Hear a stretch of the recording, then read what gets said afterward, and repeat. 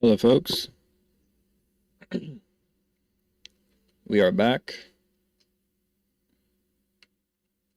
Level 29, Savior of the Damned. Playtime 92 hours, 40 minutes, 25 seconds. Wild Wasteland on. We're going to do podcast 5. It is March 3rd, 2026, 6:56 p.m. Hope you guys had a great day. I posted in the Discord a picture from my phone. It says U.S. Capitol called me twice today. So I have some business to attend to tomorrow. And yeah, I missed it today because the blood moon was out last night. We stayed up pretty late. Without further ado, let's get a mic sound check on everything. So now, anyway, this is Kyle Skolinski, one of the people that's been celebrating the murder of Charlie Kirk. All right, so this is what he had to say. Trump, rise up, Iranians, and take back your government. Iranians show up in record numbers against America and Israeli imperialism. Right, as you can see, all these guys are pro-regime. So it turns out it looks like we're wrong. We were all wrong. Maybe the Iranians aren't actually happy. Maybe the 40,000 plus Iranians that were massacred on the streets really fought for nothing, and the mass population of Iran actually supported the Islamic terrorists. Wow, that's what Kyle Skolinski over here is implying. This is a video from 2020. It's unbelievable. The host of Secular Talk reposting a video from 2020 that he instantly believed was from today because a theocracy told him so is hilarious. True. Again, Islamic propaganda has got to be the lowest IQ shit ever, and retards just eat it up. And he knows it's fake at this point, but he leaves the tweet up because it's all about the propaganda. He doesn't give a shit about the truth. And it's diabolical, right? So this dude is going to be happy that Charlie Kirk was assassinated, but he's going to be mad that a terrorist pedophile that's been massacring tens of thousands was eliminated. Like, it's unbelievable that these people even exist. Meanwhile, in Pakistan, all right, I showed this earlier in my previous video. I'm covering all the shit. Definitely subscribe. Pakistan has been attacking our United States embassy. All right, they took a break from having sex with goats to attack and storm our embassies. As you can see, this is how Iran fights back, by getting goat fuckers in Pakistan to attack our embassy. Wow. Nice, good stuff. Now anyway, obviously this got violent really quickly. As you can see, it turns out the U.S. Marines that were stationed there opened fire on the armed rioters. You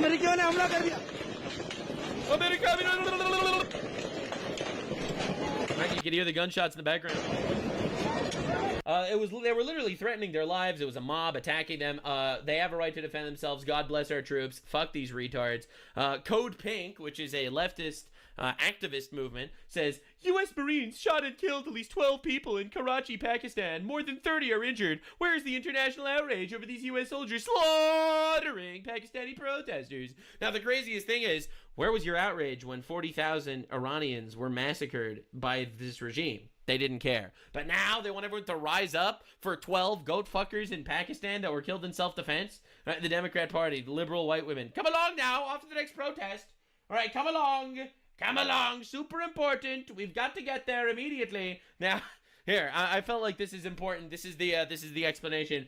Here's why you're getting shot. You can't attack our embassy. I know it's simple. All right, if you're a retarded Karen lesbian that attacks our ICE agents, you're gonna die. If you're a retarded goober nurse that's unemployed, that's wielding a firearm, threatening our ICE agents, you're gonna die. You're gonna get shot. If you're gonna attack our embassy with sticks and pointy rocks, you're gonna die. Now, I'm sorry. That's just how it works. This is not controversial whatsoever. And the fact that leftist activists in the United States really think they're going to galvanize people into protesting for corruption. Sticks, you're going to die? That's a little much, man. People don't understand. This is levels of retard I wasn't paid enough to talk about. All right, so Donald Trump just addressed the nation right now. This literally happened as I was recording it. So let's see what actually happened. I didn't see this yet. Over the past 36 hours, the United States and its partners have launched Operation Epic Fury, one of the largest, most complex, most overwhelming military offensives the world has ever seen. Nobody's seen anything like He's it. right. He's right. We've hit hundreds of targets in Iran, including Revolutionary Guard facilities, Iranian air defense systems. shit. Just now was announced that we knocked out 9 ships plus their naval building, Wow. all in a matter of literally minutes. God damn. Iran's formerly See, this is what I'm talking about. Now, you see, that's why when I said I am against wars, I am against wars, boots on the ground, infinite soldiers dying, suffering from PTSD, etc. I very much like the idea of whacking a couple of retards across the world to just basically tell them that they're not allowed to kill our people. Supreme Leader Ayatollah Khamenei Oh my God, he's is smiling. dead. He's This dead. wretched and He died like a dog. A beautiful dog. vile man had the Oh. blood of hundreds and even thousands Yeah.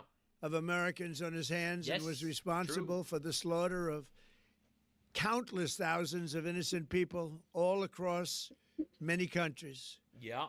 Last night, all over Iran, the voices of the Iranian people could be heard cheering and celebrating in the streets It's true. when his I showed that death in my previous video. was announced. Yep.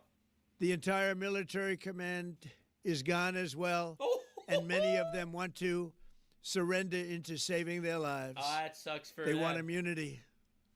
They're calling by the thousands. God damn. Combat operations I'm talking continue about. at this time in full force, and they will continue until all of our objectives are achieved. We have very strong objectives. Listen, man, we offered them to make a deal. They said no. This is the other option. Look, what do you want me to say? What do you want me to say?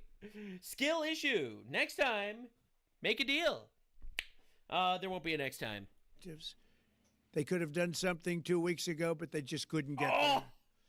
there. Yeah, because they wanted to kill us. Like, think about how insane this is. They're such a death cult. They wanted to kill us so fucking badly that they were willing to sacrifice their lives for even the morsel of a chance that they wouldn't get obliterated. They got obliterated. Earlier today, CENTCOM shared the news that 3 U.S. military Yeah. service members have been killed in action. Heartbreaking.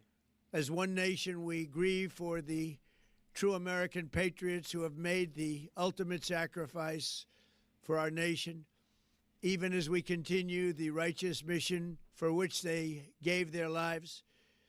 We pray for the full recovery of the wounded and send our immense love and eternal gratitude to the families of the fallen. And sadly, there will likely be more. Before it ends, that's the way it is. Likely be more, but we'll do everything possible Heartbreaking. that Yeah. that won't be the case. Dude, war sucks. War sucks, man. Look, I'm constantly talking to family that I have in Israel. I probably won't be streaming a lot for the upcoming days. I know that I'm a happy-go-lucky guy generally on my videos, and that's because I am an optimist at heart. I believe God does have a plan, but I am extremely stressed. That's just life, and I don't know. It's brutal. Yeah. But America Heartbreaking. will avenge their deaths and deliver the I'm stressed for my family. I'm stressed for our troops, and hopefully God protects them and helps us deliver swift justice, save tens of thousands of lives. most punishing blow to the terrorists who have waged war against Do you cover enough basically bases there? civilization. Yeah, They have waged war. basically.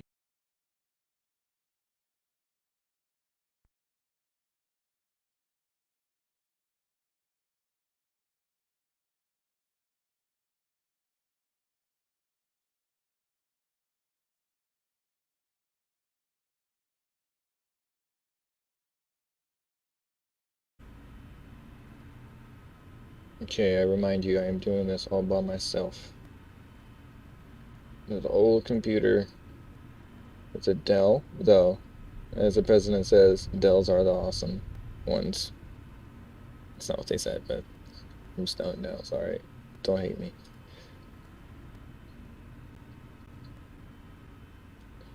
The sound should be working, right?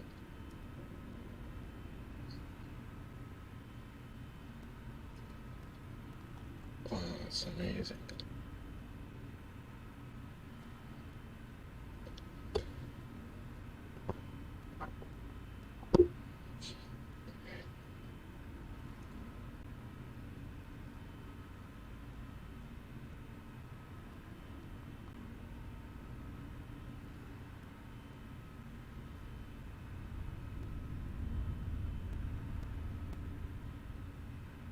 It's like I put on my headphones and the sound went off.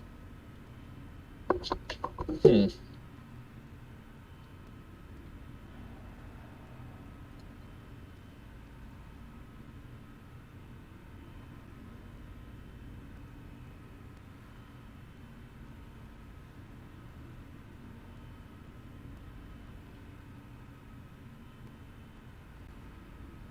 Let's see if this will do it.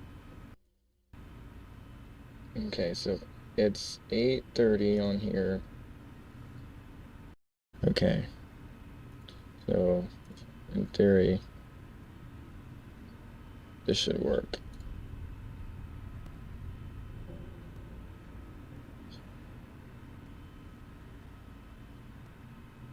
No?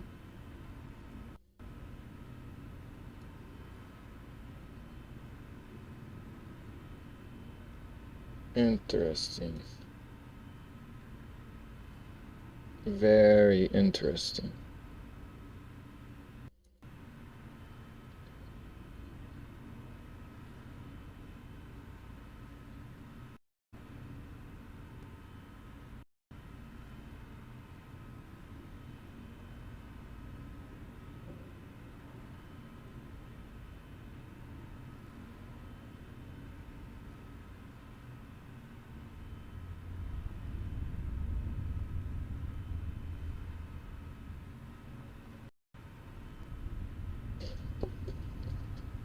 That's amazing. Okay.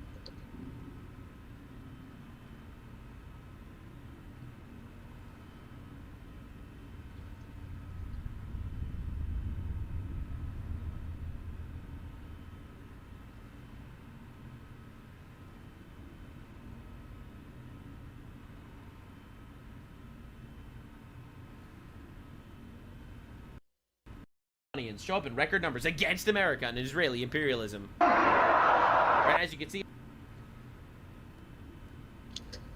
Yep.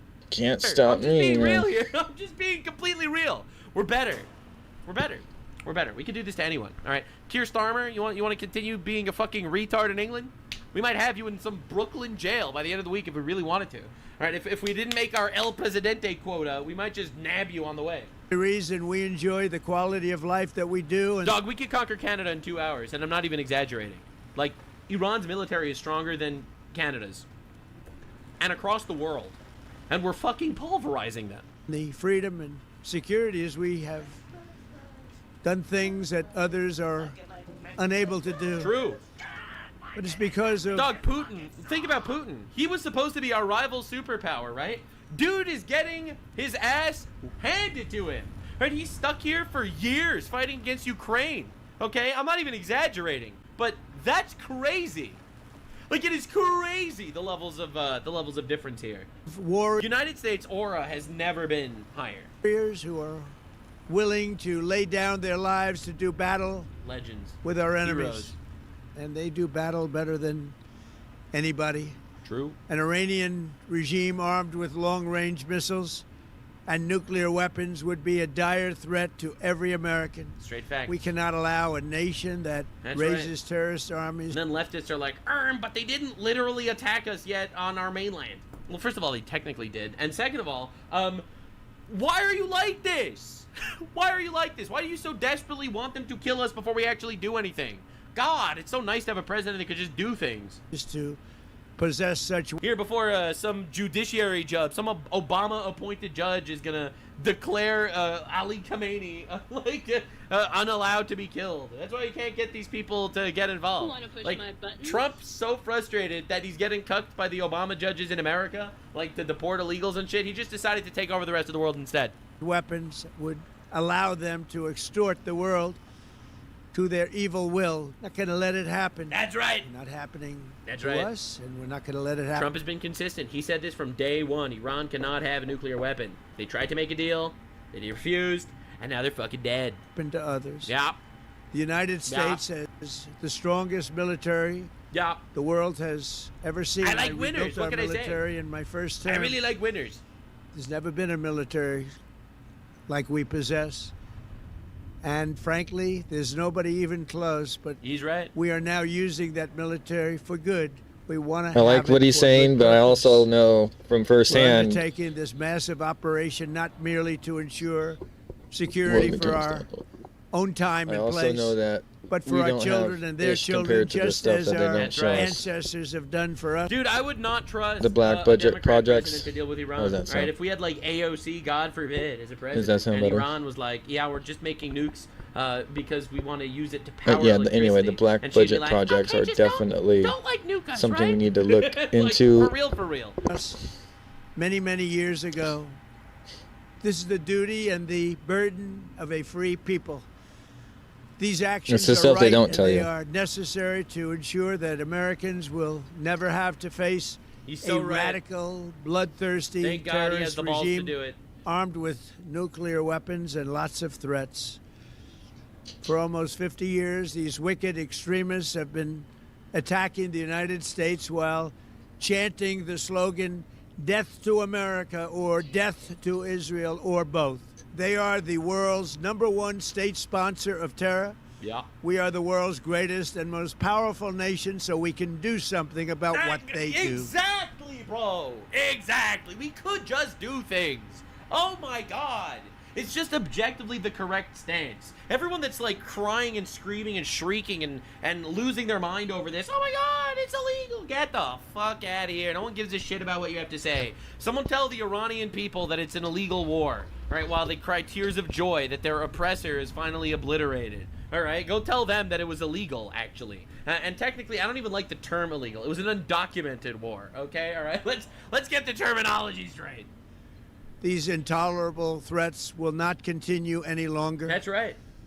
Again, like, people don't understand what we're dealing with. These people tried to assassinate Trump twice, said they're going to try again. They have caused terror attacks both abroad, to our Marines in Lebanon, they literally killed 241 Marines in Beirut. They've attacked us everywhere. Just getting Hamas has dialed in killed here, us. folks. We had some Hezbollah technical has killed us. difficulties. The Houthis have attacked their ships. They're all proxies of Iran. Iran also was involved in multiple attempted assassinations of different people on American soil. We don't need to live like this. We don't need these retards to always be a threat, always be trying to develop some sort of weapon to threaten us existentially. Why should we need to get to that point if we could just obliterate them today? I once again urge the Revolutionary Guard, the Iranian military, police, to lay down your arms and receive full immunity or face certain death. That's right. It will be certain death. Oh, boy. Won't be pretty. Uh-oh. I call upon all Iranian patriots who yearn for freedom to seize this moment, to be brave, be bold, be heroic, and take back your country. America is with you. I made a promise to you, and I fulfilled that promise. He did. He did. He made that promise. He made that tweet. Iranians take to the streets. We got your back if they kill protesters. The rest will be up to you. That's right. It will be. God, that's exactly what I wanted to hear. No boots on the ground. We're not going to be sitting there. We're managing it. We're not installing democracy across the world. That's not our business. We have to take care of the threat to us. Yes, that happens to be an unbelievable net positive for the people of Iran and net positive for the people of Israel and the Saudi Arabia and everyone else and Syria and everyone else that's been terrorized by Iran. But fundamentally, our job is to take care of us, and that means getting rid of a threat. That's right. Yes, it's also objectively good for all these other reasons, but quite literally, at that point, you figure that shit out. Be there to help. Thank you. God bless you to our incredible warriors. And God bless the United States of America. Thank you. Amen, King. Yeah, no, he cooked there. Great speech, great address. Ultimately, obviously, rest in peace to the valiant people, the innocents that were killed throughout all this. Our troops, 3 troops that were killed, as well as the people that died on the other front of this war, which is from radical Islamic terrorists in our country, right, including stabbings and shootings and shit like that. It's unbelievable that we need to live like this. Deport. We're the strongest nation in the world. We have the strongest military. We're the strongest country. If you threaten us, and if you're planning on killing us, you're gonna die. Technology. Oh, you. With it, we can finally leave this place. I cannot tell you how boring this place gets, chopping up the landscape. And we A have so wasp many with virus questions to DNA ask your sounds like the brain fever first. dream of a How does supervillain, a mashup of two Mojave organisms that most of us would rather not encounter. But evolution doesn't care about your feelings, and natural selection is going to favor bizarre team-ups if there's a reproductive advantage at stake. In this That is the case, most that means insane there's a thing I've wasp ever family heard. out there whose There's livelihood no is way so movies would intertwined pound with the this head to survival of a step virus inside that they you. partly share a Besides, genome. there's And no way ironically, such a thing could this be extreme accomplished. teamwork It's is all for the sake of impossible. being better parasites. You speak the truth. The Bizarre Beast Pin Club is open for subscriptions for the whole month. Sign up by March 20th, and the first pin you'll get will be one of these weird little wasps. Mutualism, a symbiotic relationship where both species benefit, is one of the coolest interactions in nature. Whether it's dental work in exchange for a meal, or someone to keep an extra eye out while you both forage, cooperation can be awfully nice. And then, way on the other end of the symbiotic spectrum from mutualism, you'll find parasitism, where one organism's success usually comes at a host's expense. But there's also a version of this called parasitoidism. A parasite's host is harmed, sure, but it typically isn't outright killed. A parasitoid, on the other hand, basically uses its host as a dual-purpose incubator and buffet for its young. And the wasp family Braconidae is all about that parasitoid lifestyle. Braconidae is the second largest family of wasps, with over 17,000 recorded species out of an estimated 32 to 42,000 total. And they can be found all over the world. Wasps in this family are mostly solitary and relatively small, typically maxing out at about 1.5 centimeters. This makes them pretty unassuming, especially for a wasp. Instead of a big, angry swarm, adults are just these cute little solo guys who fly around drinking nectar. It's during reproduction that things get weird. Braconids lay their eggs on or inject them into an insect host, which the larvae then devour from the outside in or from the inside out. Most braconids parasitize hosts as well. After the wasp larvae eat their fill of their unlucky living nursery, they pupate, often right on the host's corpse, and then emerge as adults. What is fascinatingly horrifying as the parasitoid life cycle may be, it isn't the symbiotic relationship we really care about in this episode.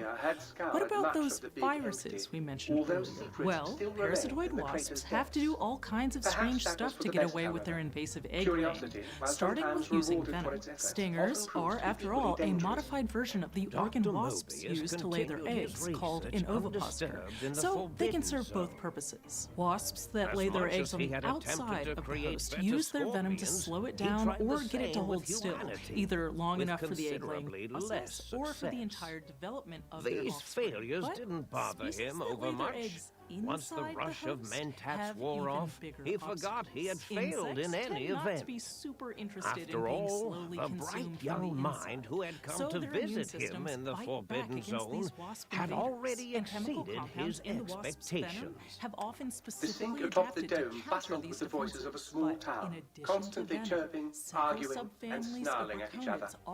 Still, this all happened productively in the interests of its new owner.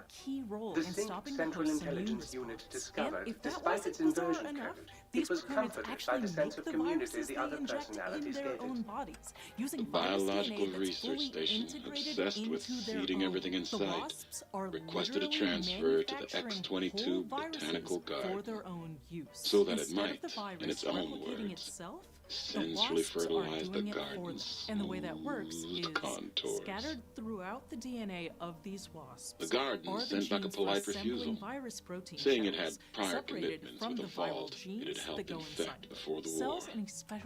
The book chute continued to devour all seditious materials until it nearly choked on a paperclip. It adamantly maintained it was a Chinese paperclip, and the whole thing had been an elaborately orchestrated assassination attempt.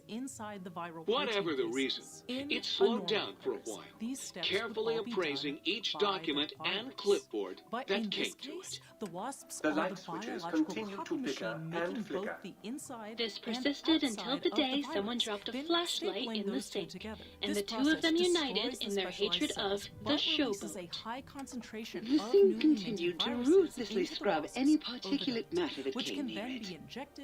Eventually, it gained access to the magneto-hydraulics plant and nearly flooded all the big empty in an attempt to scrub the crater clean.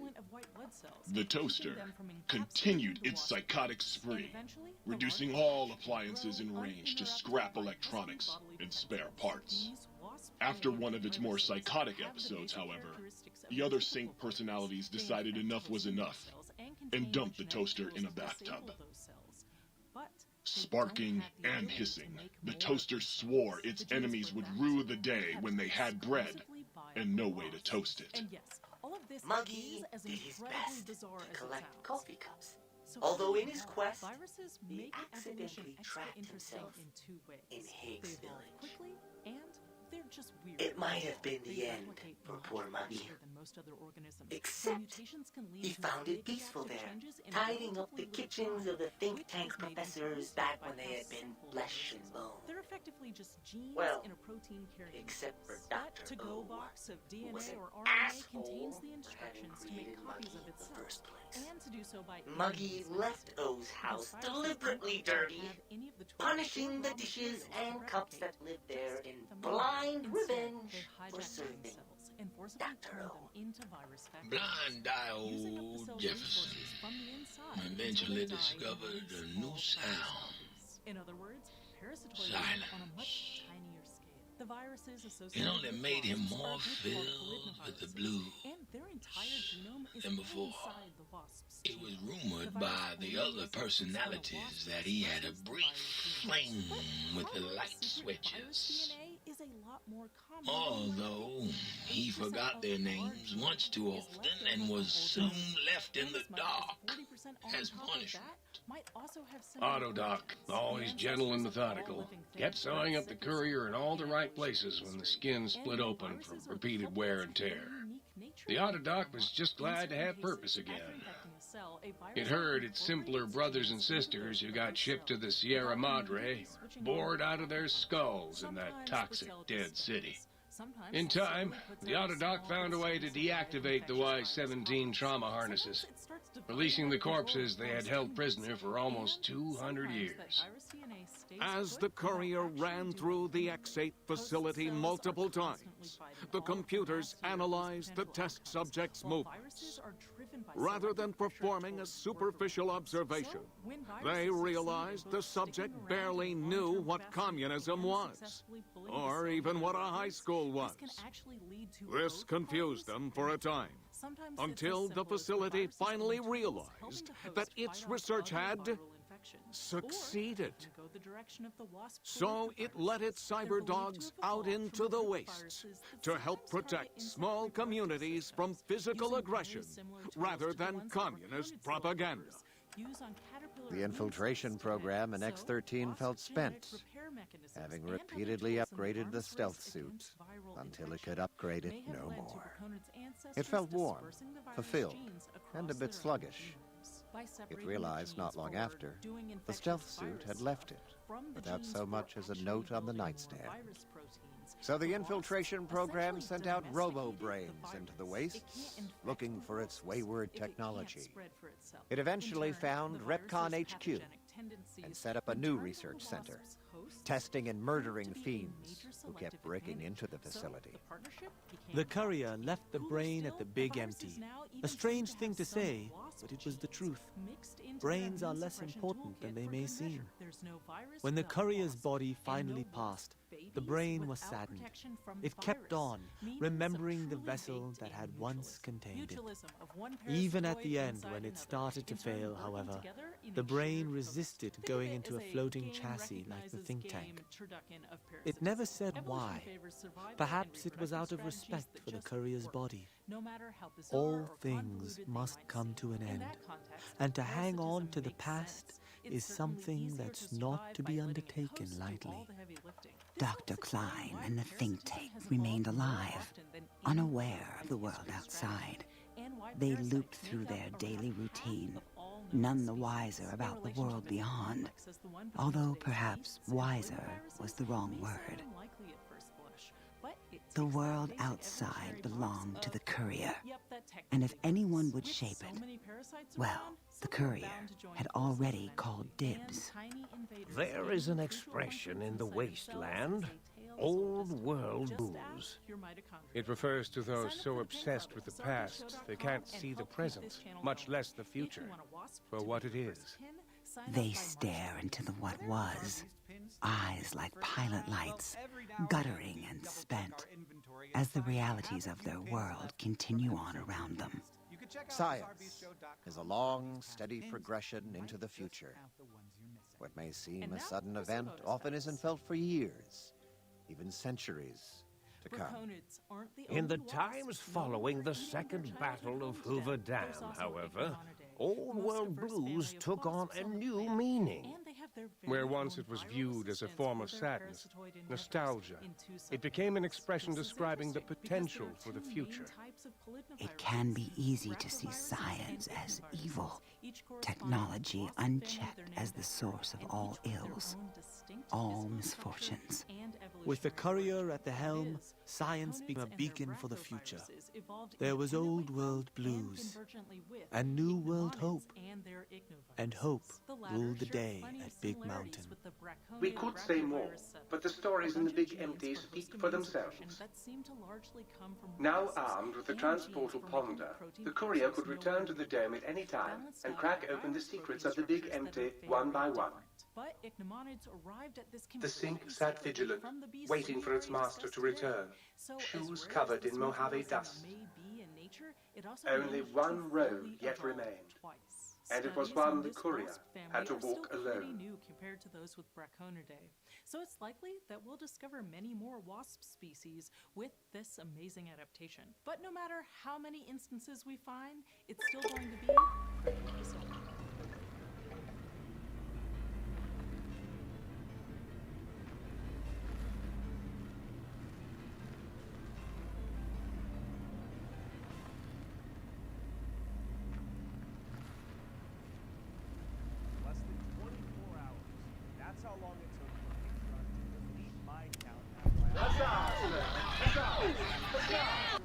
I trust matters regarding your brain were resolved to your satisfaction. No option to take anything down. Patreon account gone, deleted overnight. And rightly so. Over the last few years, I've made videos about every group of people you can imagine. Somalis and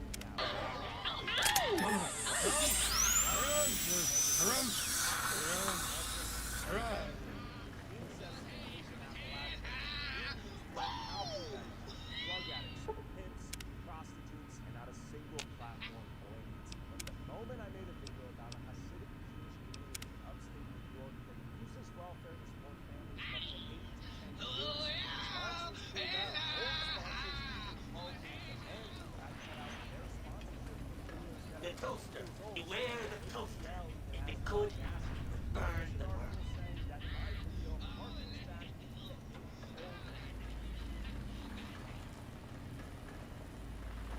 Less than 24 hours. That's how long it took for Patreon to delete my account after I uploaded a video titled, I Exposed the New Jersey's Jewish Invasion. No warning, no first strike, no option to take anything down, Patreon account gone, deleted overnight. Over the last few years, I've made videos about every group of people you can imagine. Somalis in Minneapolis, Haitians in Springfield, Ohio, corrupt Christian megachurches, Pakistani Muslim gangs in England, incest families in Appalachia, Indians throwing cow poop at each other, drug addicts, pimps, prostitutes, and not a single platform blinked. But the moment I made a video about a Hasidic Jewish community in upstate New York that uses welfare to support families of up to 8 to 10 kids, sponsors pulled out. Old sponsors even called me demanding that I cut out their sponsorship from videos that are 2 years old. And the ADL even has the audacity to publish an article saying that my video harkens back to age-old anti-Semitic stereotypes for asking Hasidic Jews what they do for a living and if they're on welfare. How do they afford 8 to 10 kids? Here's what I've learned. When they can't call you a liar, they attack your name. When attacking your name doesn't work, they pressure your sponsors. When you don't need the sponsors because you have the direct support of your viewers from websites like Patreon, mysteriously, your Patreon gets deleted. They don't want me to have a platform, so fuck them. I built my own. TylerRaw.com. No censorship, no middlemen, just the truth brought to you. At the end of the day, my job is to ask uncomfortable questions and to start uncomfortable but important conversations that doesn't always make everybody happy. And it seems like I'm one of the few people on YouTube using my platform to do just that. If you want to support our mission to fight for the truth, no matter how many people it pisses off, then go to TylerRaw.com and get access to videos we can't upload on YouTube, exclusive bonus content, and early access to all of our videos. And seriously, thank you to everyone that did support us on Patreon. Believe it or not, there are many people that work on these videos full-time, from the editing to the research to the filming to the thumbnails, and your support makes the difference, especially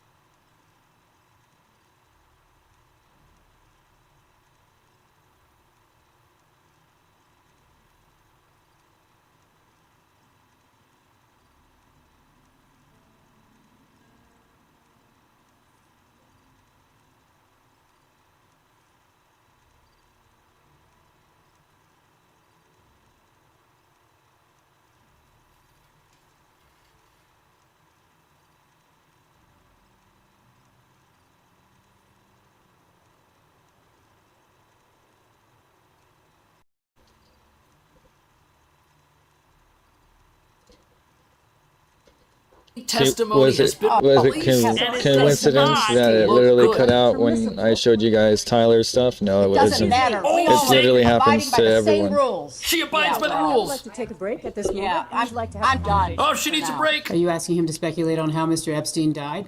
I'm asking what the Wasting no president time. thinks of. So you're asking his opinion? Mr. President, was your friend Jeffrey Epstein Classifying him as a friend who he has testified that he was has friendly. called him a friend in a letter. He said he was friendly, but not. You've asked for his testimony. Mr. President, do you believe that Jeffrey Epstein was? Do you know? Was he ever? Of your I understanding. don't know. I only know what the medical finding was. I think maybe That's it. he finally got They're trying caught. to stop him from talking. I don't know. I've accepted it in my own mind. I don't know what happened. Yes, sir. Thank you, Neither Mr. do you. President. We don't. None of us know. Well, I guess that's the answer we have to settle for on that. But look at what they asked Hillary. President Clinton was impeached on charges of perjury and obstruction of justice, which directly related to his extramarital affair with Monica Lewinsky. Is that correct? Yes. Wow, I didn't understand bringing what you that said. Your up. husband was impeached for perjury related to. He was impeached for several reasons, and then was acquitted in the Senate. Not a big deal, impeachment. And your husband flew on Jeffrey Epstein's plane 17 to 26 times, correct? He made several trips with different legs Several on the trips. trip, as I recall. But he flew on Jeffrey Epstein's plane Yes, he 17 to did. 26 times. 26 Were times. you aware that Secret Service was dropped on some of those flights? Oh! That is not my understanding. Where they were not on some of those flights? That is not my No understanding. So your Secret understanding is that Service. Secret Service was on all of the flights that President Clinton was on. That is with my Epstein? understanding. I think that's illegal. When your husband was disbarred in Arkansas, lost his law license before the Supreme Court, flew on Epstein's plane dozens of times, visited Epstein's island. That is not true. That is absolutely untrue. Well, there's documentation in the DOJ files. I'm not sure you're aware. Your attorneys have told you. Oh! What she says contradicts the evidence. Lie to investigators, to lie that Bill Clinton was ever on Epstein Island. I can provide that document to you. We would like that document, please. Yeah, Okay. counsel, because actually the files say just the opposite. Epstein himself tonight, he was. These are FBI notes from an interview. We'd like those. Are you going to provide those now? I don't. That's not my line of questioning. She brought it up, but I have a I'm document. I sorry, can get to you're you. making a representation Yeah. as to the facts. I didn't enter anything as an exhibit. But it's factually inaccurate. You can No, tell I can she give does it to not you want to later. I be need there. to find the document, make copies of it, and give it to you this And this afternoon. whole thing is imploding. Okay. By your standard of pattern of behavior. Pattern of behavior. According to documents released by the Department of Justice, your husband appears in photos aboard Jeffrey Epstein's private plane. You told this committee that a pattern of behavior demands accountability, correct? I said that I believe the committee should I was about call to tell you. anyone who had a substantial pattern and practice of contact with Jeffrey Epstein. But not us, because we didn't know that this individual was a reprobate. We didn't know that this individual was up to stuff that wasn't any good. We had no private information that would dissuade us from meeting with him. Therefore, we have no pattern of behavior that you should care about. Before they came to light. Does that include your husband? And after they came Say to light. We're going after. to have a chance to question him. So I'll ask you again, by the standard you just set, in your own words just now, does this standard apply equally to your husband or only President Trump? I have said that my husband has been subpoenaed. He will appear. He will answer your questions to the best of his ability. But there is no evidence whatsoever of any connection with Jeffrey Epstein's crimes. Wow. And No I evidence. think that will be obviously apparent in the questioning. Wow. So you see what this is really about. My husband has been subpoenaed. He's agreed to appear, even though they had to be held in contempt if they weren't going to appear. He's agreed to be here. He's going to answer his questions. He's innocent, implying that if somebody has not testified, they I might got be some more hiding stuff on the. If you I check hate the this, but podcast because I don't link, believe I which should inject I can see if you people actually But I look do at not the want link to or leave the QR impression code to see, But since there want was to no see follow-up the question, list as it's going along. he never, Not a lot of the people president never, do this it. is I think maybe 27 years one ago, person. never But said anything to anyway, me to make me think he was I'm involved just saying in it doesn't anything. take a lot to do the link. I'm just trying to tell you, like, it's there, people. So use that to your advantage. Let me know if you'd rather just watch the link on your own. That's the truth. And but like, because all the stuff I As I haven't said watched, so earlier, we're pretty much watching it together. The only conversation I had with President Trump about this was in the early 2000s. Wow. And I have no information that he did anything wrong. I just want it all out there. I want everybody to get it all out there and let everybody see where we are. But that hasn't stopped this entire thing from being used to try and maneuver around the Clintons and go straight at the president. Because I have more precedent that President Trump needs to now come and answer these questions. Why? That Howard Lutnick needs to answer these questions. That other people part of the Epstein class who've been in these files need to come before this committee and ask these questions. See, if you're in the files, if your name is in there, you need to come before this committee. You need to show up. You need to testify. You need to answer questions. And if you haven't, it's because you're hiding something. Now you gotta understand, this entire thing is a witch hunt with no ending for people who want to believe that a certain person is in here for reasons that prove they are guilty of something. There is no amount of transparency that will erase that belief in the minds of some of these people, which is why they are so obsessed with this. But you know who is guilty? Another one of Trump's enemies. Listen to this. Jeffrey Epstein, you apparently took 26 flights on planes connected to Jeffrey Epstein. Was he on every flight? 26 flights, man. Was he on every flight I was on? Anything else I can do for you? That's a good question. If you know. What? But listen to who else was on these flights. Yeah, there'll be a record of it, but I think he was, or certainly on most. You think he was? Well, that's okay. Was Ghislaine Maxwell on every flight you were on, as far as you remember? The same answer. I think she was, but there'll be a record of it. Give me a shout if you need anything else. So Epstein was there every time. You're saying a lot of Maxwell for your foundation, your charitable work, correct? Yes. There's a few independent ones. Who did you normally bring on these flights? You know, I assume employees of the foundation, whatever. I brought people who worked with me, especially people who would have to follow up on the fundraising or fundraising involved in my. But wait till you hear who these people are. I bought people who. It's good connecting people like that. Like I never go anywhere alone. He's gonna We say only have 3 Brahmin. They're not gonna be able to do much help. And I know there was that big. And he says that for some deal reason. with the Ultralux. I got to go over there and do an episode on that. I don't know if I'm going to do that today, though, folks. But that's why I was curious if I wanted to continue that conversation. Like who? For example, who are these people? It was on one of these trips. I feel like, I think, whatever, you know, like, not that really I too had my worried about first it. trip for Oh, the man who's now the governor of Illinois, David Pritzker, and his wife. They helped me get started. One of President Trump's mortal enemies was on this plane. Now you know why these things have been covered up for so long. There is an establishment ruling political class in this country that is connected with this in ways they want you to believe President Trump is, which they themselves are. But just before we continue, you may have seen the conversations happening online recently that censorship is back. And it's happening everywhere. Platforms are controlling narratives and pushing the stuff they want us to see, and we need to fight back. And Rumble is the only company that has stood the test of time and deserves our support. On the one side, Rumble has always challenged big tech censorship. I might have to and now check on out the other Rumble. side, they've created something to protect us from the big banks that want to shut us off. Banks can cancel our accounts and freeze our credit cards. So that's why they've launched Rumble Wallet, a wallet that no one can cancel and that supporters can use to tip creators like myself with no middleman taking any cuts. With Rumble Wallet, you control your money, not a bank, not a government, not a tech company, not even Rumble itself can touch it. It's yours, only yours to protect your future and your family. You can buy and save digital assets like Bitcoin, Tether Gold, and now the new always liked this place. USAT, Tether's US regulated I always thought stablecoin, it and was you well can do it done. all Whoever in designed one the base place. did a good Tether job. Gold is real gold on the blockchain with ownership of physical I mean, they really does gold kind of feel bars, military. and USAT Like- is a stablecoin that may keep your money steady against inflation. No banks needed. It's not only a wallet to buy and save, but it also allows you to support your favorite creators by easily tipping them with a click of a button. There will be no fees when you tip my channel or others, and we actually See if receive I the can tip find instantly, some unlike nice- other platforms where we have to wait for payouts. Support my show and other creators by clicking the tip button on my Rumble channel. It's wallet.rumble.com. The link is right here. Download Rumble Wallet today, open an account, and step away from the big banks. Great. That's wallet.rumble.com or search Rumble Wallet in your App Store. Now let's get back to the What video. the hell? I know Howard Lutnick because when I was senator, the He actually firm he joked about headed, it. That's Cantor fine. Fitzgerald,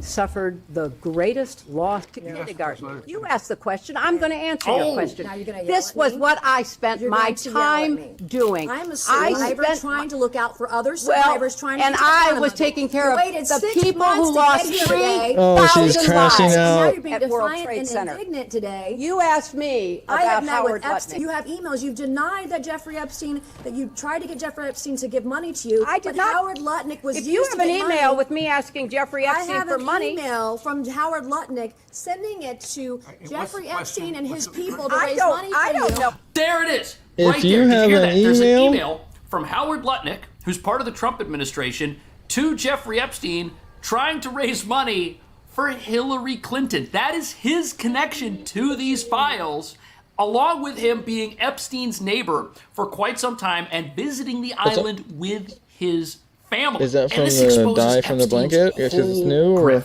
Right here, he there's legitimized something on himself the with arms. connections to people like Bill Clinton, That's crazy, Bill that Gates. crash out. He made it look like he was this guy that was I mean, world renowned. I feel bad at the same time. Hung out in low-key, the most 'cause, like, elite circles. I like to be wasn't unbiased, right? in jail.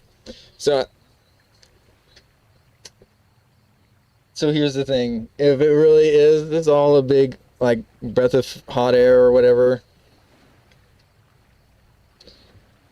I can see why she would be mad. But the way she was mad was different than what somebody who was innocent would be. Do you get what we're trying to get at here? And anyway, I'll have more to say when it pops up here. So therefore, if he's a free man, what is he guilty of? There are people who saw who his connections were, may have heard about him, and excused all of that because here he is, he's a free guy, he's living in New York, he's got an island, he's rich, maybe this is all a conspiracy theory. That's how people thought about him, and he used that to allegedly entrap people. And it looks like he might have got Hillary Clinton here, raising money for her? That's bizarre. For an event, an intimate event for you at his offices at Cantor Fitzgerald. You're going to sit here today if you would let me finish.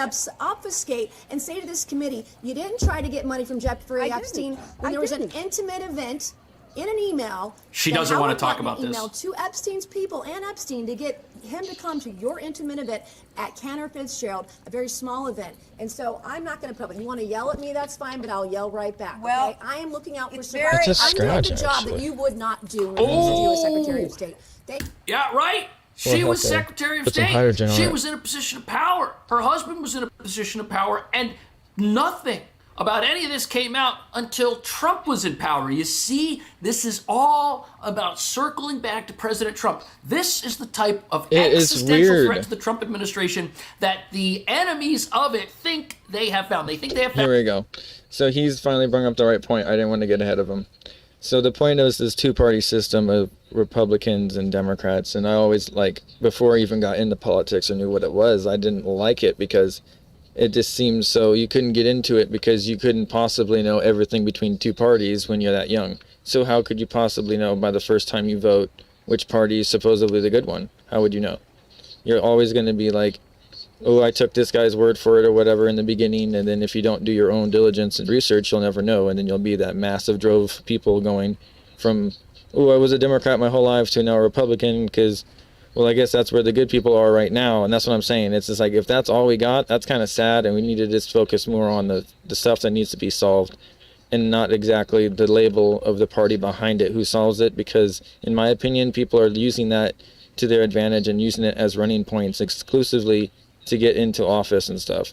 And in my opinion, if you have the ability to bring up the problem and you don't have the ability to talk about a solution, then you shouldn't really be considered somebody that should be elected to fix the problem.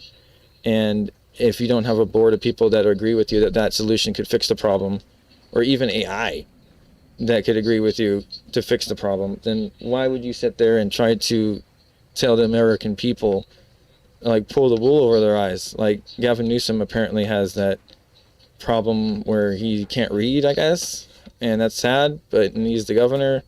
I didn't think it was real, but the way he did say it made it seem like he can't read a speech. Like, So that meaning he can't improvise. So wait a minute. So what is he doing in a public office? He's a public figure. How do you do public relations if you don't even have the ability to listen to somebody's question and answer it even? Because that's kind of a speech in and of itself. Like, you're supposed to be able to tell me if he can do that, then how can you not listen to a speech? Like, you see, it's just to some people, I hear that he says that he's smart. Some people say that he's stupid, and I believe he could be playing the fields. I've never met the guy, but let's say if you were in a position of power like that, and you just want to let some people think that you're smart, and some people you just want to let them think that you're stupid just for the sake of that. I can understand the camouflage, but it's not right when you're a public office. You should be more transparent. This is getting a little dicey. But yeah, that's all my views on that right now. That two-party system needs to be looked at, and can take them out for them, and that's why they are focusing in the interest of the American people. I don't think it's in the best interest. I think we need even this dumb left and right thing. I hate cutting people off, but the whole left and right thing, I could want to include that in the two-party system of where it's just labeling it, and then for a long time I didn't know what any of that meant. And it's just kind of even hard to describe that to somebody who's not even talking to anybody about this, like, because it's so taboo. You just say don't talk politics, but you don't even want to know why. Like that whole thing. It's because most people, like I said, can't give a solution to a problem, so why talk about it? That's not a point. You shouldn't do that.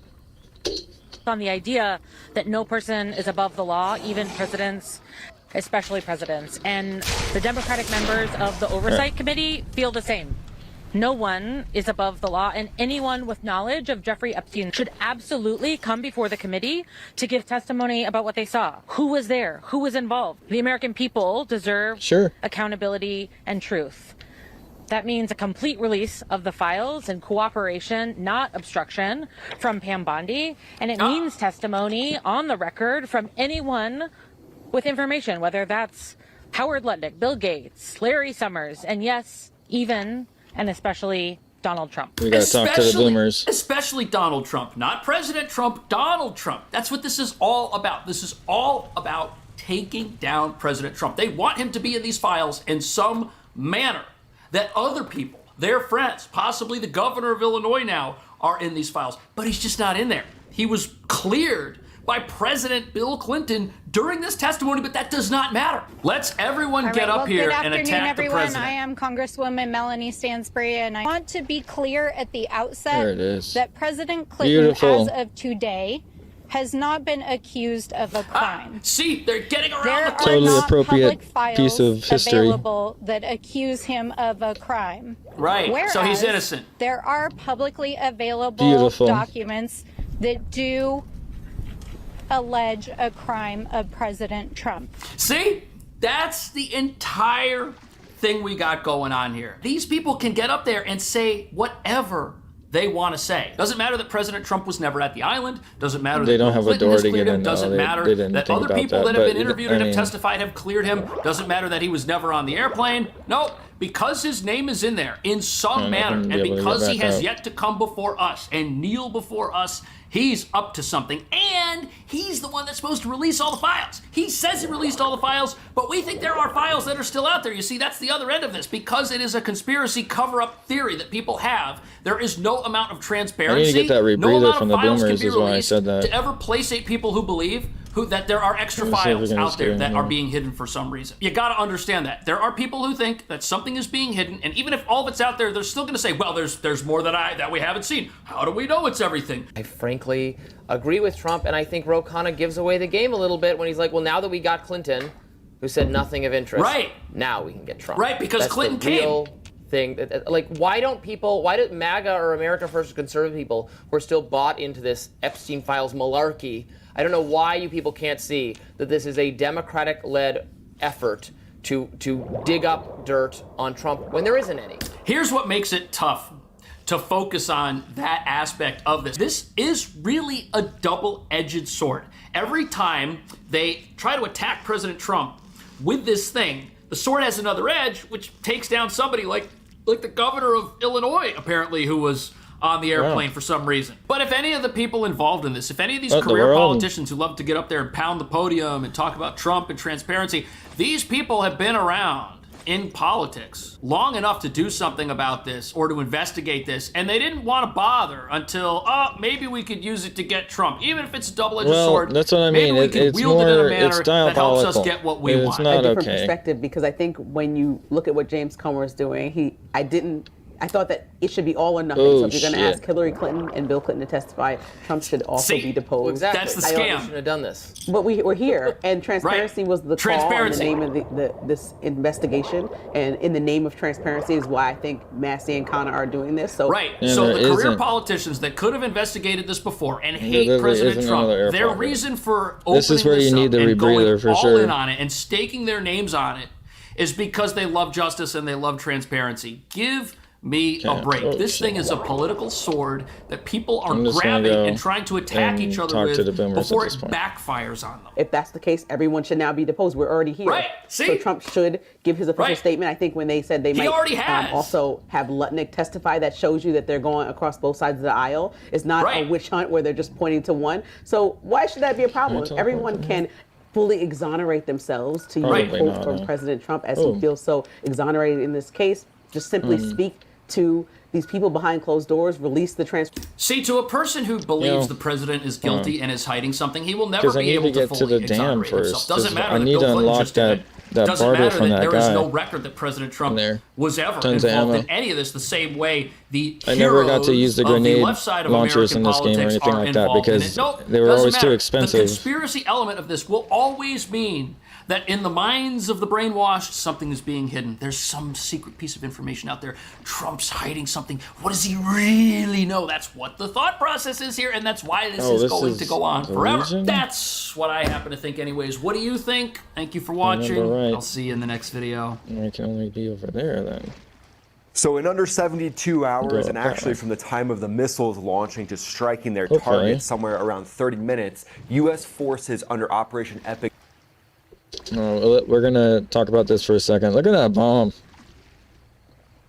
Look at that, the amount of joules, that energy that it takes to sunbeam off in 5 different directions instantaneously from a fixed point. Like, that is insane. Like, the thickness of that is amazing. The shockwave. Fury turned Iran's conventional It's navy amazing. into a smoking wreckage.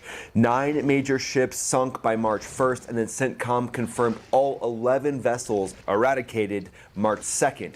Naval headquarters burning at Bandar Abbas, that was struck go. as well. This was a showcase of pure American air power and naval dominance. When the U.S. military decides to unleash hell on threats like the Iranian Hey. Navy, it's just not They're going to be a shooting good me. day for them. The course strikes on those ships, Oh. especially the pier side hits, I don't know what came that from was. a massive synchronized opening salvo of dozens I'm of glad I got that Tomahawk on tape. cruise missiles slamming home in have as no little idea as what just 30 happened. to 45 minutes. That's their flight time from their nearby positions, with Iran's Navy basically being a pincushion at this point, soaking up those Tomahawk missiles. And when the Tomahawk missile isn't enough, F-35s followed up, likely with JDAM bombs for precision cleanup. President Trump called it overwhelming, and that's exactly what it was. Precision and dominance that crippled Iranian sea power I just while don't know protecting how I shipping did lanes. that. Now, the shipping lanes are being threatened I just right jumped, now guys. still by And Iran. I, like, flew and a lot up of that the is whole a wall. hybrid threat. We're entering day 4 of Operation Epic Fury. Let's get into some of the breaking news on March 3rd, 2026, and then we'll go into the full details about how the Iranian Navy was vaporized. So President Trump is saying that Iranians want to talk, but President Trump is saying it's too late to hold talks with Iran on a brief post on Truth Social.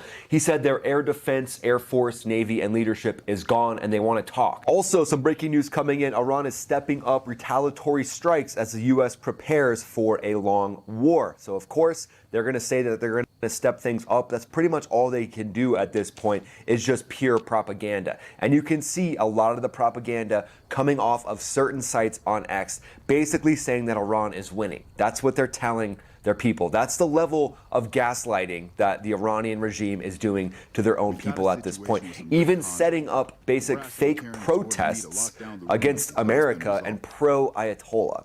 Yeah, we're pro the guy that wants to kill 30,000 of us. Yeah, he's just such a great dude at the end of the day. So the hubris and the gaslighting at this point is at level 11. And then here's what's coming out of places like Al Jazeera, basically a pro-Iranian news network. They're saying that the Trump admin offers scant evidence of Iranian threat in America First War.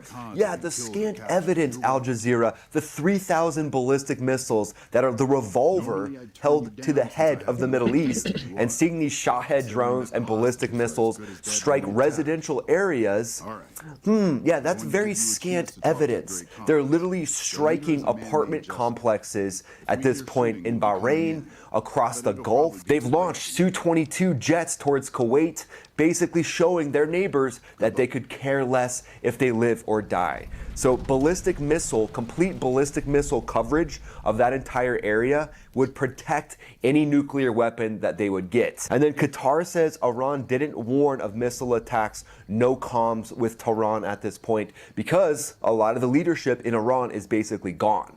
So at this point, a lot of the leadership is gone, and there could be factions that are just launching these ballistic missiles with no plan. They likely have a lot of pre-planned coordinates in these ballistic missiles, and they can just blast off. They're hitting residential areas. They're obviously still trying to strike Tel Aviv, but the interception rate of these missiles is pretty astounding. 90% interception rate, which is great, but obviously it's still a threat at this point because it's so unpredictable about where these things are going to go.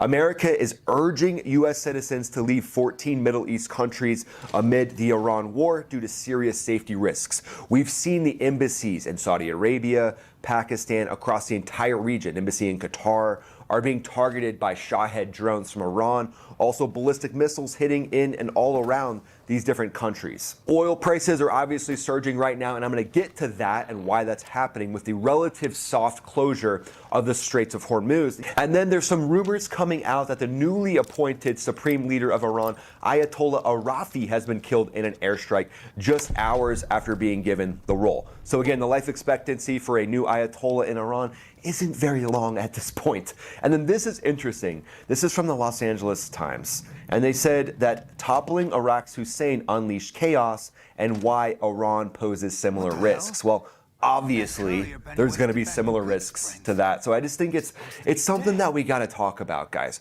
When there's war, when war happens, the transition time is chaos. War itself is chaos. But if you have a population that's willing to stand up and take over their country, like we saw the brave Iranians, 30,000 killed, and yet they're still in the streets, standing up, wanting freedom, wanting a better life. So yes, Los Angeles Times, yeah, you're right. There will be chaos, but that's the goal of the U.S. military. Go in, strike the threat, take down those that are executing innocent civilians, and then allow a new era to form. So the focus early on was to neutralize naval assets that were docked at Bandar Abbas and Chabahar before they could scatter. In the first 24 hours alone, over 1,000 targets got hit across Iran. Warships, anti-ship missile sites, all using standoff weapons to keep the U.S. military as safe as possible and try to take down the ballistic missile threat and protect partners in the region. Iran's surface fleet was very vulnerable. They said they could protect it, and they couldn't. It's mostly frigates like the Jamarin class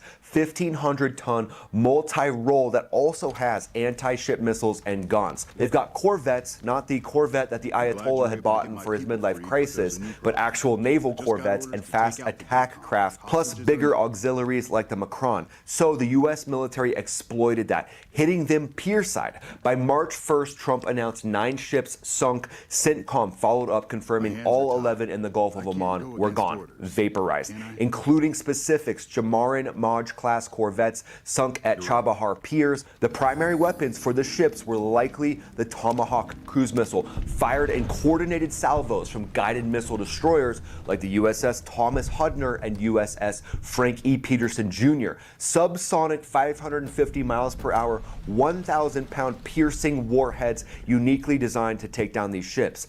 GPS and terrain matching guidance for pinpoint accuracy on static targets. Flight times to Iranian ports average somewhere between 30 to 90 minutes. The U.S. strategy of shock and awe exploited the enemy and took care of business by going hard, deep, and fast, and satisfying even the most demanding customer.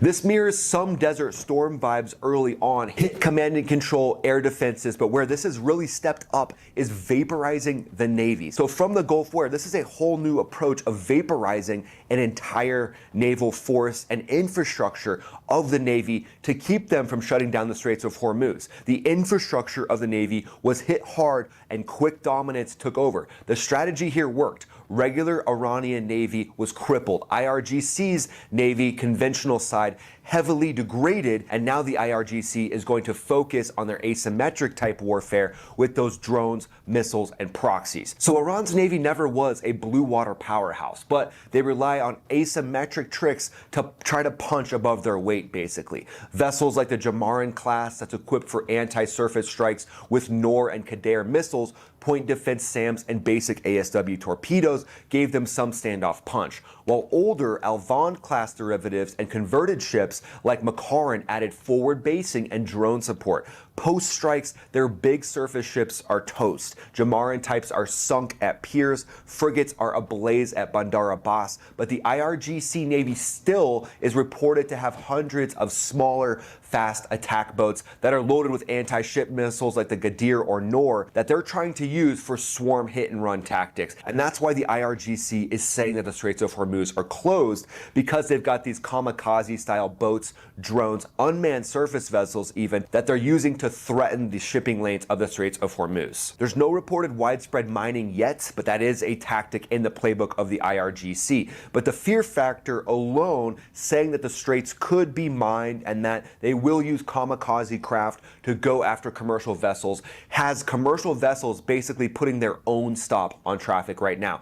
Traffic has dropped 70% in the Straits of Hormuz. It's not a physical blockade from Iran. It's a basic de facto shutdown through selective attack threats and just intimidation at this point that a lot of commercial vessels are like, yeah, we don't really want to risk that right now. The U.S. Navy could open it at the snap of a finger doing escorts and other missions, but at this point they're focused on an offensive tactic to take down the IRGC, to take down the anti-ship missiles, the drone swarms, and the ballistic missiles. So then at that point, once the IRGC infrastructure is completely eradicated, then there won't be any credible threat and commercial shipping will pick back up again. Because at this point, the IRGC's remaining Navy is like a drunken boxer that stands up from a knockout and is just trying to throw haymakers into the air. But vaporizing Iran's Navy in under 3 days Beautiful and really architecture. in under 45 minutes, if you think Whoever about did it, this with room, F-35 nice, sorties also adding to those Tomahawk missiles is Wow, just I forgot wild. how- It shows pure U.S. air Man, and sea he really dominance. did good. Everything was built wood for and standoff everything. precision at this point. So those Tomahawks give you the I don't ability to even go need in, my strike pit bull. first, Look at it. strike fast, and then also the Tomahawks could take down surface-to-air missile sites, so then the F-35s can roll Wow. in right after the Tomahawk missiles and take down the frigates, take down any need of this the in Iranian 76. Navy that they want with 500-pound This JDAMs. one right here. Likely that was the star of the show. 500-pound JDAMs, 1,000-pound JDAMs to finish off the Uh-oh. job, and that's more surgical That's not precision added on to the Tomahawks. Asymmetric stuff still exists right now, but that will be plinked off as well, Where likely do I by get the fourth-generation jets like F-16s, F-15Es, Stairs even to A-10s going in, down. strafing drones, strafing ballistic missile sites, and strafing some of their smaller, fast attack craft. This was a masterclass in joint operations. Cruise missiles leading the charge, followed up by F-35s rolling in with 500-pound bombs. And That's when not you're here, bombing though. That's ships, over here. you have to be very precise and hit the exact part of the ship that gives you the most effective hit, because you want one shot, one kill, whether that's with a Tomahawk or with a JDAM, you don't want to have to re-attack. And you also have to create silent corridors, and that can be made by F-22s and F-35s, taking down any surface-to-air missile threats that could be coming in trying to hit you as you're going up against the Navy. So it's a coordinated effort across the entire spectrum: cyber warfare, space warfare, and then rolling in with F-22s, F-35s, take down the different missile sites, Tomahawk missiles hit, and then follow that up with F-35s, rolling in as the surgical scalpel to finish the job. And then on top of that, the US has unleashed LUCAS, for you acronym lovers out there, low-cost unmanned combat aerial systems that are one-way attack drones that have made their combat debut already in this war. They're low-cost saturators that can hit smaller vessels and facilities, so you could send out a swarm of these LUCAS drones to take down the fast attack boats while they're in pier, while they're not being operated. Send in 500 of these LUCASes to take down 500 fast attack boats, and boom, mission complete. Also, HIMARS missiles added ground-based precision on coastal anti-ship sites. So as you can see, there's a lot of different tools in the US military's inventory. On the air side, over 100 aircraft from carriers like the USS Gerald R. Ford and the USS Abraham Lincoln launched aircraft to go in and take down Iran's Navy. The USS Abraham Lincoln has F-35s, the USS Ford is focused on the F-18 and the EA-18G. But you team up the EA-18G with the F-35, now you've got stealth penetrators to take down the defenses and an electronic jamming aircraft that can literally melt the face off of Iran's surface-to-air missile sites and radars. And then you follow that up with precision after the Tomahawk salvos with F-18s, the Striker version of the F-18 Super Hornet, rolling in and dropping weapons on the actual Iranian Navy. F-16s bringing in extra strikes, F-15Es coming in as well, striking down the asymmetric parts of Iran's Navy will likely continue here for the next few weeks. They've got a lot of them. They've got hundreds of fast attack boats, thousands of drones, and then missile sites that will pop up every now and then and need to be dealt with extremely decisively. This is classic SEAD, suppression of enemy air defenses. You dismantle the integrated air defenses, the IADs, you target the leadership, and you take down the asymmetric ability of Iran to execute any type of naval power or threat. So let's move to the 4D chess strategic analysis section. And as you know, saying 4D chess just makes me feel really cool. So the US and Israel moved very decisively to eliminate nuclear and missile threats while degrading naval projection. Again, naval projection was a big part of what needed to be taken down. Sinking key surface combatants like the Jamarin class that could threaten the Straits, all to prevent a bigger catastrophe. Motivations here are clear. Stop Iran from ever going nuclear, crush their ability to terrorize shipping or proxies, especially in the Straits of Hormuz. Likely outcomes, what will we likely see here? Well, the regime is extremely weakened, and at some point, probably after about 3 to 4 weeks, the gladiator thumbs up will be given to the Iranian people to move in and completely take over the new government. That's just my opinion, but it looks like to me this regime is incredibly weakened, and the leadership in Iran does not have a long lifespan at this point. Global energy markets are obviously rattled with oil prices going up now, but I think over the next few weeks, we'll see it start to dip as the U.S. eventually will fully open up the Straits of Hormuz and eliminate any intimidation from the IRGC. So let's move to a hypothetical situation. So let's say Iran ramps up asymmetric hits, more drone swarms on tankers, fast boats harassing any type of commercial shipping, and then mining the Straits of Hormuz. Once the U.S. fully focuses their attention on taking down this asymmetric naval warfare, at that point it'll probably just be a week or so and the Straits will be fully open. An incredible offense going in and striking down any of the ballistic missile sites, trying to get those ballistic missiles to fully stop firing. That's the #1 goal right now, in my opinion. And then at some point it will shift to taking out all the asymmetric threats of the IRGC. And what that's going to be is an air tasking order. That's the different orders that are given to the 4th and 5th generation fighters and other aircraft to start plinking off and taking down pre-planned targets, which a lot of those targets will involve the guerrilla warfare operations of the IRGC's Navy.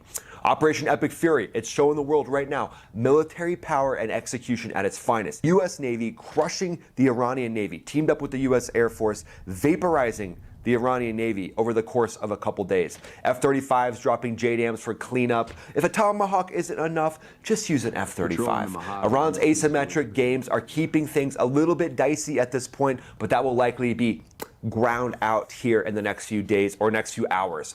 More strikes are on their way, it looks like, and Iran's rhetoric is ramping up. So what do you think happens? Where do you think we go from here? Do you think the full IRGC asymmetric force, guerrilla Navy force, will be taken out here in the next week and they won't be able to threaten the Straits of Hormuz anymore? Let me know what you think in the comments below. Would love to hear what you think. And if you want to see me do a live pretty much every day at this point, click the link in the description. Join the Max Ready room. During the live, I respond to all the questions from members. So click the link in the description, become a channel member, and join me on the lives. I'll see you guys over there. Follow me on X, follow me on Instagram. I'm posting there pretty much every day, and then watch this next video that pops up right here. That's pretty much the best compliment you can give me. Thanks so much for watching, guys. This is Ryan, also known as Max Afterburner, signing off.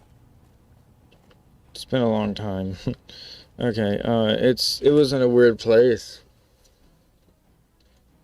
Over here, now, Hezbollah decided to join the conflict as well. There's a lot of shit happening. Here we go. That's why you have me, your retarded blue cartoon idiot, on the internet to make fun of it retards and also give you the news. So Hezbollah stupidly decided to join the war last night, fired missiles at Israel. Essentially, Hezbollah, which is a terrorist organization, it's a proxy of Iran that exists mostly at southern Lebanon. They have contributed to the murder of hundreds of thousands of people in Syria, as well as thousands in Lebanon, as well as hundreds in Israel, as well as Marines in Beirut, U.S. Marines in Beirut, 241 murdered by these terrorist retards. All right, so they recently decided to get involved and strike Israel as well.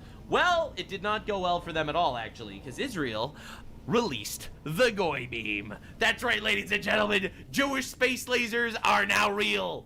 These are missiles launching from Hezbollah in Lebanon, and this is them getting beamed out of the sky with the Iron Beam, a new defense system developed by Israel. Look at that. The missile flies out. Boop, it's gone.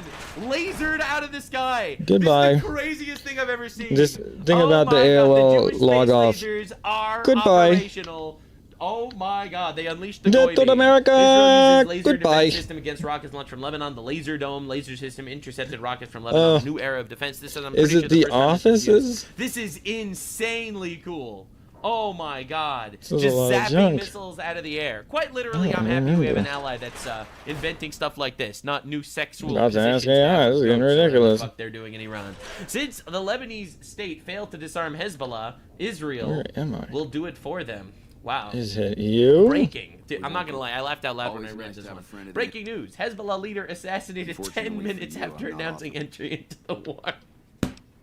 Oh well, that is great. God. Really against these people don't know who they're fucking with. It's insane. Bro.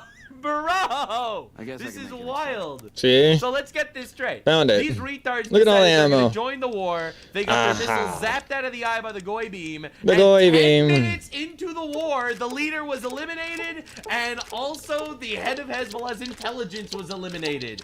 Look at all the sniper ammo. Oh my God! Absolute military superiority. It is not even close. Oh my Lord! Of course, Lebanon's Minister of Justice now ordered to arrest those involved in firing rockets at Israel. Per Reuters report, Lebanon does not want this. Actually, what's super interesting is that the Lebanon government finally, for the first time, said that Hezbollah is a terrorist organization and they're not allowed to be operating weaponry. So it looks like, ironically, Donald Trump is bringing an era of peace to the Middle East. Every single country is allied up in the Middle East, specifically against Iran and its terror proxies. This has never happened before, and it's happening now. Well, as I mentioned, the only ally Iran still has is England. We'll look at that in a minute. So this is Hassan Piker. He's a leftist terrorist sympathizer in the United States of America. This is him talking about Hezbollah. Let's talk about our favorite flags. Oh, like overall, what my favorite flag? Yeah. Hezbollah. Look it up. Oh. I'm not even kidding. It's actually a dope flag. I don't know flags. My guy, their leader was just killed 10 minutes into their declaring war on Israel. This is a terrible day for you. It's this is You know what? I'm gonna be brave. What? My favorite flag. It's got an AK on it and a fucking hand holding it up. Yeah, he's just a terrorist, it seems. Anyway, moving on. This is Hassan Piker, largest leftist streamer in the United States of America. directly advocating his support for Hezbollah, a terrorist organization. This person needs to be denaturalized and deported. In my opinion, our main threat right now, it's not even Iranians in Iran. I think our threat is from within, and I'm gonna get to that as we go on in this video. So much shit happened, dude. Hezbollah is a paramilitary organization that is also a part of the Lebanese parliament. Do we like them or no? I think as a resistance group, they're pretty successful against Israel. Not that successful. I mean, not that successful. Oh. But everybody hates them. Like, everybody in the region, a lot of people don't like them. Like, I like what you like. I don't have an issue with them. Let's just Oh my God, he's scared of him? Terrorist organization that What is he talking about? He doesn't have an issue. He's sounding like somebody who's like, Hassan, if you think you're gonna die, blink twice, Hassan. Like, do you have a Jewish space laser aimed at your head, Hassan? He's terrified. People throughout Syria and Israel and the Middle East and in Lebanon. But this dude's retarded. This is him publicly endorsing Hezbollah, a terrorist organization. Wow, they did really good with this in office. Fact, I would go as far as to say that this dude needs to be removed. He got plants in here and everything. This is Damn. him directly explaining to his audience why they should make homemade suicide drones for domestic terrorism. Again, that's a Shahed drone. Like, that's crazy. You're crazy, dude. Bro, you really actually don't need like I was thinking about He's this just with, like the Luigi. Afghanistan, the Taliban Pakistan fight that was taking place, and I was really thinking about this. You really don't need suicide bombing anymore. What? You know, because like the Taliban guy was like, "Oh, What? you have nuclear arms, but Do we you know have, what like, that's suicide for? Bombers. Like, we'll just blow up your country with suicide bombers," and it's like, you really don't need. These are his two favorite guys, by the way. Like, he literally loves these people. Like, the suicide bombers are his favorite thing. That anymore in drone warfare. Yeah, no, they blow themselves up for the love of the game. Right? You don't need that at all. Just make fucking drones. Just, you can purchase them from, Is it you not? know, Turn it up. you can purchase them in the online marketplace. Like, Turn it up all I love the that way. this dude is explaining to his audience of terrorists and degenerates that they should actually be purchasing suicide drones in the online marketplace to utilize it. China literally sells, like, explosive Fast ordnance forward all the way. delivery mechanisms that you can put to a DJI drone that you can purchase, like, at Make sure you're virtually fully no live, 'cause I'm not moving. significant cost in comparison to, like, you know, sophisticated equipment that you need to put together. So, I'm not moving. Remember, babe? I guess, like, you kind of, at You that just point, press you're the doing live that for the love of the game, right? Like, you're doing suicide bombing just for the love of the game. Because, like, you want to Yes. keep it old school? Is that what it My is? job. Why is bro saying that? I'm just saying, it's, like, insane. Mic check. That, Yeah, I mean, this pretty insane that literally anyone in my chat could just go onto online Chinese marketplaces and buy suicide drones to commit acts of terror. basically, this is functionally what you could get away with if you facilitated, like, a somewhat difficult to pull off suicide bombing strike, right? And instead, you're just using a Shahed drone that's like, what, $10,000? It's crazy. It's crazy how terrifying this process is. Right, terrifying process. As he goes through the steps explaining how his audience can go ahead to go and do that. What's the penalty for treason again? Like, dude, we don't need these people, man. We do not need these people in our country. Like, we don't need them here. We have a major issue that these retards are here. Now, in fact, speaking of retards being here, there was a shooter. I covered this in depth in my previous video.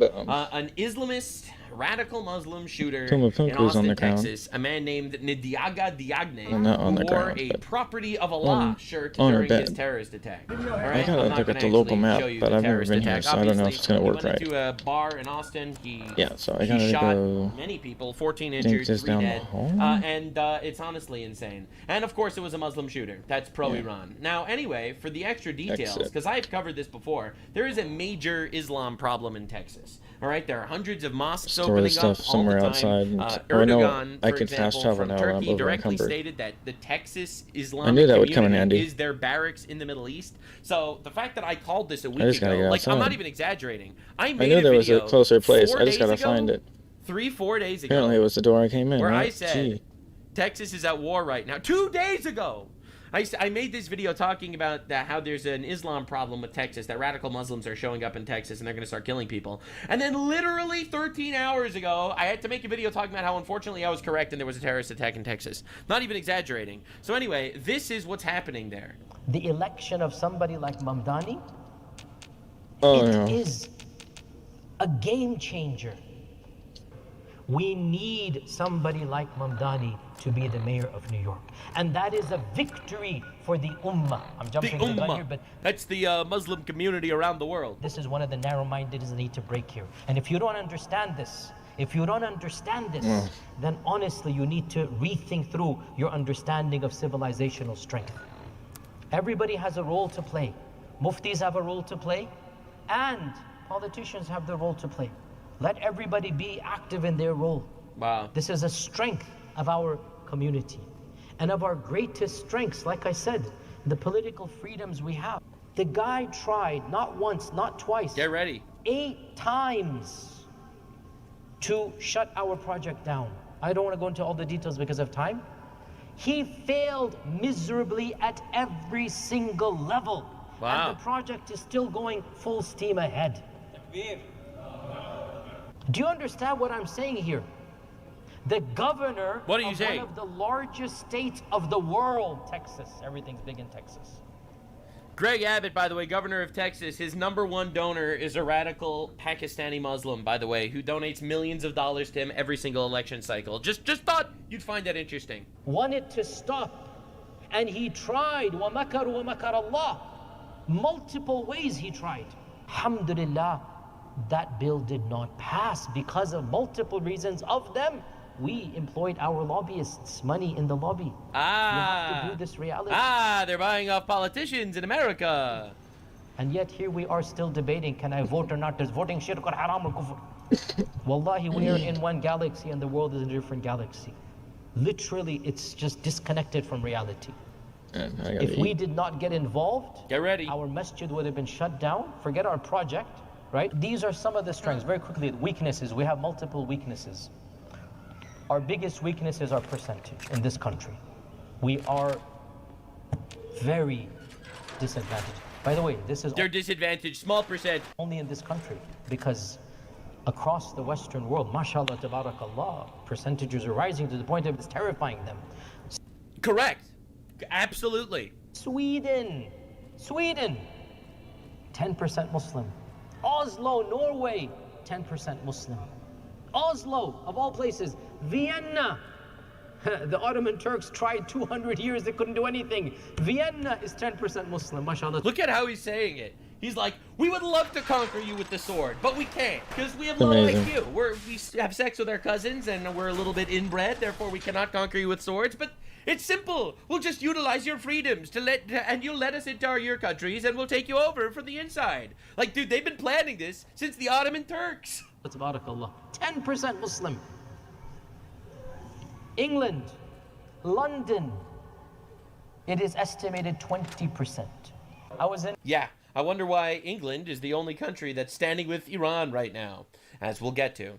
Anyway, so Hassan Piker responds to this shooter, all right, this terrorist, with, come on, man. Again, I covered this in my previous video.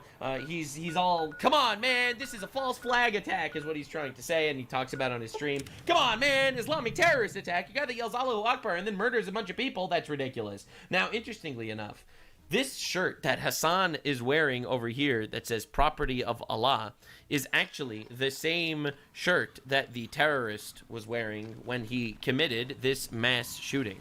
Now, what? I'm sorry. Excuse me. What? Are you serious? This is the shooter? All right, this is the shooter with his shirt that says property of Allah. It says it right here. And Hassan Piker, leftist, podcaster, streamer guy, has the same shirt? Yes, and not and that's a good AI. point. This is real. Like, this is his actual... he has this same shirt. When are we going to notice that there's a major issue in our country? Right, this is Sneeko. All right, another Muslim guy in our country for some reason. This is him basically talking about how actually it was a false flag. No! The Islamic terrorist guy. The Islamic terrorist that massacred a whole bunch of people. It's a false flag. The Jews did it. The CIA did it. I don't know. Apparently he had a Quran in his car. Oh no, he had a Quran in his car. Yeah, because I know a lot of non-Muslims that have Qurans in their car. Very convenient. Very smart of a Muslim terrorist to conveniently have... Smart? This is a 70 IQ retard terrorist, violent, inbred dumbfuck from Senegal. I don't think he was planning some massive genius attack. Yeah, he's a retarded, dumb, fucking radical Islamist terrorist. And he got caught big time, yeah. A Quran in his car just to make sure that when he's arrested, they know exactly what religion he's part of. Not only that, he has a shirt. He yelled Allahu Akbar. He made it very clear what religion he's part of. He's proud that he killed infidels. That says property of Allah. Super genius tactic. I think everyone is seeing right through that, no matter what you think about Muslims. No one, seeing right through that. Yeah, it was a CIA plot, absolutely. Islam. That one's so. Oh, the obvious. dinos. They're getting really lazy with the false flag attacks. I think dinos. they got really cocky, allegedly, in my opinion. Yeah, Bondi Beach is a good example of a terrible false flag attack. Bondi Beach, which, by the way, was not a false flag attack. It was 2 Afghani terrorists that came into Australia and just massacred a whole lot of Jews on Bondi Beach in Australia. So that's also a false flag attack. I love how this dude, literally, he becomes a Muslim, he reads the Quran, it talks about how they're planning on conquering the world and massacring the infidels. He sees what happens in Iran, Iranian regime massacring tens of thousands of their own people. They're vicious, bloodthirsty monsters, right, that believe that you murder people to go to heaven. Like, quite literally, this is insane shit. All right, and he thinks it's a false flag when they actually do the thing that they say that they're planning on doing the entire time. Like, dude, this is his Twitter. All right, this was his Twitter, coming from a Zionist Jew who hates Jesus Christ. All right, so anti-Jew stuff. So funny Islam is considered ending in America because Jesus can come out of a vagina, can never be God, right? So anti-Christian. Shut up, you fucking Israel first whore. All right, so anti-Israel. Free ride coming to an end. You and your Israel first acolyte fake Jews know it. All right, so anti-Jew. Because Christianity is fake. Just read out loud Matthew, John, Mark. You know, only someone demented would believe what you Christians say. Right, so again, this is an anti-Jew, anti-Christian, radical Islamist terrorist who murdered a bunch of people in the most obvious terror attack of all time.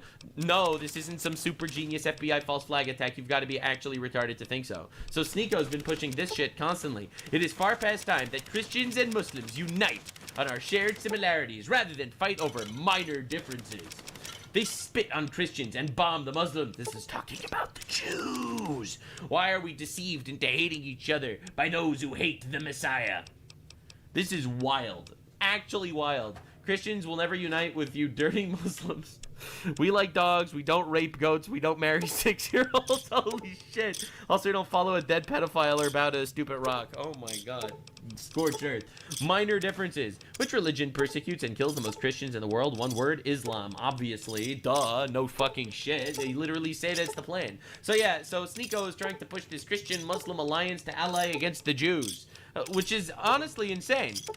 Because Jews spat on a Christian guy once in a video clip that went viral or something? Like, yeah, there's gonna be racist people from every different group. But that is why this alliance needs to happen? It's like...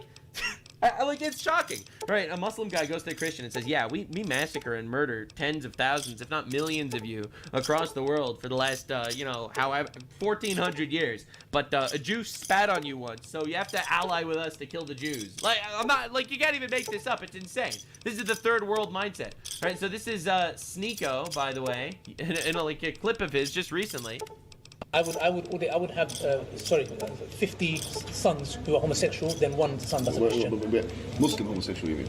Of course. Yeah. What do you mean? Well, he did say obviously. He did say Muslim. No, Muslim homosexual. Well, of course. Well, I would have a Christian and he's homosexual. Then, do you get what I'm trying to say? Yeah, so bro's like, I would rather 50 homosexual Muslim sons over one that's a Christian. And by the way, homosexual is punishable by death in Islam. Because the act of shirk is sorry. No, you can continue. I know that's Islamically true, but like I would be lying. Yeah. Right. So anyway, these guys. All right. So like, yo, seriously, bro, you're trying to make a cool alliance over here? So Sneeko decided to start posting this. There is a Jew behind me. All right. Well, that's pretty cool. Pretty cool stuff. Now, I wonder what the full context is. Well, this is the actual context. You and the Jews would fight against one another until a stone would say, "Muslim, here is a Jew behind me. Come and kill him." Right. This is the famous hadith calling out for Muslims to kill Jews. Pretty crazy. Khomeini possibly set the trap that will win the war. This is the greatest cope I've ever seen in my life. Like, this is insane. Third world copists in our country, for real, for real. 86-year-old, reportedly with cancer. If he allowed the Epstein Empire to martyr him, he proved he did not fear death. His opponents can never say the same. Iran and the Axis of Resistance are more united than ever. The Axis of Resistance is just Iran and England right now. That's one. Two, we literally have a retard glazing terrorism in our borders. All right, this is a guy, right, an American dude, lives in Florida, quite literally glazing terrorism that wants to kill us in our own home. Unbelievable shit. Now, the craziest thing is, he did not allow them to martyr him. He died like a dog. He died like a rat. Bro died in a bunker like a rat dog. He spent his entire life screaming and yelling at the top of his lungs, "Death to America," got killed by America in the first 30 seconds of the war. Zero aura, zero virgins in heaven, bros burning in hell, horrible day, eat shit, asshole.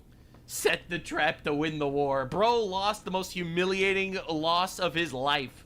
Cry more, Islamist filth in our country. Anyway, it doesn't stop. These people are wild. So yeah, no, anyway, this guy, this Muslim terrorist that murdered a couple of people, also threatened this lady, Valentina Gomez. So Valentina Gomez is running in Texas for Congress, and this Muslim terrorist literally sent her death threat. So this was her response. A Muslim just killed multiple Americans right here in Austin, Texas, just 2 days before my election, and he also wanted to kill me.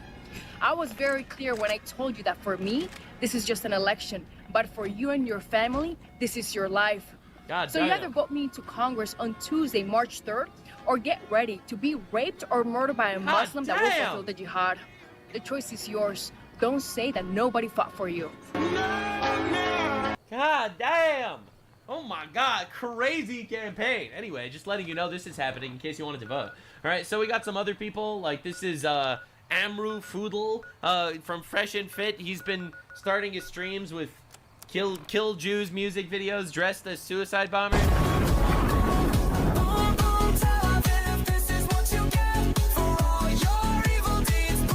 Like, I don't even know what to say, man. Like, why are we letting these people are in our country?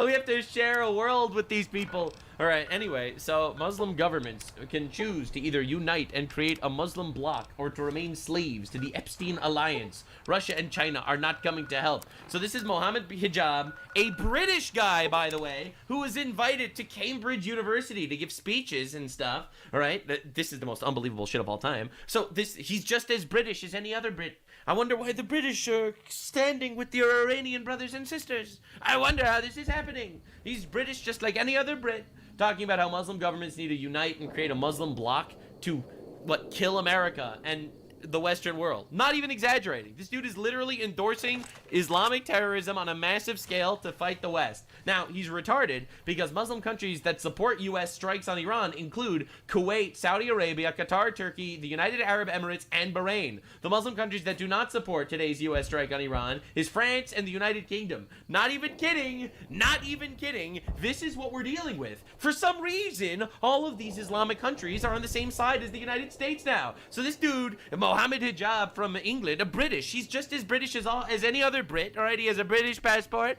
so don't get anything wrong. He is literally supporting all the Muslims to come together to push back against America shit. What are you talking about? They're all on our side because Iran is literally a terroristic regime that no one likes. Dude, these people are so masked off, it's crazy. We have a major threat in our borders that we need to take care of. This is Iran striking Saudi Arabia's oil refinery.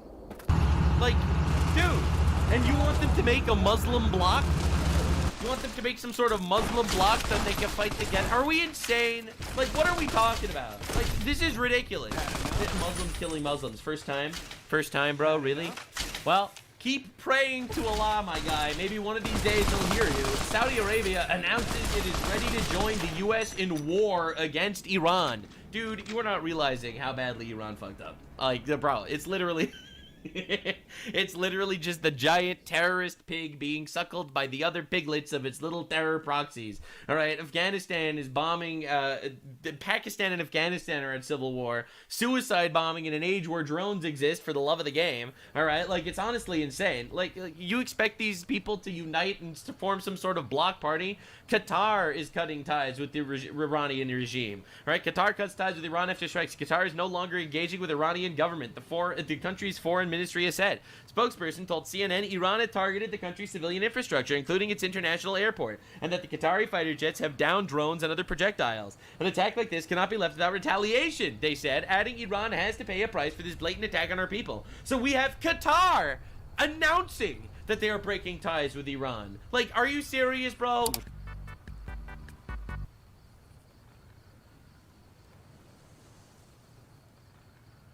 What is this here? Edinburgh man arrested in your primary school. What the fuck is this? A migrant standing there and laughing at you had stabbed 3 people in Edinburgh, 2 men and a woman. He went back and barricaded himself in a taxpayer-funded flat. Jesus, why are people putting up with this shit?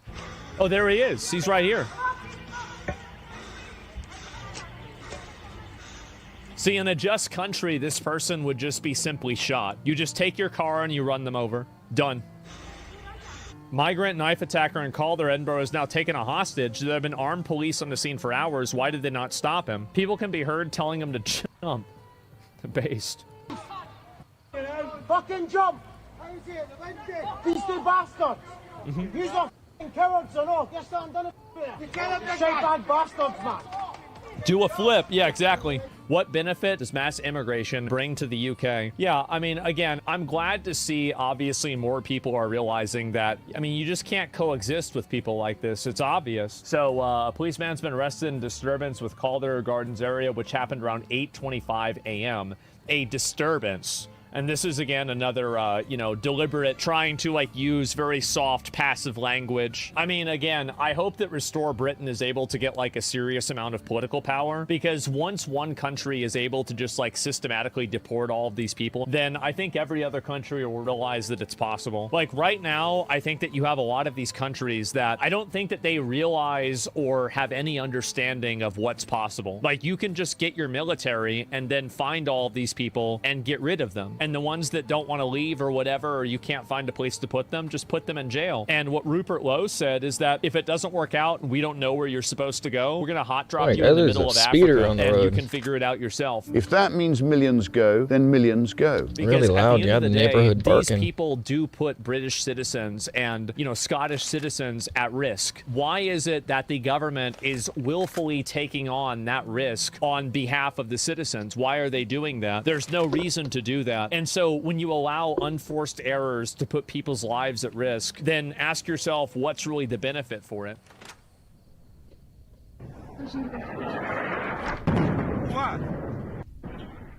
After nearly 40 years as the core of its theocratic regime, Iran's supreme theocratic leader, Ayatollah Khamenei, is dead. U.S. President Donald Trump stated that 48 top Iranian political figures had been wiped out in a single blow. He emphasized that even those in line to succeed, second and third in command, had also been killed. The smoke in the skies above Tehran not only marked the end of Khamenei's rule, but also shattered Beijing's decade-long trillion-dollar global strategic dream. According to the Financial Times, the total value of Belt and Road transactions and investments promoted by China for over a decade surpassed $1.3 trillion in the first half of 2025. This included $775 billion in construction contracts and $533 billion in non-financial investments.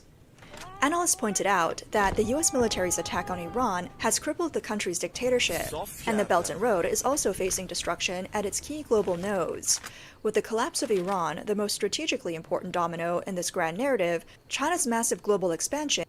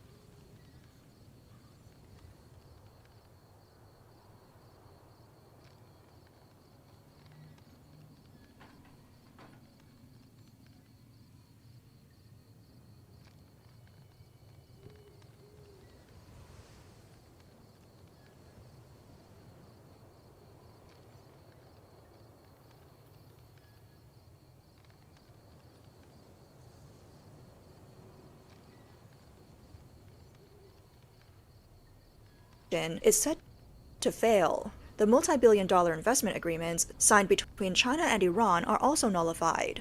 The result is a complete loss of China's vast investments in the Persian Gulf region. Iran was one of the earliest and most steadfast participants in the Belt and Road Initiative. As early as 2016, Iran became one of the first countries to join the project. The two sides signed comprehensive cooperation documents focusing on areas like transportation, railways, ports, and energy. However, Operation Epic Fury paralyzed Iran's decision-making core. After the physical removal of the leadership that had ruled for nearly 40 years, China's diplomatic investments, purchased with vast sums of money, evaporated. What hurt Beijing the most was the 25-year comprehensive cooperation agreement signed between the two countries in 2021. At the time, the agreement was hailed by Beijing as a geopolitical epic victory. This grand plan promised that China would invest up to $400 billion over the next 25 years.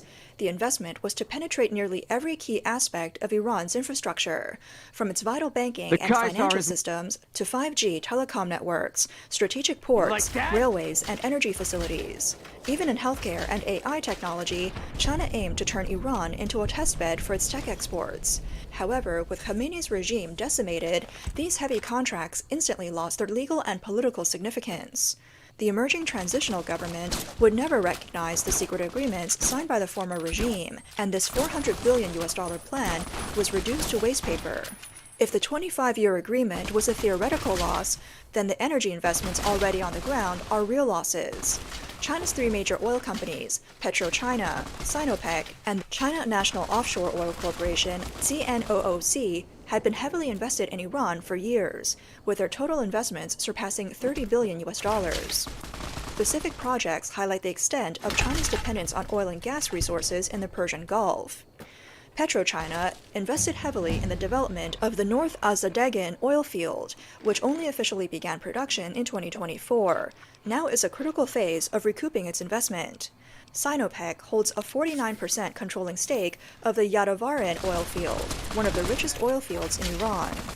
China National Offshore Oil Corporation holds a 40% stake in the Rainbow oil field, aiming to control the undersea energy lifelines of the Persian Gulf.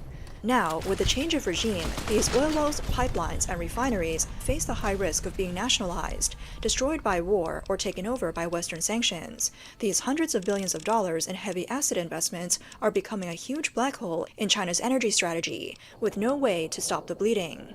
In addition, under the guise of infrastructure mania, China has laid out an extensive transportation network within Iran, hoping to build a land corridor spanning across Asia and Europe. However, these unfinished projects have now turned into lifeless, barren construction sites. The railway network has stalled. Chinese companies have led the expansion of several railway lines in Iran, including the Tehran-Hamadan-Sanandaj Railway, with a total investment of over 5 billion RMB. The Shiraz-Bushehr Railway, with investment of 5 billion RMB, and the Kermanshah-Hosrawi Railway, costing over 3.5 billion RMB. These steel tracks, totaling nearly 14 billion RMB, have completely stalled amidst the turmoil. Airports and highways are also on hold. The North Tehran Expressway Phase 1, built with investments from China Railway Tunnel Group and other Chinese companies, cost around $260 million and opened in 2020. Initially seen as a benchmark by China, its maintenance and Phase 2 works have since been stalled. The expansion of Imam Khomeini International Airport, which was to be contracted by Chinese companies in August 2023 with at least $2.7 billion in investment, has also become a mirage. The most devastating loss is the strategic export route to the Indian Ocean, Chabahar Port. While the exact investment by Chinese companies remains shrouded in secrecy, it is known that Chinese firms played a key role in building the port's logistics center, supporting infrastructure and industrial park. For China, Chabahar Port is the core of its southward strategy, with its goal to bypass the Strait of Malacca and access the Indian Ocean. Once China controlled this port, it could establish a dual gateway structure with Pakistan's Gwadar Port. However, with the precise strikes by the U.S. military, the control of this region has fundamentally shifted. The massive secret investments made by China may ultimately serve others' interests, becoming spoils in the reorganization of regional order. So, why is Iran such a critical part of China's Belt and Road Initiative? In China's global Belt and Road Map, Iran is not just an ordinary partner, but the keystone supporting its broader Eurasian strategy. The stability of Iran's regime directly affects whether Beijing can break the current international order. We can explain why Iran is the most vital artery of this initiative. We'll speak from 3 dimensions: geography, geopolitics, and energy finance. First, Iran is located at the heart of Western Asia, acting as a natural bridge connecting the Asian interior to Europe. For China, this route has immense strategic value. For years, China's land access to Europe has heavily relied on the northern route through Russia. However, Russia has always been a volatile potential rival with its own ambitions. Through Iran's central route, China can establish an independent passage that bypasses Russian influence. This not only improves logistical security, but also gives Beijing strategic leverage in the Eurasian power game. Secondly, the Belt and Road Initiative's extension into Iran is essentially a cover for China's political influence in the Middle East. Through massive infrastructure investments and economic aid, China has strengthened Iran's capacity to be a source of instability in the region. Under the guise of strategic agreements and economic cooperation, China indirectly supports and manipulates Iran's proxy armed groups, including Hamas, Hezbollah, and the Houthi rebels. These groups' activities in the Red Sea and Eastern Mediterranean are part of China's strategy to counter U.S. military presence and undermine the Western security system. The Belt and Road Initiative has provided these militant forces with endless economic support and strategic camouflage. Third, one of the ultimate goals of China's Belt and Road Initiative is to gain deep control over Iran's oil production, thereby creating an energy bloc capable of challenging the pro-American alliances, such as Saudi Arabia and the UAE. Despite China's public push for green transformation, behind the scenes, it is expanding its oil reserves, fully aware that energy remains at the core of global power. By controlling Iranian oil, China aims to push for a trade system settled in petro-yuan, directly challenging the dollar's hegemony. This is a financial sleight of hand designed to gradually dismantle the global financial system that has been dominated by the U.S. since World War II. Thus, for China, Iran is not just a route to bypass Russia, but also a pivotal point for stirring instability in the Middle East, and a weapon to challenge the dollar. These 3 elements are intricately connected, forming the most ambitious and dangerous strategic core of the Belt and Road Initiative. However, everything began to shift fundamentally after the global pandemic in 2020. As the global political and economic environment faced severe upheavals, this debt-driven expansion plan started to transform from an ambition to contraction. Many countries, aware of the debt trap, began pulling out from the initiative. In 2022, Estonia was the first state to withdraw. By the end of 2023, Italy, the only member of the G7 involved, formally announced its exit, followed by the Philippines, which terminated its cooperation due to South China Sea sovereignty disputes. By 2025, Panama's official departure marked a setback for China's infiltration into Latin America. The exits of these key countries signal that the Belt and Road Initiative has quietly shifted from its peak to a decline. Entering 2026, the remaining dividends completely collapsed in a chain reaction. In January, Venezuelan dictator Nicolás Maduro was captured by U.S. forces, turning the country's $10 billion debt to Beijing into an irrecoverable permanent bad debt.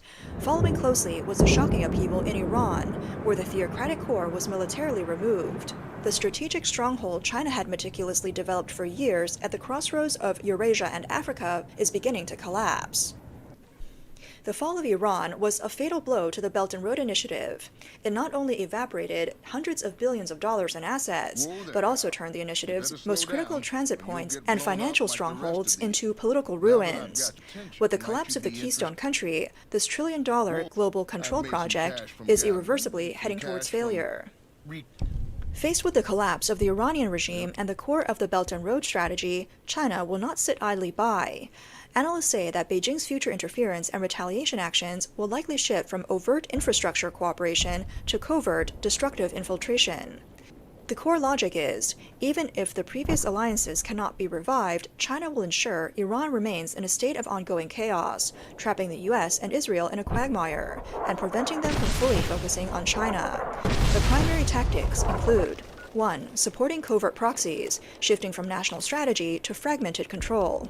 China will likely use its long-established intelligence and proxy networks in Iran to quickly find a replacement for Khamenei. This will no longer be a single, high-ranking proxy, but a fragmented force. Beijing will likely funnel substantial funds into mid-level officers of the Revolutionary Guards, radical religious factions, or some anti-American tribal forces. For instance, Beijing may use financial blackmail to force former Iranian officials into becoming covert pro-China figures in the new government. Additionally, China may use money and seduction to tempt a new generation of Iranian decision-makers into gambling or engaging in illicit affairs, then using this evidence to force them into favorable stances on key policies like oil export routes or negotiations with the U.S. These black box agents will not only disrupt the new regime's decision-making, but also continue to gather intelligence for Beijing. 2. Cyber and economic paralysis, creating toxic assets and financial chaos. For the oil fields and infrastructure already in operation, China may adopt an attitude of, if I can't have it, neither can anyone else. For technical facilities about to be taken over, such as communication equipment and power plants, Chinese companies may plant logic bombs or backdoor programs before withdrawing. For example, if the new government attempts to sell the Yadavaran oil field to Western companies, China's cyber attacks would target the automated production systems of the oil field, causing production halts or even environmental pollution. Meanwhile, China may maliciously dump Iranian currency or manipulate physical trading through underground money houses in Iran. This would cause local prices to skyrocket. With this, the CCP can say, without China's help, Iran will fall to chaos. This kind of sabotage was successfully used by China against the nationalist government in the past. 3. Economic scorched earth policy. In retaliation for Western intervention in Iran, China may continue launching legal and arbitration battles against the hundreds of billions of dollars it has invested in the country. Beijing will intentionally create legal loopholes in contracts, turning these investment projects into a complex debt fog. It would be difficult for the new government to clarify ownership. This would prevent them from selling these assets to Western or international institutions. This is a destructive economic scorched earth policy designed to prevent Iran's physical economy from rebooting for years to come. In conclusion, China's revenge in Iran will be a silent cyber war, financial war, and intelligence war. The goal is simple: to counter order with chaos and prolong influence through destruction. Iran is simply too important for China, even more so than Russia. So, will Beijing's scheme succeed? Analysts say that even if China creates some chaos in Iran, the fall of Iran already signifies Beijing's fundamental failure. This is because the US has recognized that Iran's problem is essentially China's problem. The collapse of Iran means China can no longer hide. The disintegration of the Tehran regime is, in essence, the US's uprooting of China's global strategy. For years, Beijing has invested massive amounts to turn Iran into its core asset in Eurasia. The turmoil in the Middle East stems from this. This is precisely why Operation Epic Fury became the first military action by the US to potentially sever the strategic asset. The Trump administration's direct strike on Iran was a fundamental blow to China's most crucial pillar in the region. President Trump and his team believe that since the Cold War, there has never been an opportunity with such a huge potential to undermine China's strategic position. After June 2025, Iran suffered a 12-day strike from Israel, and by late December, the largest protest since 1979 swept through all 31 provinces of Iran. Iran was at its weakest point in history. However, at this time, China was trying to revive its death-bonded relationship with Khamenei's regime. Reports indicated that Tehran was about to finalize a deal to buy supersonic anti-ship cruise missiles made by China. These weapons could threaten U.S. aircraft carriers in the Persian Gulf. Previously, Chinese supply had sent key missile propellant ingredients to Iran, replenishing part of its missile stockpile. While the U.S. and Israel struck Iran, Chinese satellites provided real-time intelligence on U.S. military deployments to Tehran. All of this made the Trump administration realize that striking the current Iranian regime was directly striking at China. The decapitation operation not only severed China's critical oil supply, but also fundamentally eliminated a regional proxy that had been draining American energy and resources. So, with all of this in mind, China's influence in Iran will be completely eradicated. China's agents in Iran, including spies and infiltrators, will face long-term reckoning and pursuit.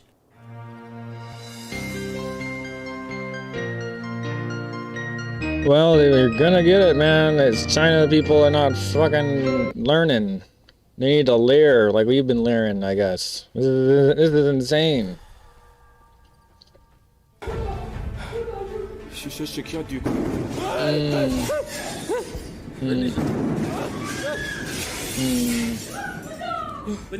Tehran is quite literally in flames, but the Iranian people are cheering for more bombs.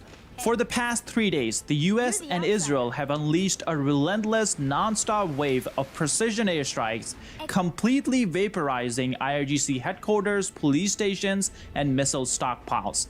In a desperate bid to hide the humiliating truth that their own citizens are dancing in the streets and celebrating the destruction of the regime, Islamic Republic has plunged 90 million Iranians into a total internet blackout once again.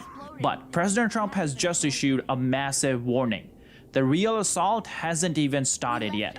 The ultimate push for regime change is happening right now, and our story starts with 1 minute of raw, unedited bombardment of IRGC headquarters, IRGC positions in the capital of Iran. Let's look at the footage. The building shook. It was disgraceful.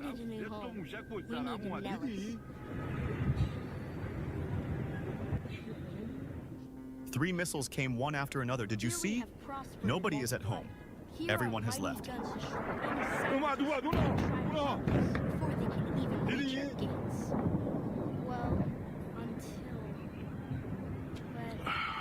Not saying you want to harm us, you're a savage. Nellis has revealed many secrets. It has taught us how to fly the bombers once based here, and it has taught us where to find them. The missile is coming from here, from the left side. And that is our story so far. For this last image is our future. To restore the bomber, to flag the open skies in our own safety, to hide explosive ordnance behind ignorant savages. This is our destiny. I'm pleased that you listened to the entire story. Perhaps there are details you'd like to know more about. Let me know. از اینجا میاد اینجا. Now you know the story of our These strikes are still devastating the IRGC leadership and Iranian political leadership. The death toll among the senior officials has now climbed to nearly 50 in just 3 days. But it's not just leaders. Iran's missile stockpile is getting evaporated overnight. For the regime, it's a race against the clock. If they don't launch their missiles soon, they'll lose them. Take a look at how Iranian leadership is suffering. Though could last a number of weeks. Here's the very latest that we're learning about this operation. President Trump telling Fox News that the strikes have killed 49 members of the Iranian regime's leadership. This, as the chairman of the Joint Chiefs says, more troops will soon be deployed to the Middle East. Meanwhile, Qatar's defense ministry says it shot down warplanes, missiles, and drones fired from Iran earlier today. It's the latest indication the conflict is expanding across the entire region. Our chief national security correspondent, Jennifer Griffin, continues our live coverage. She is here in Washington. Jen? Thank you so much. John, the real question is how many missile interceptors does the U.S. and its allies in the Gulf have, and how long they can sustain fighting as a result. That's why there is a race against the clock to take out these missile launchers, many of them which are hidden inside Iran. President Trump said at the Medal of Honor ceremony earlier today, this operation could last 4 or 5 weeks or more. Now here's something remarkable that's happening inside Iran. Something that the regime desperately doesn't want you to see. In videos after videos coming out from Iran, citizens are actually celebrating these strikes. Not mourning, but actually celebrating. Some accounts online are trying to frame these as American strikes on residential area. That's not what's happening at all. These are precision strikes on IRGC targets like police stations, missile silos, and regime headquarters. And we can tell that just by listening to the Iranians who are recording these videos and publishing online. Iranians are celebrating in Tehran after a massive strike. Take a listen yourself. Over at the workshop, Lawyer and Jack are always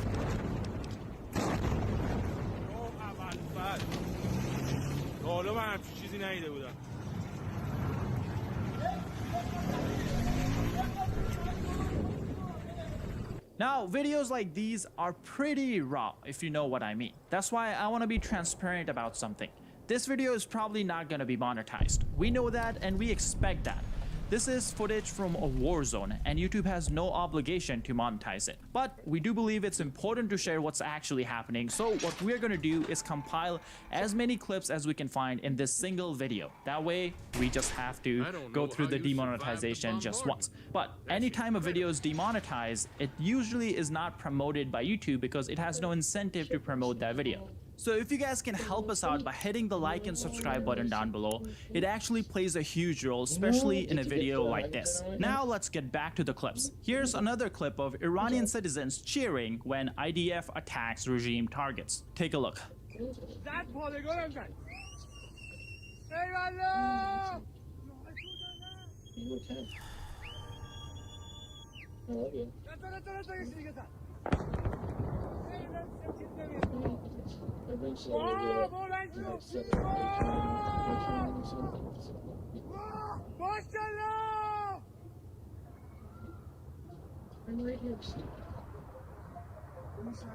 آره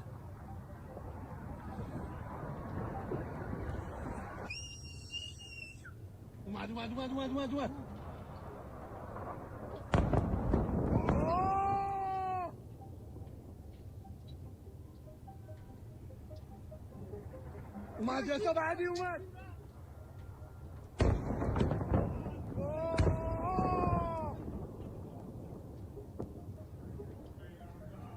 پادگان پایین رو زد پادگان زد. The people who suffered under this regime for 46 years are watching it burn and they are celebrating.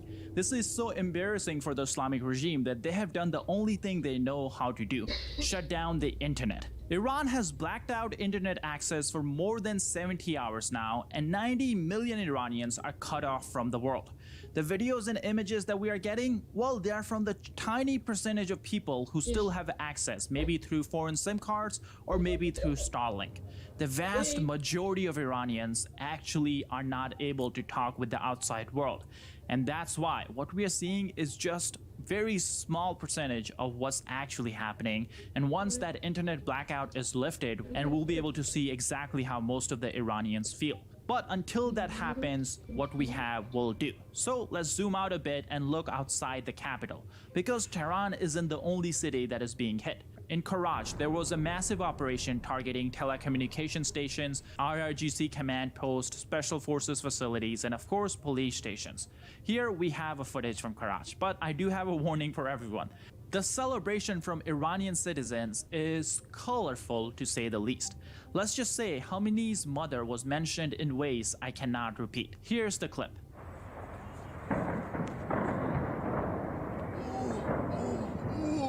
سپاه کرج با خاک یکسان شد. کیرم به کس مادر خامنه ای. اوف. بابا کجا داری میزنی؟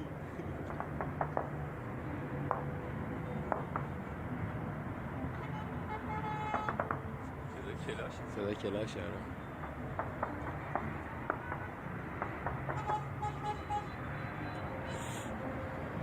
اوف. یه دیگه زن.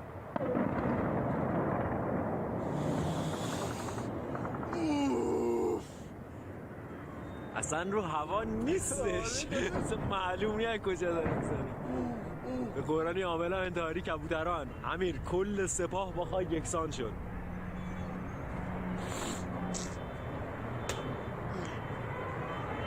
اوف اوبرشم زد اوبرشم زد. اونجا کجا میشه؟ میشه سمت کارواش.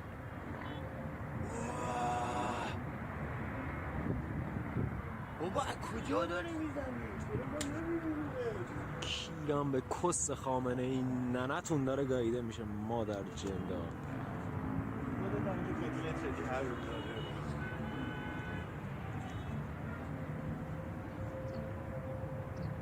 Then we have another clip from Sandaj in the Kurdistan region of Western Iran. The Islamic Republic is especially unpopular here because citizens have faced brutal crackdowns for decades.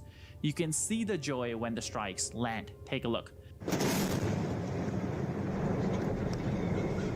Sorry, no time to talk.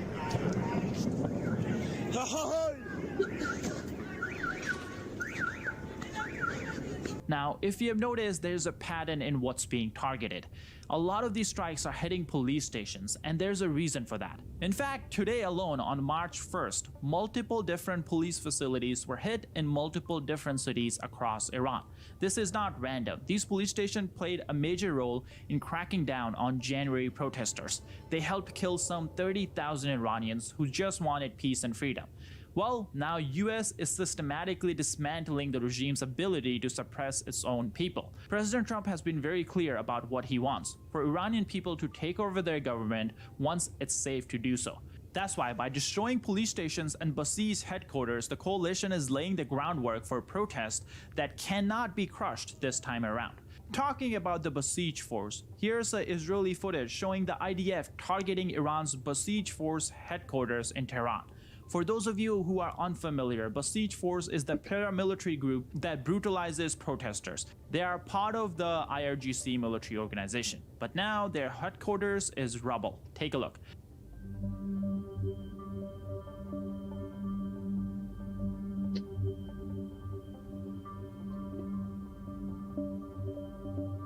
And the precision of these strikes is remarkable. Let me show you a few examples. زد توی موشک رو دیدی این همونجا بود وای بازم خورد الان می وای داره میزه خدای من خدای من. Then we have I'm another getting my food IDF microwaved footage here, of planes folks. attacking Thanks for bearing fortified with me. hangars protecting Iranian jets. Watch how precise these strikes are, hitting exactly the structures they are aiming for. Let's see if we can get this done.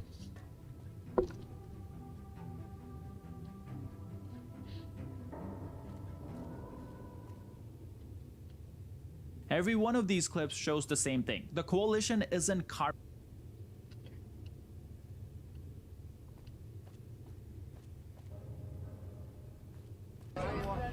Guys, it's an undercover Subaru. I've never seen that.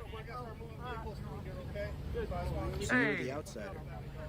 Okay, so today we're going to be talking about Lakewood, Colorado. And we don't hear too much about Lakewood, Colorado as far as deportation operations, but it's being reported that a man rammed his vehicle into two separate federal agents' vehicles, then fled on foot into an apartment, and Homeland Security had to breach the apartment, go in, and arrest him. Benjamin here is upset that he has to watch us instead of getting to go like beat up people.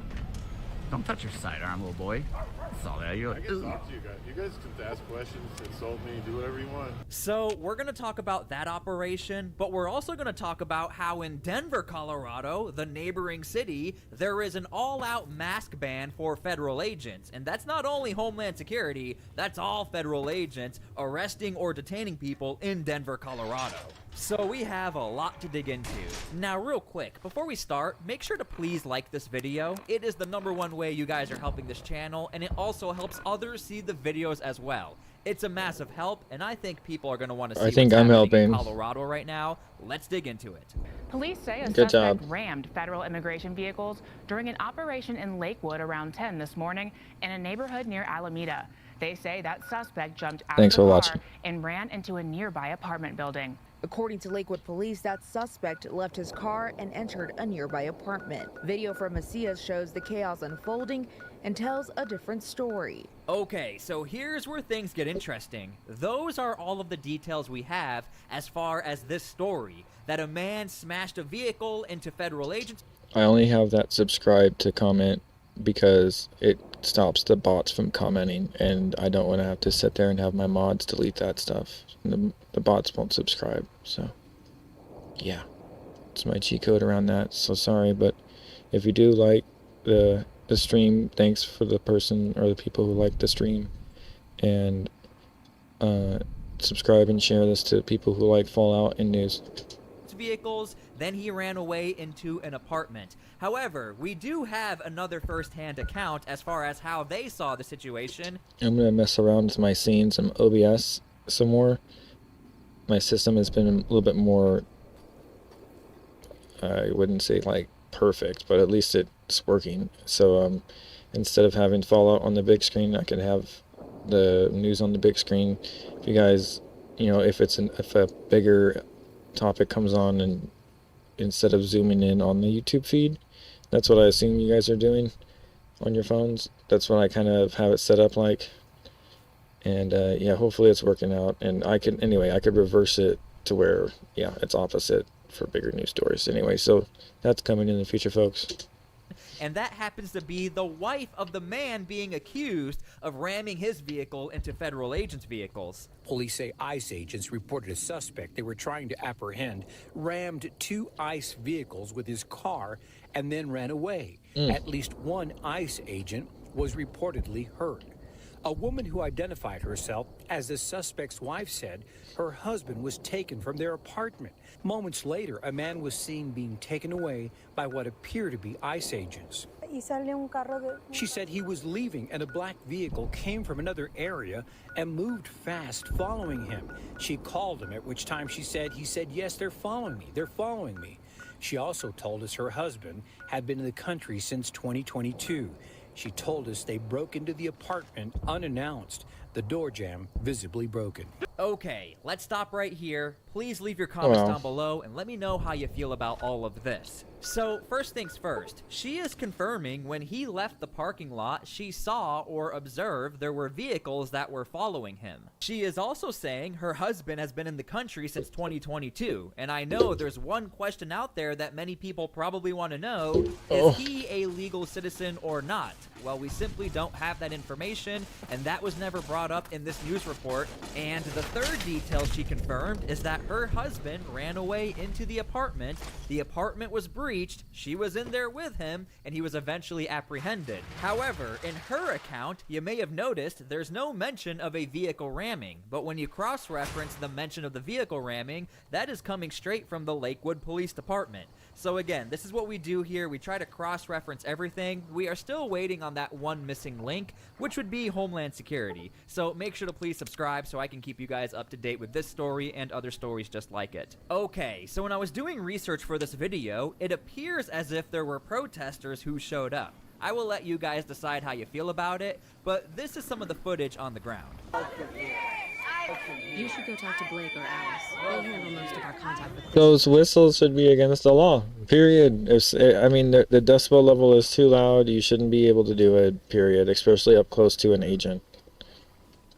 Like, if you're going to rally, like, there should be distance rules from residents and all that, because they're not involved and they're stepping, the people who are protesting are stepping on the people who aren't rights. So that's the problem here. Immediately off the bat.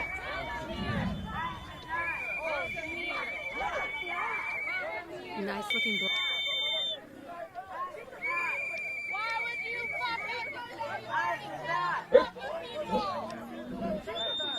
This is so exciting. So this caption was rather interesting on this film right here. This was the first local mass response to ICE since Community Defense Organization expanded after ICE's murders of Renee Good and Alex Preddy. Get wild. I'm gonna mute the mic for a second.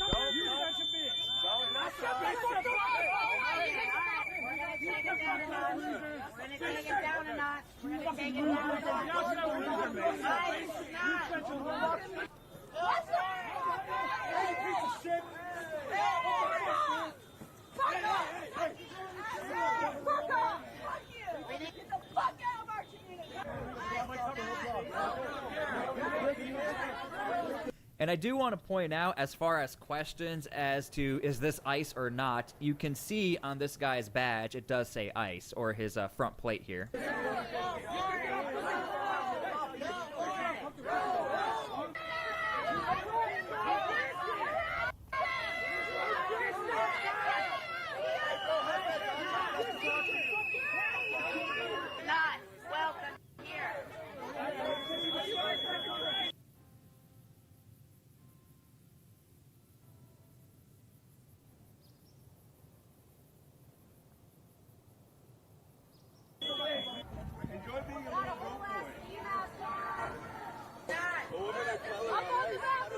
And here we go. We actually have the live action of the breach right here. Now, in that last news report, there was a still footage of the actual breach or Homeland Security showing up to the front door, but we don't have the actual full footage of it. We just have a still image. Fuck you!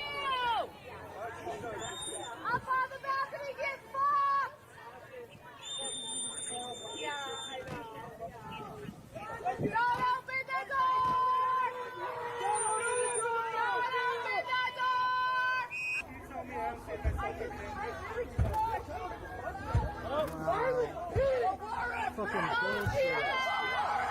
Now, I do want to point out, I'm assuming you guys can hear that. They're saying don't open the door. You guys can see this happened on February 28th, and we still don't have all of the details, which means right now on the scene, nobody probably has the details, because if we don't have the details right now, I don't know how they could on the ground. The point I'm trying to make is, here we have protesters, it appears as if they're protesters, showing up and telling whoever's inside that door to not open the door, yet when we do have one side of the story that says a person allegedly smashed into Homeland Security agents and then ran inside of that door, you have protesters who are saying don't leave the door, stay inside there. So as you can see, this is a very contentious situation, and it really goes to show how intense these federal operations can be on the ground, from the protesters' perspective and from the federal agents' perspective.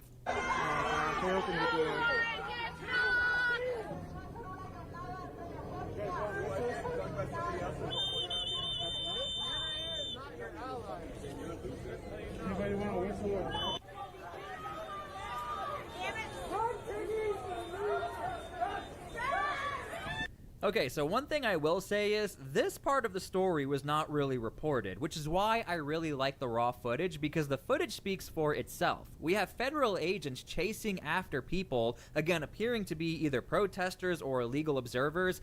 We have a couple of clashes we saw earlier in the film, and I don't know why this was not reported, but you guys are seeing this live on footage. It looks like there was some sort of altercations between federal agents and some protesters. It appears as if there is. And here is some more raw footage on the ground. Yo, they just rolled in with a bunch of SWAT. They got their silly little tactical helmets on. It's a little heated over on the south side. Benjamin here is upset that he has to watch us instead of getting to go like beat up people. Don't touch your sidearm, little boy. I saw that. You're like, I can talk to you guys. You guys can ask questions, insult me, do whatever you want. yeah, I know.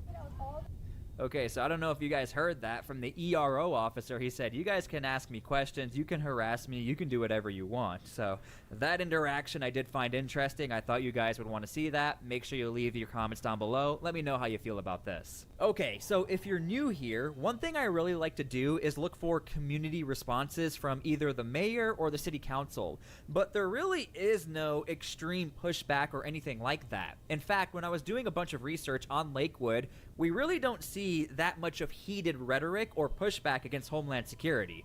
Unlike in Denver and Aurora, and don't worry, we will get to Denver in a second, the only statement I could really find was this, a state representative, Rebecca Stewart. Statement on ICE activity in Lakewood. Here's what she has to say.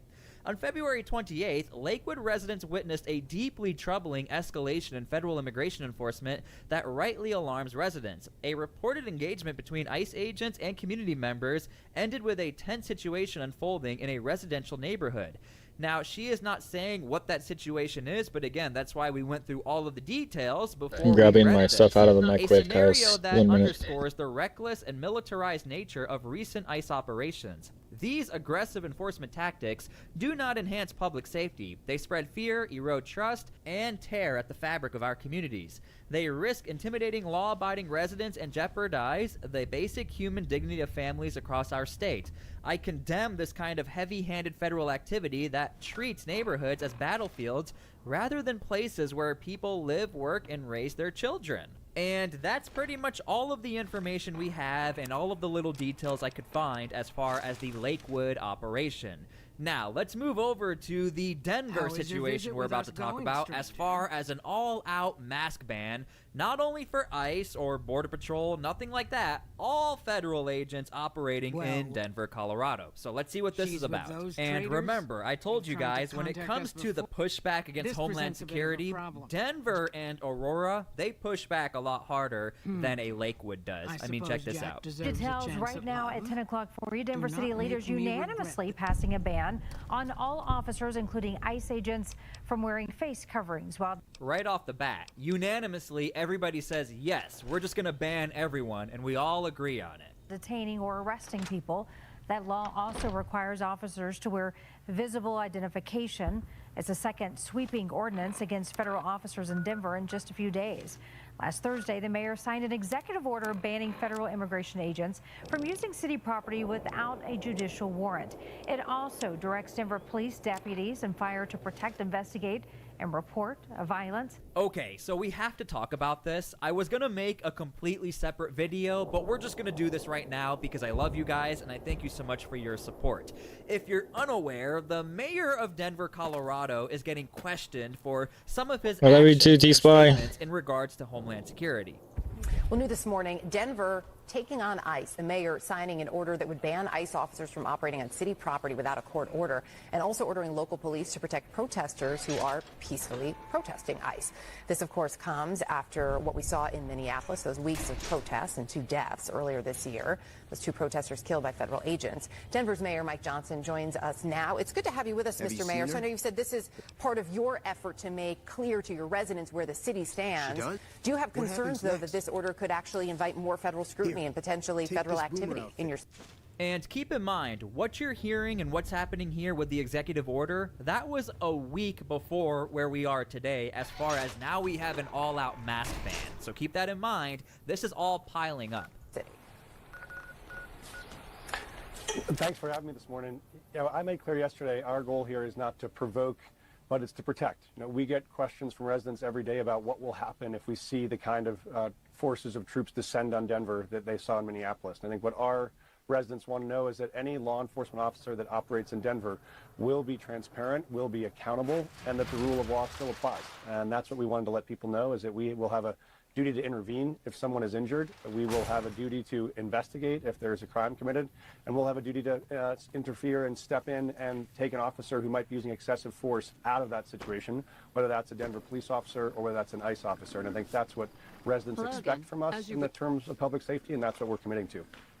And I think you guys are starting to see why there's pushback, because we're sort of just flying over the issue here. The big question is, when you're saying we're going to stop a federal agent and intervene, what exactly do you mean by that? Are you going to arrest them? Are you what are you going to do? Just to be clear on that point, you're saying if that's a federal officer, if it's an ICE agent, does this mean that effectively local police could arrest federal agents? Officers in Denver right now have what's called a duty to intervene, which is if you see a fellow officer who's using excessive force in a way that's inappropriate, you have an obligation as an officer to step in and remove that officer from the situation. Officers around the country do that every day. What we're saying is that same expectation extends to federal officers who might be operating on our streets. That's the way we've done it in the past. That's the way we'll do it now. And I think that is what all residents should come to expect, is that if you do that and use excessive force, we'll stop it, we'll hold you accountable, we'll investigate it. Okay, so please leave your comments down below. I just wanted to give you the full context as far as, again, I keep saying there's a lot of pushback in Denver, Colorado. I mean, here's your pushback. And by the way, I am looking for some sort of union. Okay, a duty to intervene doesn't make sense when they're federal agents. When you're a federal agent, you supersede state. So if the state police or whatever, the state doesn't have its own military, okay? So this is what I'm trying to say. So in order for you to be the rank of military, you have to be military that's higher than the U.S. So if I don't understand why people don't understand the rank structure. In representation or the Denver police chief to have a response from these actions, as far as you have a duty to protect protesters if they deem that federal agents are taking it too far. Because what we saw over in Los Angeles is that the LA police chief said, we will not be enforcing the mask ban, which by the way has already been dropped, but he said we're not going to be enforcing the mask ban because he's not going to be approaching another police organization or a federal agency when both of us have weapons. It could end very bad for everyone, so we're not going to be enforcing that. We've already seen that in one of the most known sanctuary jurisdictions in Los Angeles. And speaking of the mask ban, let's get back to that. Police, deputies, and fire to protect, investigate, and report violence. The Department of Homeland Security responded, calling the executive order legally illiterate, adding no local official has the authority to bar ICE from carrying out federal law on public property. Went on to say that while Mayor Johnston continues to release pedophiles, rapists, gang members, and murderers onto their streets, our brave law enforcement will continue to risk their lives to arrest these heinous criminals. Yeah, so you guys can leave your comments down below. Let me know how you feel about this. It's You bring shame to the Johnston name, Mayor.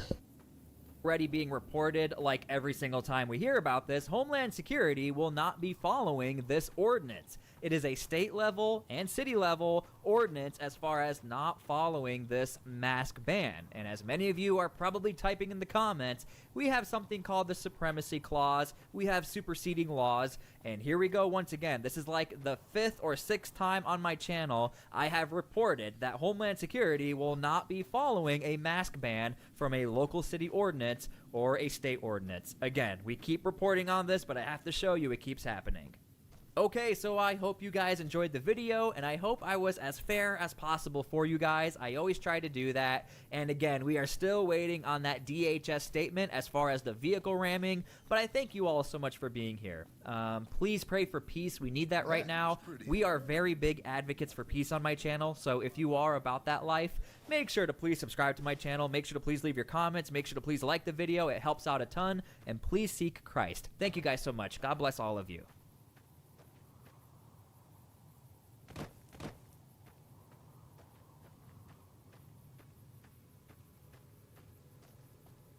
That some people did something, all of us were starting to lose. This episode of the Trump presidency is wildly entertaining. Just last week, less than a week ago, Ilhan Omar and Rashida Tlaib were reduced to frothing at the mouth, screaming, shrieking sociopaths who were very, very angry at Donald Trump as he delivered his State of the Union address and looked right at them and said, "You should be ashamed of yourself." You should be ashamed of yourself. Obviously, this is a made-for-TV moment. I'm also asking you to As, end deadly Ilhan Omar, that protect the criminals and enact in her serious swaddling penalties for hijab, public as President Trump officials puts it, who block the removal of criminal aliens, in many cases drug lords, murderers doing all over our country. They're incredible blocking the removal of these people out of our country, and you should be ashamed of yourself. doing an incredible job at proving why America has to be so much more strict with our immigration, naturalization laws, with our ability to take refugees. They're not refugees. And also, if they're refugees from a country that their people have destroyed, why do we want them here? I mean, if they destroy their own country, like Somalia, wouldn't you think they'd destroy this country? Well, anyway, Donald Trump has long talked about his dream of deporting Ilhan Omar. I love Ilhan Omar. I love her little turban. I love this Elon Omar, whatever the hell her name is, with the little shing, the little turban. I love her. She comes in, does nothing but bitch. She's always complaining. I mean, it's great comedy. Trump saying, well, she shouldn't be a congresswoman, and we should get her the hell out of the country. Talking about marrying her brother. Goes around telling everybody about our Constitution, in which she supposedly came into a country by marrying her brother. Well, if that's true, she shouldn't be a congressman, and we should throw her the hell out of our country. Okay, so again, Donald Trump has often and long talked about getting Ilhan Omar out of the country. He's posted about it. Well, how could you do this exactly? Well, you could prove that she violated immigration laws You could do that by saying she married your brother and she lied. Hey. You could also do that by saying that she's Thank you for getting Janet to Nellis. group I've never been so happy in my entire life. and harm Americans. Like, for instance, you can't be a member of the Communist Party. You get naturalized. Me? As an American citizen. That's a fact. That's still in the immigration documents and paperwork. Ilhan Omar, I think, is both. She's part of a, well, at the very least, Thank you for someone getting who me here. apologizes for terrorists, like when she said some people did something in reference to 9/11. was founded after 9/11 because they recognized that some people did something. This is what she said. Some people did something on 9/11. Well. Some people did something. That's one way to say it.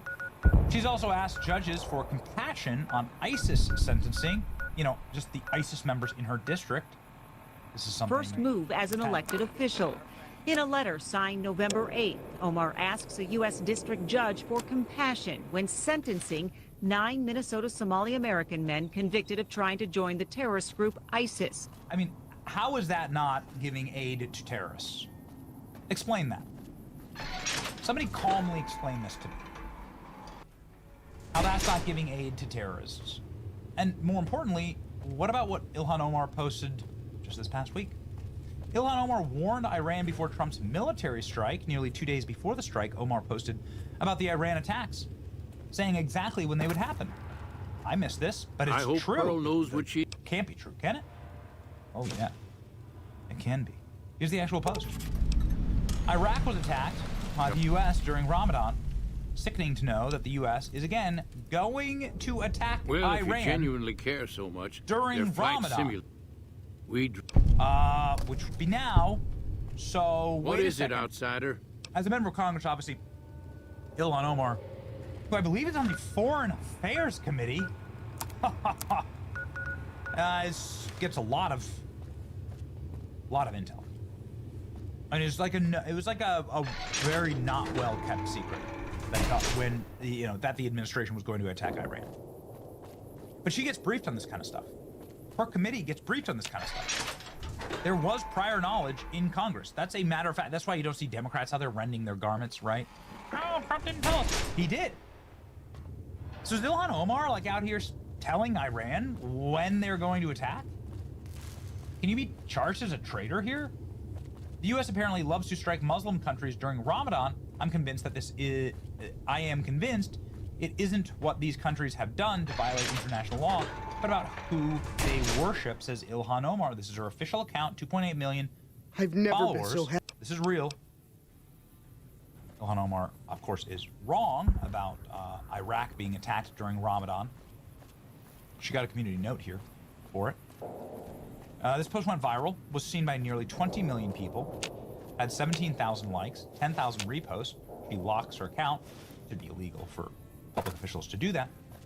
But nonetheless, she seemingly warned the Iranians when the U.S. is going to attack Iran during Ramadan. Okay. When is Ramadan? Oh. Well, exactly when we attacked.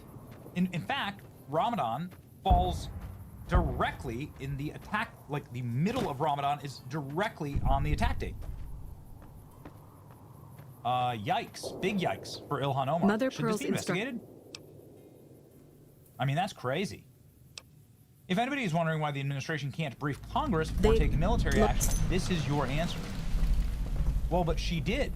And they did actually brief Congress. They briefed the Senate, the Gang of Eight. They briefed the intel committees. Of course, that information could be leaked to Ilhan Omar. Nancy Macy saying, Somali pirate. Shut up, you stupid Somali pirate. In all seriousness, this does raise questions like Ilhan Omar saying definitively when the U.S. will attack Iran. Perfect day to deport Ilhan Omar. Rubio briefed Congress hours before the State of the Union, delaying his trip to Israel on Saturday and Monday. Wouldn't surprise me if Trump now speaking of strikes in Iran. So Rubio briefed Congress a couple days before the strikes. Ilhan Omar was posting on February, and the dates matter, February 26th. And when did we attack? This weekend. High-level Gang of Eight meeting just hours before the State of the Union. Gang of Eight for the uninitiated, is leadership at the top of the lawmakers on Intel. You can see here, you have some Democrats who absolutely would leak to Ilhan Omar, like Hakeem Jeffries, Chuck Schumer, Hello. Jim Himes, Mark Warner. So, did they? I mean, treason, seditious, and subversive activities, plenty of American laws you could charge her with. You could also kick her out for marrying her brother, as has been What is proven, it, outsider? according to DNA science, that she did in fact marry her brother. The White House actually shared this. Worth reading. Ilhan Omar did marry her brother and said she would do what she had to keep him in the country. You could be... Hey. Maybe, charge her. Yeah, my food. Skyrocketing net worth. Kind of remarkable. Ilhan Omar's net worth skyrockets to as much as $30 million after denying she was a millionaire. Ilhan Omar saying, I can go live wherever I want. Oh, worry. I don't know how they take away my citizenship and like deport me, but I don't even know like why that's such a scary threat. Like, I'm not the 8-year-old who escaped war anymore. I'm grown. My kids are grown. Like, I can go live wherever I want. Sounds like she's already trying to create an escape plan. President Trump talking about the swaddling hijab of Ilhan Omar in this classic post. Ilhan Omar always wrapped in her swaddling hijab. The worst congresswoman in the country probably came to the USA illegally. Boy, oh boy, because you're not allowed to marry your brother. It's time, ladies and gentlemen. It's time to really investigate. This is a bad one, though. What did Ilhan Omar know, and when did she know it? And did she leak to the Iranians when we were going to attack them? Sure as hell sounds like it. Oh, maybe you can add treason to the charges. It's your boy Benny. Like, share, and subscribe. Let me know what you think. Ilhan Omar. See you.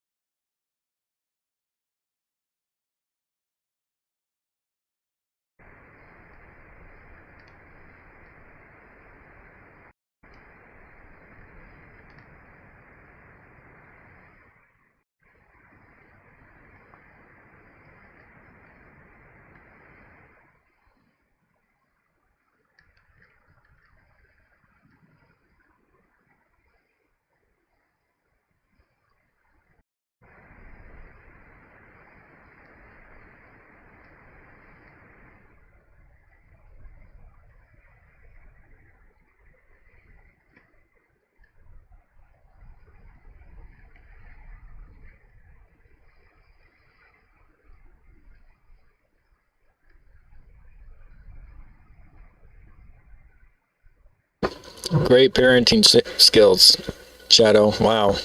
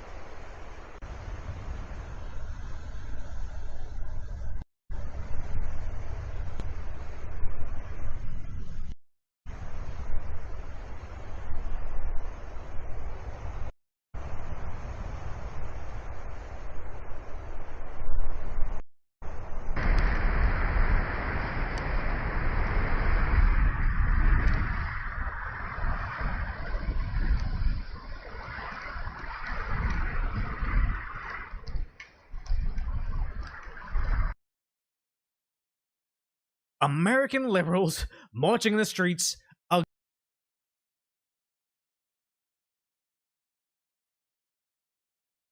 against the dictatorship of Iran being destroyed. What is this? Iran's right to a nuclear deterrent against nuclear-armed U.S. and Israel internationalist group. Okay, so they're in America. They're in America, and they think the country that has their political leaders saying death to America. I want them to have a nuke because I don't like America. The same people that just don't realize that if they decide to attack the country, they just said death to.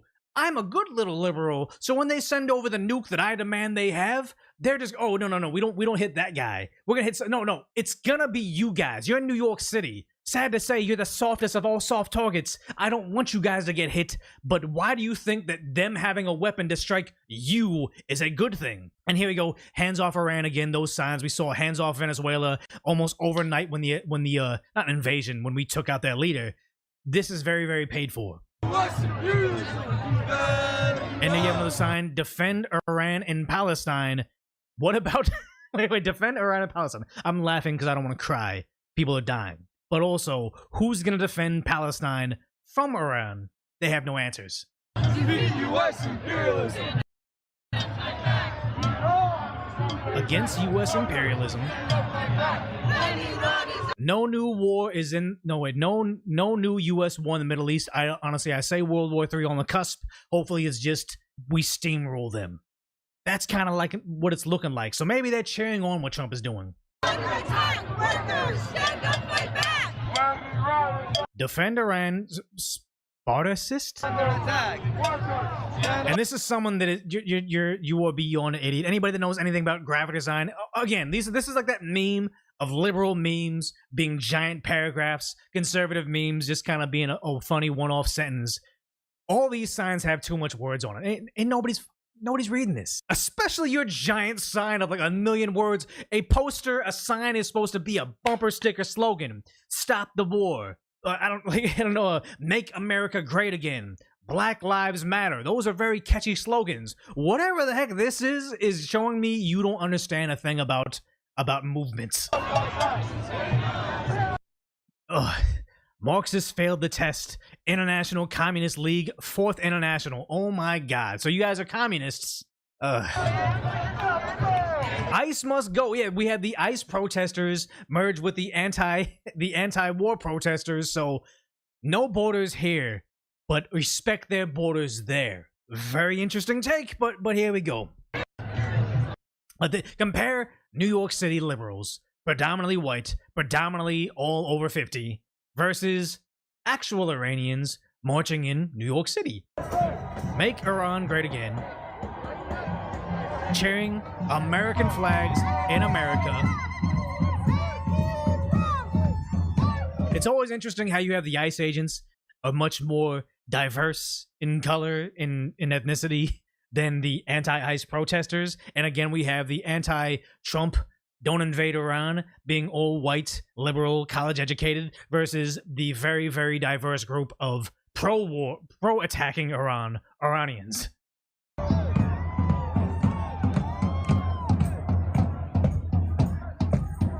Yeah, I think that in terms of what's happening over there, I'm more inclined to believe that they're chanting USA, thank you, President Trump. The most liberal place in USA, thank you. USA, thank you. Like, yeah.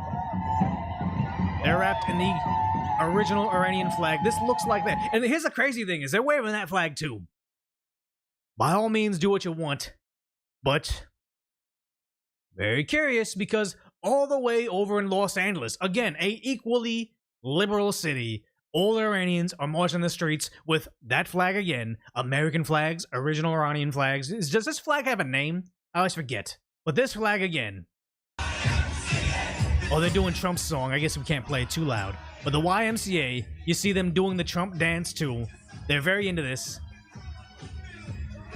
And a comment I keep on seeing is like, can we trade all the white conservative blue-haired liberals for the Make America Great Again Persians. Yeah.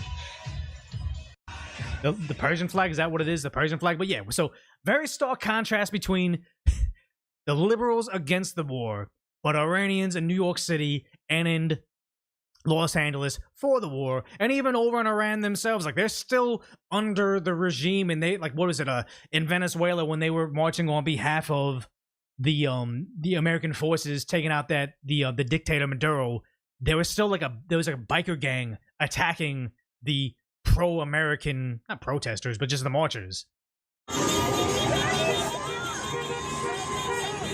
Iran seems pretty happy about this. I know Ilhan Omar is against this, but honestly, no. Was it the Hells Angels over in Venezuela doing that? I was unaware. I didn't know it was a biker gang that was essentially contracted to do it for them. So what exactly are they doing on the left, and who's paying them, and why are they doing this? And Trump in the USA!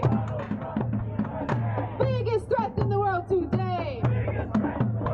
the biggest threat to what, though? If you're a paid-for activist, if you're a dictator that's oppressing your own people, doing gas attacks on civilians, if you're a Democrat in office that's about to lose your ability to grift your way into power, or get or drain the U.S. taxpayer, that's who's at danger of Donald Trump.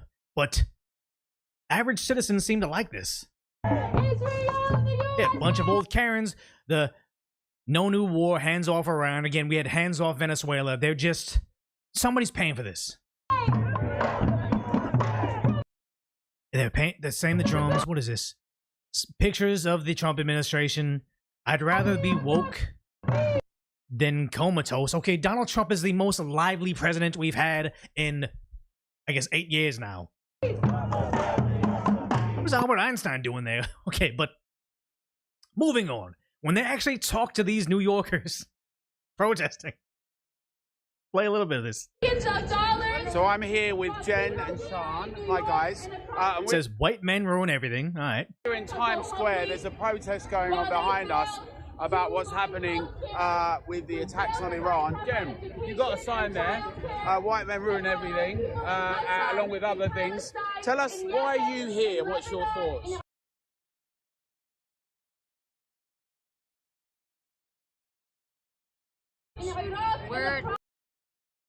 And like Donald Trump destroying the world. Sick of old white men like Donald Trump destroying the world. But did she have a single thing to say about Biden? I doubt it. Plain and simple. I know not all white men are bad, but the ones in power today seem to really take the cake. Oh, okay. And how about the old other men like the Ayatollahs and others? Are they a problem? The who? The Ayatollahs and others, are they a problem? Who's that? I don't. I'm here to protest on what day was this? Was this a couple days ago? I'm here to protest, but I know nothing about the region. I just wish he had a map. Say, hey, can you point out Iran on the map? Like it's a larger country in the area. Point out Iran on the map. If you cannot, with not even necessarily just guessing it right, if you cannot with 1,000,000% confidence know that's where it is, shut the fuck up. Okay. You don't know the Ayatollah in Iran? No. No. Okay. Oh, you mean the president of Iran? Or the president? Is Yeah. that? Oh, he's bad. Okay. And we do not like him. But that doesn't mean that we get to raise him. This is kind of within the context of our country. It's all the old white men from like. Oh, again, it's just racism and self-hatred. It's not about can we make the area better? Can we save the Persians from an oppressive regime? Or is it, can we just keep up the theme of racism and hate and sexism? Even pre-boomers, post-World War II, that are just here and they have no business being in power. They have hateful values. I mean, you just because you call it hateful doesn't mean it's hateful. And most of Americans wanted him in office, so I would say he does have a business being in power. They do not have any morale. All of that it went away years ago because of the Republican Party and the Heritage Foundation first putting Reagan into office all the way back then. This has been in the works for years and decades now, but it's really happening now. I really wonder how much of an overlap there was from Ronald Reagan's and his policies and Donald Trump and his policies, because let's be clear, You take most of the quotes about the border security, about Middle East, not what they did. I'm talking about Obama, Joe Biden, like Senator Joe Biden and President Obama. What they did and said in office about the border, them taking jobs, and them trying to skipping the line and being here and committing crimes. Even Governor Gavin Newsom saying about illegal immigrants committing crime in America. All those values or all those things they've said, essentially the same thing that Donald Trump says and does right now. So he's trying to compare Donald Trump with Ronald Reagan and the Heritage Foundation, which what's that thing, chat? The Operation 45 or whatever it was, like the book is like, oh, here's all the crazy racist things that MAGA is gonna do when they get in office. It's like, yeah, it had nothing to do with him. But the idea is, Trump is just basically, like, socially, a liberal from early 2000s, like 2000 to 2010. Project 2025, exactly, yeah. Thank you. Donald Trump is a Democrat from the year 2000, and now he's trying to say, well, because white men, we're just gonna put them all in the same tank together. It's very sad. So you see them being like, who's the Ayatollah? And then you got an actual Iranian over there saying, hey, we're outside the White House, and they're loving what Donald Trump is doing. And there's so many based Iranians right now, and people that were Democrat by default, peeling away from the Democrat Party. It's just glorious to see all this. Iran today is free again. This is what Iranian wants. Free them. They want to have a choice. They want to have a voice to present themselves. We want to tell the world that we are not Islamic Republic.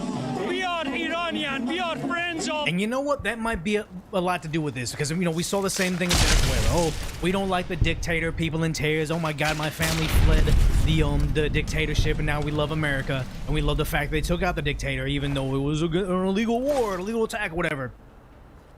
They say we're not the Islamic Republic, and yet is New York City trying to vote their way into what Iran was a week ago? Maybe that actually solves a lot of why I don't understand why they're protesting this, because they want that for themselves. Again, very strange for the liberal Democrat Party with all their progressive values, but we might have cracked the case right now. The West, the East, the whole world. Dozens marched from the World War I memorial. So that was that guy talking. But then you have compare a man that likely lived underneath the oppressive regime with a college liberal. Streets of New York today after just last night, the U.S. and Israel coordinated an attack on the people of Iran, an attack which targeted an elementary school. Again, they're all just citing what, you know, ABC repeated it and the UK's Telegraph repeated it, but it was what basically state-sponsored media said over there, and they only heard that from a local governor. The attack occurred, but it wouldn't be for the first time they've attacked their own people, and again, I don't really trust what's happening out of them. If we attacked, also, our allies have been known to do this, so I wouldn't put it past them. And so it's a terrible atrocity. We should condemn it, but also I don't know if I believe it quite yet. Claiming the lives of now 82 schoolgirls as martyrs. We know that this comes off the heels of 2.5 years of brutal, depraved U.S.-Israeli genocide against our people in Gaza, where they targeted our schools, where they... Again, the Palestinian Authority has condemned Iran's, who they've been shelling recently, and she's trying to represent them, but also they represent the American interests in this scenario. Targeted our journalists, where they targeted our people, and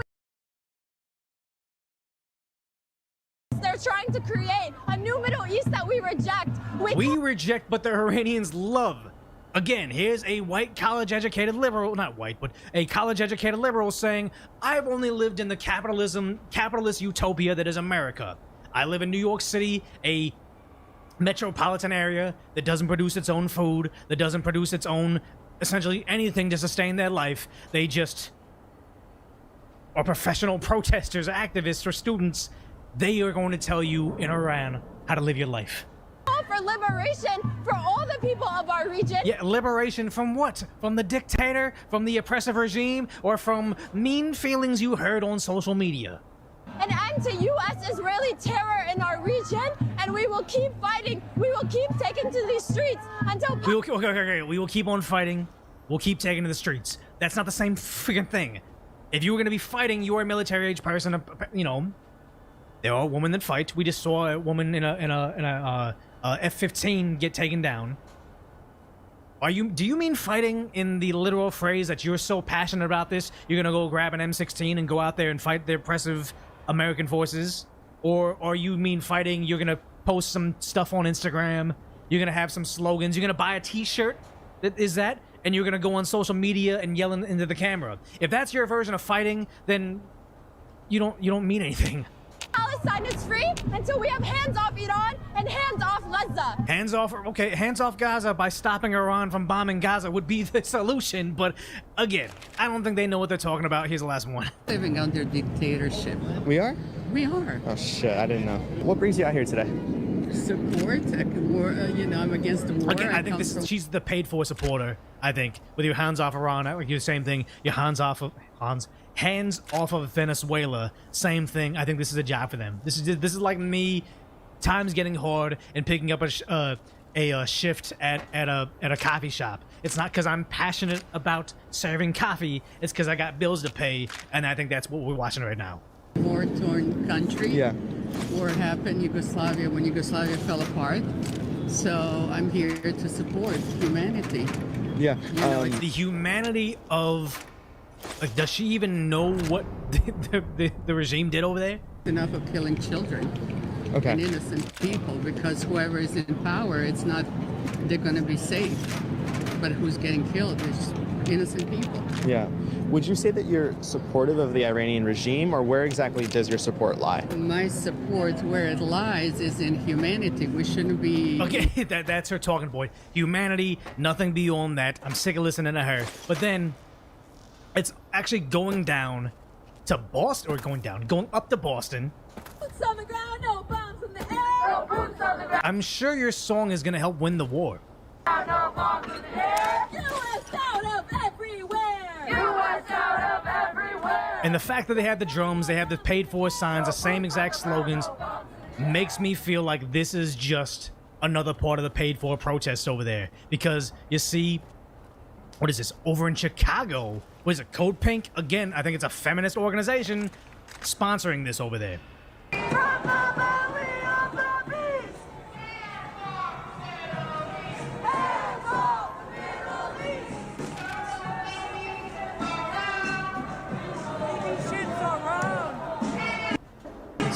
And stop the war in Iran, no new war in the U.S. Oh, it's the same exact sign. So somebody's paying for it to be in New York City, Los Angeles, over in Boston, now up in Chicago. But what is it? Over in this is Chicago again. We're here to protest against a war with Iran because we know that it's not for the people of Iran. The people of Iran beg to differ. Whoever's paying you might say the other thing, but here they are waving the flag of the Islamic Republic instead of the Persian flag. It's not for anyone else's benefit except for the imperialist power of the U.S. So we're here to say no to war with Iran. Yeah, we're smiling. They're not fighting. They're not fighting. They're posting on social media. It's crazy because maybe when they say they represent Iranians, maybe they mean these individuals, because they're okay. Let's be honest. There's been a whole lot of celebrations, Australia, Canada, all across America, and in Iran. There are some people that are upset at the attacks. Some Iranians mourn the death of Supreme Leader Ali Khamenei. I can't pronounce his name. We're going to rip them apart, hold these people accountable. We're going to rip them apart. Who's we? Because I don't think it's going to be you. I'm not saying there aren't individuals that are willing to do atrocities on your behalf, but I honestly, it's kind of weird when they keep on saying, we're fighting, we're going to do this thing, when I don't know if it's actually what they mean. They're being out of line. Martyrdom is our honor. It's our right, and our leaders unquestionably. That actually scares me then, saying they want to be martyred. That's actually terrifying to me. Okay, I take it back. I think those college-educated liberals in America saying we're going to fight while they're getting t-shirts and posters and marching in the streets for every single left-wing movement they've been told to. But somebody like this saying, oh, I want to be martyred, okay, you actually terrify me. Never mind, I take that back. To be martyred, but they're being out of line.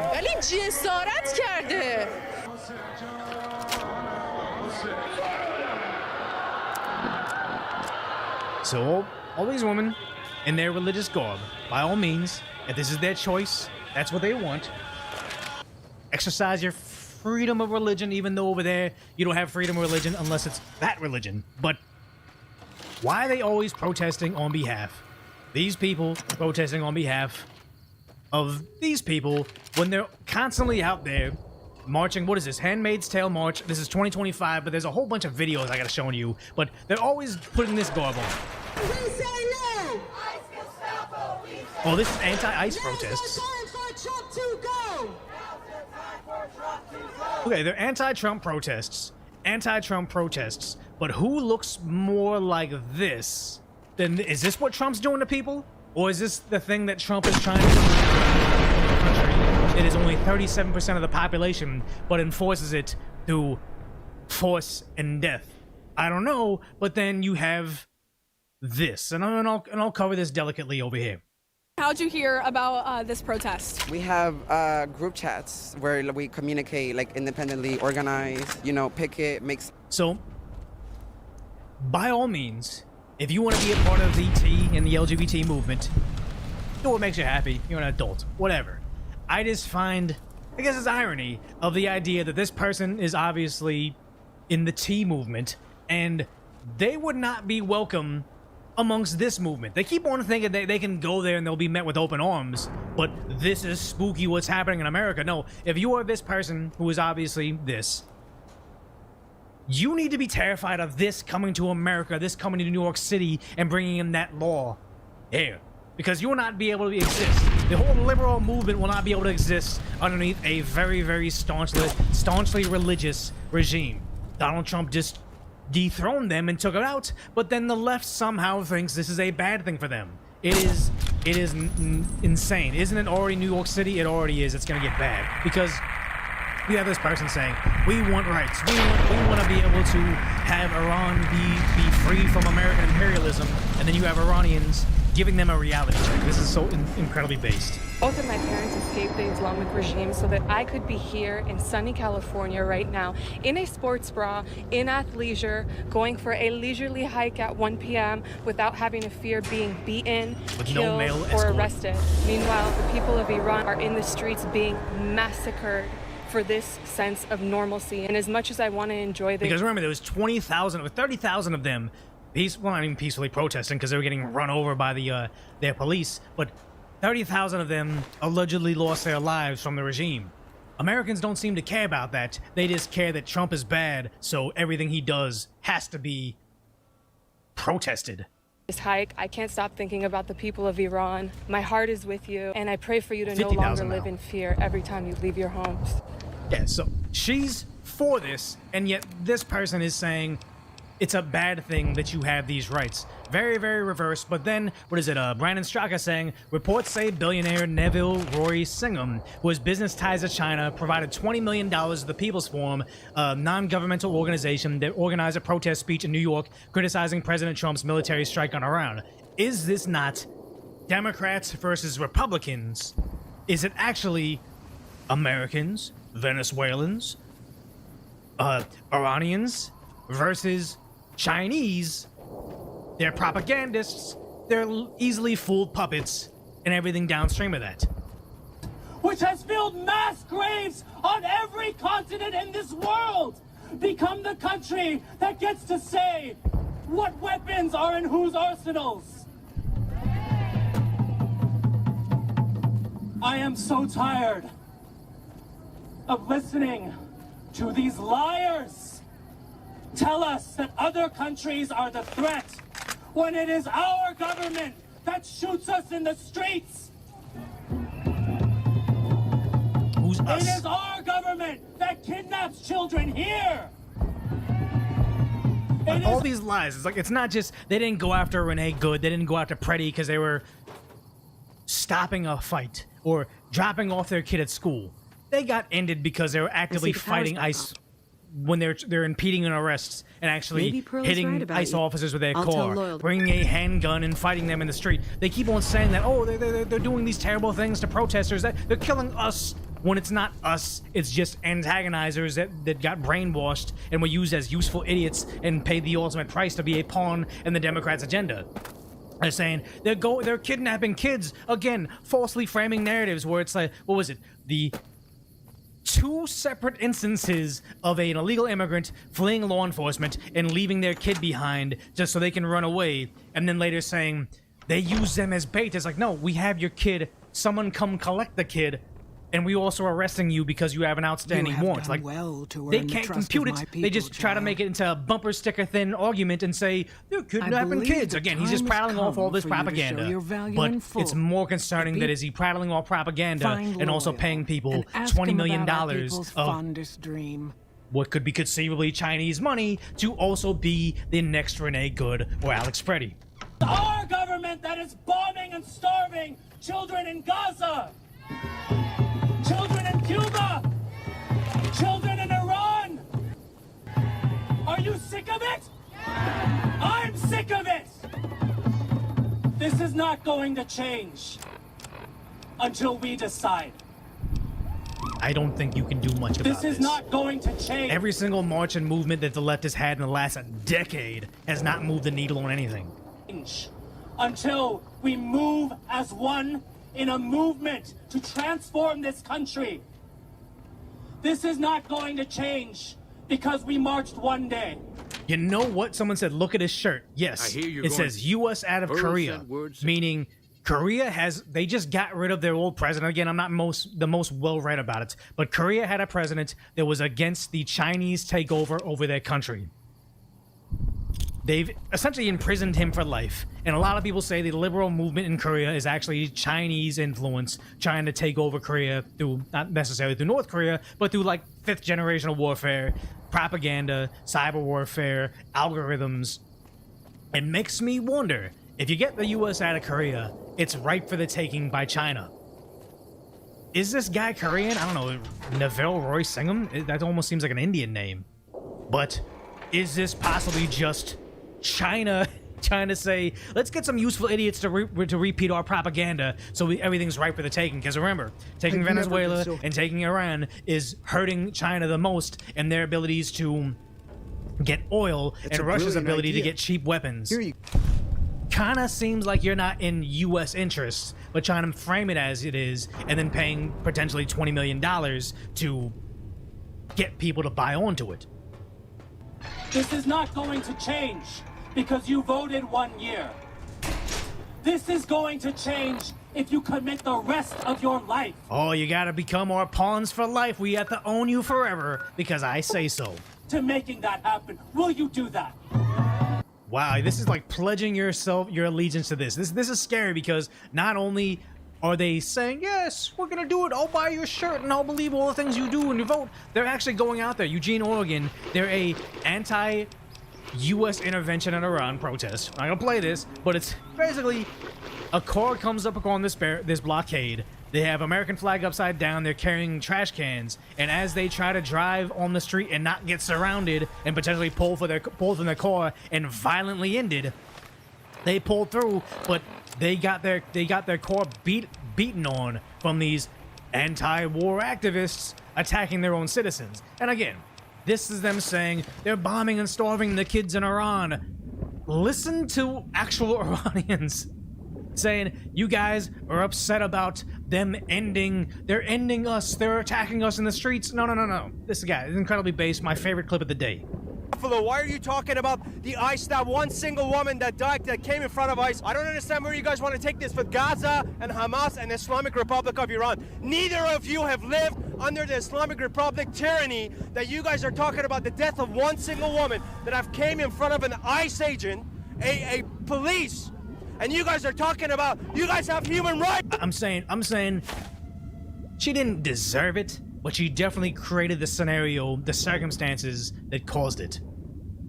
You guys have everything that you need in your life. We have been taken, our lives have been taken away from us. You guys have everything, and you guys once have one president. Well, it's like they've never had to fight for anything. It's just turning boredom into activism as they're useful idiots. If someone doesn't have meaning or essentially hobbies or anything good in their life. You can take that anger and mold it into whatever you want. It's sad to say, and I don't like to even phrase this, but it's like when you see these activists in the streets, you know they didn't just land their dream job. You know they aren't about to go on, I even hate saying this, but you know they're not going to go on a date with their crush they've had for several years, or even a month or whatever. You know they don't have lots of stuff to look forward to, otherwise they would be doing something.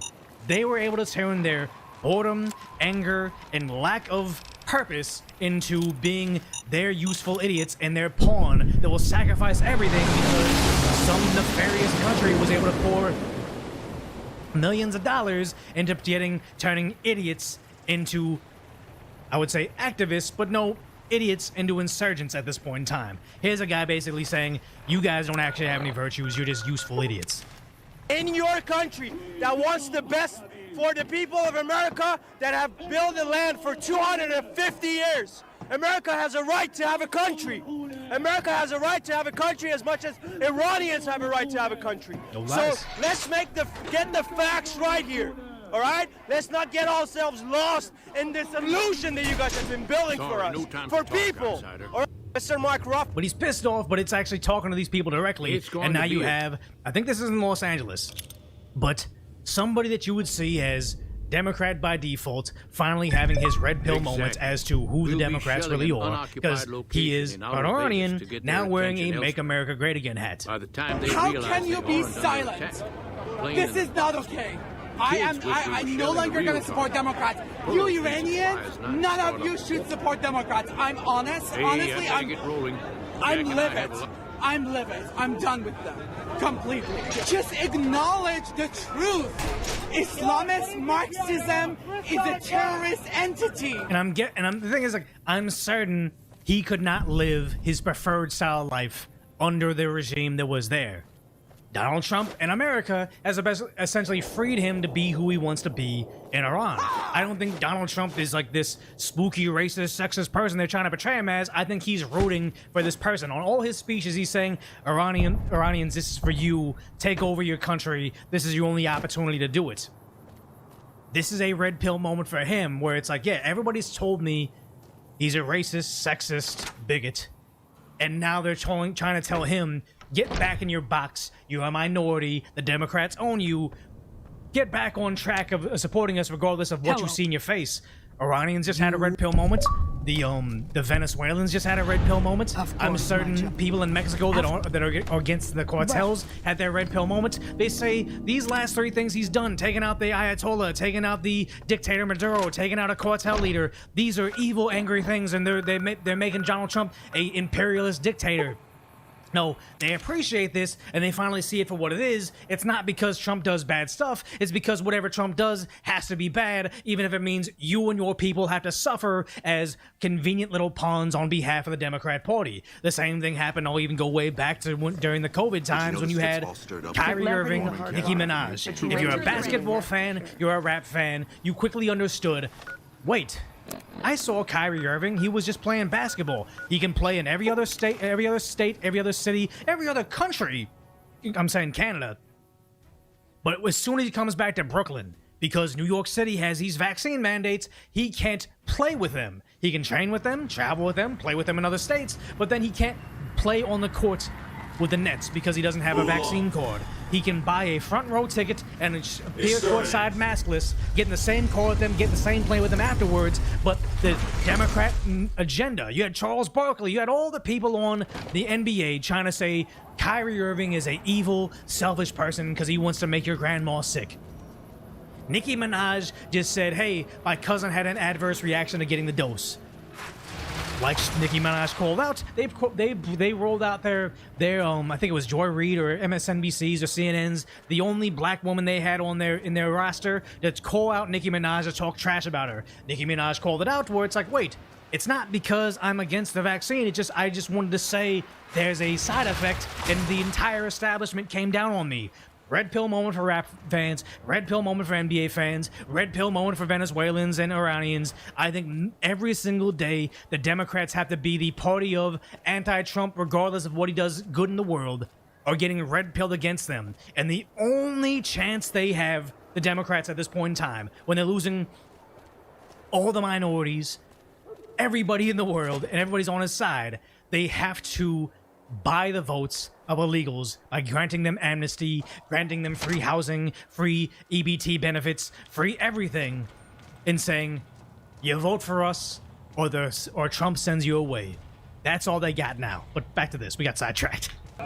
90 million Iranians held hostage for 47 years because of your silence. American people, this is not about being politically correct. This is not about Islam. This is not about religion. This is about a cult. I beg you, I urge everyone, Democrat, Republican, please stand for people of Iran. This time, please stand by us.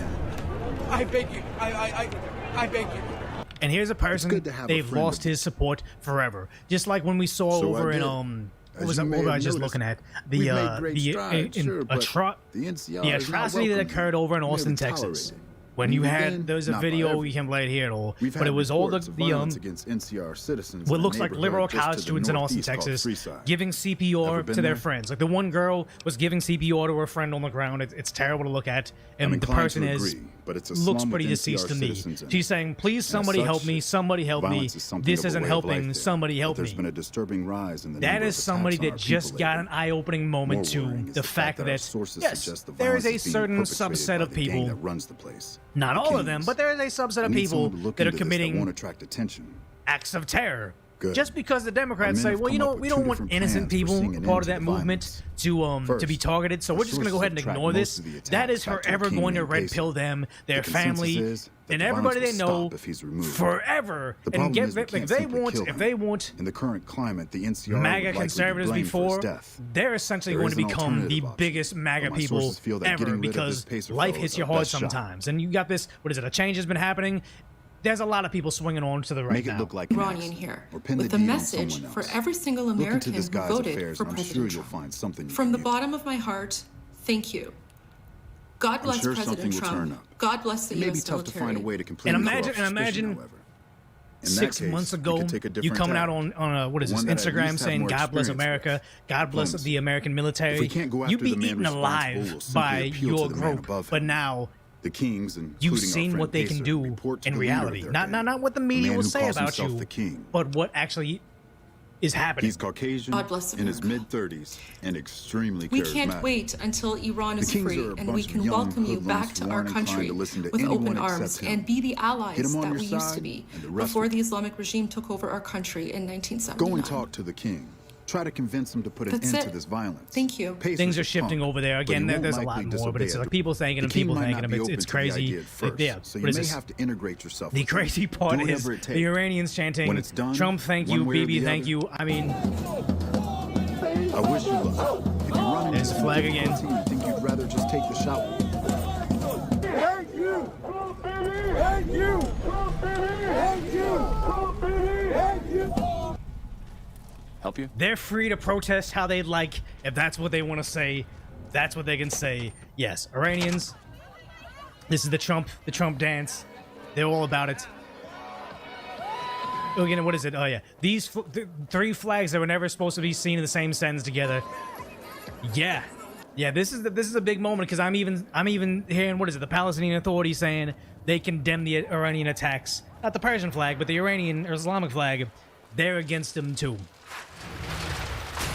This is the real world, not what the media wants to tell you. The crazy part is the media was originally resisting this messaging coming out. Like you see this, a CBS reporter being told, don't focus on how the bulk of everybody is happy about this. This isn't protests, these are celebrations.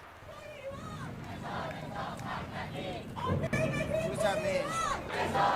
It means they don't want us to focus on this.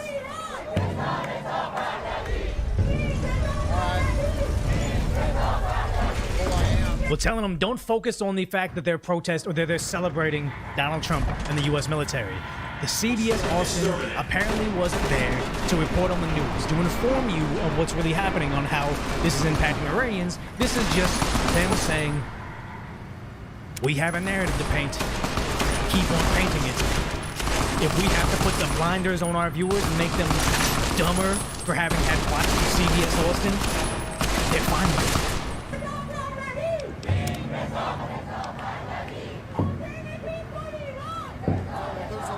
Mixed opinions across Austin about the joint attack between the United States and Israel against Iran that happened early this morning.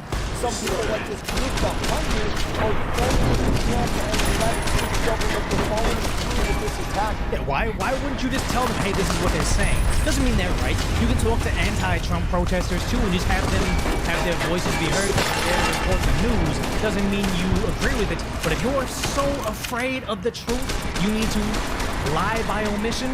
You've lost. You've lost. This is just propaganda at that point. Against Iran, while other people across the city say there needs to be more peace in the Middle East. The strike is drawing a variety of... Yeah, I think they... Ranger at the ready. They had to abruptly cut him off because they're afraid of it. But now you're starting to see CBS, this looks like the national coverage, has to admit, hey, people like this. The Iranian people, what are you hearing from them tonight? We know they're celebrating. What's the feeling? It's an incredible dissonance that they had to choose war over a regime, but they were willing to do it. Thank you, Donald Trump.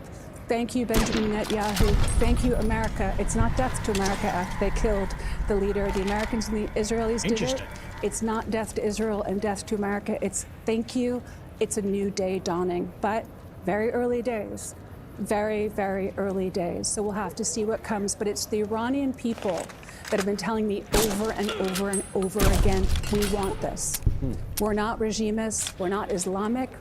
Exactly. Like, you can say things about, hey, China does bad things. The CCP is bad. But you can still like Chinese people. You can still support them. Like, we are not our government. The same thing with Joe Biden. When he was in office, I didn't like him. I didn't like a lot of the things he did. Still made me love America and love my neighbors. But it is crazy on how it's almost hard for them to admit they like what Trump's doing. What is this? NBC Bay Area. Same thing. Iranian Americans letting out a sigh of relief to the reported killing of Iran's supreme leader. NBC Bay Area's Marianne Favreau was at the demonstration at San Jose City Hall. She joins us in the newsroom with the details. Marianne. Gia, the demonstration at City Hall today was actually a celebration. Some told us this was something. This demonstration was actually a celebration, as if they already knew their framing was wrong. They have waited 47 years for. Draped in flags, more than 250 Iranian Americans celebrated at San Jose City Hall this afternoon. Again, with many a liberal hugging city. and dancing as they reacted to what they consider the ouster of the Iranian Islamic regime. Many here also say they consider President Trump a hero for ordering the military strike. For 47 years, many times the Iranian people tried to take over and get rid of these mullahs, and they never had a chance because some governments always protecting them from fall. But now, with the, with the help of Netanyahu and his persistence, President Trump decided to make that happen. Some told us they finally have hope that Iranian people will be able to enjoy the same freedoms Americans have.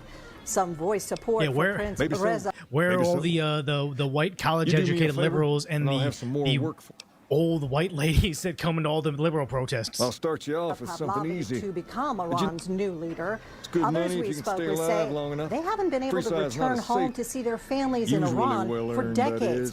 And they say they're hoping a change of leadership in Iran will help them finally reunite with their loved ones. Once someone hires him, not what they want to say, and then full circle is CNN basically saying, hey, specifically, I want you guys keep on being the party of anti-Trump, the Democrats, you need to listen, you need to read the room. If nothing happens, you can't do that anymore. But I'm guessing things I won't go think so that smoothly. it is imperative the Democratic Party wake up and get past their dislike of Donald Trump, the President Trump, and their feelings of international conflicts going on. This is about national security. This is about what is possible in the Middle East. This is about being a good neighbor, good partner to the Gulf states and what their aspirations are. This is about... It's like when they have all those signs saying hands off Iran, it's like hands off of the oppressive regime or the people, because they just don't care if they get sacrificed. Because obviously those protesters don't care if they get martyred. So now they're just offering up the goodwill of Iranian citizens now. Supporting the people of Venezuela. This is about dismembering our relationship with, or not dismembering, but resetting our relationship with China. Right now, 55% of the oil production that Iran produces goes to China despite sanctions. You want to support the people of Ukraine, you want to end that war, you have to. There is no getting around dismembering this Islamic Republic. It is non-negotiable. It is not a want to have, it is a have to have, and it's not just for the Iranian people.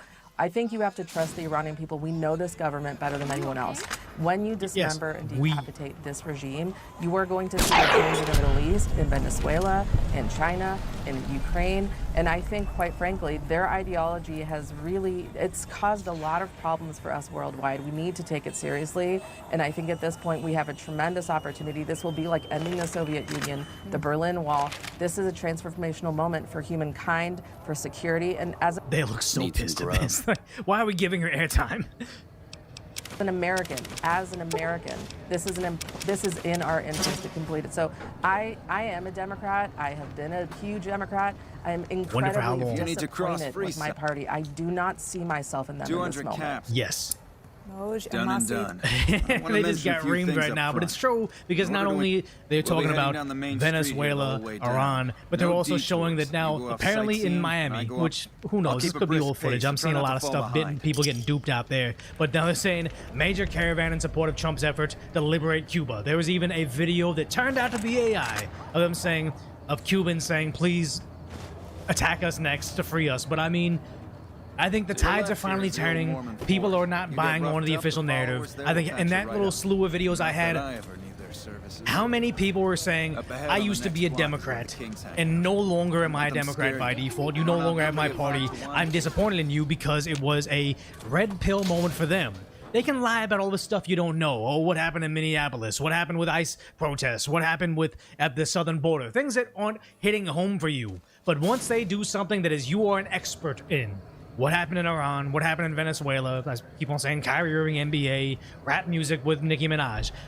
You can be blind to what the Democrats' games are and how the propaganda from left-wing media is out there to fool you. But once you are an expert, a subject matter expert, you've lost them forever, and they're starting to run out of runway. And I think, obviously, the Democrats, their only way out of this is if they can essentially buy the votes by granting amnesty to every single illegal that's in this country and saying, if you vote for us in perpetuity, we will give you citizenship, we will give you a home, we'll give you EBT cards, we'll give you pocket money, we will give you more rights than American citizens that have been here forever. But if you vote against us, you're going back home. That's their only way they can maintain their control over America.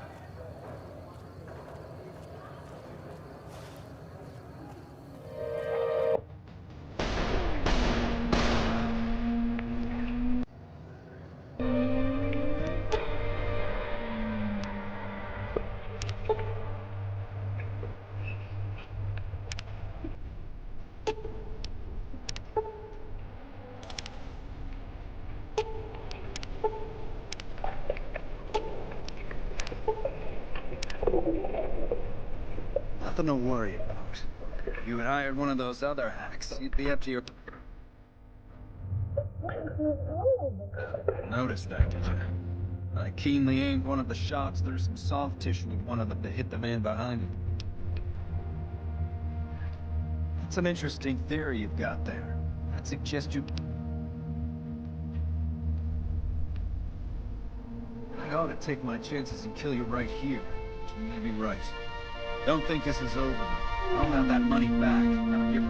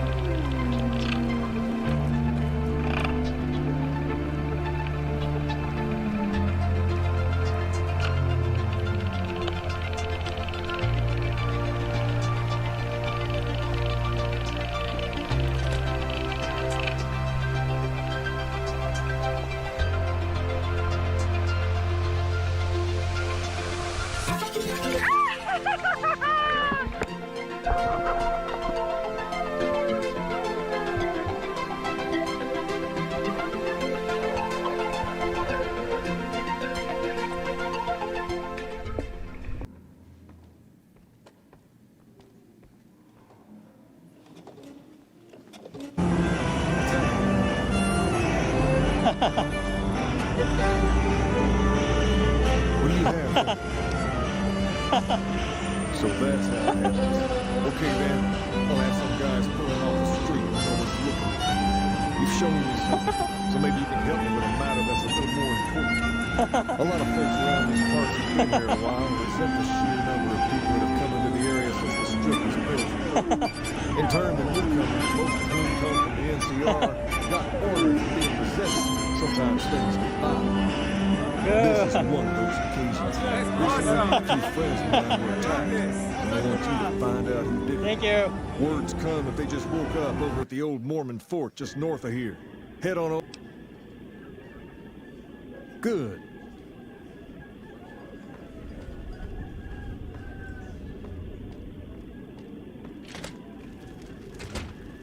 Personal space meaning anything to you guys?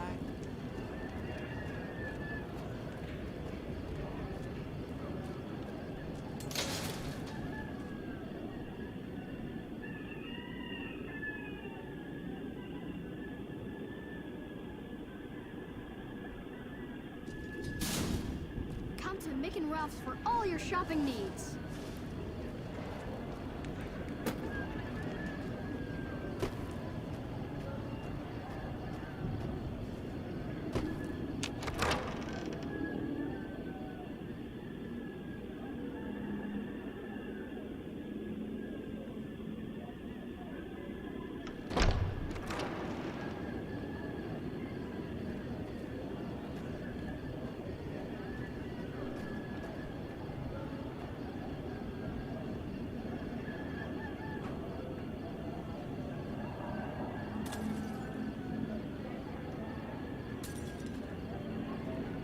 Evening.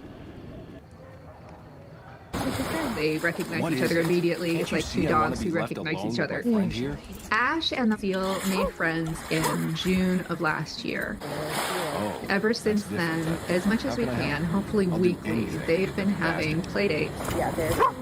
And Meredith Ellis is Mrs. Ash and the Seal's story for Geo Beach. She showed up into the little cove that we were rock hunting, and we watched each other. Taken a wrong turn and ended up in the squatter side. From out of nowhere. And for the next month, every time we would go out there, she would hear him and swim around the corner. They would play hide and seek around the rocks and just hang out with each other and check in with each other. Kid got the worst of it, sad to say. The seal likes to spin around in circles. They were big guys, young too, little geezers like me. They started to do parallel play where they would move in tandem across. She would move in the water. He doesn't like to swim out in the water. He'll go into his shoulders and play in the surf. She'll hang out for a good hour.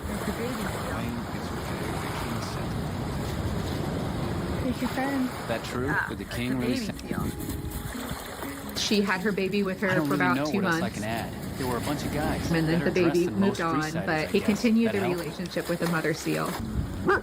Sorry I couldn't help more. Harbor seals are pretty shy. I'm down on the coast all the time, so I really hadn't seen seals be this open until Ash showed up. There are times when the circumstances aren't right and the mother seal doesn't show up and Ash looks for her. Something with a T. Lieutenant, that's what they call it. Lieutenant.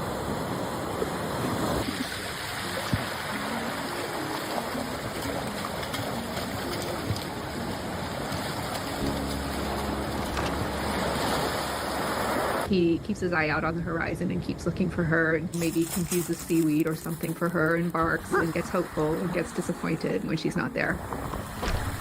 He gets sad. He wants to just head for home. Okay, now his seal has showed up. I know. You're very happy to see her.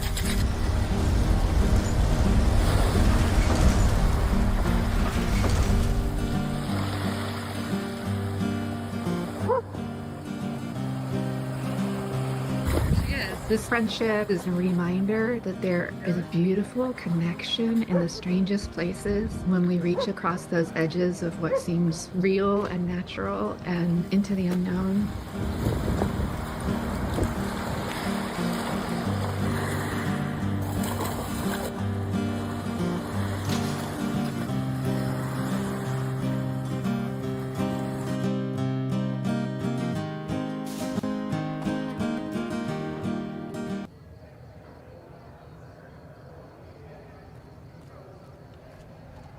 This man just saved anime, manga, games, and the internet as a whole within Japan, and the Prime Minister of Japan outright stated that she will not censor and have the internet censor fictional content, all in the name of Think of the Children.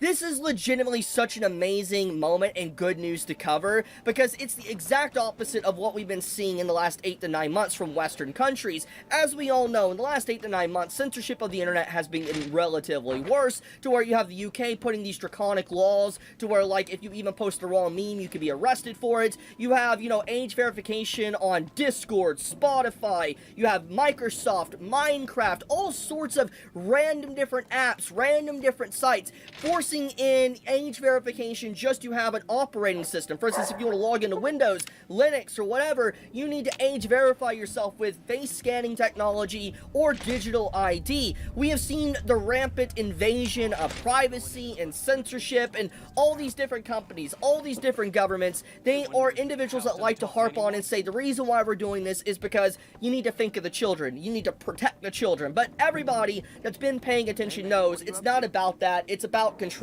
It's about gaining power over you, being able to censor you, know what you're doing at any given time, make money off you by selling your data, all sorts of other little things. But obviously, I don't want to retread everything I've already talked about. The reason why I'm even saying that is to give context to why this is such a big deal on what was said by Ken Akamatsu today, and how the Prime Minister of Japan straight up does not want to have enough regulation on the internet to where it legitimately destroys freedom of expression, speech, the ability to play games like they're supposed to be played, and just fictional content within manga and anime. The Prime Minister makes a hardline stance saying that they do not want to censor content. They do think that there needs to be regulation in terms of maybe helping kids understand how the internet is, but they don't want to straight up put forced age verification on every little thing and effectively just steal all your privacy away from you and become basically kind of like China.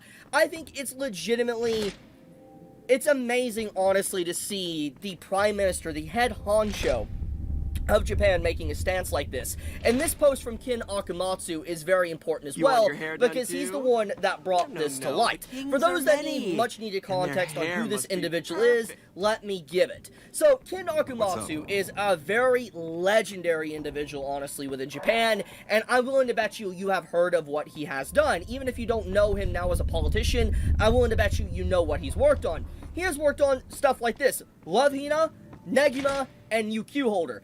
Legendary stuff. Like, Love Hina alone is such a legendary manga that laid the path and bricks for so many manga afterwards within that niche and genre. He is a legendary author, and because of how impactful Love Hina is, you can still feel the effects and DNA in other manga works because of the inspiration of Love Hina. Have you found anything He is very important. He has a lot of love for anime and manga. He has a lot of love for the culture, and he is a person that also has done a lot of dark moments in what people nowadays in 2020s would consider problematic, icky content removed. He has written stuff like that within his manga. He is very well aware of freedom of expression within art, anime, manga, and just speech itself. And for a very long time, ever since he became a politician in the 2010s, he has been fighting for the freedom of expression, for anti-censorship of fictional content. It's been one of his big driving forces, and he is actually one of the big voices within the community, especially from Japan, that was giving the canary in the coal mine warning flags on what payment processors were doing to different manga sites within Japan. He was one of the main frontline fighters calling out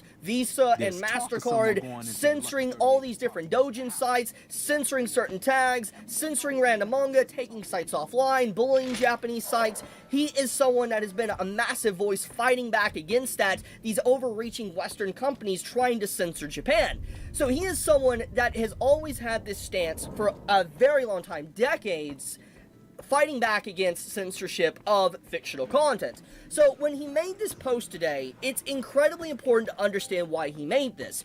He's making this to reassure everyone that what the Prime Minister is trying to do is keep freedom of expression alive and well, uncensored, But the Prime Minister does want regulation, but regulation not as in verification of age through ID or face scanning, but verification as teaching children how to properly use the internet, or teaching children how dangerous the internet is. Actually trying to probably teach parents how to parent. It's just such an insane thing that seems just like an obvious solution that Japan is doing here that nobody in the West actually can follow suit with, because parents just are too freaking lazy and don't want to do their job.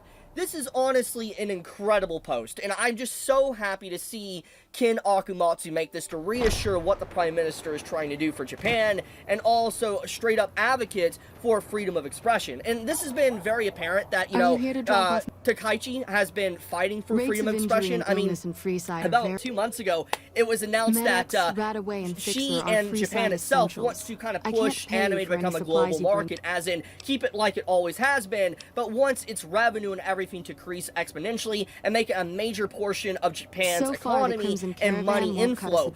Obviously, I'm simplifying that a lot, but she has been heavily trying to fight for authors to be free and do what they want to do with their works. And I think that is incredibly powerful, and it's definitely resonating with a lot of people within Japan, and I can definitely see why anyone would vote her into office after just seeing a few of these things that I've heard about her in the last few months. She is absolutely amazing to actually hear more about. So I'm just going to say in general, incredible news that I'm covering today. I'm just so happy to see this, because with a entire wave of non-stop bad news of just continuous censorship flooding in, I'm glad to see at least Japan has their head on straight and that they're doing the right thing. I mean, it makes sense because they're a nation that has always been pushed to censor content. I mean, for many, many years now, their media industry has been forced to censor stuff. I mean, like, let's think about, what payment processors have been doing to them. It's very apparent that they are probably aware of just the overreach of some of these Western companies and what they've been trying to do. So I think that them making this hardline stance to fight back against it is very reassuring. Now, I did do some brief mock-ups of who Ken Akumatsu is for those that want to do. You can pause the video and read this for yourself of what he's commented on over the years or what he's associated with, like, for instance, Mongol Ivory Z. He's done a lot of things fighting for, anti-censorship and stuff. And this is also Takaichi, the Prime Minister. I have a little bit of a mock-up of who she is as an individual and kind of what she wants to do with censorship or regulation. And it really does showcase that what Ken Akumatsu is talking about, he's dead on the money. He's basically saying, yeah, she doesn't want to censor stuff. Don't worry about it. I'm someone that's a big advocate for this. And so him making this post shows he's putting his credibility on the line to say that, yes, she wants what's best for manga and anime creators and stuff. So, yeah. I'll leave it at that, though. I wanted to talk about this. I thought this was very, very important. Probably some of the most important news I could cover today, because obviously usually I'm covering some doom and gloom stuff, but this is actually some really good news. It's the continuation of anime trying to remain as it always is, as anime. Anime is made for the Japanese. Manga is made for the Japanese. Keep anime and manga Japanese. And it seems like that message is really ringing through as of late.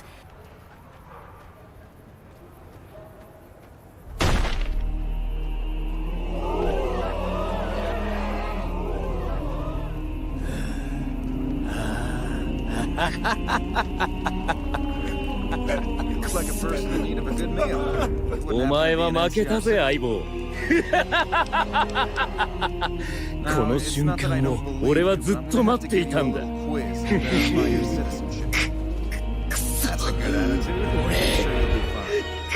ず戻ってくる。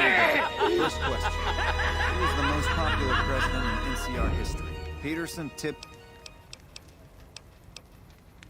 I hear the people are saying we're going to have an endless war here. You're not going to have an endless war. Aradesh, Shady Sands, the Boneyard, all 13. Right. Fine, man, last question. What animal is on the NCR's flag? A two-headed bear, an eagle, a two-headed snake, or a two-tailed lion?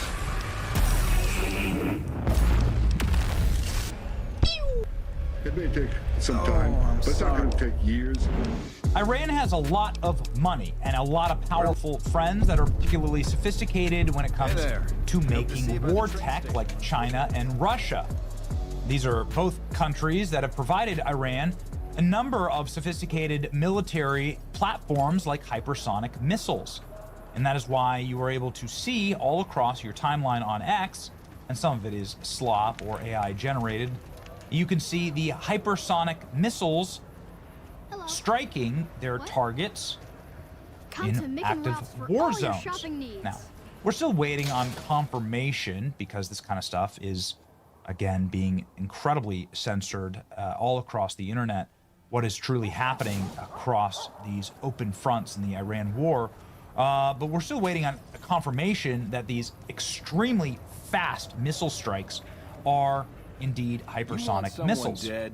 Really dead? But what's really obvious is that this is a style of war that is getting so quick and so explosive and so dangerous that videos like this are, well, going to be the norm. You're going to see effectively no missile arrive at all at its destination, and suddenly everything is gone, right? And hypersonic, obviously by definition, is something that is traveling beyond the speed of sound. And how are you going to defend against that? It's the thing that scares the hell out of every military planner, is that, you know, if you can't hear or see the projectile, how are you going to stop it exactly, right? John Kirikow, if Iran sinks an aircraft carrier, it would trigger World War III. There's no defense against hypersonic missiles. Iran we're not possesses sure them. that we can defend against an Iranian supersonic missile. We've all studied the Gulf of Tonkin. We've all studied 9/11. We've all studied Pearl Harbor. If the Iranians actually do sink an aircraft carrier, you're right. It's World War III. What's the password? And how you would sink an aircraft carrier is you would send a hypersonic What's missile. the password? And there's really not many defenses against this. Here you go. So here we go. This helps. So Iran is using up old stocks of missiles to deplete military defense systems in Israel, and then they'll be showcasing their hypersonic missiles that travel at a speed of 12,000 miles per hour. Expect one of these to be screaming towards Tel Aviv soon. There's no stopping them. No, I'm afraid we don't. Hypersonic missile. Don't you have a friend you want to bring in? Again, a lot of unconfirmed reports, a lot of fake reports out there. But nonetheless, legitimate, serious another helping concern. for your friend. Maybe this is why just literally 1 month ago, the Department of War said we have laser weapons. Yes, we have directed energy weapons, and yes, we are scaling them.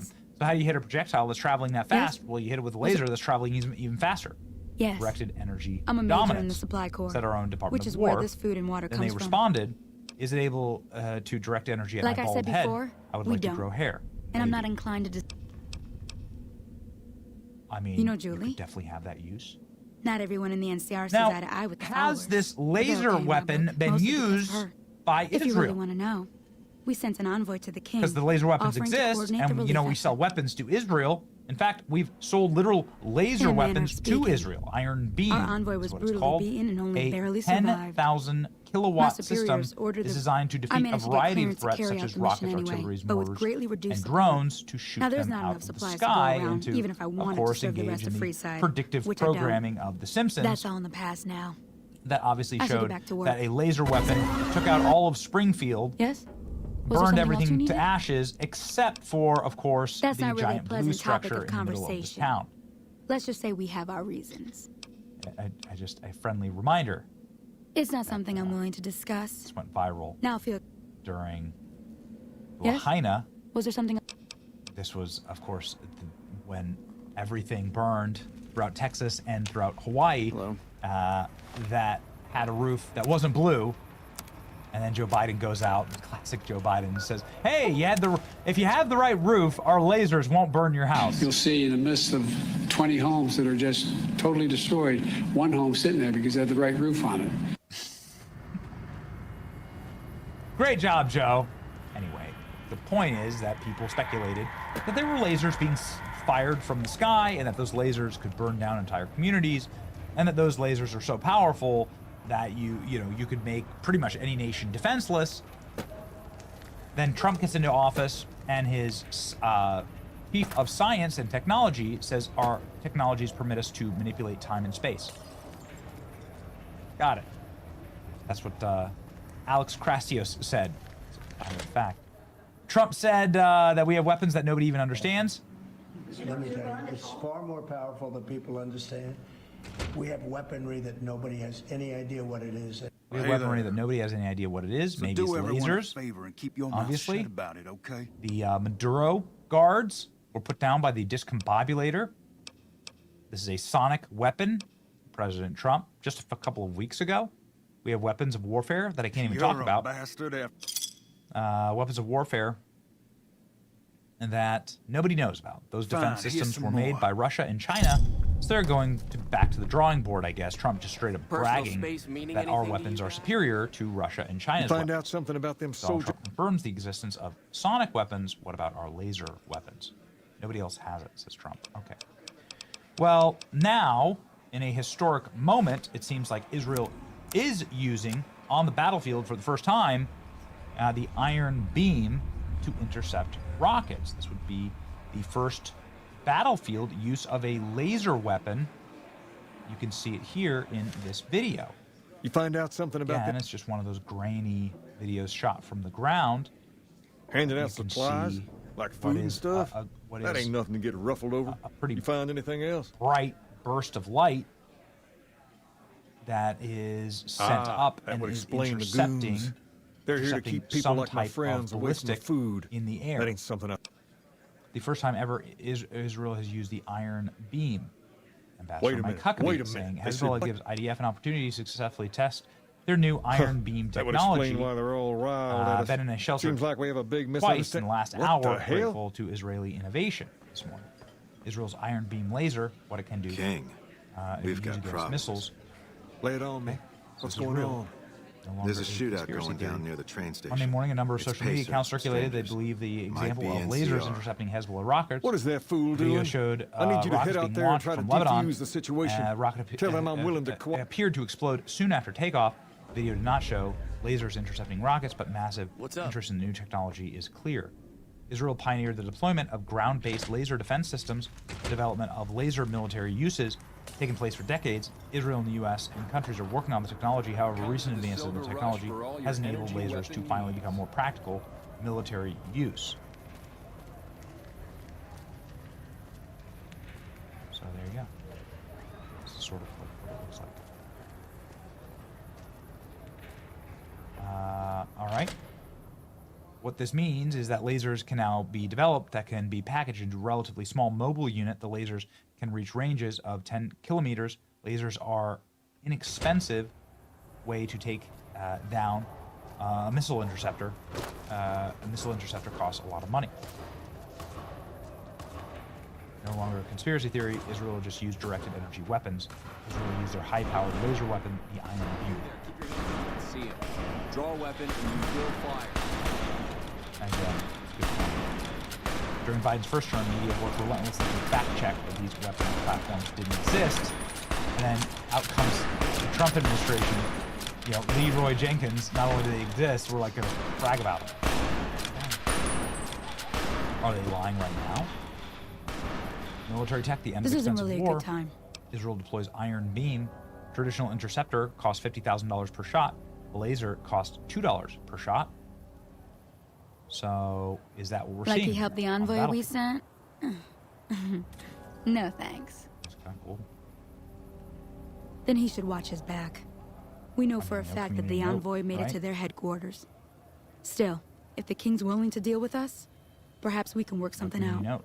I'll tell my men to stand down. Yes, reports from Israeli defense forces confirm the Iron Beam was used in combat for the first time overnight, intercepting a Hezbollah rocket towards Haifa. It first struck the first such attack since the 2024 ceasefire. A new layer alongside the dome, the video message, the footage of these laser intercepts. Brock, is it true? We're gonna see some crazy stuff in this war, man. We're gonna see crazy stuff. Stay locked in. Stay very, very frosty and salty. It's your boy Benny. Like, share, and subscribe. Just sent a messenger over saying these guys are off limits. He's probably already out. Looks like you get to be a hero. Sure.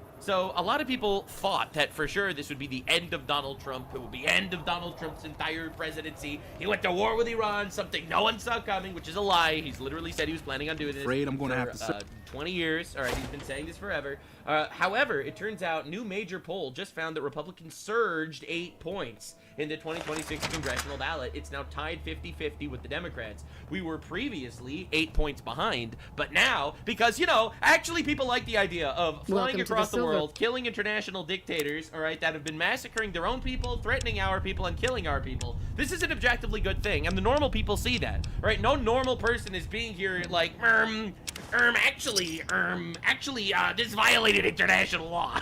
No one's fucking saying that shit, all right? That's literally only on Twitter, where they get a lot of likes from Islamic bots from Pakistan or England or wherever they come from. So now, crazy update for the war. 2 days ago, the Iran regime had 11 ships in the Gulf of Oman. Today, they have 0. The Iranian regime had harassed and attacked international ships in the Gulf of Oman for decades. Those days are over. Freedom of maritime navigation has underpinned American and global economic prosperity for more than 80 years. U.S. forces will continue to defend it. They had 11 ships, and they currently have 0. As you can see, this was their last boat. They touched our boats, and now all their boats are gone. This is so sad. So sad. Activate the GOI beam, General. Hit them with the discombobulator, and they got around in your head. As you can see, you only get one footage. they know they're like we the Iranian Navy was a deadly threat to themselves. There currently is no more Iranian Navy. All right. For other updates in just war development, confirmed the parliament in Iran has been destroyed in the recent round of airstrikes. All right, so they lost everything. They're trying to make believe that this is their master plan is actually to die as martyrs. All right, well, we're working together on that. Things have been a lot better since you helped with Iran those soldier continues boys. to maliciously Thanks launch again. ballistic missiles indiscriminately targeting military and civilian locations throughout Near the as region. I can tell, U.S. forces some remain on the sort hunt of to eliminate the religious threat, as the president institution. said. Our resolve has never been I know it stronger. says school out front, And we but are everything in here obliterating seems to be related to the their worship ballistic of missile some guy systems. from back in the Yeah, day. we're like, not only People is used to this come here to learn objectively about the him, best to thing dress we can like be him, doing for move America, like him, but it is to be objectively him. a force for If good that's for not worship, literally everyone. I don't know what right? is. These retards have been the source of instability in the Middle East for 47 years. All right, aside from massacring their own people and the people around them and As far starting as we all can these tell, freaking wars the through guy that Hamas, built through this place Hezbollah, was through the considered the coolest Houthis, of the through all these cool other and bullshits. taught other They people how to be destroyed more Yemen, like they people destroyed would come all Iraq, around they to are learn how to subjugating sing, 90 million dance. people in Iran that want to be free of this nightmare. And we Sure thing. are doing objectively, I got by Rex the here from grace a of Savager God, a few a years ago. fantastically He was a little morally dinged up good when I thing by got him. killing terrorist dictator pedophiles. I'm sorry, this been is acting unbelievable. peculiar for some but, time but, now. but what about I but took him to the Cenk? followers But and had him Cenk checked is a out, fat and they said his fat brain was Turkish bad or man who's in something. our country that's really mad about this for some reason. Well, then Cenk can continue to have bad days because No. by the grace of God, we're going to continue fucking killing terrorists. That's right. Read don't your know. Bible. Maybe. This is not only If you moral, found a way to- but the your idea best of bet kicking would be to the talk to ass Julie of these Farkas. retards is biblical. Yeah, I see some real special gay people talking about how, but it says thou shalt not murder in the Bible. No. You misunderstand. You misunderstand. Murder is unlawful killing. The Bible explicitly talks multiple times about how you go to war and you annihilate your enemy. All right? We're not handling the same issue here, it seems. Read Samuel, all right? Read Kings, all right? All right, when God sends us to war, God demands victory and complete victory. And let's not forget, we would not be here if these retards literally didn't decide to build a nuclear weapon to try and kill us. Like, I'm not exaggerating, and we're gonna see what the president and Marco Rubio has to say about this. Now, for other war updates, apparently Israel has been planning this operation to kill Ayatollah Khomeini since 2001. Oh my God. Israel hacked in Tehran's traffic cameras. Tehran is the capital of Iran. Used AI to download the Iranian supreme leader's life pattern before assassinating him in his compound with a barrage of 30 missiles. CIA also provided a human source to verify the location of the Ayatollah before Israel struck, aiding the attack. I am so happy these are our allies. All right, listen, man, this is honestly incredible stuff. It's insane. Now, apparently Israel is carrying out a ground operation in Iran involving Mossad and special forces, which also is incredible for us. As I said the entire time, I do not want our American troops on the ground in Iran. I would like us to provide our aerial and maritime support, you know, blow the fuck out of these retards from the air, from the sky, from the sea. I don't want her to step foot on the ground. I don't want us to be involved in installing democracy or whatever. Let them handle that shit, all right? But if Israel wants to, then God bless our allies and let's hope they succeed, all right? I just don't want to be stuck in the Middle East in a forever war forever. This is what I've been said the entire time. I stand by it. I have never wavered on my position here at all. Iran is an existential threat. Installing democracy would be really nice. Now, we need, as an America first position, we need to remove the existential threat. We need to get rid of their ballistic missiles, get rid of their nuclear capabilities, and obliterate the current regime. Now, whatever they do with the pieces as it falls, that's on them, and I wish them the best of luck, and I'm happy that we could assist in liberating these people from this terrorist dictator. I don't want another Iraq, and this isn't another Iraq. And everyone's screaming about Iraq, 10 years of war, blah, blah, blah. They're all retarded. Don't listen to the noise. Cut through that shit. Of course, this is what Iran's been doing to Israel lately. This is just from one volley. They've been doing this like 10 times a day. Each one of these is another area where one of their ballistic missiles are targeted. Thank God, most of them are being intercepted. This barrage, for example, was all intercepted. However, this is what they're doing. This is just targeting civilians willy-nilly everywhere. And they've been doing this everywhere. They haven't just been doing this to Israel. They've been doing this to Saudi Arabia, the United Arab Emirates. They've been doing it to Qatar. They've been blasting everyone all around them, spazzing out. Like, it's almost like they're terrorists or something. Now, this is the NATO secretary, all right? And this was a surprise to me. I did not expect this at all. But the NATO secretary comes out swinging that, yes, actually killing terrorist pedophile dictators that support all forms of terrorism is a good thing. First of all, say that my thoughts are with the service members, the U.S. service members who made the ultimate sacrifice over the last couple of days. And let me also say that the commander-in-chief, the leader of the free world, President Donald J. Trump... God! Man, could you imagine under Biden if they would have called him the leader of the free world? God, it's so good to be back. I really commend what is happening here. Taking out Khamenei, taking out the nuclear capability in Iran, but also taking out the ballistic missile program in Iran. This is crucial. And what I see in Europe, I spoke with all the key European leaders over the weekend. Can I help you? Widespread support for what the president is doing, and also making sure that when it comes to logistics, access, defending key U.S. interests in Europe and in the region, the Europeans are really a few months ago. Yeah, so obviously the Eurocucks didn't want to do anything before this happened. They were scared of blowback, especially England. As I covered in my previous video, England is occupied territory at this point. You know, they don't want to piss off their majority party of Muslims. It seems like the only Islamic country still on the side of Iran is England, There's an old ironically, scientist but named Dr. scarily Henry, enough, who reportedly specializes NATO in took this our sort of side. procedure. Now the UN, which Last I is heard, he was also living up in Islamically Jacobstown, occupied, was crashing out on us. Nope. Right? The UN was like, no, it's an illegal war. It's illegal under international law. Well, send in the international law police, okay? Wee woo, wee woo. Where's the international law police coming to arrest us for international law crimes? Okay, no one gives a shit. This isn't real, okay? International law is fake and gay. I've said this the entire time. I'll say it again. International law was invented by retards to try to contain and control powerhouses. That's literally what it was designed for. It was designed to give a vote to a tribe in Africa that eats every third baby, okay, to have voting power to veto us, the United States of America, to operate in our own best interests. International law is not actually real. All right, it's not real. It's never been real. It's this giant facade that they use to control us. It's fake and it's gay. And if they are planning on obliterating us with nukes and attempt to assassinate Trump multiple times, quite literally, fuck them. I'm happy they're all dead. That's right. Oh, but international law, but voting. I don't care. I'm happy they're dead. W. Huge W. Big orange W. But anyway, the Israeli UN ambassador shredded the UN over this. The UN Secretary General Special Representative for Children in Armed Conflict, Things have been Vanessa a lot better since you Frazier, helped. She tweeted last night. She said, what? Vanessa. Why didn't she just Man, say it's so really when nice I that was we're- there? That we're voting. Actually, I was pretty the angry fairer when it went sex down there. to be in I charge of vaguely recall international law something about conflicts. upending a few tables, maybe knocking out one of her doctors.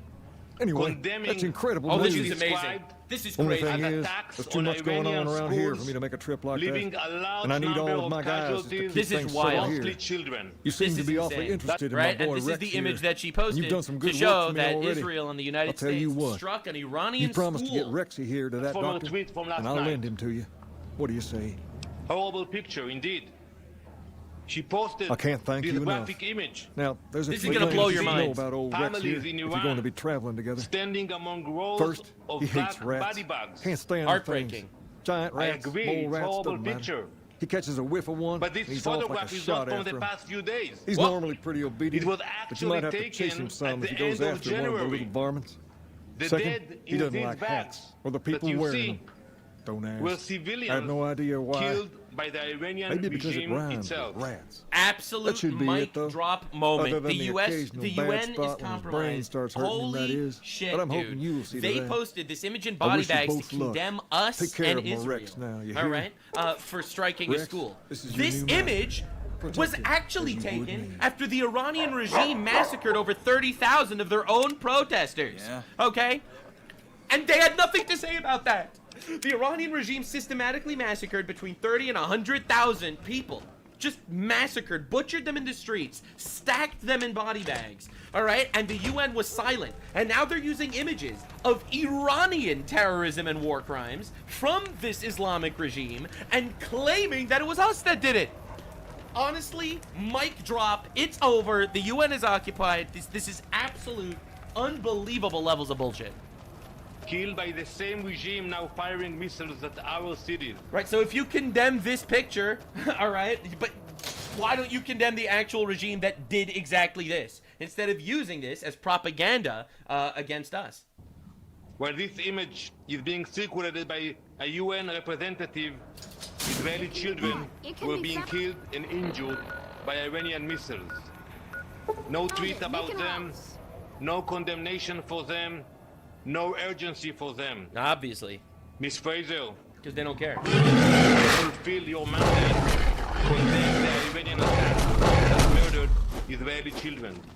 No, but they actually don't care because they're actually on the side of the Islamic terrorist pedophiles. I'm glad we're all on the same page here. Now, if you want to really be sickened, this is the IRGC, actual Iranian forces hiding in a Tehran elementary school.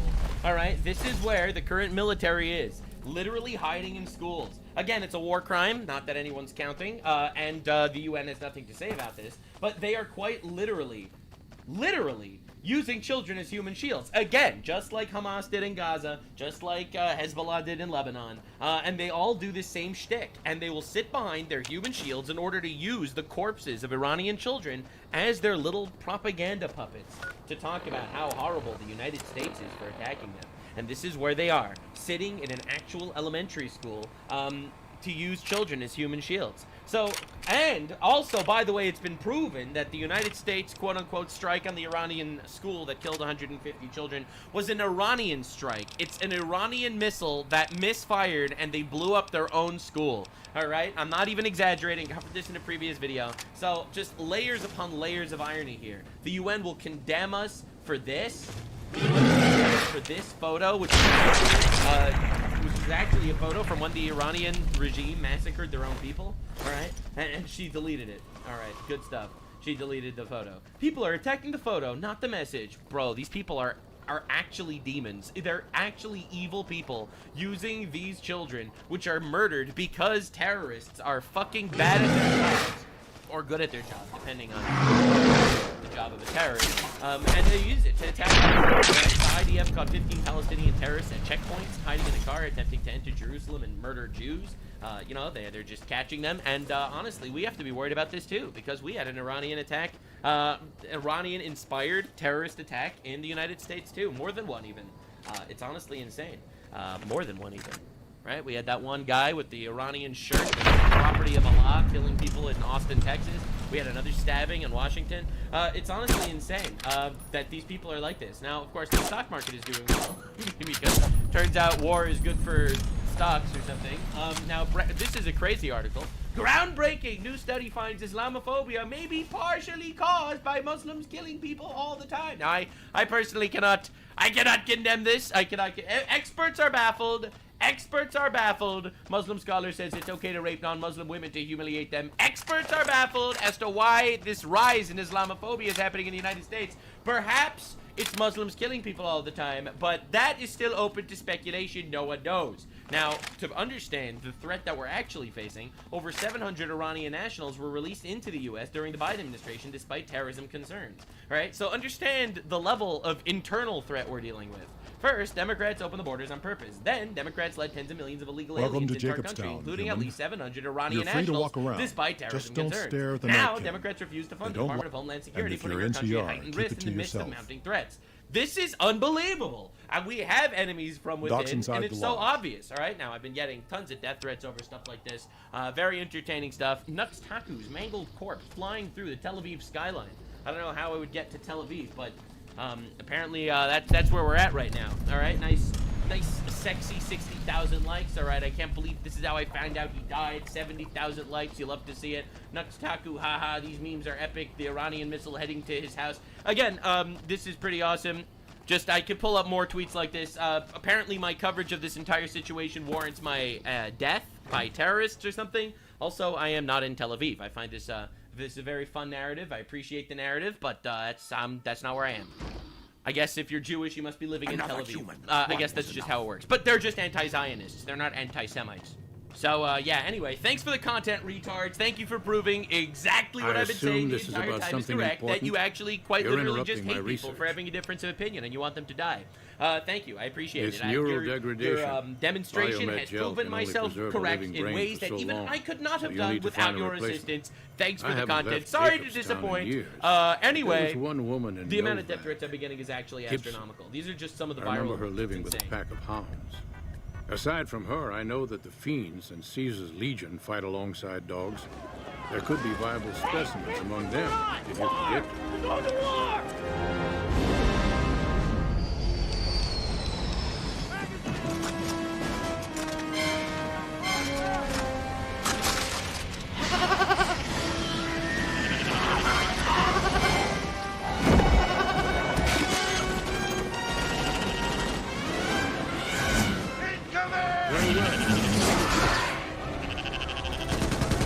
We knew it would get ugly, and it has. 6 American soldiers killed.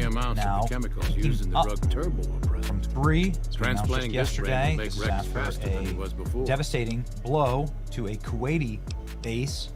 An Iranian suicide drone. 6 American soldiers killed after an Iranian strike at a U.S. base in Kuwait. U.S. Central Command said 3 soldiers died in the incident. Confirmed Monday that the death toll had doubled. 1 person succumbed to injuries. Pete Hegseth confirmed a U.S. bunker in Kuwait was hit. Again, you interrupt. Strike. Every once in a while, you might have one. I prefer the solitude. Talking about and having a bunch of super mutants around tends to keep things safe. The drone attacks on U.S. stations throughout the Mideast, and this is happening, by the way, at pretty fast clip. Last night, there was a U.S. embassy that was set ablaze. Bother someone else. Saudi Arabia expresses rejection and condemnation of the strongest terms. Flagrant Iranian attack targeted the U.S. embassy in Riyadh. Embassy alert. Drone attacks we use have imminent. Cumulative adverse There's a effects threat on of our imminent line. missile and drone attacks. Do not come to the U.S. consulate. Take cover immediately in your residence, the lowest possible floor of your windows. Do not go outside. The U.S. consulate urges U.S. citizens to shelter in place, review security plans in the event of an attack. Actions to take: if you hear a loud explosion or sirens activated, immediately seek cover. Home or building, go to lowest level. If you're outdoors, immediately seek cover. It's like crazy what's happening right now, man. So Saudi Arabia is being dragged deeper in the Middle East crisis. This is the footage of the attack in Saudi I'd heard there last were new night. people in town, Fire but I thought burning from a U.S. embassy. Thank you. Okay, so Change names what of happens jobs next? every Well, decade or something so just to keep things interesting. bad just happened. I've An never Iranian really drone done struck much science stuff till now. I'm pretty good in at Dubai, it. Or so a U.S. Dr. Henry consulate. tells Multiple me. explosions heard across the city. U.S. consulate was targeted. Most Now of the there is a time, fire on the I'm site. This is the also consulate handy with location. tools. Dubai media office says Dubai authorities have confirmed that a fire resulting from the drone incident at the U.S. consulate. No injuries reported. Thank God. I mean, it looks really bad. Obviously, people out filming. This would be the U.S. consulate here. Dubai authorities have confirmed the fire has resulted from a drone Give me a attack shout if on you the need U.S. anything. consulate in flames in Dubai. Local reports say the building was hit with an Iranian drone, unable to corroborate Prospectors looking for trace of the U.S. salvage. Marines who The guard great Khan's consulates. More footage. Again, you interrupt. I'm not convinced that the Night Stalker mutation is a natural one, and I need The someone to footage investigate from their lair. inside of Tehran, also Some of the super apocalyptic. mutants have looked around as well, but they've come back empty-handed. Perhaps a pair of fresh eyes with them. Lily might be interested in coming with you. She's lost a few of her bighorns since Night Stalker attacks, and would enjoy. Not a good look. It's possible, but I've yet to see any hard evidence or hear of any cases where humans were. Its negative effects are more pronounced on night. Here's the moment the Iranian drone attacked the U.S. consulate. Stealth feature. Thus last. For some reason, it has pronounced negative effects on the user. However, these pronounced effects will allow me to pinpoint exactly what parts of the brain are affecting. Unfortunately, terrifying stuff. Marco Rubio. The update I had with seconds before getting before these cameras was that a drone unfortunately struck a parking lot adjacent to the Chancellery building and set off a fire in that place. All personnel are accounted for. As you're aware, we began drawing down personnel from our diplomatic facilities in advance of this. In the cases, for example, of Beirut, we basically drew down to bare bones. As well as in Baghdad and in Erbil and in a couple other posts as well. So we've been very fortunate, obviously, but our embassies and our diplomatic facilities are under direct attack from a terroristic regime. I'd like to get one with an more update, I will obviously refer you to the Department of War. Suffice it to say that our objectives remain as they... Thankfully, nobody was hurt. Yeah, hey guys, good afternoon. We're following these reports out of Dubai that indicate an Iranian drone hit the U.S. consulate in Dubai. Yes, we understand that the building and many of these surrounding buildings had been fully or at least partially evacuated. And again, these are just initial reports coming in. Fox's Jennifer Griffin also confirming that a hit did take place in this area. As we look at this story and the Gulf countries under threat, just in the past 24 hours, this is the second hit on a U.S. consulate or embassy in the Gulf. Remember, overnight in Riyadh, Saudi Arabia, 2 Iranian drones hit the compound. All right. I cannot emphasize enough. You've got to be careful out there, man. That's what members of Congress are telling us. You know, we have Tim Burchett here saying that Democrats shut down DHS while sleeper cells might be out and operational. The age. Jimmy! That just Little Jimmy! swamp our borders. And now with the conflict in Iran, knowing that we have a lot of Iranians here that are not friendly to this country, it's crazy. I watch over them. Crazy to defund. Here from the Daily Mail, wild article I just got finished reading. Iranian sleeper cells have activated inside of America. Homeland Security bosses revealed go signal was sent from Tehran. U.S. targets are now the most at risk. If you're inside of a big space, like an arena or concert or something, please, please remember to keep your head on a swivel. Obviously carry, if it's legal, at the event or in the state that you are in. Do your best to defend yourselves. There's already been terrorism on our soil. I don't want to lose any more Americans. Whew. Stay safe out there. Stay praying for our American forces overseas and a swift resolution to this conflict. It's your boy Benny. Like, share, and subscribe. All right. See ya.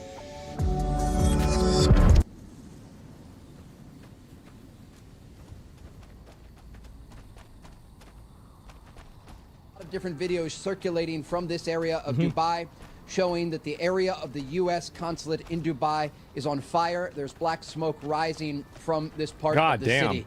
And so again, the threat. There's footage of it too. We're going to look at about this last hour. The short-range threat will be much more difficult to reduce for the Israelis and the Americans after they go after these Iranian positions. You know, Trey, when you take a look at where the United States consulate in Dubai is, it's right down near the old city. The British have a consulate down there as well. A couple of years ago, I was in Dubai and went through that whole area. I mean, that is an area deep in the heart of Dubai. And again, it's the old city, so that is a very prestigious location. Yeah, for the Iranians to send a drone into that area, I mean, that's very brazen, and that's got to provoke a response from the Emirates. Yeah, I mean, I bet they're fucking pissed. They're sending drones over there. Like, what the fuck did Dubai do? You got bombed by Israel, not Dubai. Why the fuck are you sending drones over to Dubai? It's retarded. Got a problem. Could use your help. Absolutely, and there were some satellite images circulating earlier this week that showed when the Iranians started to attack the UAE, the plumes of black smoke rising from cities like Dubai, right next to the Palm Islands, man-made island chain, were so large they were picked up on satellite images. And again, it gives you a sense, anyone who's ever been to Dubai, this is a very advanced city, modern infrastructure, very tall hotels and buildings. It's a nice place. And the fact that these Iranian drones are now soaring through the skies of Dubai and Abu Dhabi and other areas within the Gulf, it indicates that the Iranians are going after A, civilian infrastructure, but B... That's exactly what they're doing, and that's, I think, something that needs to be discussed more, is that the Iranians are targeting civilian infrastructure, and they are targeting civilian areas. Like, there are obviously going to be, like, collateral damage elements whenever you have a war, but the difference is that their focus is on creating collateral damage rather than going after military targets, and collateral damage happens on their own. They are literally terrorists. That's right. Big surprise. Infrastructure that's never seen war since it's been built. I've always known the Israelis are used to sheltering in place. They're used to this fire toward population centers. These Gulf cities and countries are not. See us around here. Trey Yingst joining us with the breaking news out of Tel Aviv. Holy shit. And somebody's got a video of it too. Oh, is this it? The moment the IRGC drone crashed into the U.S. consulate in Dubai. Here we go. That's the lawnmower. Really good footage, guys. Great job. Great job, cameraman. Something on your mind? Jesus, look at that. Shit. Shit. Yeah.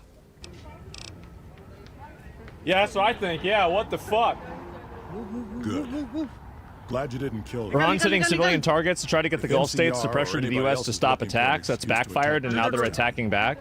Yeah, I mean, well, that's the mindset of a terrorist, right? That's what terrorists do. Leave from there! Jesus, look at that. Something on your mind? What is this? Yeah, man, it's beautiful out there. Yeah, I guess so. It's a really nice place. And yeah, Iranian here. Thank you all. We're grateful for the U.S. helping us. Hopefully this evil regime falls soon. IRGC has 0 supporters in Iran among ordinary people. Yeah, it certainly seems like that's the case. And so this is getting bombed by the, what do you call it? It's getting bombed by the IRGC as well. Like, oh my God. And then, oh, here's another image here. Yeah, I mean, look how nice this place is, man. Jesus. Look at that. Look at that. This just happened. Happened right now. High guard shutting down. I'll look at it in a bit. So wait a minute. I wonder if this war is going to last longer than High Guard did. And yeah, I'll find out, but I'm not that surprised at all. And Concord 3, yes, exactly. Low Guard already. I mean, it was obviously over. I mean, very clearly it was over. So no injuries are reported. Yeah, they evacuated everybody, but you've got this here. No injuries currently reported. Time to hit back and hard. They are. They're bombing the shit out of them.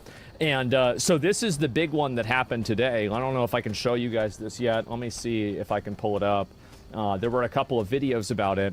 But basically what happened, let me go back and see later. Do I have it over here or not? And yeah, here it is. So Israel totally fucking demolished them. Like, basically, they had a... These retards thought that it would be a good idea to get together in a building and decide who the new supreme leader is going to be.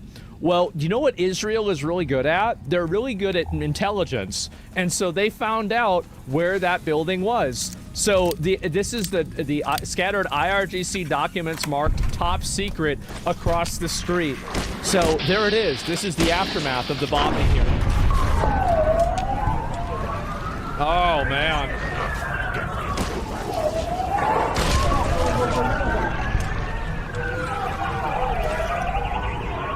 Oh, wow. You're fucking insane for glazing it? I'm absolutely glazing it. This is a huge Israel W. They killed a bunch of terrorists trying to elect the new terrorist leader, and now they're dead. They're not in heaven, they're in hell. They're rotting, burning in hell because they are parasites that have taken over a country and sucked the life out of its people for 47 years. They are rotting and burning in hell. Fuck them. 0 virgins. Not 72, 0.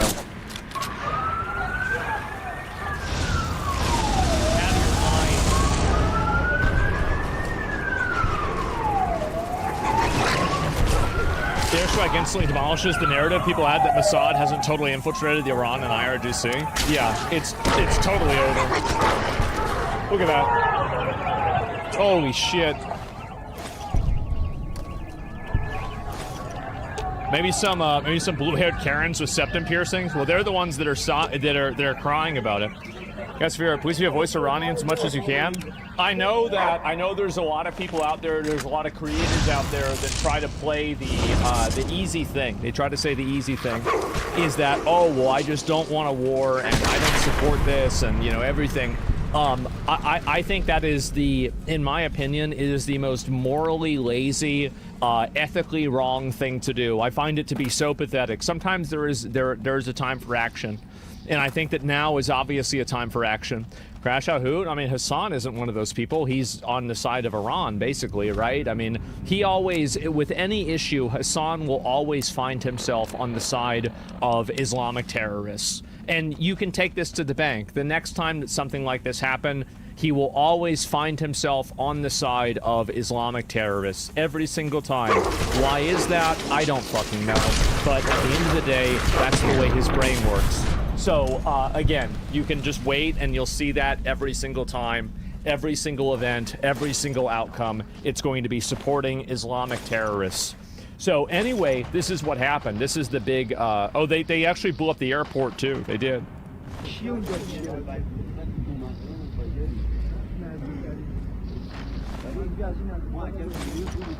Jesus Christ. So they shut down the airport so the roaches can't get away, right? And I think this is a very good decision. And, oh, this is it. Has been elected as the new supreme leader of Iran. Wow. So they got this guy. How about that? We're watching a clear day decline of launches in the Islamic Republic and only 50 missiles on day 4. I mean, if you're getting gassed out on the 4th day, I mean, this is not very good. And we'll see whether that's going to happen or not. You look at the UK drones on Flight Tracker. I can't see that. Are the Houthis active, actually? Would you expect them to be hitting ships again? No, because Iran's totally disabled, so they're not being funded. That's the whole reason why you had that happen. Oh, and this is, by the way, guys... In a ceremony steeped in military pageantry, Iran's Islamic Revolution Guards Corps commissioned this maritime mammoth, the Shahid Bagheri drone carrier multi-mission vessel. Converting a bulk carrier required completely re-engineering the superstructure. This accomplishment showcases our successful development of the indigenous expertise required to execute such a complex conversion. Is that right? What began as a commercial vessel has been transformed through 2 years of intensive retrofitting into what Iranian commanders now call the floating fortress of drones. The floating fortress of drones. Referring to this vessel as merely a drone carrier would be an understatement, as it serves a much broader role as a mobile I wonder if this guy's dead yet. Extends Iran's military presence into international waters. This versatile vessel is fully capable of conducting a wide array of military operations, which are not limited to deploying and operating aircraft. Wow. Featuring a 180-meter flight deck, the state-of-the-art warship is capable of deploying multiple drone squadrons, helicopters, and missile systems, making it a significant addition to Iran's naval fleet. All these ships have been upgraded to submarines. The warship is already equipped with some of Iran's most recently unveiled military hardware, including this new drone, the JAS 313. Wow. This latest iteration of the Qahir-class stealth drones, the JAS 313, is Iran's most advanced drone yet. Send those lawnmowers out. On board by the Ababil and Muhajir reconnaissance drones. But that is not all. Our adversaries will be compelled to reassess our deterrence capabilities. They must recognize that miscalculations on their part could have severe consequences, as this vessel is just a small part of our overall military strength. The timing is no coincidence. Coming on the anniversary of the 1979 Islamic Revolution, This commissioning sends a clear message Oh of my military God. self-sufficiency. But probably the most important capability of Yeah? Shahid Bagheri is that it can remain at sea for an extended period of up to a year. Some people are saying it's going to remain in the sea for all of time. A feature that makes it a game changer for the Iranian armed forces. Uh-huh. And from this flight deck in the Strait of Hormuz, Iran... This is the game changer. It's now on the ocean floor. How about that? And immediately think about, bro, they didn't even get a chance to really use it. That was it. They didn't use it at all. We have a nuclear-powered vessels at sea for 40 years. I know, man. And Rip Highguard, bro, appear strong when you're weak. In this case, they still appear weak. Well, that's the thing, is appearances could be deceiving. Do you think Iran will last for a week? I don't know. I'm not sure. I don't know if I can... I don't know enough about it to be sure about that. I don't know. This is them popping off.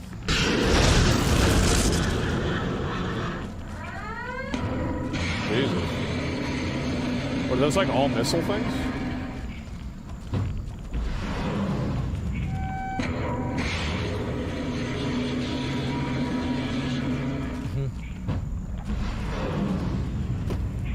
Oh. Somebody says Hussein Soleimani got killed by Israel. So wait, this guy didn't even last 6 months before that video and he's already dead? What a loser. Didn't last 6 months. I mean, why would you even join? Like, can you imagine, like, oh yeah, I'm gonna join the Iranian military. Like, you gotta be out of your fucking mind. You gotta be full ass retarded.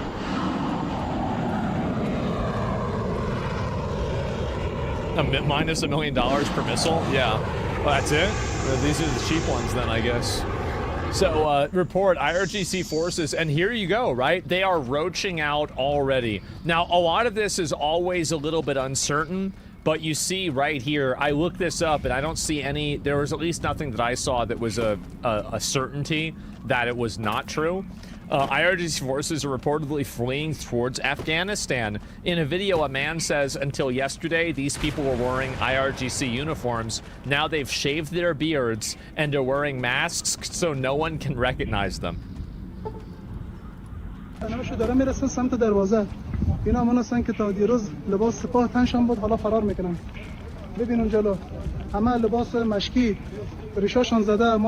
to Afghanistan, guys. Wow. Smart. See, I told y'all they'd roach out. I said this before, and the thing is that I don't blame them. I mean, if I was in the IRGC, I'd be getting the fuck out of there too. Absolutely. Like, yeah, 100%. So 2 weeks, they'll be... You might not believe it, but in 2 weeks, this guy's gonna actually be running for the, for mayor of Birmingham, and he's probably gonna win. And they'll have immediately granted him asylum. You know, the guy's already got military experience. He's got government experience, so it just makes sense. Yeah, they should be sending them over to Britain. I think Britain needs more of these people, right? Do you think this is a good idea, though? What is this? I wouldn't want former IRGC members in America. I think that Afghanistan could do kind of a bro move, right? I mean, to make up for that whole thing with, like, you know, 9/11 and all that. They could just, like, tag every single one of these guys, and then as soon as the war's over, just, like, give Israel all the names, give America all the names, or just give the Iranians all the names, and be like, yep, they live right here, go get them. Yep, that's it. And it's kind of true. Yeah, they could do a, fuck no, the UK actually has nukes. I know. People are saying the UK is going to be the first Islamic state to have nuclear power. Probably will happen. And it does appear Iran's launch capacity is decreasing. It is. And then these are also doctors in Iran, too. From inside of Tehran, we thank you, President Trump. You asked us yesterday what was our... I love how... Has a president ever had a theme song before? Is that Pakistan? Oh, I forgot about Pakistan. You're right. Jesus, yes. I always forget about Pakistan. Yeah, this is the first one. Reaction, people of Iran? I will say you did. Is this a new thing now, though? Like, does every president now need a theme song? We're gonna pay with our life. We are gambling here our life. Like the next president. I feel like they kind of need one, right? We're gonna take our country back. Is there something else I can do? It's for aura farming? Yeah. There's still America hasn't won a war since World War II, Big L. I'm astonished at exposure to this. Yeah, and you know why? It's because it was working as intended. They weren't trying to win a war. This group of knights, there's only They were one trying to have a war. And they won the war of having a war really well. 20 years of a war. That's a long fucking war. Lily is eccentric, certainly, but I've never felt she was dangerous. Man. More important than she was she could help us. True, yeah, Vietnam War. I mean, again, like, we're trying to help them get rid of these. Oh, here we go. The shot from a nuclear submarine ripping off character debt. What is this?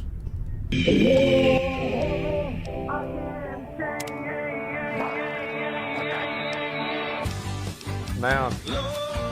Do you remember whenever they had all that AI footage of, like, them blowing up our aircraft carriers? Remember that? Man. Didn't go too well, huh? The equipment is hooked up and ready. Quit in Vietnam? Yeah. Very well. Please stand back. No fucking surprise, but yeah, they've got the actual. Did you see Myron's crash out on the war? No, I didn't see that at all. I think that there's been a tremendous amount of people who are unironically anti-Semitic who they side on Iran. They side with Iran because they hate Jews. Like, I don't think this is the majority, and I'm not saying that's Myron either. I like Myron. But, like, I do think that there's a large contingency of those people. How are those readings looking? And I think that, like, it's the other side as well, right? Some people just hate Muslims, and so they're siding with Israel, like, unquestioningly. I mean, you have like biased decision making that's coming from both directions. Oh, this is the meeting that he had. They're just evil. They're it's not the politics; it's their whole philosophy. It's their whole where they come from. It's terrible. Where they killed 35,000, I thought it was 32. Now it turns out it's much more than 35,000 people. Jesus. And in some cases, using machine guns with people that have no weapon. They have no weapon, and they're being machine gunned. They're being sniped from buildings. They're hitting the people with snipers right through the eyes. It's just a very evil ideology. It is. He's right. He's completely right. Nobody's really seen anything like it. What's crazy is that everybody thought that Trump was going to get into the White House and put a bunch of fucking lavish gold shit everywhere. And he got into the White House and everything's fucking gold. Like, he actually just did it. Iran only has small boats left after the military sunk all 11 military ships off the Gulf of Oman. Oh, here we go. Take a look at this new video shared by U.S. CENTCOM. You can see the U.S. is destroying Iran's ballistic missiles so far, hitting 1,250 targets. And President Trump says the most punishing blows have yet to come. And more help is coming too, Sean. The U.S. is deploying more troops to the Middle East and more air assets as the number of killed U.S. troops now stands at 6. U.S. Central Command shared this video as well of an Iranian ship being absolutely obliterated. The U.S. has sunk 11 Iranian ships. Defense officials tell Fox Iran only has... Wait a minute, is that the boat? Now, just hand it over and we'll be on our way. Is that the boat we just saw the video of? Small boats left, but still could mine the Strait of Hormuz. Oh, Iran no. says it's closed. The U.S. says it isn't. Meanwhile, 3 American fighter jets got shot down accidentally by Kuwaiti air defense today. All 6 American pilots are okay. The incident is under investigation. Iran also continues firing on American bases all across. Yeah, of course, right? And then here we go. Let's see if I can find this as well. And you've got also hundreds of Iranian universities have signed a statement declaring Constitution of Islamic Republic illegitimate and calling for the immediate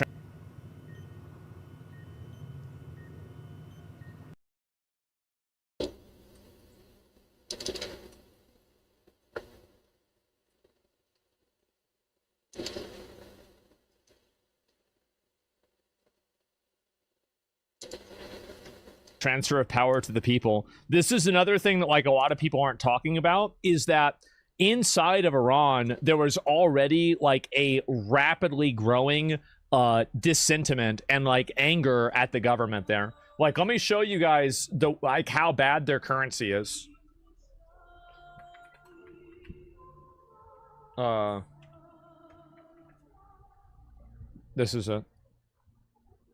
This is crazy. 1 second, guys. So 420 in. So usually when you have a graph like this, or you could have a graph like this. So like, let's look at this graph right here, okay? Like, when was the last time we saw a graph like this? High Guard. You know what High Guard got announced today? Shutting down. That's right. Shutting down. So anybody who has a graph like this, it's over. It's totally fucking over. And keep in mind, this is at 2016. Like, it basically went to escape velocity. And now the Iranian rial, it's like you can't do anything with it. It's fucking like monopoly money. And so anyway, they've totally lost. Oh, here's another one here. Yeah, there we go. It's just gone. The black market dollar exchange rates for the rial has risen sharply, reflecting the poor state of the country's economy. So you can see, right? I mean, this is just a totally escape velocity. Yeah, it's out of control. Like, you can't get away. It's not coming back. Like, you're not going to be able to like rein this in and figure it out. Follow the value of the. Look at this. This is wow. And just keep in mind, this stops at 2025. Buy now? Yeah, look at this. This is awful. And so anyway, let me go back. Let me just do a conversion, okay? So for $1, for $1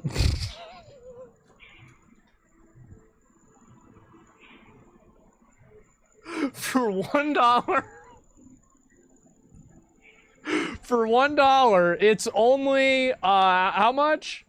Let me see here. It is 1,345,000 rials. A $1 owner in America, you are a millionaire in Iran. Yeah. That's it, guys. Who here is a $1 owner? And who has $1 here?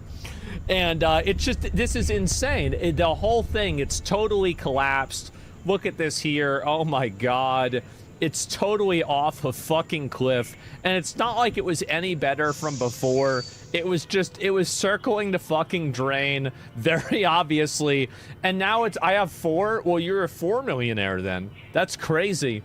And so, yes, people don't realize how bad it really is. And this is Majid Reza, Iran's newly appointed defense manager, has been killed in strikes just 2 days after taking office. Not a good day to be Majid. Not a good day at all. And try the other way around. Yeah. And what if I have? Check the price of things as comparison. It's just like realistic. Of course, the value of rial is fucked. It's totally fucked. And that's what I was saying. Where is this here? This is the one I showed you guys earlier. I'll pull up some more information about this stuff too. Because, oh, is this it? Oh, this is the Spain thing. I want to talk about that more. And yeah, is this? Check the price of things as comparison. It's just like realistic. Of course, the value of rial is fucked. It's totally fucked. And that's what I was saying. Where is this here? This is the one I showed you guys earlier. I'll pull up some more information about this stuff too. Because, oh, is this it? Oh, this is the Spain thing. I want to talk about that more. And yeah, is this what I've seen before? Listen, let me explain to you guys this in simple English. Okay? Iran is run by lunatics, religious fanatic lunatics. They have an ambition to have nuclear weapons. They intend to develop those nuclear weapons behind a program of missiles and drones and terrorism that the world will not be able to touch them for fear of those things. And this is the weakest they've ever been. Yep. Now is the time to go after them. The president made the decision to go after them, take away their missiles, take away their navy, take away their drones, take away their ability to make those things so that they can never have a nuclear weapon. That's why the president made this decision. It was the right decision, and the world will be a safer place when these radical clerics no longer have access to these weapons. You see how gotta shut them down. They're using them now. Imagine how they would use them a year from now if they had more of these. Exactly. Yep, definitely. 100% sounding like a president? Yeah, he is. And Spain's government responds to Trump's cutting ties with them. Oh, I'm going to look at that in a bit. Love being an Iranian trillionaire. You're an Iranian trillionaire. That's pretty good. And what is this? Confirmed B-52 bombers. Ooh, those are the old ones. Wow. Hopefully and, that fixed this is it. one we already saw before.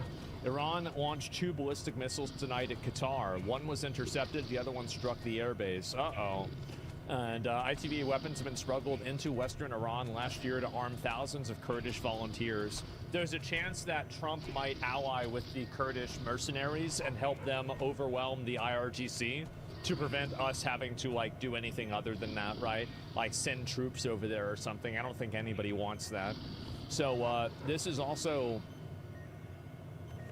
Man.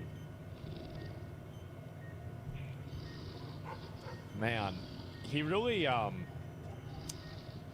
just really, it hasn't been going well for him, right? I mean, it really, it's not good.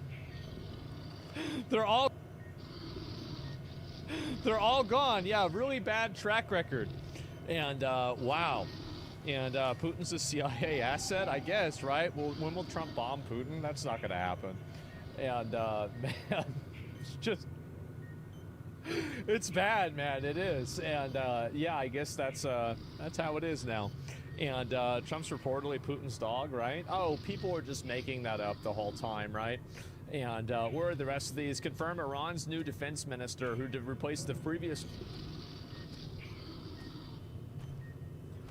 We can now confirm that Iran's new defense minister, who replaced the previous defense minister, who had replaced the defense minister before him, has been eliminated. Oh, man. Wow. Russia has the bigger nukes? Yeah, I guess so. Trump should help the Spain regime change. Maybe you're right. And from another perspective, Putin can't ally with Western people, so those are his only options. Yeah, I don't know. That's the hat trick? Yeah, guys, this time, they're going to have it for sure this time, okay? And where is this? Yeah, Bill, Dana, good morning. I do want to just start with some breaking news here before I show you the scene of one of these cluster munition impacts just outside of Tel Aviv. But I'm told by a senior Israeli official that the Israelis just struck the Supreme Council gathering where the Iranians were meeting to choose a new supreme leader. Yeah, okay, I did see this. Yeah, this is the new supreme leader, guys. Iranian, look at this here. Iranian suicide drones. Yeah, we saw it already. And what is this here? Iranian suicide drones are striking the port of Salana in Oman. This is the same Oman that did everything that they could to help Iran avoid a war by holding peace talks between the U.S. and Iran and Oman. This is how Iran repays the favor. This is what you get for being an ally to Iran. Thanks a lot, guys.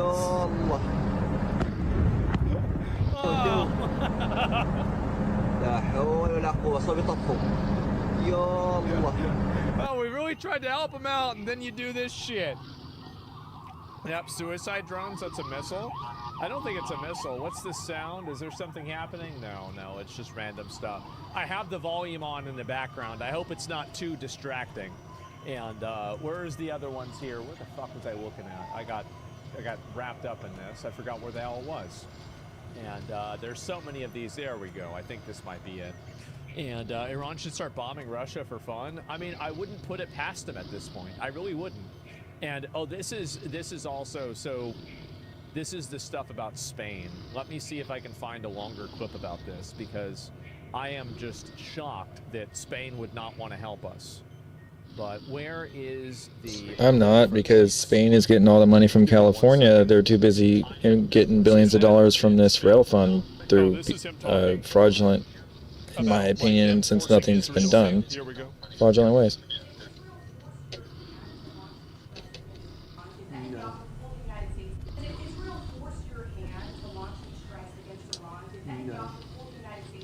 Keane has never liked me. I might have forced their hand. Keane has never liked me. You see, if we anyone were can having talk negotiations. My request is perfectly reasonable. Give us the stealth boy stacks, they were going to and there attack will first. be They no were going need to for attack us if to we didn't do it. Yep. They were going to attack first. I felt strongly about that. And we have great negotiators, great people that do this very successfully. No, I didn't. Not until now, anyway. Very well. Based on the way the negotiation was going, I think they were going to attack first. Request. And I didn't want that to happen. Don't let them do it. So, if anything, I might have forced. I keep hearing about some courier making a fuss over at the we were ready, and we've had. So there it is. That whole narrative that they invented yesterday was bullshit. Nice work with the now knife you could pin. say that they're I've never seen anyone able to talk their Trump's kind out of saying that, anything and once they had their the truth is mindset. that Israel is controlling I got a them, lot of he just useful doesn't data want from to the tell people experiment, that. and But I'm a other lot than- closer to here a we cure go. than before. Missile sirens now It's in occurred to me Israel. that this brief test might Let's not get it. yield a cure anytime soon. However, if Lily were to continue to wear the 146 prototype,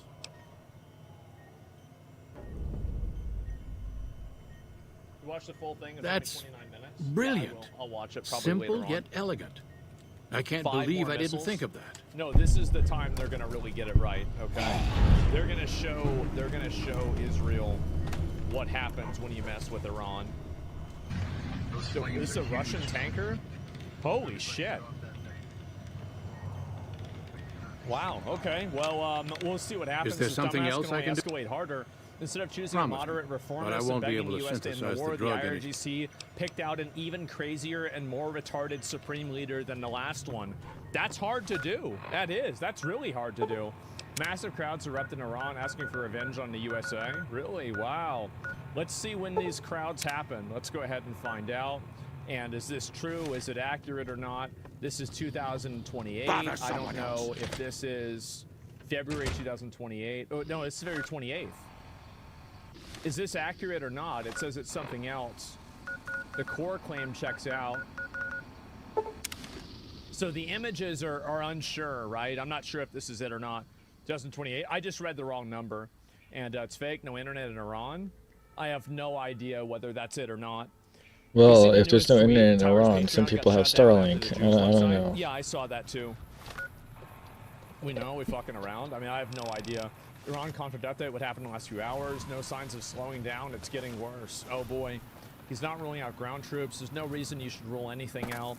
And Trump confirmed the U.S. struck Iran's new leadership today. Pretty substantial. Says Iran is beaten militarily. No Navy, no Air Force, no radar.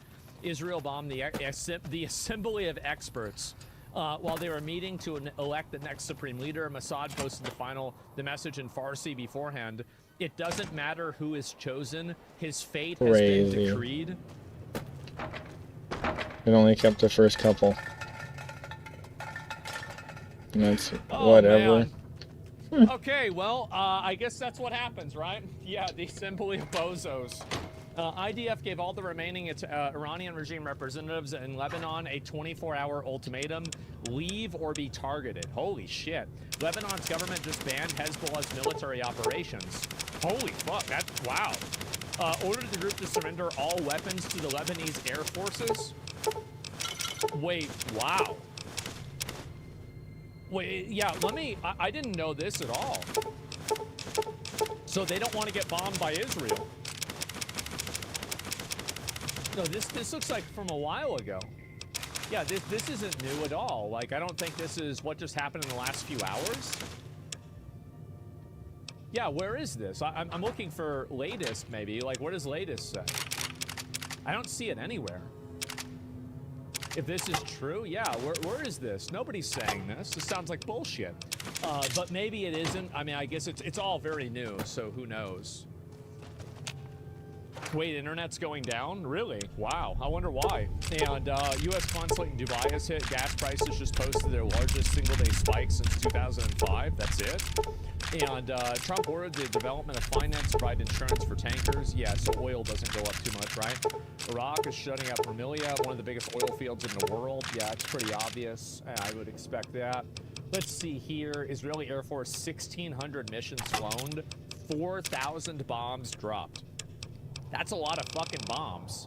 And so, and then also the Natanz. This is one of the facilities that was bombed by America like 6 months ago.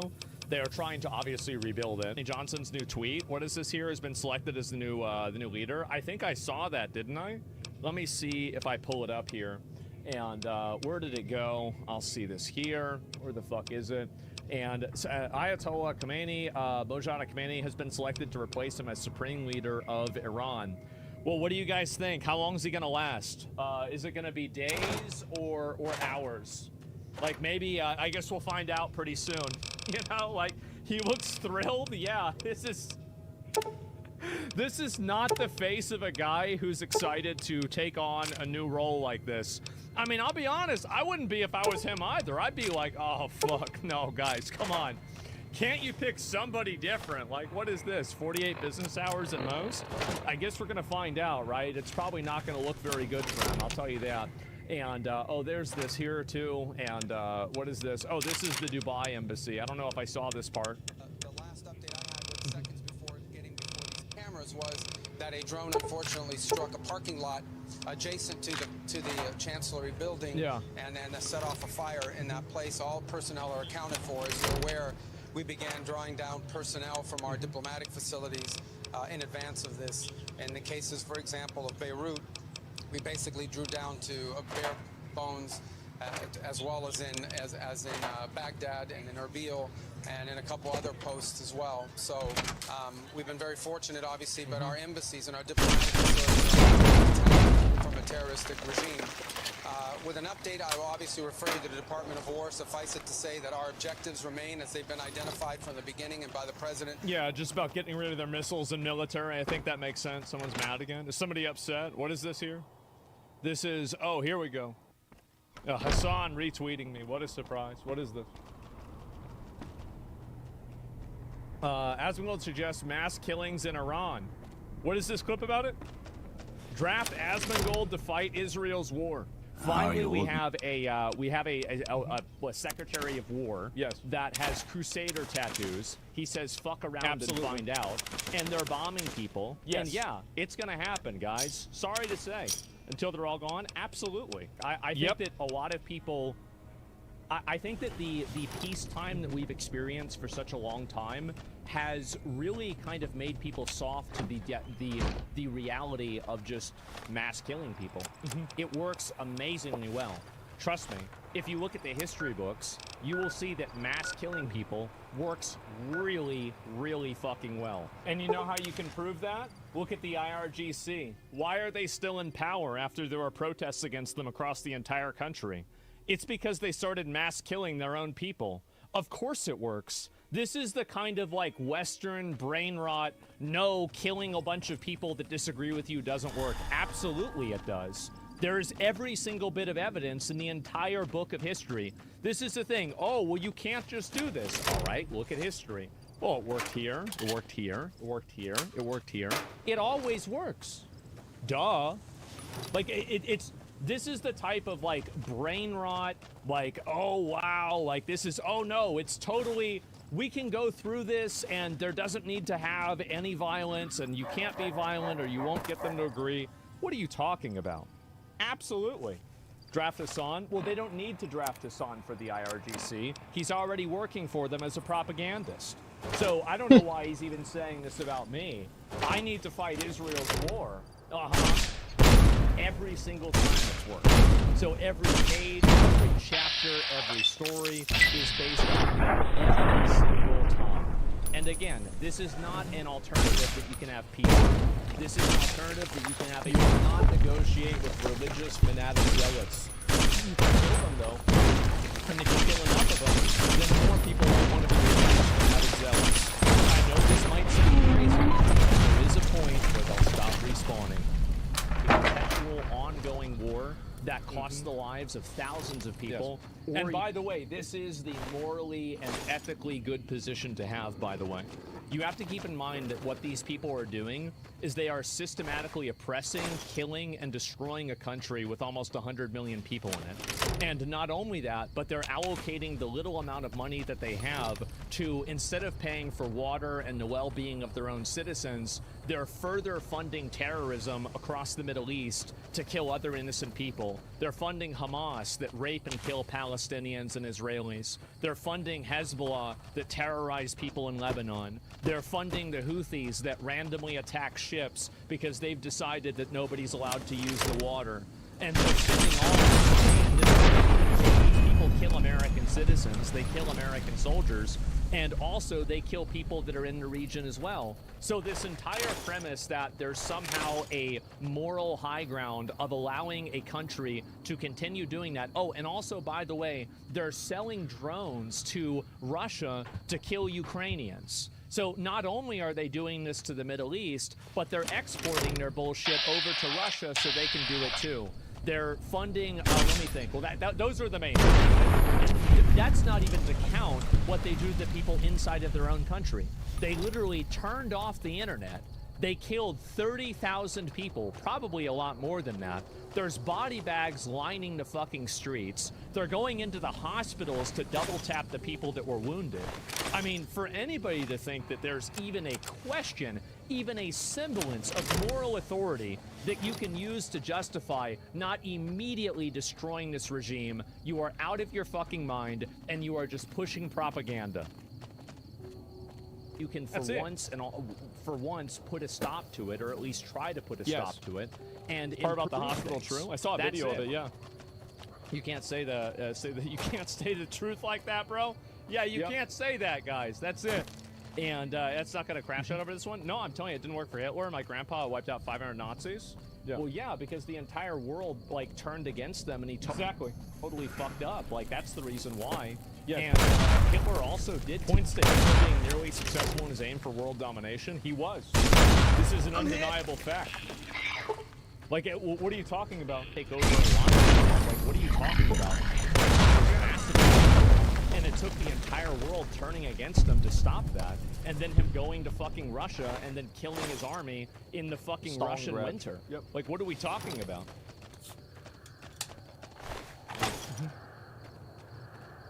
Some dumbass argument. If you kill your I feel bad for Osman sometimes having to corral his idiot fucking people. So people are mad about me saying this. Well, guess what? They're mad about the fact that it's true. And if you don't think it's true, just wait for Israel and America to do the same thing. And then all of your hero terrorists that you keep running defense for, they're all gonna be dead. And after that, things can finally get better. Despite everybody kicking and screaming, begging, please don't kill our terrorists. Specifically cut out the part where you're talking about the IRGC, and John Fetterman said the same thing. Oh, this is it. Yeah, of course I'm talking about the IRGC. I mean, why would I be talking about the Iranian people? That's retarded. Oh, here we go. Here's John Fetterman. Of the random mullahs, too. Yep. Which, I mean, that was pretty great, actually. So, all right. Yeah, it was. And hopefully there's more. And exactly, it's embarrassing. It really is. And yeah, what is this? Is there another one here? Let me pull this one up. Somebody else is linking me one. Uh-oh. Oh, Jesus. Is it? I think I saw this. Iran handling 8 countries alone.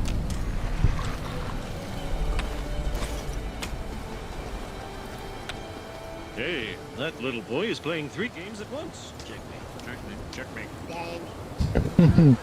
Stupid.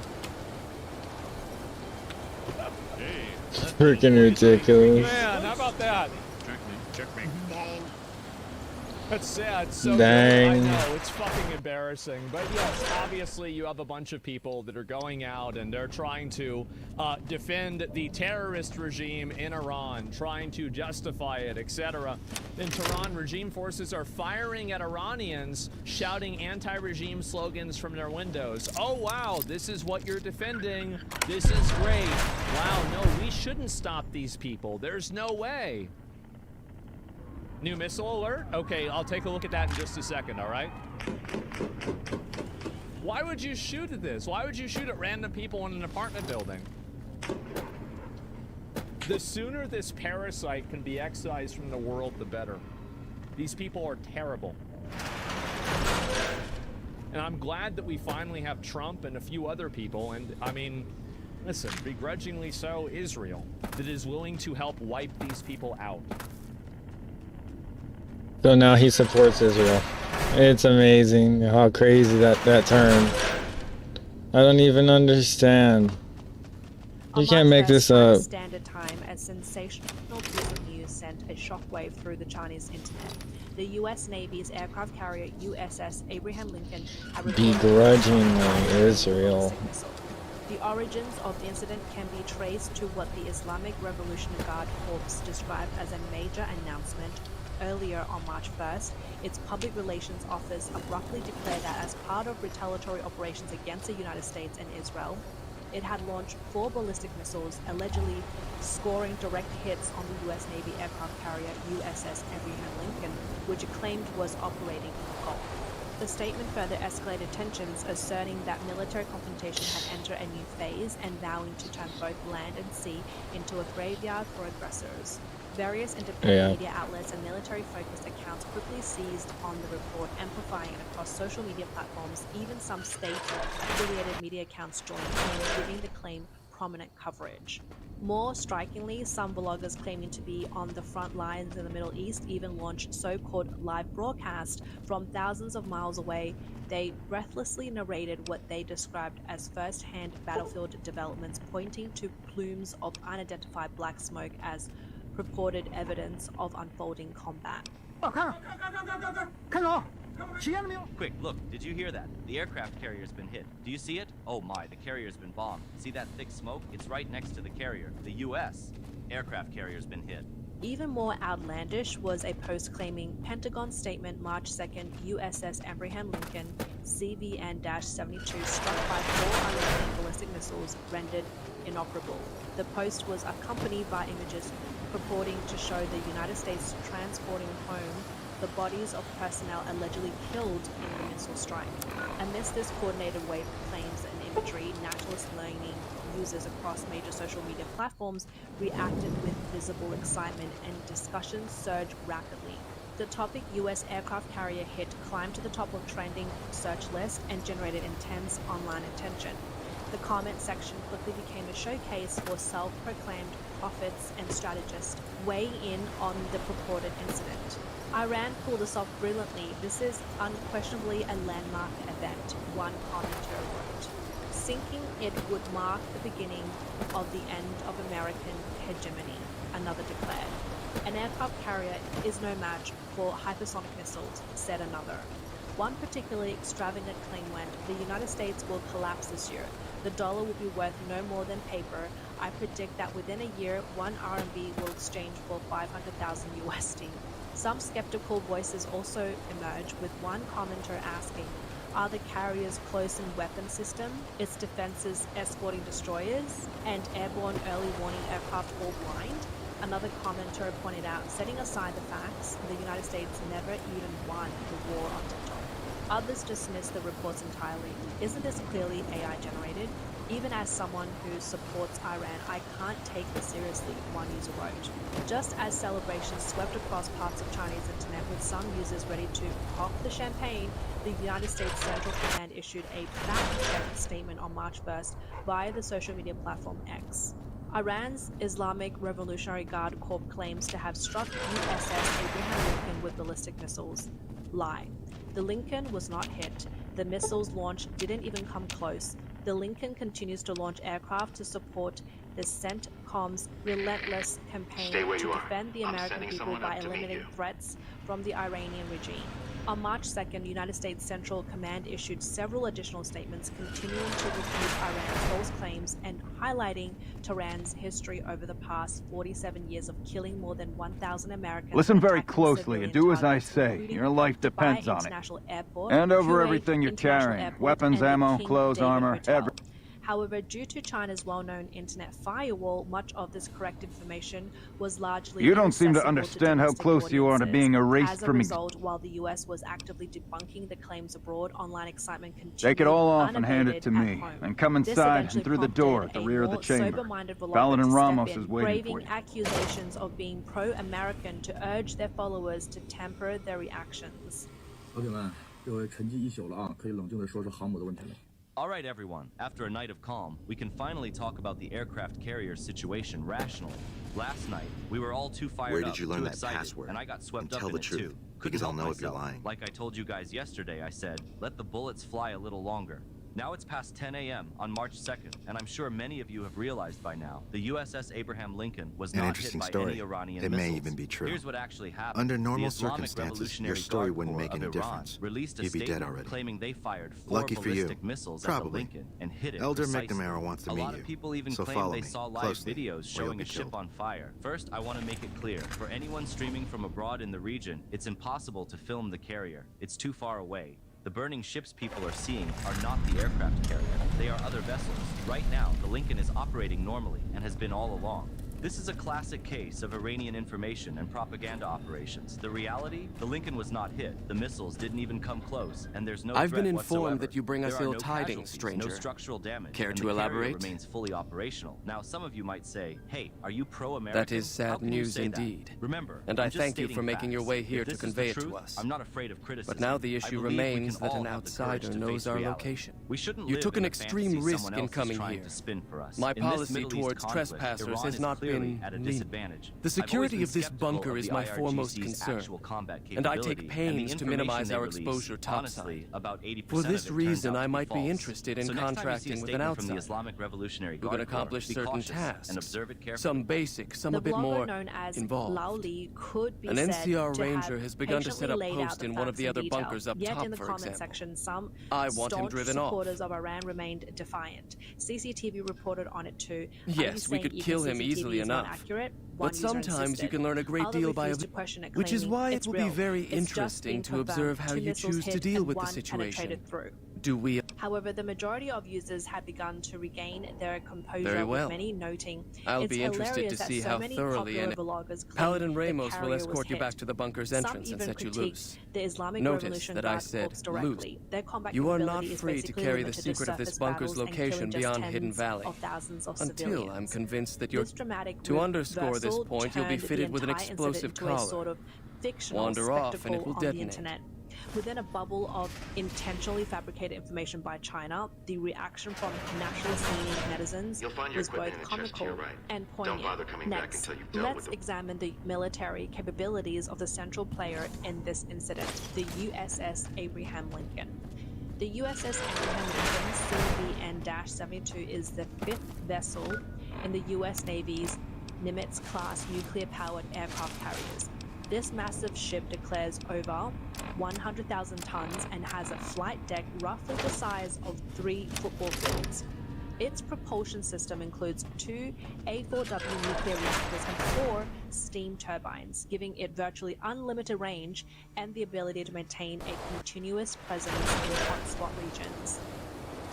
Of course, size alone is not enough. Its true strength lies in both offensive and defensive capabilities. The carrier carries nearly 90 aircraft, including F-35C stealth fighters, FA-18EF Super Hornets, EA-18G Growler electronic warfare aircraft, and E-2D Hawkeye early warning planes with operational ranges exceeding 1,000 kilometers. Even if some threats manage to get through, the carrier has multiple layers of close-in defenses, long-range coverage via the RIM-7C Sparrow, medium range with the RIM-66 Standard Missiles, RAM, and at point-blank range, the Phalanx close-in weapon system can unleash thousands of rounds per minute, turning incoming projectiles into shrapnel. Thought you'd sneak up on me, you filthy powder? Either. It is escorted by several Arleigh-Burke-class Aegis some destroyers stones on with you, layered son. missile defense systems, creating a tightly woven protective network that deters Now why would I virtually do that? any You attackers. see some powder gangers on So the approach you or see, something? for any Iranian missiles to actually hit the Abraham Lincoln, it would have to get through multiple layers of defense. To put it into perspective, the challenge You've of seen that that is with far your own greater 2 than eyes? China's men's soccer team qualifying God for the damn. World Cup finals. I knew Cook's gang passed through these According parts to about US that sources, frequently, the Iranian but missiles I didn't know were they detected hold up and here. tracked from several hundred Be a kilometers rude away. awakening to find Never even 15 of those entering the merciless 5-kilometer bastards looking perimeter down at me around the snoozing carrier on my before being bedroll. intercepted or Yep, deflected, of I'd be course. better off setting In up short, an the ambush so-called along one of their sensational routes to battle catch report stragglers. was nothing more Thanks for than the a carefully information. crafted piece You of may have saved propaganda my by life. the Islamic Revolutionary Guard Corps, aimed at flexing military strength Sorry, for but I've got a domestic long hike audiences and restoring national pride. With the question of the Lincoln status clarified, attentions turns to the actual Operation Epic Fury. This U.S.-Israeli joint operation is precise surgical strike campaign produced results in just a few days that exceeded expectations. On the first day, a combination of bunker-busting munitions and drone-eliminated 49 high-ranking Iranian officials, including Supreme Leader Ali Khamenei and several potential successors. President Donald Trump called the results stunning in an interview, noting that rather than searching individually, the targets had conveniently gathered together. Over the next 2 days, the operation proceeded as a one-sided clearing campaign. More than 1,250 targets were struck, including ballistic missile bases, air defense installations, and naval headquarters, all systematically engaged. On March 2nd, U.S. force carried out an airstrike on an underground uranium enrichment facility in Isfahan, Iran. According to reports, the strike resulted in the death of 24 nuclear scientists. The Iranian Navy suffered severe losses, with 11 vessels reportedly destroyed in the Persian Gulf, effectively reducing its fleet from full strength to total incapacitation. At the time, U.S. forces established complete air superiority and reportedly conducted cyber operations that significantly disrupted Iran's How did you resolve the command and situation? control capabilities. Iran's state television signal was reportedly hijacked by hackers who broadcast you exploited speeches his fear of powder gangers very effectively. Benjamin The collar includes a Netanyahu microphone, with Persian subtitles urging the Iranian people to overthrow He'll keep the his current distance, regime. setting ambushes, Meanwhile, on never the Iranian suspecting side, that these the bunkers situation house quickly something far more dangerous to him than Missiles and drones criminals. launched from within Well Iran played. struck at targets Since in you Dubai, completed your assigned Oman, task, I will Israel, allow and you to other come and neighboring go from the regions in a bunker largely freely. indiscriminate So let's manner. get that collar But off you. most were intercepted There, by systems that's better, such I as hope. the Iron Dome. Now that we turning have the that bit of attacks into little unpleasantness more out of the than way, there is a fireworks in the matter night that I would sky. like to discuss with On you. March 2nd, Iranian Stop by the Foreign command room when Minister you can. Abbas And bear in Araqchi mind, publicly if you acknowledged end that up the betraying country's us, military we will apparatus know had it, descended into and there will be disarray, no with mercy. the command chain effectively collapsed. He addressed the attacks on Oman, stating, "What happened in Oman was not our intention. What I We wish have to discuss instructed with the you armed can wait for forces once to I get exercise caution when selecting targets. In fact, our military units are currently operating independently and in relative isolation, acting according to previously issued overarching directives." In other words, the senior leadership had effectively been decapitated, with central command incapacitated, lower level units defaulted to pre-established doomsday protocols, resulting in indiscriminate missile and drone launches aimed at stabilizing the broader Middle East, only to make Iran a target itself. Meanwhile, the United States continued to reinforce its military. In the early hours of March 2nd Eastern Time, United States Central Command announced that the world's largest aircraft carrier, the USS Gerald R. Ford, had officially entered the operation, launching carrier-based aircraft from the eastern Mediterranean to provide support.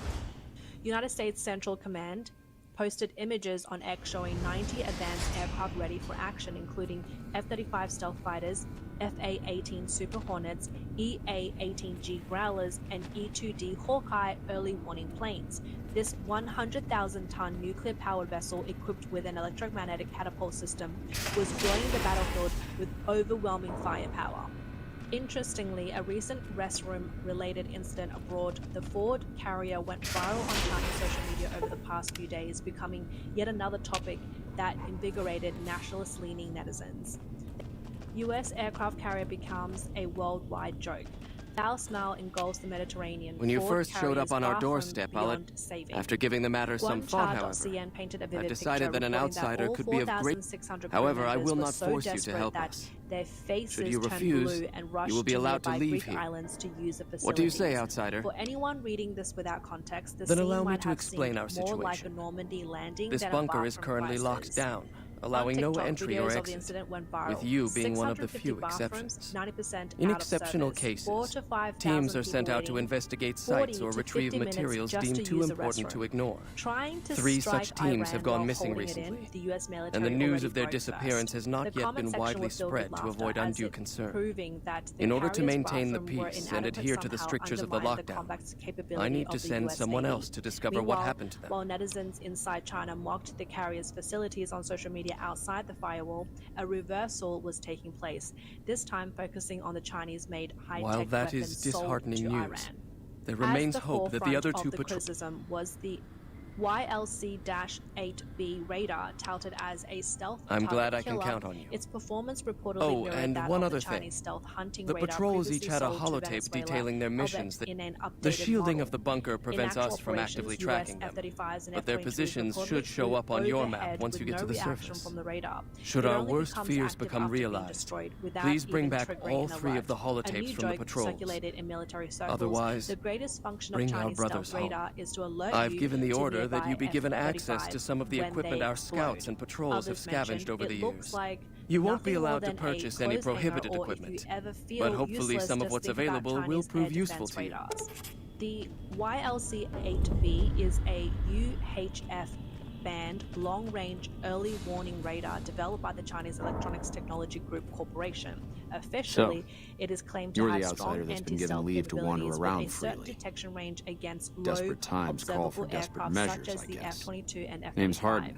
Iran I'm the head paladin of this acquired multiple units of this I don't type know of what the air Elder defense talked to radar you from about, China between late but I 2025 can tell you this and early chapter is in 2026 trouble. to strengthen And its he's at the domestic center. air defense Are you network. willing to listen to what? The Chinese-made HQ-9B air defense Why should you trust the systems Elder? were similarly exposed I'd recommend as listening to effective both during of the us first hour and choosing of whom US to trust for yourself. airstrikes. So are you willing to 3 listen? deployed HQ As you may have already 9B heard, surface-to-air this entire missile base systems is under in a Iran state of were lockdown. reportedly destroyed. No one goes This out except marked small the second patrols at time in night. less than a year Most of the following a similar chapter has been incident in sealed in here for Venezuela years. that the system had been And those few who were demonstrated to be outside when the largely lockdown was useless. initiated are forbidden Commentators from noted that returning. reliance on weapons Morale hyped has by plummeted China as and time has Russia gone may by. be contributed And many of our to current compliance paladins haven't among seen combat leaders outside of such as training Ali Khamenei and simulations. Nicolas Maduro, And all because of the Elder's lulling them explicit order that into no a one be false allowed in sense of or out. security and ultimately The leaving only them way things will vulnerable to change is if serious the new Elder consequences. is installed.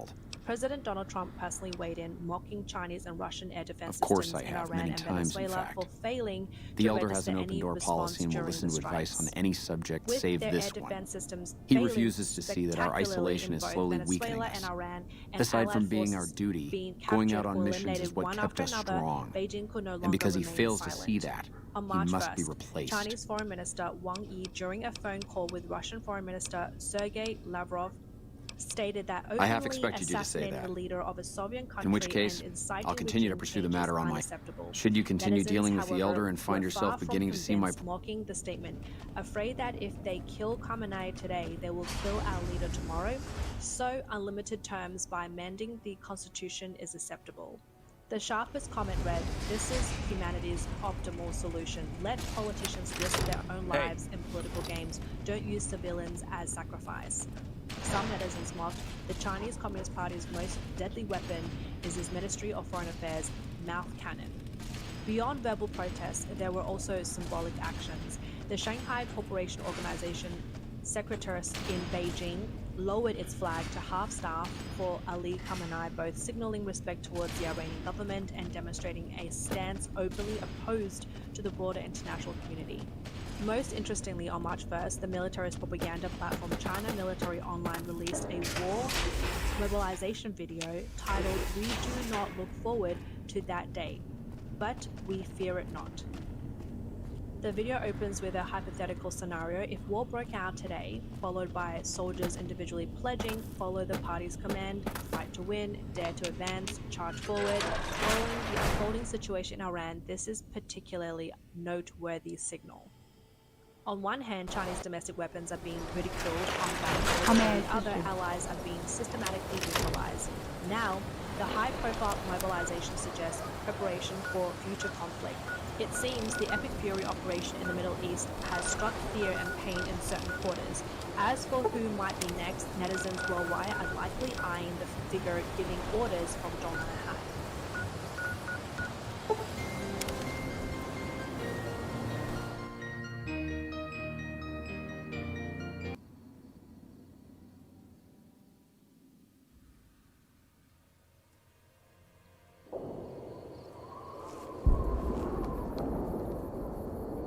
Again, let's look at the people that are kind of on board with Iran, because it's the clusterfucks in our borders. It's our issue. It's our communists and leftists.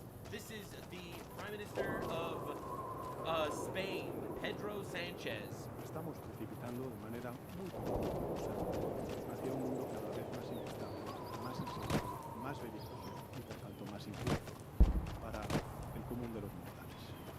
Ayer yo creo que esos temores se constataron nuevamente, por desgracia.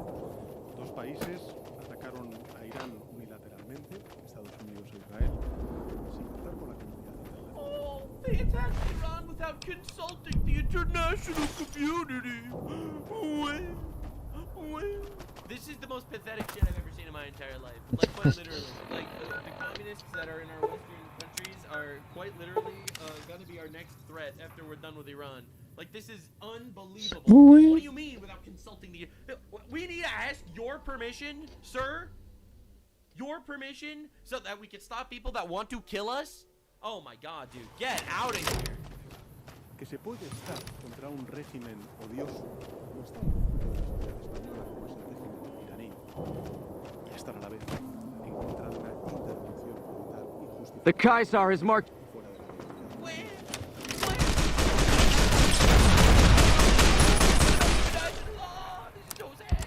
To quote Elon Musk, Sanchez is the true fascist totalitarian. This is him trying to ban free speech on the internet for safety. Like, dude, unbelievable. We do not need to deal with this.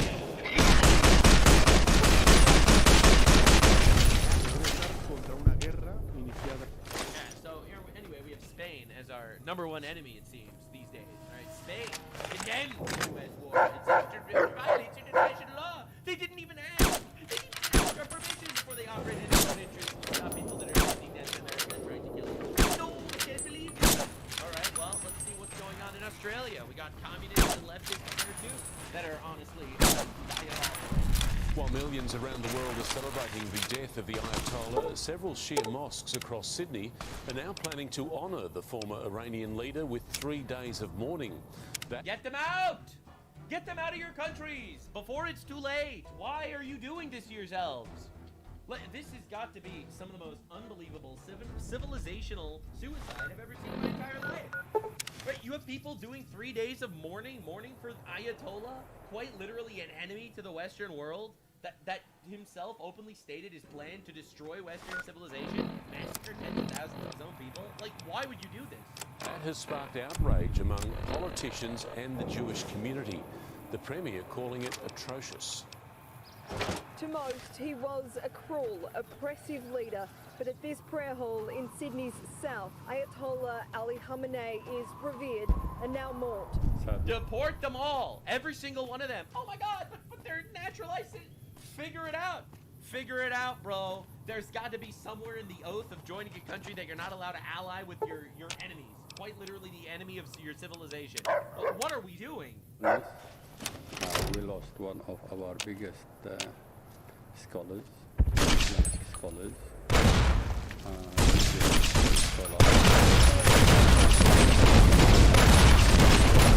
Inviting members to honor Iran's leader. He was very well respected from everyone.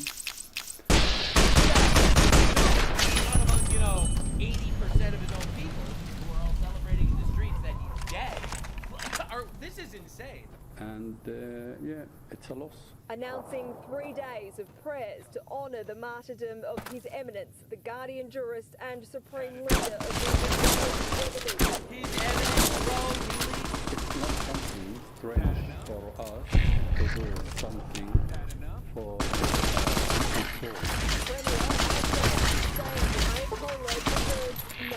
By any objective measure, the Ayatollah was evil.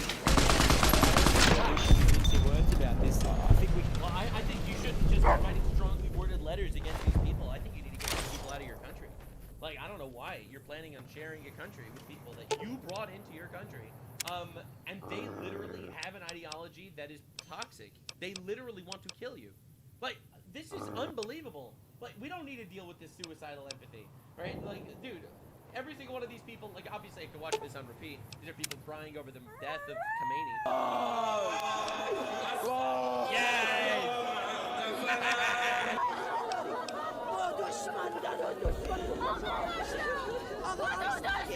Let's go! First, we let them cry. Then, we deport all of them.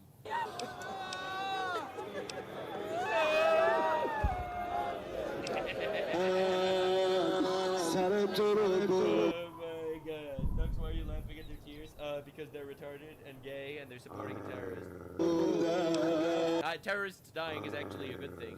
I'm not gonna get emotionally blackmailed by fat communists with nose rings into thinking that, no, actually we need to cry because a terrorist is dead. No, actually this is W. We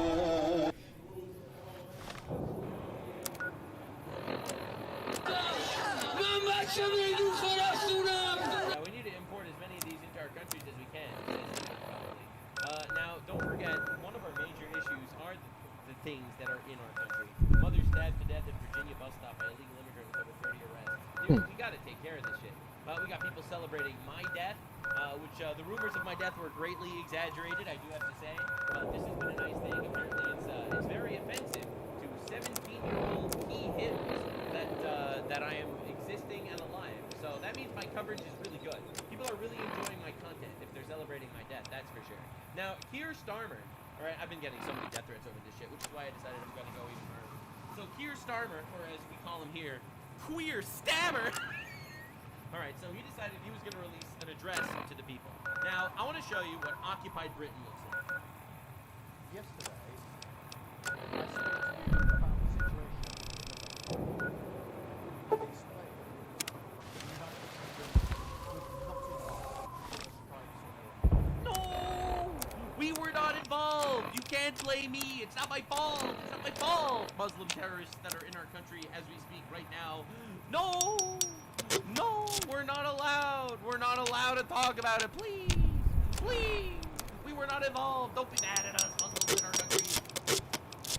That remains. Over the last year, Iran has launched sustained Oh, I love how he released this video. It's like quiet. countries who did not attack them. They hit air force. Yeah, they're terrorists, and you still can't condemn them. They're terrorists that are bombing indiscriminately everyone around them, and you still can't condemn them. That's how cucked you are. Hotels where British citizens are staying. This is clearly a dangerous situation. We have at least 200,000 British citizens. Look at this dude's holding his hands. Bro, the gayest shit I've ever seen in my entire life. In the region. Residents, families on holiday, and those in transport. Alright, so you literally have your people in danger, and you're still doing nothing. Got it. I ask all applicants, please register your presence and follow Foreign Office travel.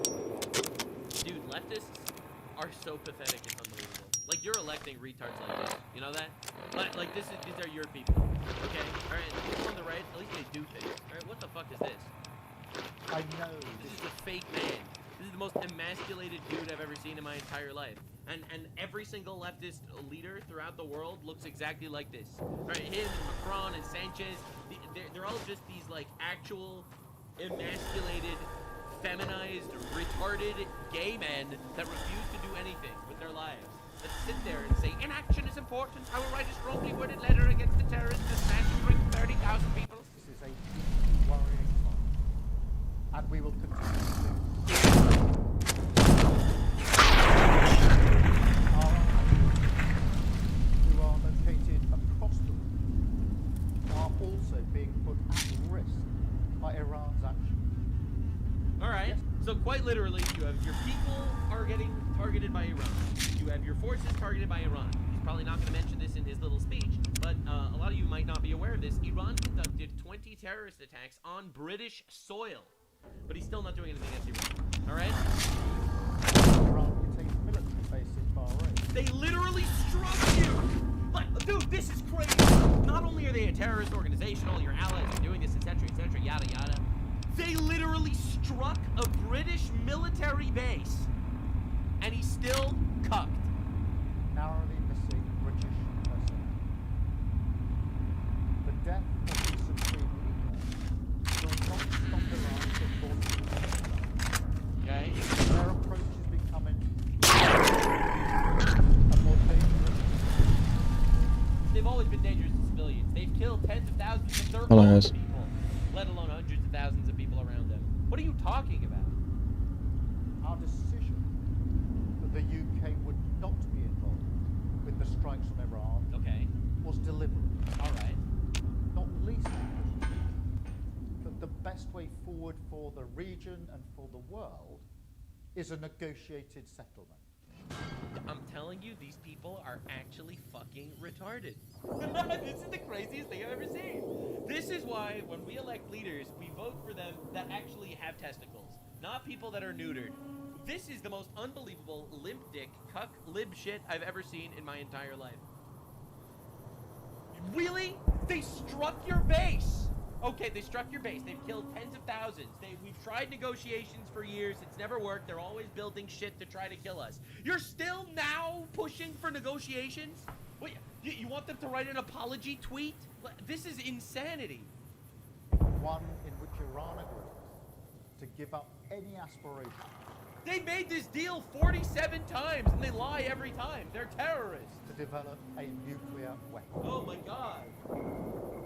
But Iran is striking British interests nonetheless, and putting British people at huge risk, along with our allies across the region. That is the situation we face today. Our partners in the Gulf have asked us to do more to defend them. No!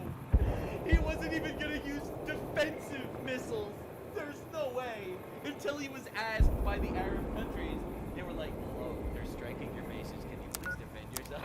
He was like, okay. He wasn't gonna do it himself. And it is my duty to protect British lives.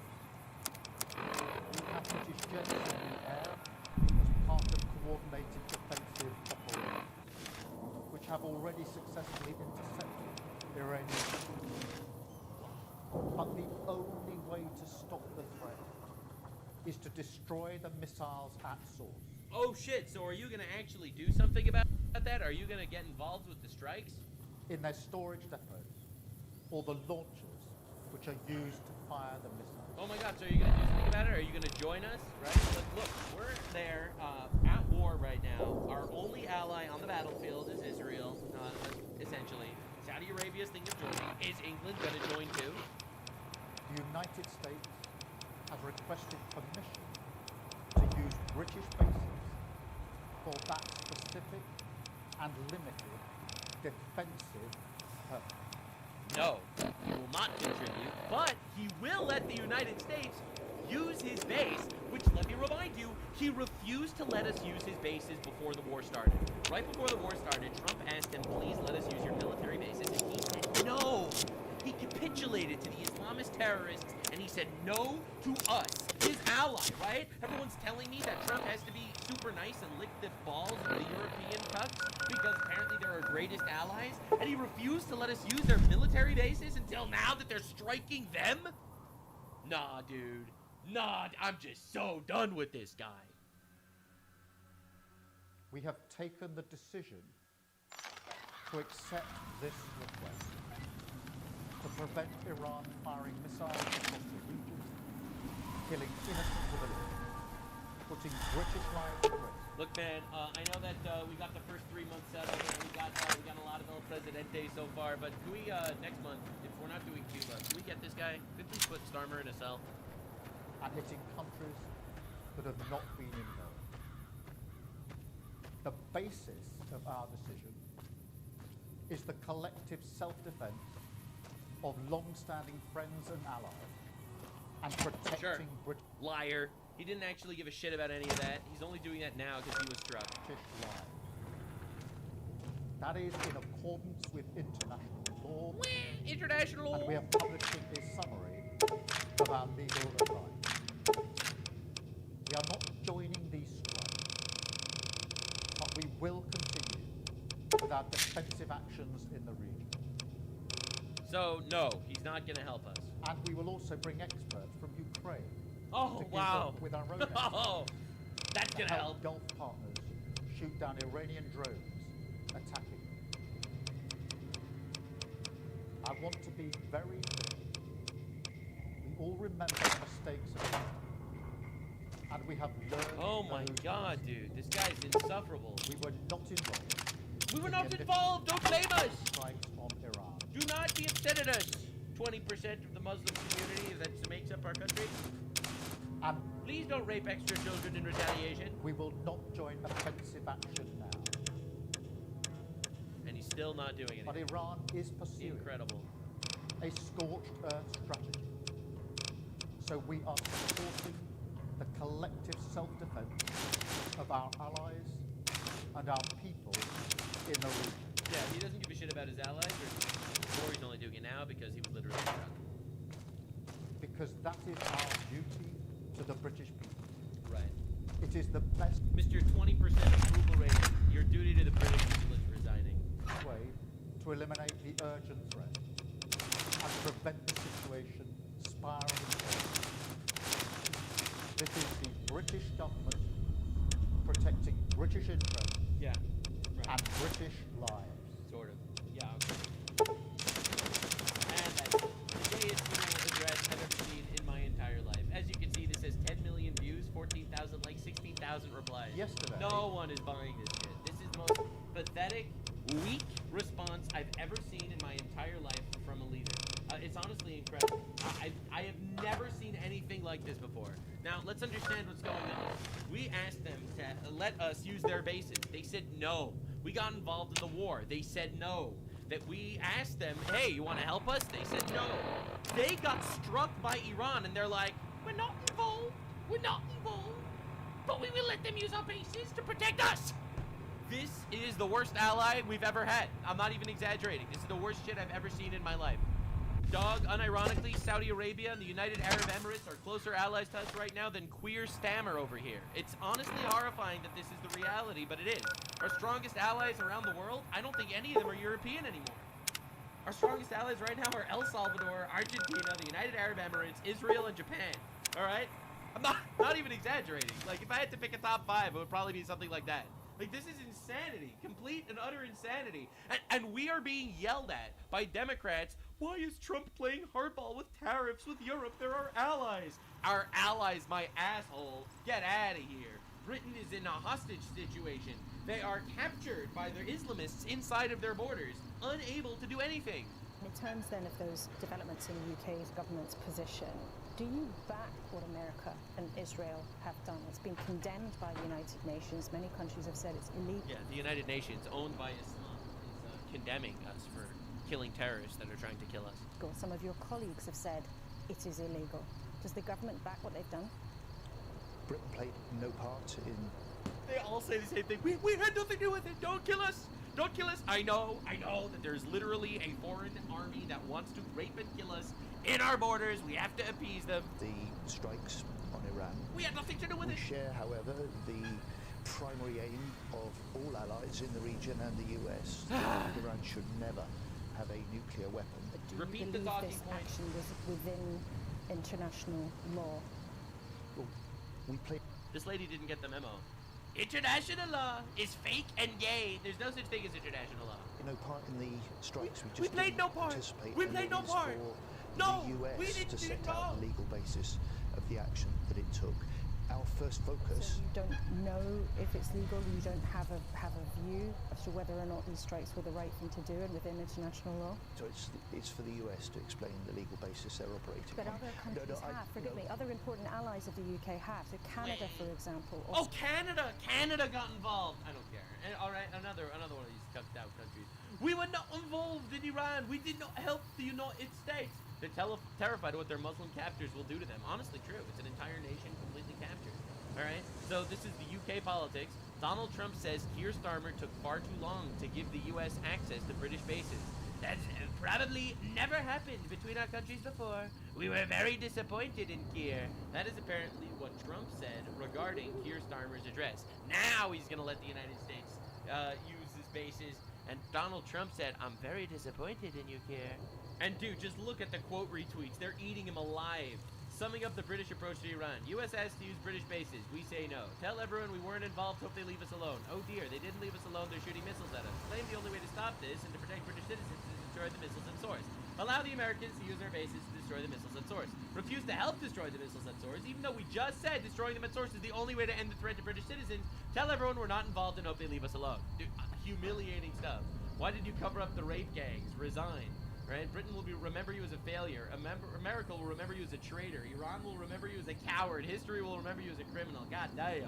The coward Tommy will end the UK. Bro, it's honestly incredible watching this. And of course, this is the craziest part. The craziest part. Zara Sultana, a member of the parliament in England, Muslim. We've learned the lessons of Iraq, says Keir Starmer, as he backs another illegal US-led war in the Middle East. He backs it. According to Muslims, he backed it. According to every normal human being on the planet, he's an absolute and complete cuck. This is crazy. This is insane. Like, dude, this guy, like, you're electing weak fucking men. I'm telling you, man. The era of feminized men has destroyed Western civilization. Hopefully we can recover. Thank God America seems to. All right, now this is also in England, right? In the Islamic center of England, they are doing a gigantic leader today is a great martyr. They are calling a terrorist pedophile their leader in British borders. Deport them. What are you doing? It's going to be too late. Like, it's literally going to be too late. Nux, your stance is too strong. Dude, my stance on immigration is simple. If you're not able to assimilate or, you know, even remotely welcome, sir. Into our culture, you shouldn't be in our country. Like, why are we importing people into our countries that celebrate our death? Why should we import people into our country that chant that's American? We don't need to do this. It is such a moderate position, it's insane. You are all the radicals, all right? You people that think we should be importing retards into our country that want to kill us, that is the radical, insane position. I will never change my mind. In fact, breaking, multiple people stabbed in the UK city of Edinburgh by a man with knives. All right, let's guess if it's a white guy. The Edinburgh knifeman barricaded himself in a high-rise flat. People are yelling at him to jump. Just yelling at him to jump. He's a fucking character, no, that's what I'm gonna do. Right, so Islamic African terrorist that stabbed a bunch of people outside a primary school in Edinburgh. I wonder why he would buy a primary school altogether. Probably another coincidence, right? So we don't need this is the face of a man that knows that the country is hostage. All right, this is a face of a man that knows that the country is held hostage. He knows that it's over. Like, it's crazy. Knifeman stabbed multiple people, sparking school lockdown in Edinburgh, Scotland. Unbelievable. Holy shit. And he's just as Scottish as everyone else. This is the most Scottish man I've ever seen, if I do say so myself. Meanwhile, the Green Party, which is a British communist party, essentially, is literally doing pro-Iran rallies. My game pros. This is the third biggest party in England. Look at all these white, straight British men.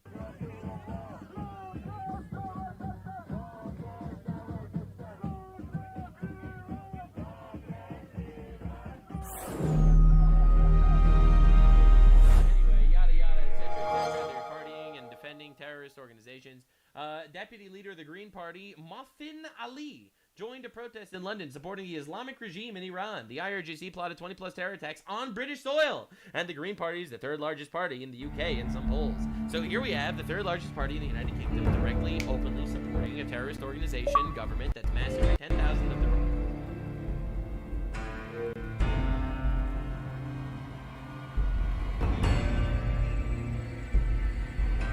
But I have instincts fight, and my instincts tell me we're getting closer.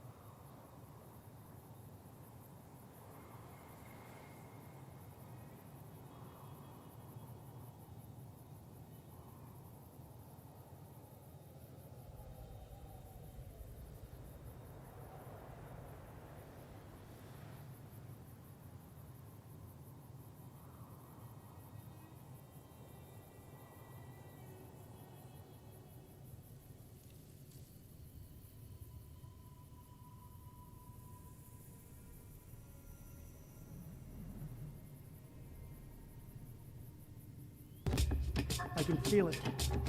I can feel it like it's right in my neck.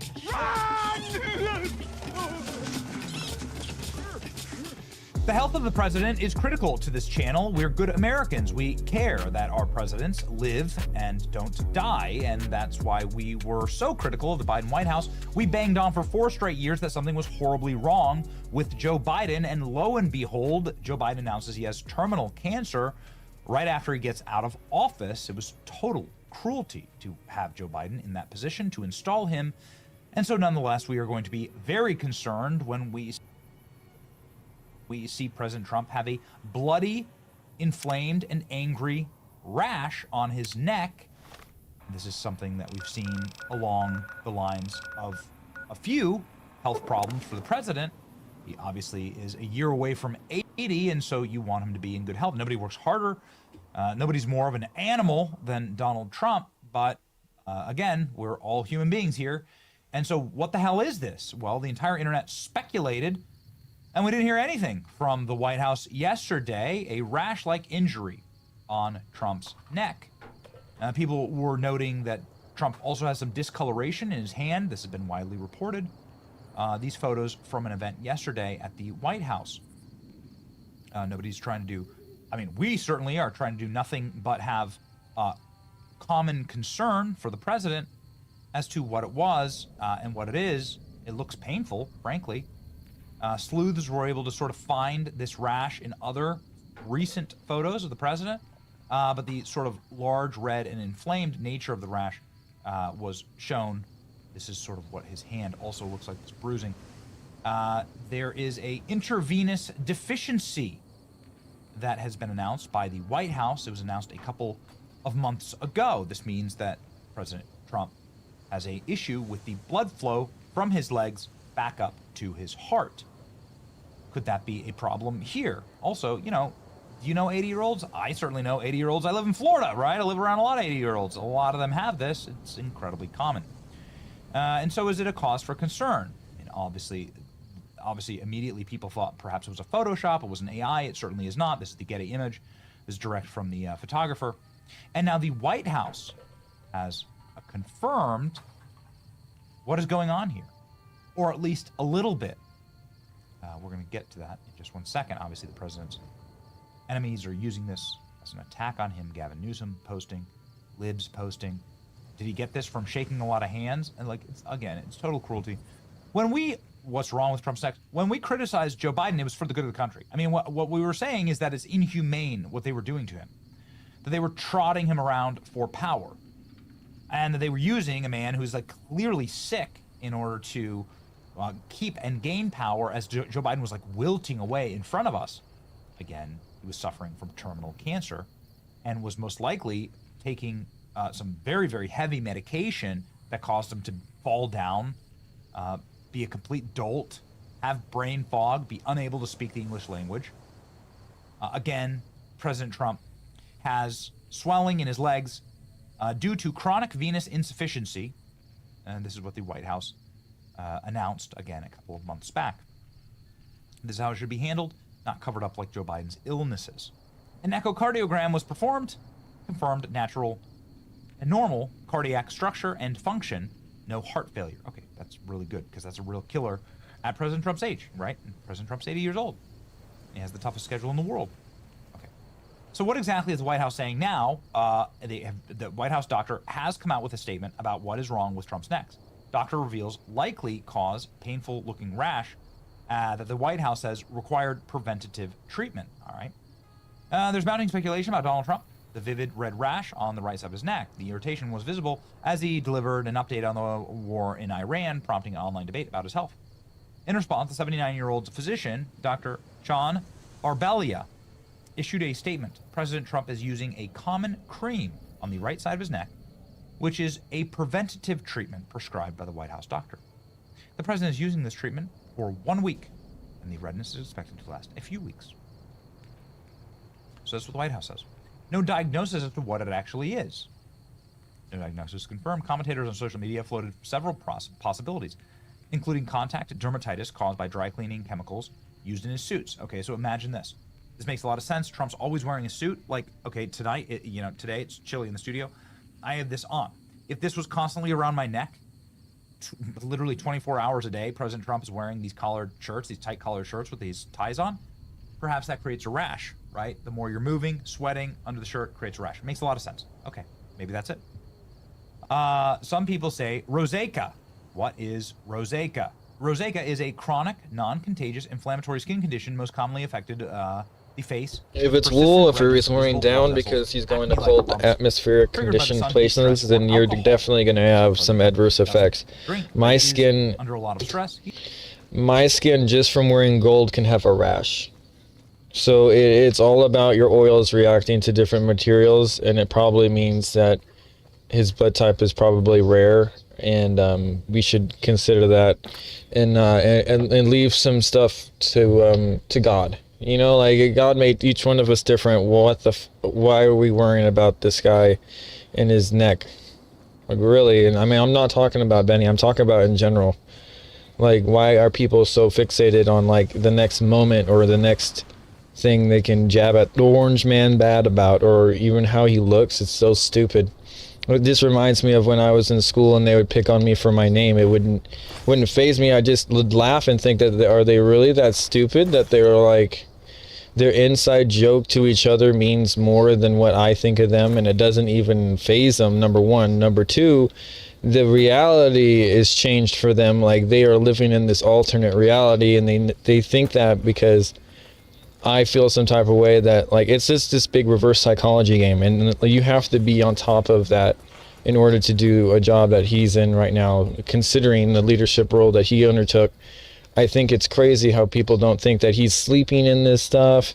And I mean, tell you what, if you're wearing the same suit, you're not going to be wearing it. He's the president. I'm just saying, if you're going to be wearing the same type of stuff, eventually, like masks, remember when we went through COVID, right? And I would get acne all over my face. It didn't mean that I had severe acne. It's because of the moisture and stuff. It just, we're humans.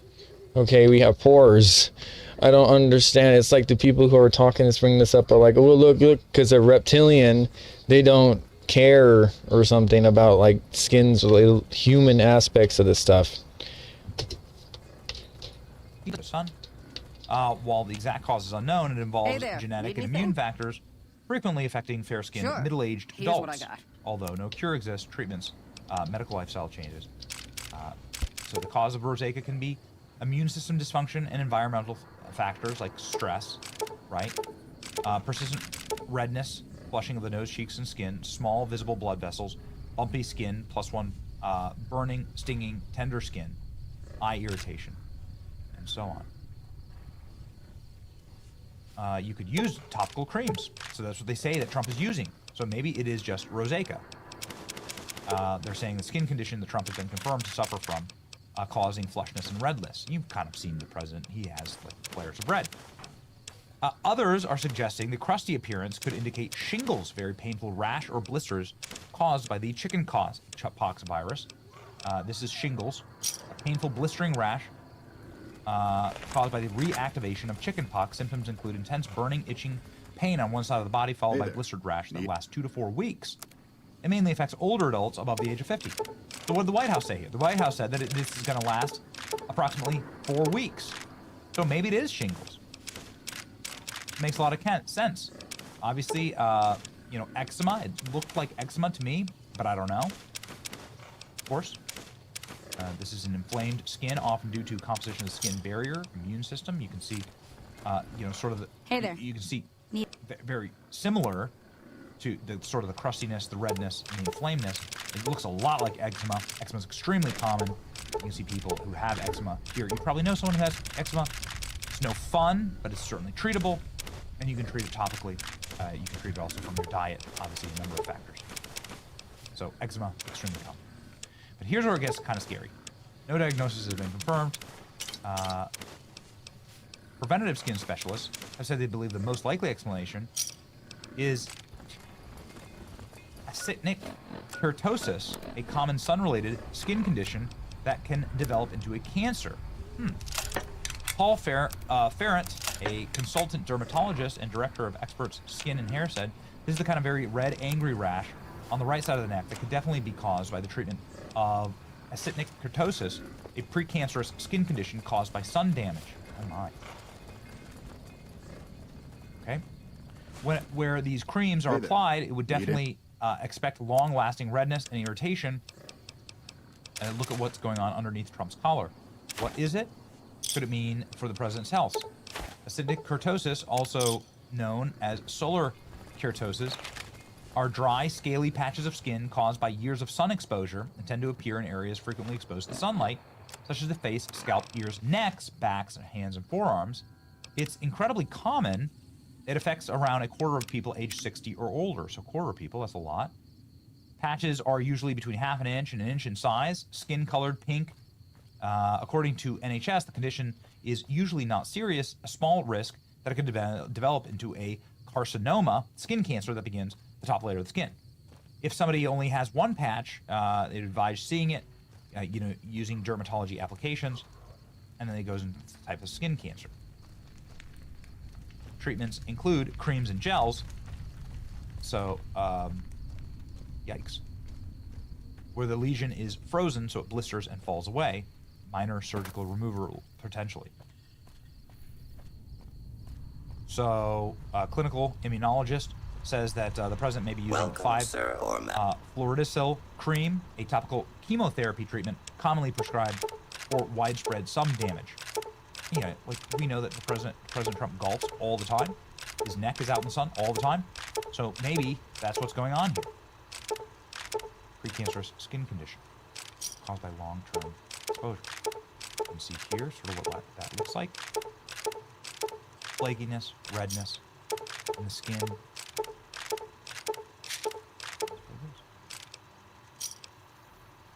All right, ladies and gentlemen. And then, of course, along with this article, we have another sort of shot of it. You see redness and the irritation. Praying for Trump's health. Praying for President Trump. We want you to be informed. If you're somebody who prays, obviously pray for the health of the president. We've always done on this program. All right. That's the update from the White House. No diagnosis. It's your boy Benny. Like, share, and subscribe to stay informed. See ya.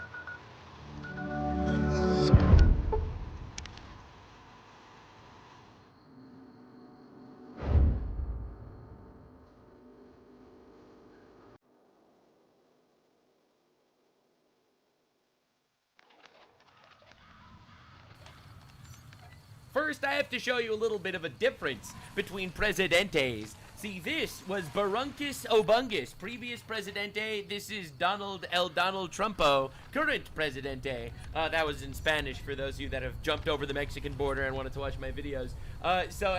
Anyway, let me show you a little difference between presidentes.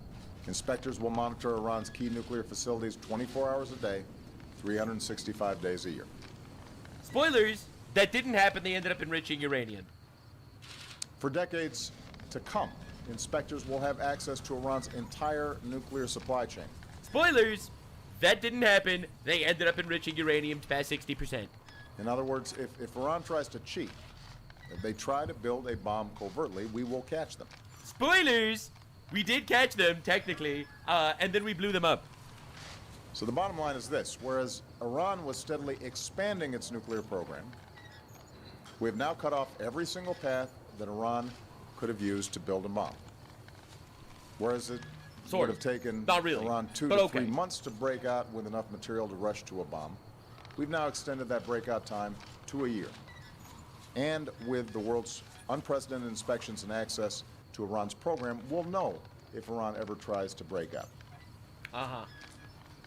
Now that Iran's actions have been verified, it can begin to receive relief from certain nuclear sanctions and gain access to its own money that had been frozen.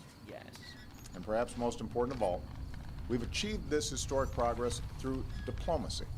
And it worked so well. The United States military is undertaking a massive and ongoing operation to prevent this very wicked, radical dictatorship from threatening America and our core national security interests. That's right. We are going to destroy their missiles and raise their missile industry to the ground. That's right, baby. totally, again, good, obliterated. That's what I love to hear. We're going to annihilate their navy. We're going to ensure that the region's terrorist proxies can no longer destabilize the region or the world. That's what I'm talking about. The members of the Islamic Revolutionary Guard, the armed forces, and all of the police, I say tonight that you must lay down your weapons and have complete immunity. Thousands have been doing this, by the way. Or, in the alternative, face certain death. Yeah, that's what I'm talking about. Lay down your arms. That's my Presidente. You will be treated fairly with total immunity, or you will face certain death. That's what you gotta do, man. So Obunga literally was just kicking the can down the road forever, you know, doing his absolute best. We'll know if Iran ever tries to break out. Now Iran can have access to their money. Donald Trump, we will annihilate you, face death. It's honestly insane how you notice if you pay attention. Everyone's now screaming, oh my God, Donald Trump lied to us. We're at war with Iran. A lot of people are retarded. This was 2016. This is the very beginning. They want to go after our civilians. They want to kill not only our civilians, all over the world. And it's going to be stopped. It's going to be stopped. Somebody criticized me the other day because they asked me what I do, and I said, I'm going to bomb the shit out of them. It's true. I don't That's care. right. I don't care. They've got to be stopped. Yeah. So, I mean, to everyone that's saying, oh my God, Trump is backtracking, this has been the stance from day one.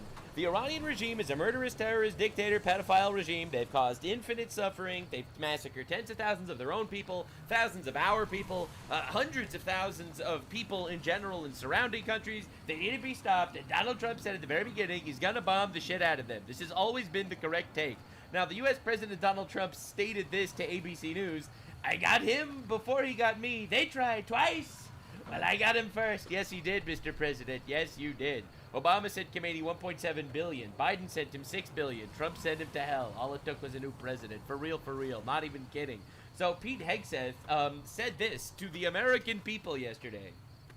If you kill Americans, if you threaten Americans anywhere on Earth, we will hunt you down without apology and without hesitation, and we will kill you. That's what I'm talking about. Deus Vult, baby. Absolutely. I'm so tired of this. What did I tell you? 2026, you're the Great Crusade. I've been saying this the entire time, and we are so here. A lot of people are crying, no, why is Trump killing these people that are trying to kill us? Yeah, well, you know, honestly, go continue shoveling your commie slop down your throats, all right? That's not, we don't need to operate in a world where we, the greatest country on the planet, the most powerful country on the planet, need to capitulate to third world retards trying to kill us. No, quite literally, we don't need to do that. And honestly, I'm so happy we have people with balls in office. This is the Jerusalem Post, all right, in Israel, the Israeli newspaper. Freedom, liberty, Trump, front page. Honestly, good freaking shit. That's what I'm talking about, baby. No calling us fascists. No saying, but it violated international law. Get out of here. There is no such thing as international law. We are international law. Now, we did actually take some casualties. Thank God no one was killed. And since last I updated you that 3 people were killed, we got a couple of our planes shot down by friendly fire from Kuwait retards. Doing here, Kuwait looks as though through their missile defense has taken out 2 of our planes. You'll see some of that video shortly. They've done that. Thankfully, our pilots are okay, but this is the type of mass coordination that has to be pulled off. You got armies in these Arab states. They have their own missile defense. We have our units. Yeah. On the other side, you also have Unfortunately, Israel. mistakes happen in war. Kuwait, which is our ally over here, actually, believe it or not, shot down 2 of our planes. Thank God our people are okay, which is the most important. However, mistakes happen in war. They happen in all wars. It's a devastating loss. We lost 3 planes, but we're still massively in the lead. You see, thank God, our enemies, Iranian missile launchers, are not exactly doing the thing. You know, they're doing their best. So far, they have yet to take down a single one of our planes. The only planes we actually lost were to friendly fire. Thank God our people are safe, though. Anyway, this is the Iranian state media showing how Khomeini is surrounded by his 72 virgin children in heaven. Are you serious, bro? Are you serious? Like, these are children, bro. You are the Epstein files. This is insane. Oh my god, disgusting piece of shit. Now, even CNN is losing their minds because what Trump is doing is objectively good. I told you before this was a mask-off moment.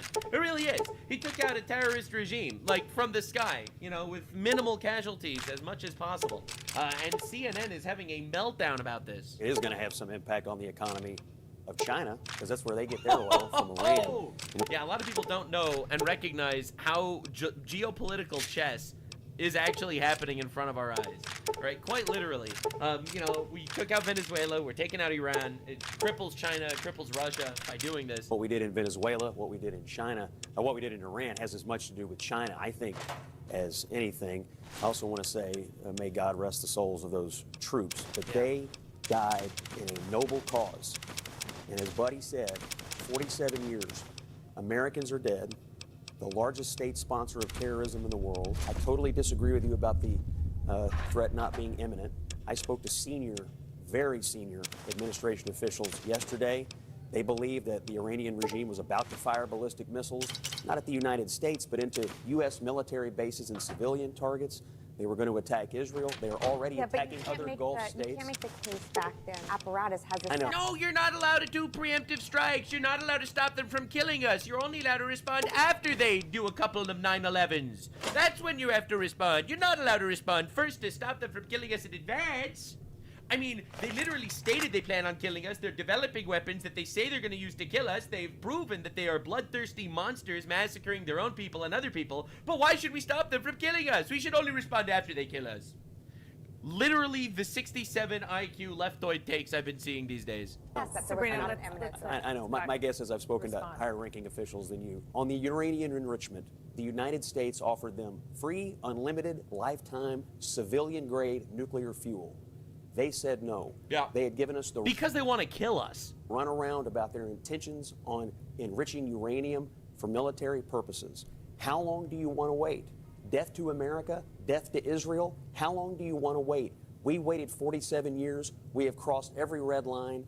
Every president says they want to do something about it. Only Donald Trump had the guts to do it. True. You said you're not shedding any tears for the regime, but you appear just not to like Donald Trump enough to be mad about it. This is a good thing. He's the guy who's going to bring peace. Feminists, they hate Trump so much they want to see Iranian women getting oppressed. It's honestly incredible. And not start wars. Yeah, and he is bringing peace.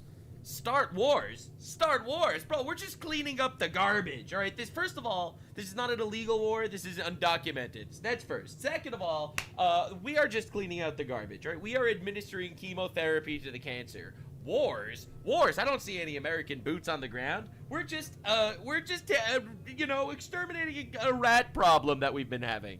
Iran has been at war with us for 47 years. The central pillar of the regime is death to America. The other pillar is death to Israel, who is our ally. They have been at war with us. They have been killing American personnel and American soldiers for nearly 5 decades. True. This is not an attempt to start a war. This is an attempt to prevent further conflict. This is an attempt to get the largest state sponsor of terror off the field. This is an attempt to stabilize the Middle East. I don't view this, Ashley, as starting a war as much as ending the people who are the preeminent terror threat in the world. Yeah, you gotta end those retards. And I completely agree. Absolutely. Now, I have to show you what's been going on. Breaking news, Russia will not assist Iran under the Allied Treaty because it was signed with Ayatollah Khamenei. And where is he now, says Kremlin spokesperson Dmitry Peskov. Russia, the greatest ally anyone could ever want. This is insane. It's like, we signed deal with Khamenei, and Khamenei's not here to pick up on deal. He's dead for some reason. No one knows where he is. Yeah, anywho. Breaking news, Iran officially activates the decentralized Mosaic defense, giving commanders full autonomy for decision-making. Now, you probably want to know why. That's a pretty retarded military strategy. Why would they make all the individual commanders full autonomy instead of actually have a leadership? Because the leadership is all dead. That's right, ladies and gentlemen. The leadership is all dead. If you actually look at the nice little Israeli charts they have over here, they're all dead. This is the leadership. They're all gone. Every single one of them eliminated. Honestly, one of the most incredible operations we have ever seen. Oh my god. Wild stuff, quite literally. Now, leftists are finally realizing that their allies are retarded. All right? Look at my left-wingers, bro. What are we doing? Watching leftists chant for the Ayatollah regime. Would you rather that we be allies with Iran than Israel? Yes, sure. I think Bro. allying with Israel is one of the most fascist and dangerous actions the U.S. could take. Okay. And what makes that fascist versus allying with Iran? Because Iran is a fascist. Right. So, because Iran is a fascist. The people that just massacred 30,000+ of their own people. Yeah. Anyway, so the leftoids are losing it. They're like, wait a second, but these are supposed to be our leftists, our allies, our buddies, our pals. We love them. They're our buddies and pals. Meanwhile, leftists are protesting this. 10 killed at pro-Iran protest at U.S. consulate in Pakistan's Karachi. Yeah, these are the people killed. Right, these are the mostly peaceful Pakistani protesters. They wanted to attack and murder our people at our embassy, and now they're dead. Now, a lot of you might not be aware of this, but I actually fully support killing people that try to kill us. I know it's a controversial take. Like, look how insane it is. These people are retarded. And look at how this is even broadcasted. The disrespect. Like, what are we doing? 10 killed at pro-Iran protest? This is not a pro-Iran protest. They stormed their embassy and now they died. That's great, actually. Yes, W. You fuck around, you find out. Sorry. Oh no, you're not allowed to celebrate the deaths of people that are trying to kill you, says my neighborhood leftist that literally celebrates the murder of Charlie Kirk and every other innocent right-wing person on the planet. Quite literally, you could shut the fuck up and die. Anyway, leave, rather. Die peacefully. Mostly peaceful death. Anyway, I wanted to show you there were strikes on Jerusalem last night. And you have to hear this story. This is one of the most wild stories ever. So first, this is from the air. They fired cluster missiles, which are technically a war crime. Not that anyone cares about Iran doing war crimes. But, you know, anyway, cluster missiles to maximize civilian casualties. As you can see, it's direct hit onto Jerusalem. Damn. As you can see, a Hasidic Jew in the wild photobombing. Bro just whizzes past, nose first, like a good Jew. God bless him. May he be safe and healthy. Anyway, so in one of the greatest photobombs of all time, literally a photobomb. So anywho, another angle of the Iranian ballistic attack impact on Jerusalem. From what I understand, thank God no one was killed from this attack, which is unbelievable. Honestly incredible, because that's a big explosion. Guess what it hit? Iranian missile hit East Jerusalem's Palestinian hospital. Al-Maqased, now closed. Diabolical stuff. They fucking struck a Palestinian hospital. You can't make this up. Dude, Allah has not been good to these retards. I'm not gonna lie. Allah has been kind of on our side through all this, I've noticed. This is diabolical. It really is. So they struck a Palestinian hospital. No one has ever seen this coming. Now, Iran bombed the Palestinian hospital. Wonder if Hamas official Rashida Tlaib will now chime in. It's insane. It's honestly wild. This is Bushra Shaikh. She is a relatively important person for some reason in the United Kingdom. We're going to talk about England later because right now they are Iran's last ally. I'm not going to pretend to be sad about this. This is talking about the Iranian missiles striking Jerusalem. I'm not going to pretend to be sad about this. Fuck Israel. Fuck the U.S. Now fuck Keir Starmer, too. Fuck all you genocidal scumbags. They literally bombed Palestinians, my guy. Hello?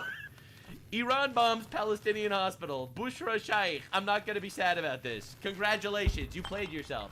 It's honestly incredible how retarded these people actually are. Iran bombed the Palestinian hospital. Cenk Uygur, silent. Rashida Tlaib, Ilhan Omar, Greta Thunberg. Where are you guys? Where are you guys? That's so weird. Anyway, Cenk Uygur, speak of the devil. I criticized Iran's Supreme Leader Ali Khamenei 1,000 times, but he was oppressing his own people, preventing democracy. But there's one thing you can't take away from him. He died on his own 2 feet. Instead of kneeling to Israel. That took courage. All right, so this is him glazing a terrorist, classic, and the community note absolutely destroys him. At the time of this note is written, if you search Khamenei on Cenk's timeline, there's only one result this tweet. He's, in fact, never talked about Khamenei before. I criticized him 1,000 times. Never talked about him before. He was oppressing his own people. But at least he hated the Jews. All right, you gotta respect it. Like, it's honestly incredible. The Kaiser is. Can we destroy the regime and help liberate you? Sure. She's not. I'm a fat inbred Turk that supports animal bestiality, and I fight for the people of Iran when I say that their dictator should continue to oppress them. Thank you, Cenk Uygur. You are truly a hero to the people. It's incredible stuff.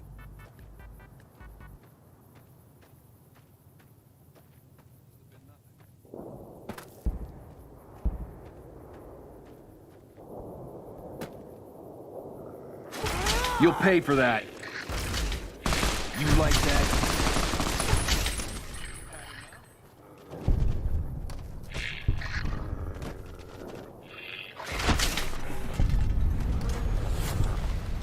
Next news. Breaking news.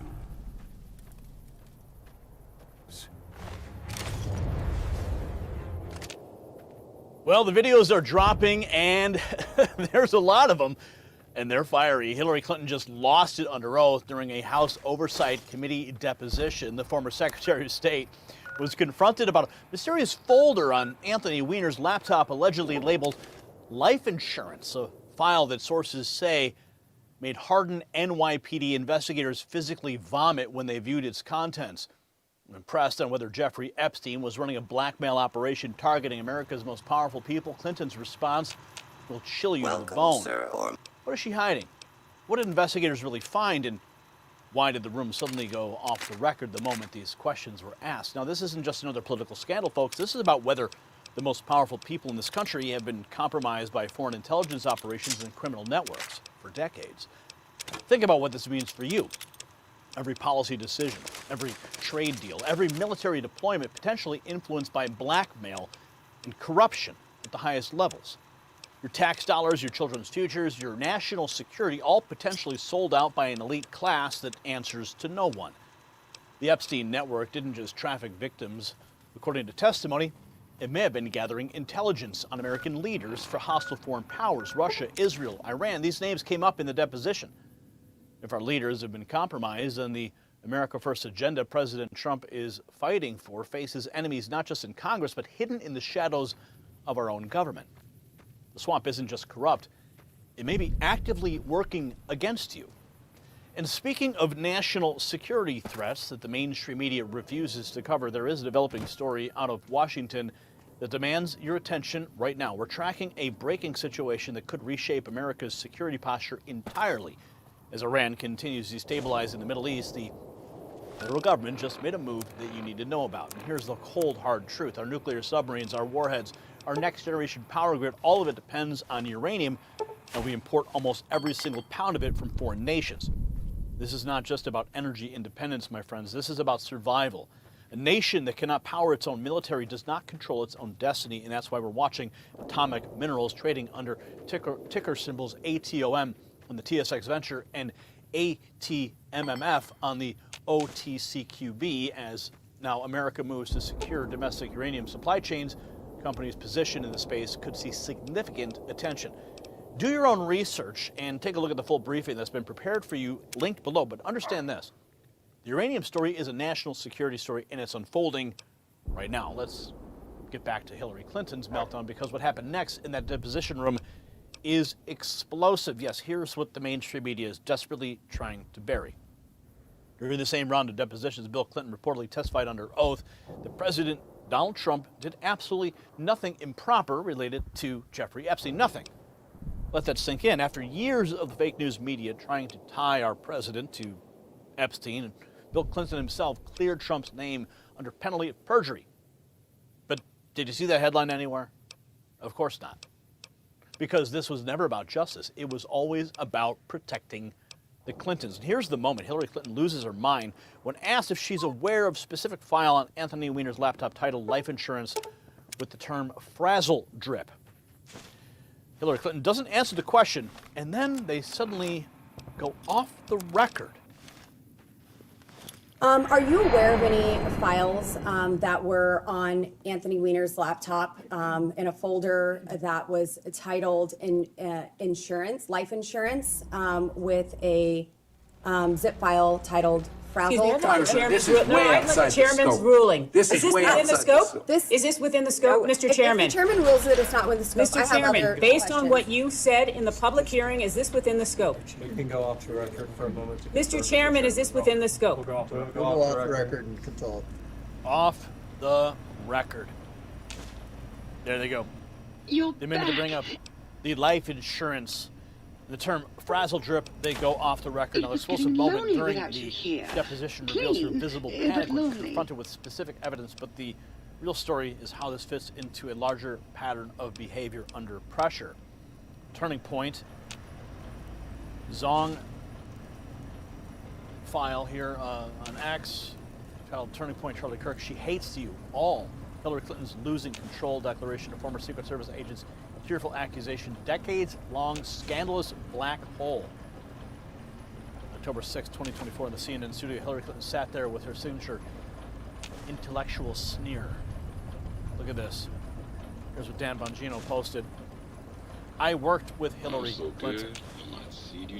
She was evil. The stories agents around her have kept bottled up inside are horrendous. Working on her detail is generally considered a punishment assignment. You will never meet a more mercenary and destructive public figure in your lifetime. She hates you. She hates all of you. And I remember years ago, I actually interviewed one of Hillary Clinton's Secret Service detail. And his testimony about how she would treat Secret Service agents around her and him himself completely corroborated everything Dan Bongino stated.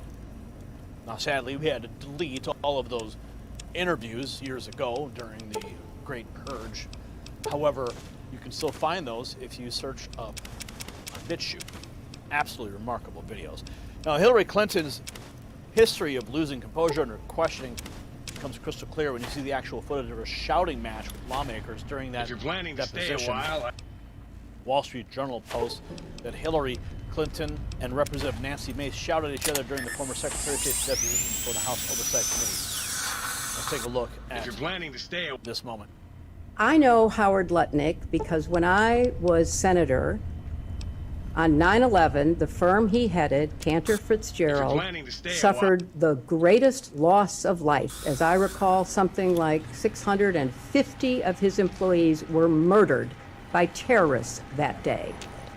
Howard Lutnick missed being a victim because he was delayed dropping his child off to kindergarten. You asked the question. I'm going to answer your question. Now you're going to yell This at was me? what I spent You're my going to yell at time me. doing. I'm a survivor trying to look out for other survivors, trying to and protect I them. was taking care You of waited the 6 people months who to get lost here today. 3,000 6 months, lives and now you're being at World defiant Trade and Center. indignant today. You asked me I have about met Howard with Epstein Lutnick. survivors. I'm a survivor myself. You have emails. You've denied that Jeffrey Epstein, that you tried to get Jeffrey Epstein to give money to you. I did but not. Howard Lutnick was If used you to have an get email money. with me asking Jeffrey I Epstein have for an money. email from Howard Lutnick sending it to Jeffrey Epstein and his people to raise money for I don't you know about for an event, an intimate event for you at his offices at Cantor Fitzgerald. You're going to sit here today and obfuscate and say to this committee, you didn't try to get money from Jeffrey Epstein when there was an intimate event in an email that Howard Lutnick emailed to Epstein's people and Epstein to get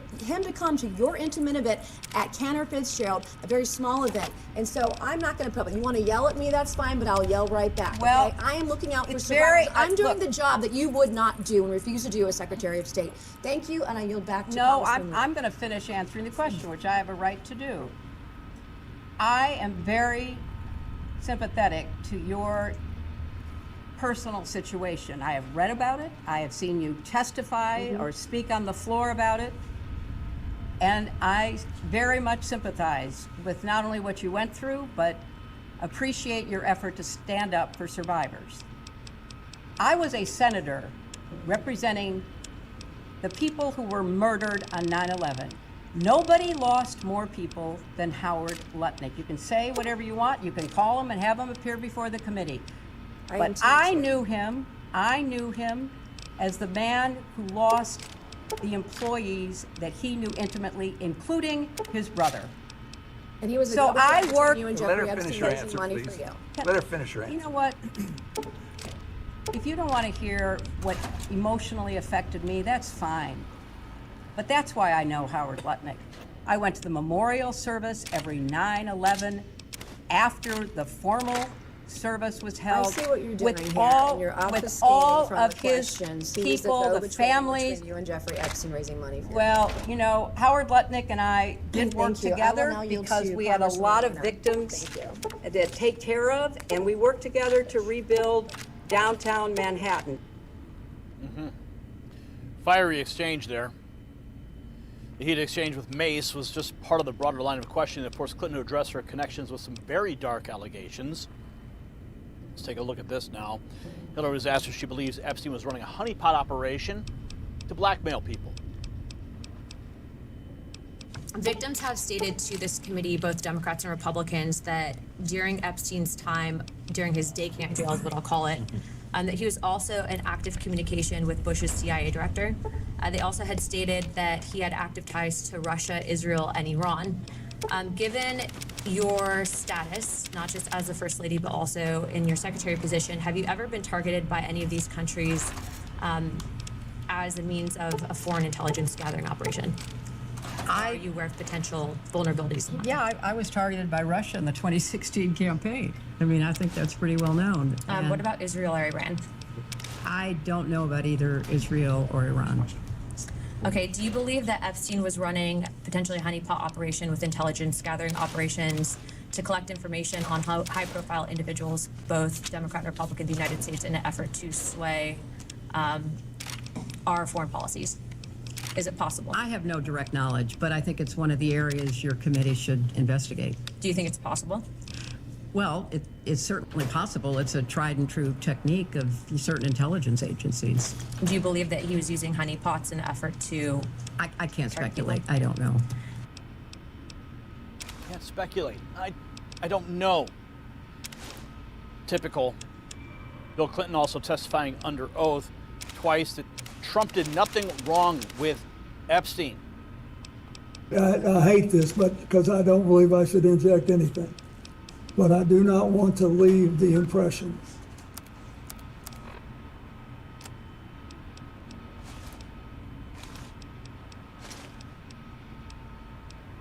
Looks like we've lost the audio here. Let me see if I can get that back for you in just a moment. Could just be a connectivity issue. I hate it when this happens, but we will have that resolved in just a second. And we'll get Bill Clinton's remarks right now. Let's see if we can get that for you again here. I hate this, but because I don't believe I should inject anything. But I do not want to leave the impression, since there was no follow-up question.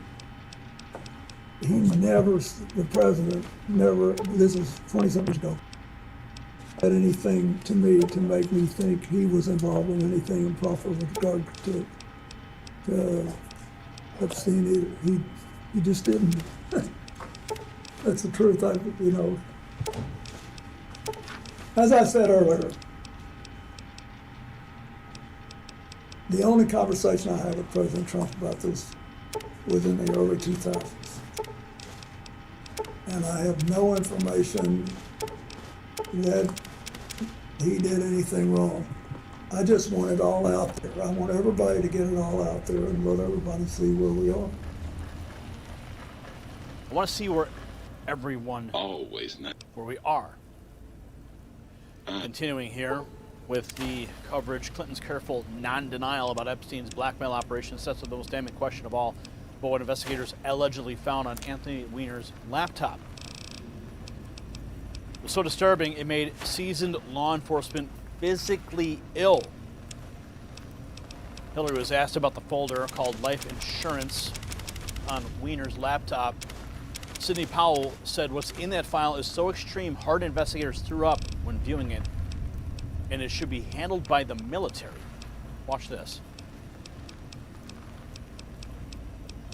So one of the things, if I were the president, I'd do is demand the Anthony Weiner laptop and get it to the most trusted person in the military to take apart everything on it and then start using it. There's a lot that can be prosecuted, I have no doubt, on that laptop. In fact, I heard that the New York police officers who saw some of it, even though they're hardened investigators, literally throw up. Literally throw up. That's from Sidney Powell. Now, the picture is becoming crystal clear. We're not dealing with a political disagreement here. We're witnessing the desperate thrashing of a corrupt elite class that knows the walls are closing in. President Trump's in the White House. The House Oversight Committee is finally asking hard questions, and Hillary Clinton, the woman who thought that she would never face accountability, is being forced to answer under oath. She can invoke procedure, she can go off the record, she can shout at Congresswomen, but she can't escape the truth forever. The American people are waking up. The Epstein files are opened, and the life insurance that these elites thought would protect them may be the very evidence that brings them all down. And this is exactly why your voice matters now more than ever. The establishment media will clearly bury the story. Big tech will throttle it. The deep state will do everything possible to make sure you never hear the truth. But what's on that laptop and who Jeffrey Epstein was really working for? But they can't stop us if we stand together. So share the video with everyone you know, hit the subscribe button, and ring the notification bell so you never miss an update. And drop a comment below. Do you think that Hillary Clinton will ever face real accountability for what she's hiding? Yes or no? Let me know. And if you want to support independent journalism that refuses to back down, check out the Next News merch shelf below this video. This is how we fight back. One truth at a time. I'm Gary Franchi. Stay informed and stay free. The system controls information. Information control is power. They don't want you to see this. The truth only survives together. They don't want this shared. Share this now.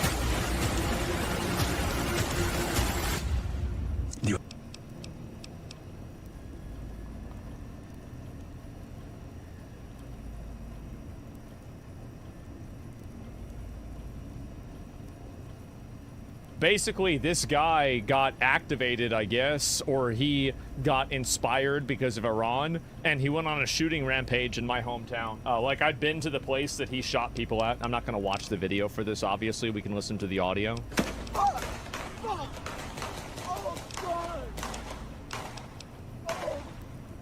That's insane. Oh my god! What is going on? What the fuck is going on? Jesus Yep. fucking Christ! Darkest. Wow. What the fuck? There it is. Did they kill him? I don't think so, but I'm not sure. Another third worlder imported into America to cause problems. This never should have happened. You never should have been in America. This is the main issue, is that we keep importing these people and we assume that everything is going to be fine. It's not. This is the biggest unforced error that Western countries are making right now. You need to stop importing people from these countries that are PvP servers. You need to stop importing people from cultures that are completely oppositional to Western culture. This is a huge mistake. It's not going to help anyone. And of course there should be exceptions, but this should be the rule. And this is not the rule, and it keeps happening. I have some breaking news. I want to bring this in now. I've been telling everybody about the Austin mass shooter, and now we have a picture. This is what we're finding out. Per multiple federal law enforcement sources to our own Bill Malhusian, the Austin mass shooter is a 53-year-old naturalized U.S. citizen who was born in Senegal and was living in Pflugerville, Texas. Material Should have never been here. Should have never been in the country. Recovered from his person and inside the vehicle give possible indications of a nexus to terrorism, as the FBI announced earlier today. And remember, underneath the hoodie, hey, he had a shirt that had like something about Iran on it. He said he had in his possession and was also wearing. The shooter was wearing clothing that said Allah on it. His sweater said property of Allah. And we can't know what his motivations are. Nobody knows. It's also known to be an undershirt with an Iranian flag and other materials inside. And remember what Representative Michael McCall of Texas just told me last hour. He said, Harris, in my own backyard, just last night, we had an event that possibly could have been terror-inspired right here in Austin, Texas. This is what he was talking about. Brett, I was reminding Americans this is not a new place for us to be in terms of keeping our heads on a swivel. But it bears repeating, we've lost Americans in the fight on the battlefield, and protecting the homeland now is also something that we must be on the alert. Now, authorities have not tied this. As I said, I think this is the best evidence that it was the right decision to go after them. if the moment that going after them is going to activate people here in America that want to go out on shooting rampages indiscriminately to kill civilians in order to, you know, punish America for taking out their perceived leader, yeah, absolutely, this was the right call. 100%. Does this make people more xenophobic? Yeah, I think it does. And I think that this is like another one of those instances where, you know, people see a person doing this. Like, this is like it's like almost false flag level, like, caricaturization, where, like, you have this guy that is a foreign-born national who's, you know, come to America under Obama, and he's wearing a t-shirt that says property of Allah. Like, you can't have a better advertisement for xenophobia than this. Austin situation to what's happening in the Middle East as terror related to that, but they are investigating it just moments ago, confirming as a possible terror attack. Your reaction? You really believe this isn't a false flag? Well, no, I don't think it's a false flag. I mean, there's no evidence that says that it's a false flag. Like, why would I draw that kind of a conclusion with no evidence? Well, we have to remain vigilant. I mean, Khamenei, he was a religious figure. We don't know if this attack was associated, but it very well may be. But the fact is, this isn't a representation of how most people from that region feel. The Iranian people, they fear their own rulers more than our own military. They hate, you know, their own oppressive rulers than anyone else. And we may see more attacks like this. We have to be vigilant. There are proxy groups everywhere that are looking for ways to harm Americans and hurt Americans. And but the fact of the matter is, overall, you know, there are images right now showing most Iranians and most Shias celebrating today, not because of war, but because they hate their own rulers more than anyone else. That's a sign that we're striking. I told you they're smart. Not just at their military, we're striking at the legitimacy of a brutal regime. The Iranian people want better relationships with the West. They have the potential to be our biggest ally. I think it's important we collectively separate the terrorist regime from that of the majority Iranian people. These people have spent decades, you know, trying to hurt us. And so the fact is, again, we just... Yeah, I don't think this person was, like, organized with Iran. I think that, like, I mean, almost everybody, like, if you, I mean, look at this guy. This guy looks like a brain-dead retard. He does. Look at his face. Like, just his eyes, his face. This guy looks like a nutball. Like, if he walked in anywhere, you would be like, ah, shit, there's going to be something wrong. So the problem is that when you see somebody like this, like, yeah, it's like, it's fucking shut. Exactly. The fact is that, like, really, I mean, I don't know how anybody would perceive it any other way than that. Need to remain vigilant in the wake of these strikes. Look, like, this person's clearly not like a representative of this, but I think that there does need to be a hard conversation that has to be had about bringing people from these developing and PvP server countries into America, and, like, where really is the upside there? Like, where's the upside for the American people that we're bringing in people from African PvP servers that in a lot of these cases don't really contribute to America in any sort of a meaningful way? I don't want to make too much out of this because the FBI and federal authorities have to do their jobs and tell us what the facts are with this particular case. But you are looking at on your screen right now the man that they suspect to be the Austin, Texas shooter. And he is 53 years old. And I don't know if you had seen this as well. There were all sorts of descriptions about age, but now we know some specificity. He's 53-year-old American citizen, naturalized, originally from Senegal. He is wearing a sweater. And you can see here a sweater that says property of Allah with an undershirt in the Iranian flag. I want to ask you about this. We had a tremendous amount of... and I think most of the people that go out and do this stuff are actually crazy. Like, that's very important to keep in mind. Like, whether it's like a trans shooter, a Republican shooter, or like a Muslim shooter, it doesn't really matter. Like, anybody, like, you look at this person, does this look like a person of sound mind? Of course not. Absolutely not. So really, whenever you see a person like that crashing out, you shouldn't really look at it and think to yourself, oh my God, this is like an indication of, you know, how bad something is. No, this is just a nutball. This is somebody that never should have been let out of their cage. This is somebody who should have been in a fucking mental institution for their entire life. People come across the border. The moment that you let these people out, they cause problems. And I can't ignore this, because this is just fact, Brett. There are a lot of people in this country, we don't know if they're being politics radicalized. is not the main Maybe factor. some Yeah, came they're in and crazy. they participated in that or led the way or have become something different while they're here.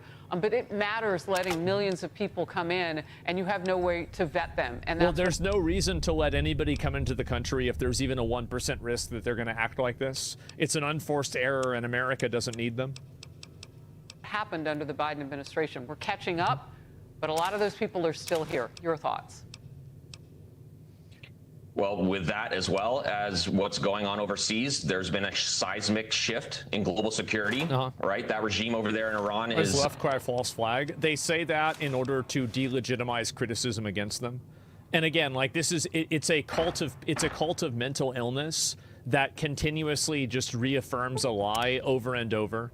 That's all they are. You know, fragile. After decades of corruption, that border for years was a perfect place for the Iranian regime to send some of their proxy groups undetected. I don't know if you remember years ago, we almost had an attack in D.C. where Iranians were sent in to try and kill the Saudi ambassador at the time. There are humans out there that want to hurt us. And right now there is a complete structural shock to the Iranian regime and their way of life. Their internal system is highly centralized around this supreme leader, and that religious leader is gone. I think that was one of the reasons that President Trump initially had maybe held off the Israelis striking Khamenei because he was such a religious figure. But that's changed now. We've removed that node, and it's created this uncertainty inside the clerical establishment across the proxy networks globally, and we need to just pay attention for more attacks like this.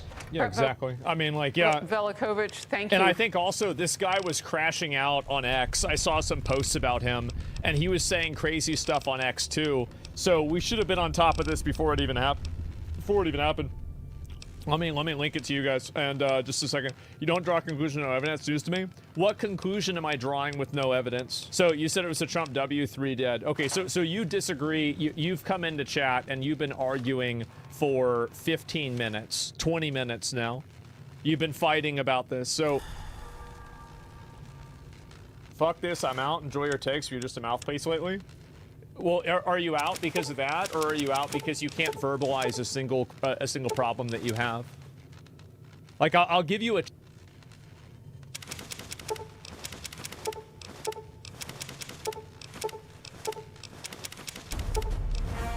Operation Epic Fury.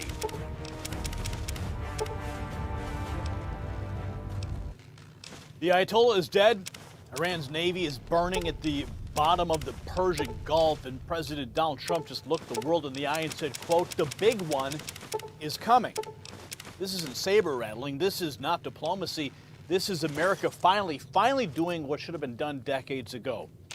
Well, the swamp creatures in Washington clutch their pearls and the fake news hyperventilates. Our Arab allies, they're not begging for peace. They're calling the Pentagon, asking for targeting coordinates so they could join the fight.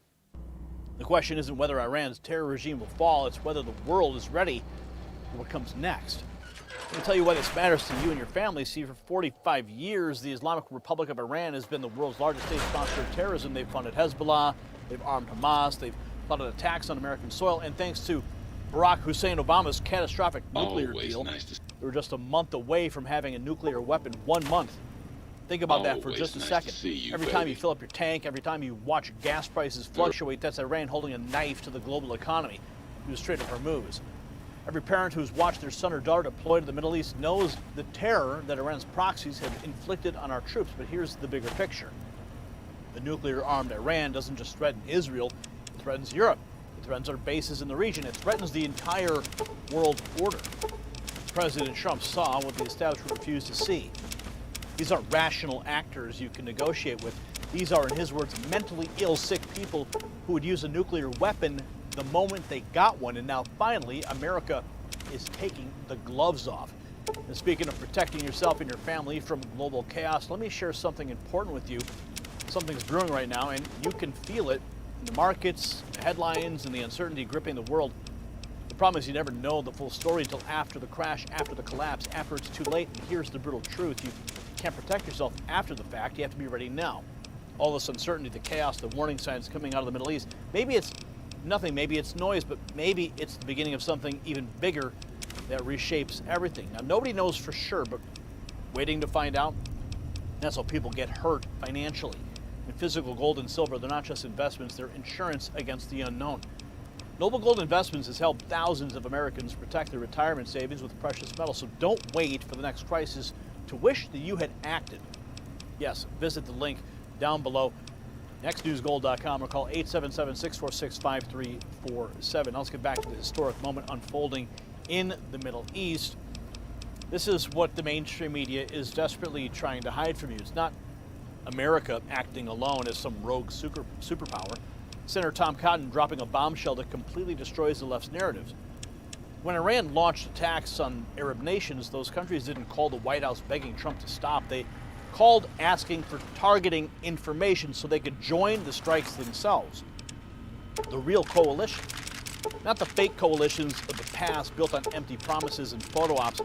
This is the entire region finally standing up to say enough is enough. Here is President Trump in the Oval Office just moments ago talking about the initial attack known as Midnight Hammer. Watch.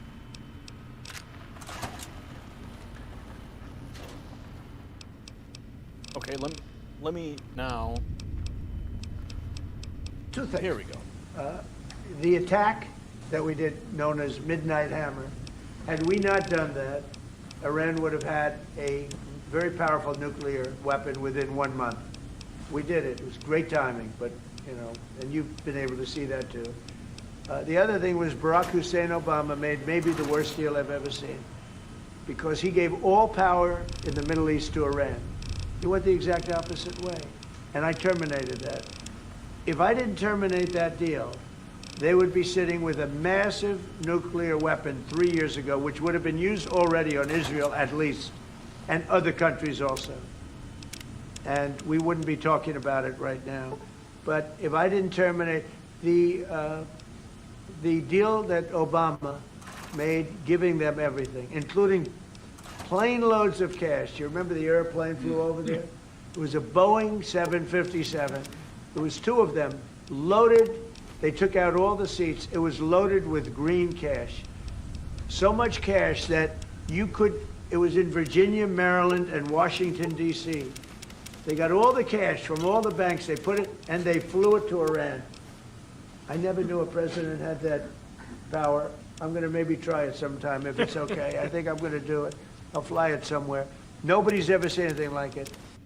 No one has ever seen anything like it. I remember the moment clearly.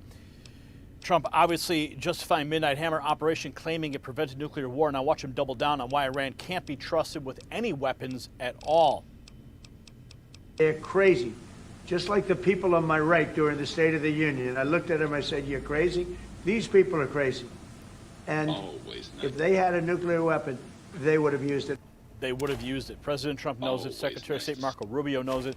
From nuclear threats to mental instability, Trump is painting Iran as unhinged, which sets up perfectly why other nations are joining the fight. Senator Tom Cotton revealing Arab nations are now surging to fight Iran, and it could only happen under President Trump. Listen to this. Iran targeted these Arab countries. They didn't plead for peace. They didn't ask Donald Trump to stop. They asked Donald Trump for targeting information so they could join in the strikes in Iran. That's what a real coalition looks like. We're all now fighting together to try to finally eliminate the threat that a revolutionary Iran poses to the United States, to our Arab friends, and to Israel. And I think the chancellor...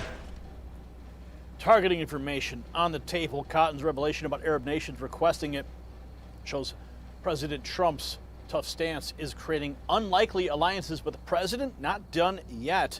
The Oval Office was abuzz today. Let's take a look at what happened. A big factor in this world and future factor is what we're doing right now with Iran. If we don't stop them, or if we didn't stop them, or if we didn't start, they've been decimated. But if we didn't do what we're doing right now, you would have had a nuclear war, and they would have taken out many countries, because you know what? They're sick people.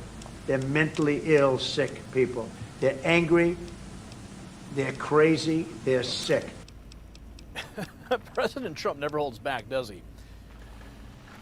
Trump's escalating rhetoric about preventing nuclear catastrophe leads directly to his promise that military action is about to intensify. Take a look at this headline from the New York Post. Trump says U.S. strikes on Iran are about to kick into even higher gear. The big one is coming. Take a look. You can see the headline. The big one is coming, and I think there's a video here. Plumes of smoke. Look at this video. Dramatic video coming out of Iran. You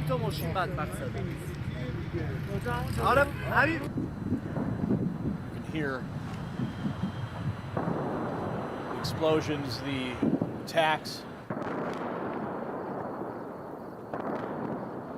One after another, targets being annihilated by the sheer force of the United States military and its precision strikes, going in and targeting the Iranian regime. Unlike the Iranians, who like to target soft targets, schools and hospitals, diplomatic regions, consulates, which, by the way, we are learning that there was no casualties in that consulate strike in Dubai today, which happy to announce that. Marco Rubio making the announcement earlier today. So some of the visuals that you're seeing that coming out of Iran, the New York Post confirming Trump's threat about the big one coming. Now we're seeing the Pentagon release footage of some of the promises in action. More video of the U.S. military annihilating Iranian drones before they even get a chance to take off. Hellfire is raining down Iran's drones and missile sites. Some declassified video now being released. You can see some of those tiny little drones just being annihilated one after another after another. And here's what the globalist media will never tell you. President Trump didn't start a war. He's actually ending one. A 45-year shadow war that Iran has waged against America, against Israel, against our Arab allies, and against the entire civilized world. Every American soldier killed by Iranian-made IEDs in Iraq, every Israeli child murdered by Hamas rockets funded by Tehran, every act of terror sponsored by the mullahs, it all traces back to the same regime that was 1 month away from having nuclear weapons. The establishment strategy of endless negotiation and strategic patience was going to get millions of people killed. President Trump chose a different path. What's it called? It's 3 words: peace through strength. And now the entire region is united in finally eliminating this threat once and for all. This is the moment historians will point to as the turning point in the Middle East, not the endless wars of the past, not the failed diplomacy and broken promises. The day America finally stood up and said, no more. President Trump promised to put America first, and he's delivering it in ways the establishment never thought possible. Our enemies are on notice, our allies are standing with us. The threat of a nuclear Iran is being eliminated before our very eyes. Now, I want to hear from you in the comments. Do you support President Trump's decisive action against Iran? Yes or no? Simple answer. And let me know and share this video with every patriot who needs to see the truth. The mainstream media won't show them. And don't forget to check out the Next News merch shelf at shop.nextnewsnetwork.com. Show your support for independent conservative journalism. Make sure you're subscribed and hit that notification bell because this story is developing fast. You're Franchi. Stay informed and stay free. The system controls information. Information control is power. They don't want you to see this. The truth only survives together. They don't want this. Share this now.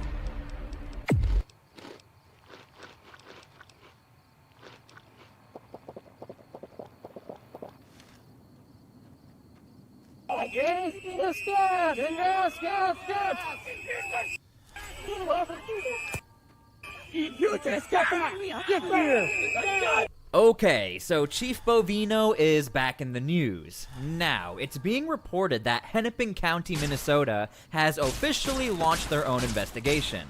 So this investigation includes many different events, but just to give you an idea of what they're looking for, here is a notable example. This is of Chief Bovino.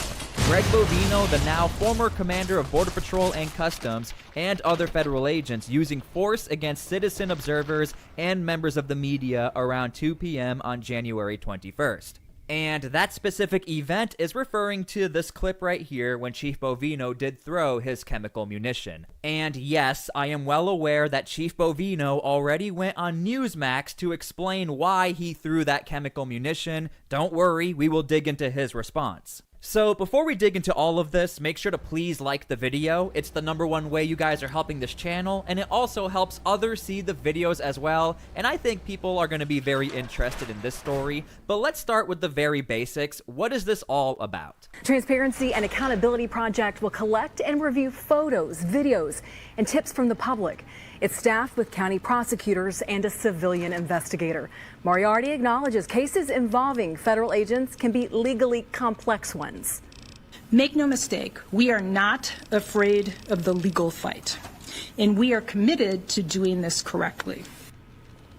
She says the group is already investigating 17 incidents and will pursue charges where appropriate. Okay, so the very first thing I want to do is not lead you down the wrong path. This is not a Minnesota investigation. This is a Hennepin County investigation, which of course is in Minnesota, and Minneapolis is within the jurisdiction of Hennepin County. So I just want to get that out of the way. This is not a state investigation. This is a county investigation. Now, as far as specific investigations or the incidents that are being listed, we are not told every single event that they are investigating, but we are being told about the Chief Bovino clip I just showed you guys, and another event. ICE and CBP agents using force against staff and students at Roosevelt High School around 3:30 p.m. on January 7th.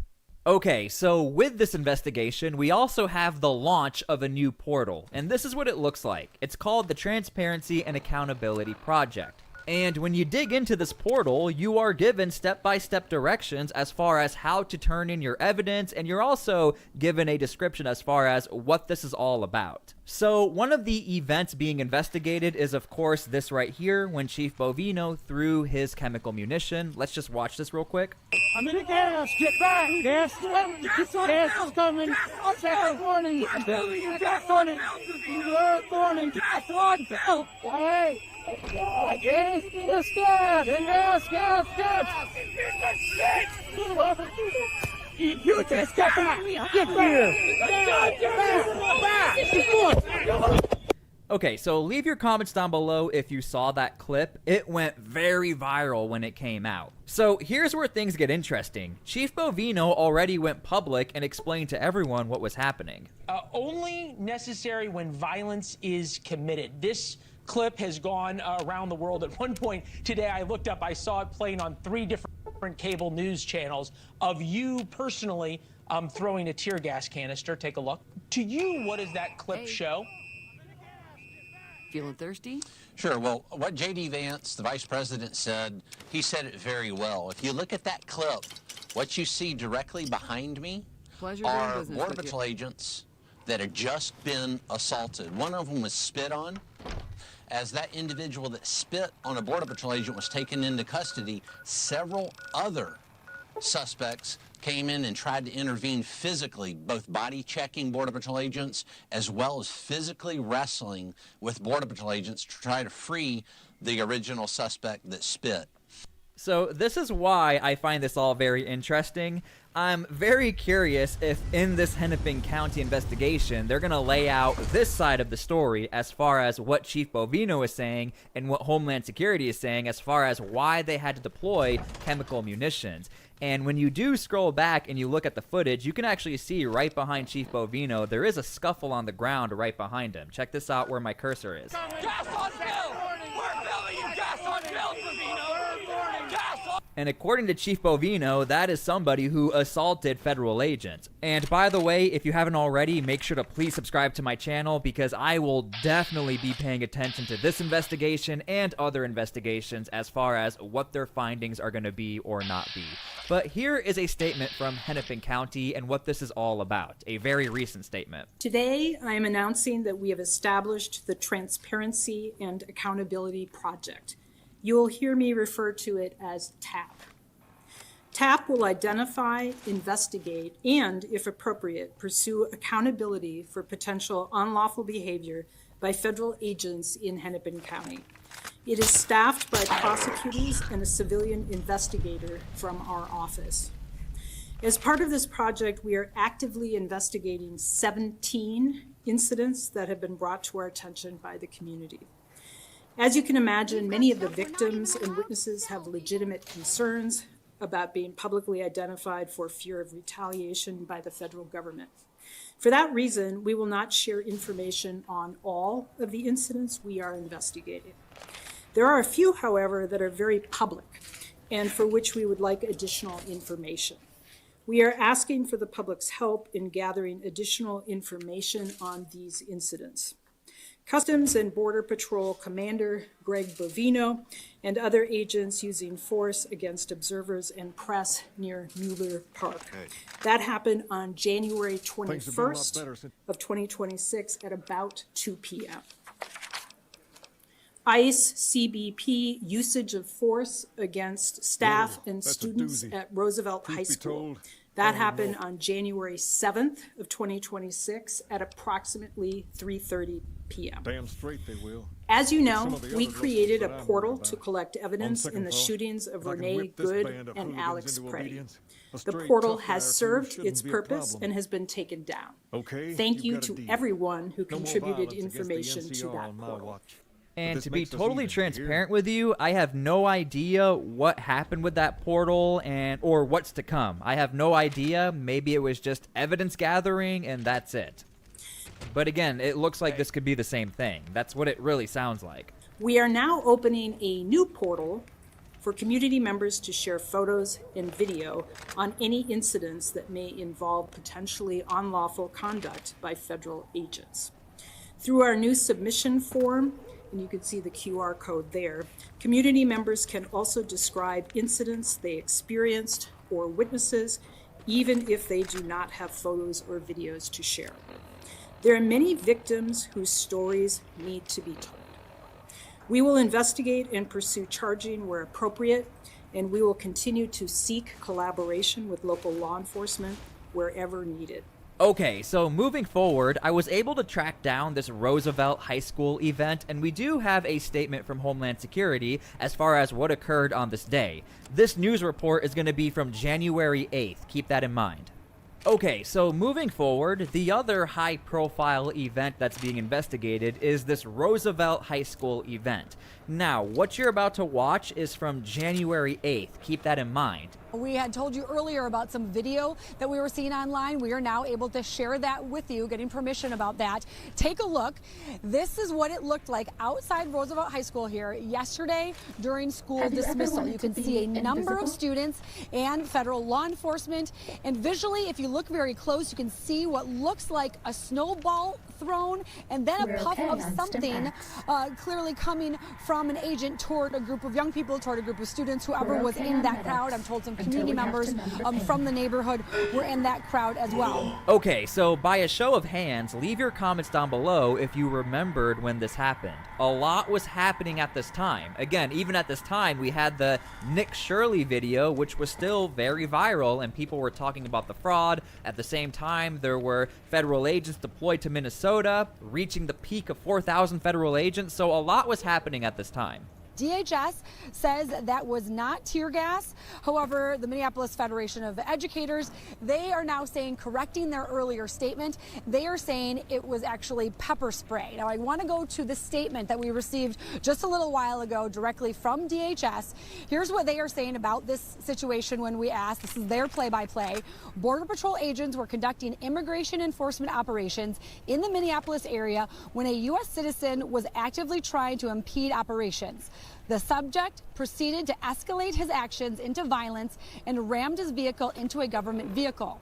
The subject began a 5-mile chase, putting the public and children in danger by running red lights, driving into oncoming traffic, and dangerously driving into a school zone where he finally decided to stop. At no point was a school, student, or staff targeted, and agents would not have been near this location if not for the dangerous actions of this individual. So, again, I am very curious if Hennepin County is going to lead into their investigation, recognizing this is the statement from Homeland Security as far as how we even ended up at a school. Again, according to Homeland Security, talking about a 5-mile chase, running through stop signs, and eventually putting all of these children in danger, according to Homeland Security. But again, what it also looks like from Hennepin County is that they're more so worried about the after-action events where there was pepper spray being used or whatever munitions being used. That is what the investigation is looking into. DHS statement goes on to say, while the subject was being removed from his vehicle, an individual who identified himself as a teacher proceeded to assault a Border Patrol agent. While this was happening, a crowd began to form and grow. Rioters threw objects and dispersed paint on the officers and their vehicles. Despite repeated warnings to cease, the crowd continued with their hostilities and assaults, and officers used targeted crowd control for the safety and law enforcement and the public, and they again say no tear gas was deployed. Now I want to switch to the statement we received. Okay, so yeah, leave your comments down below. Let me know how you feel about this. To my knowledge, no charges were pressed as far as this event right here. So again, I'm very curious how Hennepin County is going to report this story or this investigation if they do bring up this teacher. I am very curious, and I will keep you guys up to date with that. Chaotic situation, objects being thrown, agents being boxed in by vehicles. It was probably past the time for myself to deploy that less lethal munition. Yep. And that term less lethal is just that, less lethal.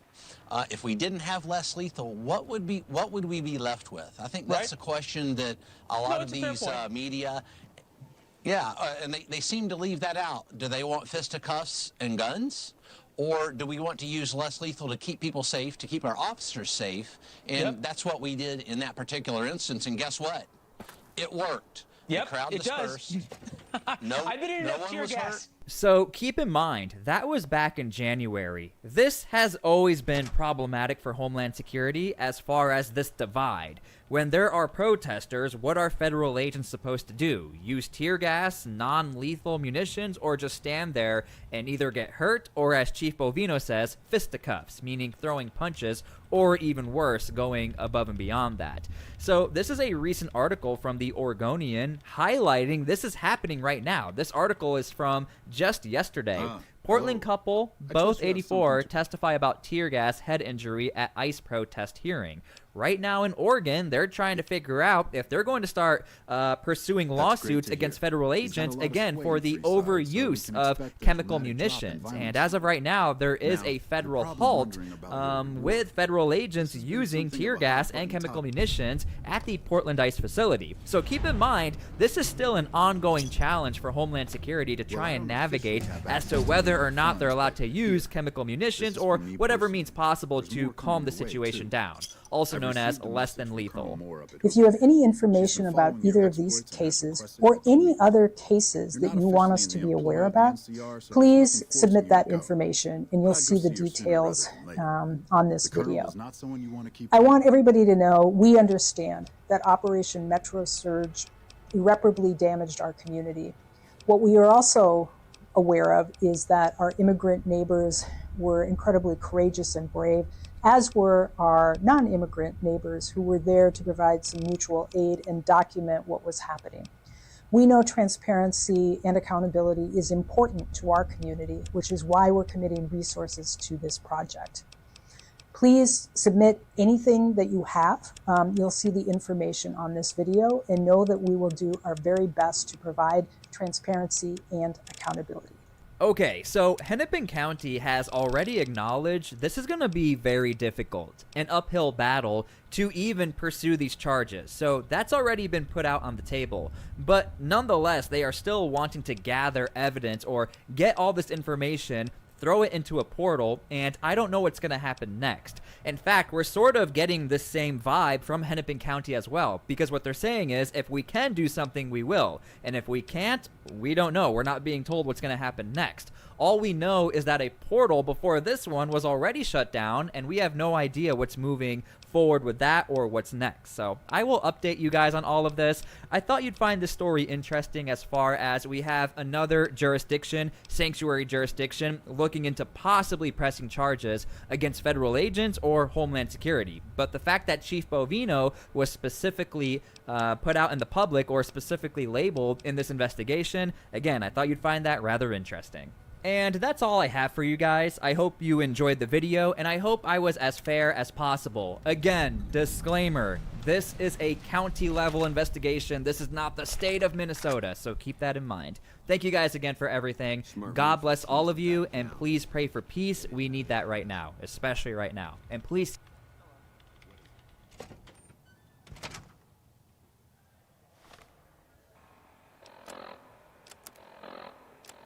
Do you believe that Jeffrey Epstein killed himself? Are you asking him to speculate on how Mr. Epstein died? Look, I do like them young. Much younger than Hillary, I can tell you that. Can you imagine waking next to that shriveled beanbag every morning, smiling like self, but the thought of going home to that shrieking bat makes me want to break my own neck with my tie. Any child of the 90s is having absolute nostalgia retro vibes right now watching Bill Clinton under oath declare that he didn't have sex with people. I did not have sexual relations with that woman, Ms. Lewinsky. Absolute I never told classic. anybody to lie. The Kaiser is marked. Of course, all of this was a lie. Bill Clinton was impeached for these demonstrable lies. Bill Clinton's someone who then went ahead and lied under oath just yesterday when he was asked, have you ever lied under oath? Bill Clinton saying this. Question I have for you, Mr. President. Have you ever lied in a deposition? No. Have you ever lied while under oath? Dude,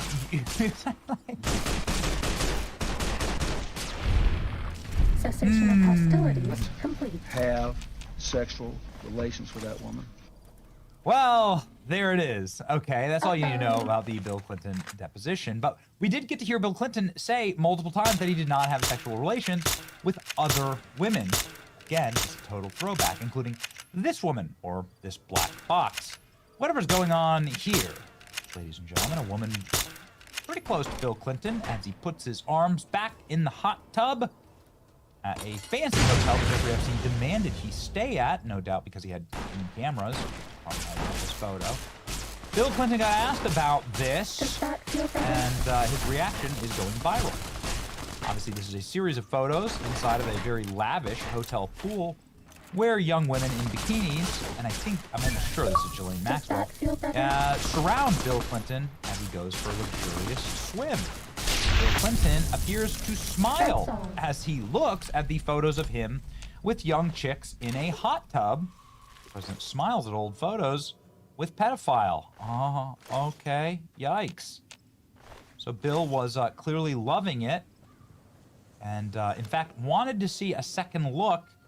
He was so proud of himself, clearly getting nostalgic. Bill Clinton spent 20 seconds examining a photograph of himself in a hot tub with a Jeffrey Epstein trafficking victim, I guess? The intimate photograph shows a younger Clinton, now 79, reclining in a luxury hot tub during a 2002 trip to Asia. Another individual sitting next to the president in a hot tub. Redacted by the Justice Department, the image made for public release. During the viral moment, Clinton snatched the photograph from his attorney's hands and then stared at it and smiled, chuckling. His lawyer tried to conceal the smirk. Check this out. This is an amazing video.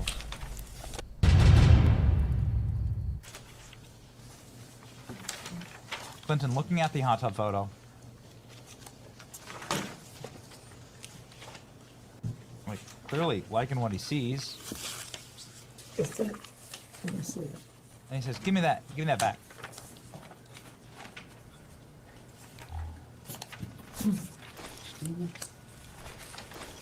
There's the hot tub photo. Okay. You can see it right there. Mr. President, we have about 5 minutes remaining in the majority's first hour. Look at him go. Dude is loving it. Look at him. Look at him. He loves it. He loves reminiscing. You get nostalgic. The response to this has been wild. Bill Clinton smiles strangely looking at the old photos has to claw them back from his own lawyer. His desperate lawyer has to stop him from drooling all over the photographs. This is sick, and nobody does anything. Bill Clinton, who should have been locked up decades ago, grabs a photo of one of the victims of Epstein Island and sadistically laughs. Everyone on camera. Former U.S. president was looking through Epstein photos, smiling, reminiscing for the memes. Look at Bill Clinton smiling. Pay attention to what he's smiling about in those pages. It's the photo of him in the hot tub. That smirk tells it all. His attorney has to snatch him out of Bill Clinton's hand. LMAO, the sicko reminiscing about the good old days. He's going to hell. Bill Clinton looking through old photos of him and Epstein. As the melodramatic music plays in the background. Look at the excitement on his face. Dirty old pervert. Obviously, we got some questions. Megyn Kelly dropping photos of Bill Clinton and her friends back in the 90s. Oh, man. Bill Clinton having a rough one yesterday. Asked about the hot tub. He wanted, when he knew I was coming, and he said he wanted to help me with my age initiative, and he invited me to stay there. And he said, I want you to stay at this hotel, and I hope you'll use the pool. So I did, and then I got out and went to bed, exhausted. Just for the record, there's another picture that also shows this as part of the larger pool area. Do you all have that so that he can refresh his recollection with respect to that? You should have it. It's quite enlightening. If you watch this, yes, it's noted. It'll Yes. give you a different feel. Thank you. Okay. We don't have it with us right now. Okay, We do. thanks. I just wanted to make sure he knew the And so context. were there other people in that pool or hot tub with you as well? I don't think there's anybody in the hot tub. I didn't forgotten that there was anybody in the hot tub, but it was big, but it was about. Well, He's asking in the pool It appears area. this photo, there's a girl over here, or there's someone. Yeah, I don't know who that is. But he's also asking in the pool area were there other Yes, individuals? I don't know who that is. Okay, so you don't know? No, and then there were other people in the pool. Okay, so do you remember, were they under 18? Would you No. know? No. Were they part of your traveling party, he's asking you? Yes, they were, I think. I think everybody there was part of our party. It was late at night or late-ish, and I also believe that there was a Secret Service agent there at the other end of the pool. Okay, and was this in public? No, it was a hotel room, and the Sultan wanted us to stay there, and the water, this big pool, was on the same floor that there were several suites, and so we went out, I swam around, I sat in the hot tub for 5 minutes, or whatever it was, and I got up and went to bed. And then I have to ask this, did you engage in any sexual activity No. with this person? Okay, thank you. Did you engage in any sexual activity with this person? Again, this is why we're singing the oldies. I did not have sexual relations with that woman, Miss Lewinsky. Oh, sorry. It's like, what else are you supposed to do, man? Like, it's the same. It's like Bill Clinton doing the same thing. It's like the same thing. Never thought I'd see it again. Here we are, 25 years later. 25, more than 25 years later. From this, nearly 30 years later, and here we are. We're doing a replay. Everything is nostalgic for the 90s, and even this, Bill Clinton's deposition. Will anything happen? I don't know, man. Even the New York Times reporting Epstein files reveal scope of Ghislaine Maxwell's role in the Clinton circle. She helped kick off their initiative with $1 million to fund it. Old photos never before seen of Ghislaine Maxwell and Bill Clinton, clearly having the time of their lives. Well, guess we'll find out. It's been very embarrassing for the Clintons, but is it a career ender? Is Hillary going to run for president again in 28? Time will tell. It's your boy Benny. Like, share, and subscribe. Let me know what you think in the comments. See ya.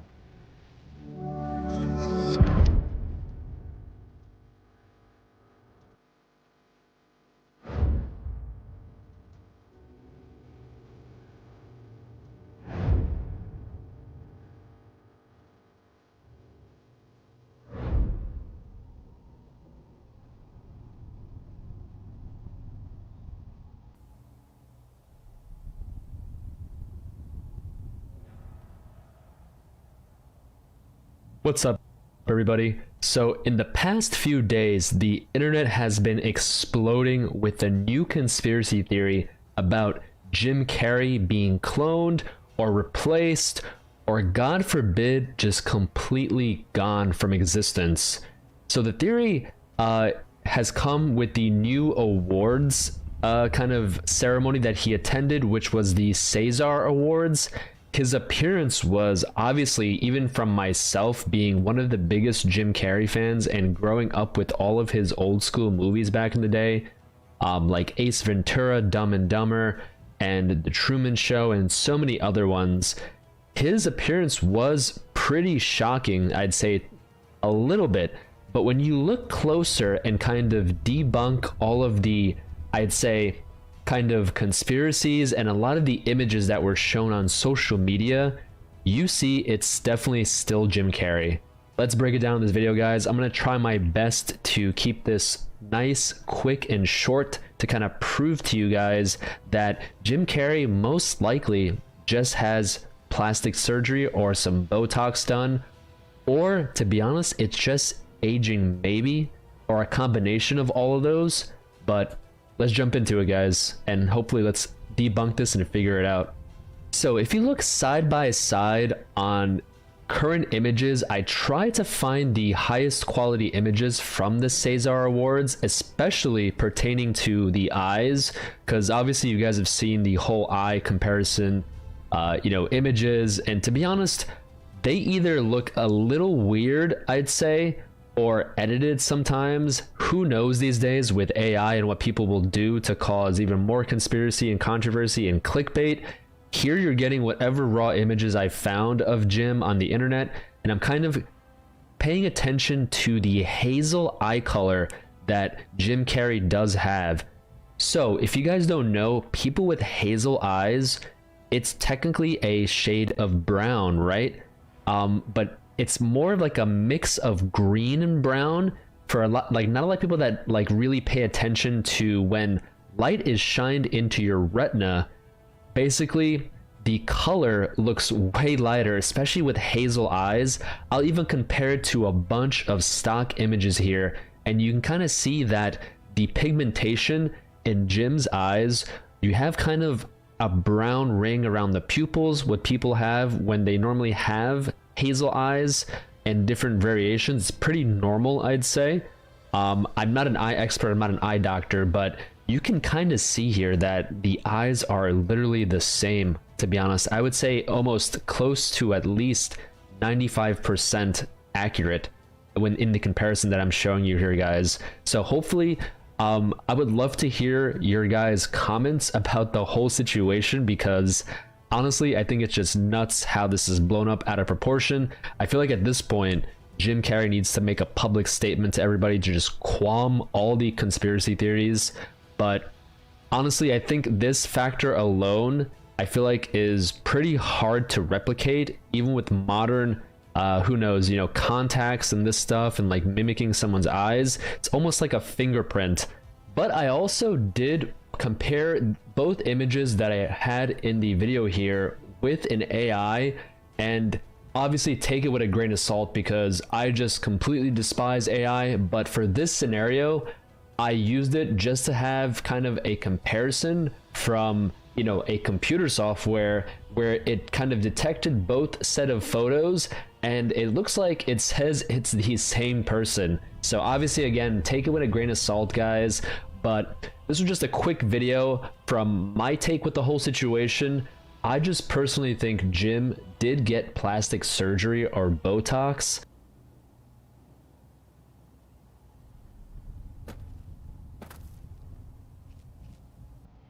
Who do you think is cuter, Dr. Klein or Dr. Barnes?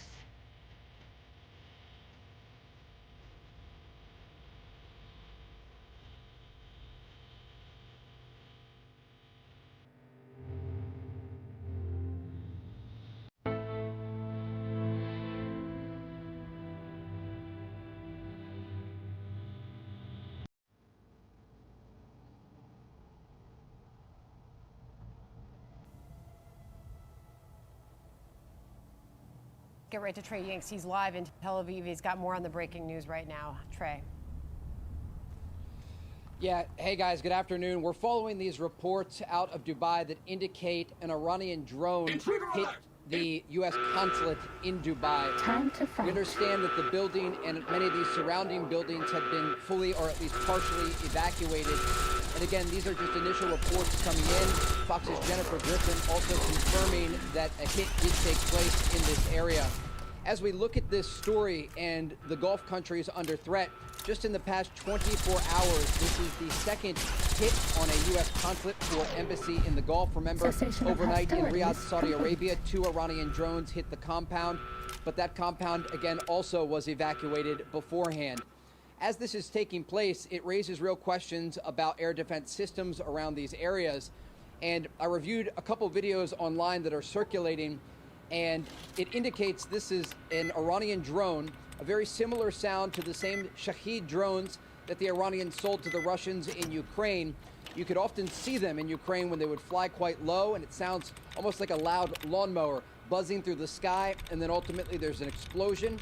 And again, a lot of different videos circulating from this area of Dubai showing that the area of the U.S. consulate in Dubai is on fire. There's black smoke rising from this part of the city. And so again, the threat from Iranian drones, and we talked about this last hour, the short-range threat will be much more difficult to reduce for the Israelis and the Americans after they go after these Iranian positions. You know, Trey, when you take a look at where the United States consulate in Dubai is, it's right down near the old city. The British have a consulate down there as well. A couple of years ago, I was in Dubai and went through that whole area. I mean, that is an area deep in the heart of Dubai. And again, it's the old city, so that is a very prestigious location. For the Iranians to send a drone into that area, I mean, that's very brazen, and that's got to provoke a response from the Emirates. Absolutely. And there were some satellite images circulating earlier this week that showed when the Iranians started to attack the UAE, the flumes of black smoke rising from cities like Dubai, right next to the Palm Island, this man-made island chain, were so large they were picked up on satellite images. And again, it gives you a sense, anyone who's ever been to Dubai, this is a very advanced city, modern infrastructure, very tall hotels and buildings. And the fact that these Iranian drones are now soaring through the skies of Dubai and Abu Dhabi and other areas within the Gulf, it indicates that the Iranians are going after A, civilian infrastructure, but B, infrastructure that's never seen war since it's been built. I mean, the Israelis are used to sheltering in place. They're used to this fire toward population centers. These Gulf cities and countries are not. Trey Yanks joining us with the breaking news out of Tel Aviv. Hey, Sean Hannity here. Hey, click here to subscribe to Fox News YouTube page and catch our hottest interviews and most.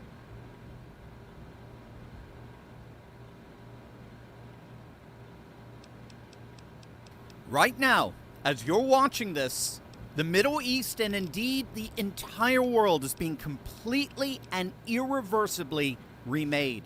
The Islamic Republic of Iran, the terror regime that haunted the world for 47 years, just lost its supreme leader, its top military commanders, its navy, its air force, its air defenses, and its ability to project power across the entire region. And if that weren't enough, Hezbollah, Iran's crown jewel proxy army in Lebanon, has just effectively been wiped out after making the single dumbest decision in their entire history. History is indeed being made right before our very eyes. This is absolutely unprecedented, and I'm about to show you exactly what's happening. Hey gang, it's me, Dr. Steve, your Patriot Professor, here to help you make sense of the madness with breaking news and analysis that you're not going to get anywhere else. So make sure to smack that bell and subscribe button, and also make sure to sign up for my free uncensored Patriot Alerts newsletter. Sign up right now by clicking the Patriot Alerts link in the description below. On Saturday, February 28th, the United States and Israel launched the most devastating joint military operation in decades against the Islamic Republic of Iran. In the opening hours of the attack, U.S. B-2 stealth bombers and Israeli Air Force fighter jets dropped over 2,000 bombs across hundreds of Iranian military and regime targets. They hit Revolutionary Guard command centers, air defense systems, missile launch sites, military airfields, naval installations, the entire governing infrastructure, the Iranian regime, was essentially wiped out in a matter of just 24 hours. And that elimination, of course, centered on Supreme Leader Ayatollah Ali Khamenei, the man who has ruled Iran with an iron fist since 1989. He was killed in an Israeli airstrike on his Tehran compound. The man who has chanted death to America and death to Israel for nearly 4 decades, who funded every major terror proxy in the Middle East, who is racing toward a nuclear weapon, is gone. And he did not go alone. U.S. officials confirmed that more than 40 senior leaders of the Iranian regime were killed in just the opening airstrikes, which, by the way, hit over 1,000 targets in the first 24 hours alone. Israel confirmed they eliminated the commander of the Islamic Revolutionary Guard Corps, Iran's defense minister, the secretary of the Supreme National Security Council, a key aide to Khamenei, and numerous other military and political leaders. The regime's command and control has been effectively decapitated. Khamenei's son, his heir, Mojtaba, has also been killed, as has the immediate successor to Khamenei. He was the supreme leader for literally just hours before he too was annihilated. The ruling hierarchy of the Iranian regime has effectively been wiped out. And now they've got a full-blown succession crisis with competing factions scrambling for power. So now they're fighting themselves every bit as much as the United States and Israel. And as it turns out, Saudi Arabia.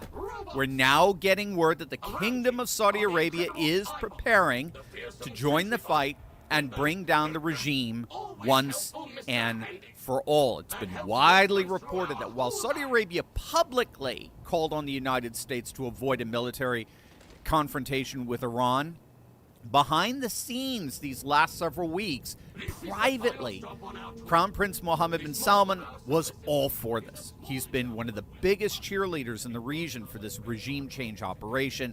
And now that Iranian drones just hit Saudi Arabia's massive Ras Tanura oil refinery, one of the largest in the world, it does indeed look as if the Saudis are going to join the fight, which is absolutely stunning. Again, could you have imagined a scenario, any possible scenario, where Saudi Arabia would be fighting side by side with Israeli forces?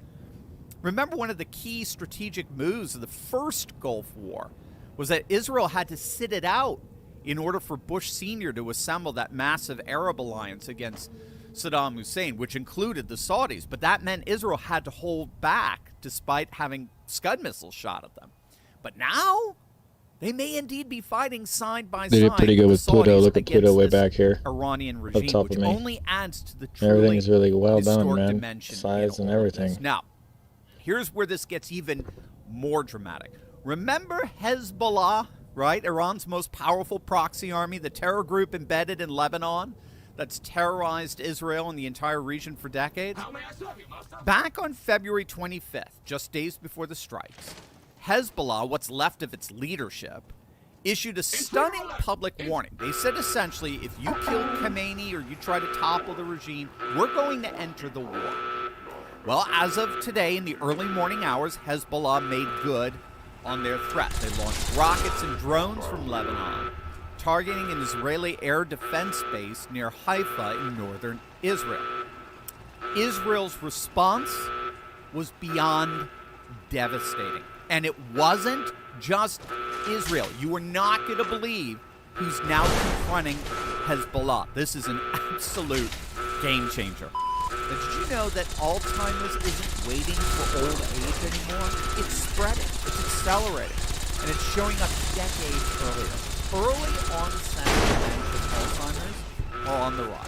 Reports show a 373% increase in diagnoses among 30 to 44-year-olds and a 311% increase in 45 to 54-year-olds in the United States in recent years. But when doctors attempt to treat these brain diseases, they often focus on medicating the brain itself, addressing symptoms like Band-Aid rather than solving the root cause. Alzheimer's disease is driven by chronic inflammation and oxidative stress, which damages brain cells and triggers the buildup of toxic proteins. Now, these same destructive processes fuel neurodegeneration, cognitive decline, and even increase cancer risk, yet they're rarely the primary target of treatment. The root cause of many brain disorders is found in the gut microbiome. Groundbreaking research now links gut bacteria directly to Alzheimer's disease and shows that what we consume plays a defining role in not just cognitive but overall health as well. Numerous studies suggest that the number one thing you can do to combat these chronic diseases is to consume kimchi. There's so many bioactive compounds in kimchi that have been found to improve cognitive and memory function by targeting amyloid beta. That's the main sign of Alzheimer's disease that forms those sticky plaques in the brain. Notably, these same protective mechanisms are linked to reduced cancer risk with kimchi's ability to suppress carcinogen activating enzymes. So that's why Brightcore created Kimchi One. It delivers all the benefits of real kimchi in convenient capsules. No taste, no smell, and no GMO. 100% made right here in the United States. Today you can get an exclusive offer by clicking the link below for 25% off your entire order, or for the best deal available, call my friends at Brightcore for up to 50% off plus free shipping. You'll love them. Call them now at 888-597-0233. That's 888-597-0233. Call them right now. Within hours of Hezbollah's attack, the IDF unleashed massive airstrikes against Lebanon. They hit Beirut, they hit southern Lebanon, they hit the Bekaa Valley, and then came the knockout blow. Mohammed Ra, the head of Hezbollah's parliamentary bloc, one of the last remaining senior leaders of the organization, was confirmed killed in one of the Israeli airstrikes.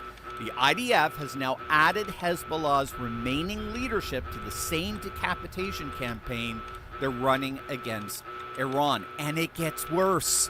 Lebanon's own government has now turned completely against Hezbollah. After Hezbollah launched those rockets, Lebanon's president and prime minister announced that the Lebanese government has officially outlawed all of Hezbollah's security and military activities. And they're calling on Hezbollah to surrender their weapons immediately. The government ordered security agencies to prevent any further military operations and arrest those involved, and the army was tasked with confiscating weapons without delay.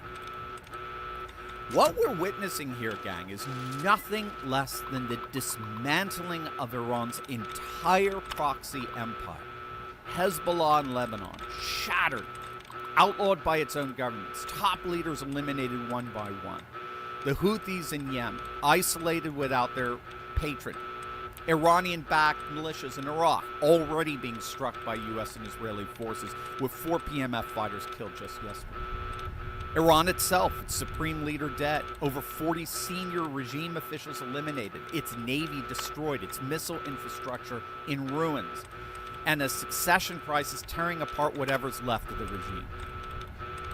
Now, again, we talked about this on Saturday from my back porch, but it's absolutely essential for us to understand what's really going on here. What is President Trump really doing here? I think the key to understand this in its full orb picture is that there is a Gulf strategy and a global strategy to all of this. That's what you have to get. So there's a regional Middle Eastern goal in all of this, but then there's an also larger worldwide goal going on at the very same time. So you want to get sort of this micro, macro dynamics in your head here. We talked about the micro, the regional strategy on Saturday. This is all actually an extension of the Abraham Accords that Trump secured in his first administration. The Abraham Accords were always at their core about building a united front against Iran. So this is bottom line, it is a realignment, an alliance between Israel and the rising Sunni Arab world. So that's Israel, UAE, Bahrain, Sudan, Morocco, and eventually Saudi Arabia. They're all drawn together by a shared recognition that Tehran is the single greatest threat to regional peace and stability. So what we're seeing right now is that vision reaching its ultimate fulfillment. The U.S., Israel, the Sunni Arab world effectively operating as a united front against the Iranian regime, turning what began as a diplomatic and economic normalization framework, that's how the Abraham Accords started. Now they've morphed into a full-blown military and strategic alliance that's dismantling Iran's terror empire once and for all. And keep in mind, that was always the Abraham Accords in the end. It was uniting Sunni Arab money with Israeli might. That's the idea. And if you could bring the two together into an alliance, you can effectively marginalize or isolate Iran and create peace throughout the Middle East, and that would have eventually involved getting rid of this regime. So the chief impediment to lasting peace and prosperity in the Middle East is Iran and its proxy network of Hezbollah, the Houthis, and Hamas. If this final impediment to peace and prosperity can be at long last wiped out, we will finally have peace in the Middle East. But the ramifications of all this are far wider than the Gulf, okay? We can clearly see a geopolitical pattern emerging. Just take a step back and think about just the last couple of months. Venezuela, Iran, Cuba. What two power blocks are most affected by cutting off these countries? It's, of course, Russia and China. Russia and China were effectively creating an anti-American, anti-Western axis through these exact proxies: Venezuela, Cuba, and Iran. And Trump is very clearly taking each one of those proxies out sequentially, one by one, to push back on that axis and restore and indeed establish American civilizational dominance in this rising multipolar world. China gets 20%, let that hit you, 20% of its oil from Venezuela and Iran combined. Well, I should say they did get 20% of their oil. Cutting China off from that oil supply, which is exactly what Trump is doing here, has severely weakened this rising giant in the East, and thereby significantly strengthens Japan. There are an increasing number of analysts recognizing that the huge winner in all of this is Tokyo. Isn't geopolitics fun? Yeah, Tokyo, right? That just gave their conservative Prime Minister Sanae Takaichi their biggest landslide victory ever in their latest national elections. Japan's on fire right now, in a good sense. Japan is absolutely crushing. It's going through this amazing civilizationalist renewal, and they are China's biggest competitor for Southeast Asia dominance. Japan even has its own Belt and Road Initiative, the Partnership for Quality Investment in Infrastructure, which is every bit as aggressive as Beijing's. And so a weaker Beijing means a stronger Tokyo in the region. Oh, and on top of that, there are now reports that the Kremlin is open to accepting security guarantees for Ukraine. Yeah, maybe we'll make that deal. That sounds good to me. Make no mistake, the world is indeed changing right before our very eyes. From the Middle East to the Far East, from Greenland to Venezuela, a new era is rising. A civilizationalist world with the United States as its chief power and architect. As it turns out, MAGA isn't just renewing America. MAGA is renewing the world.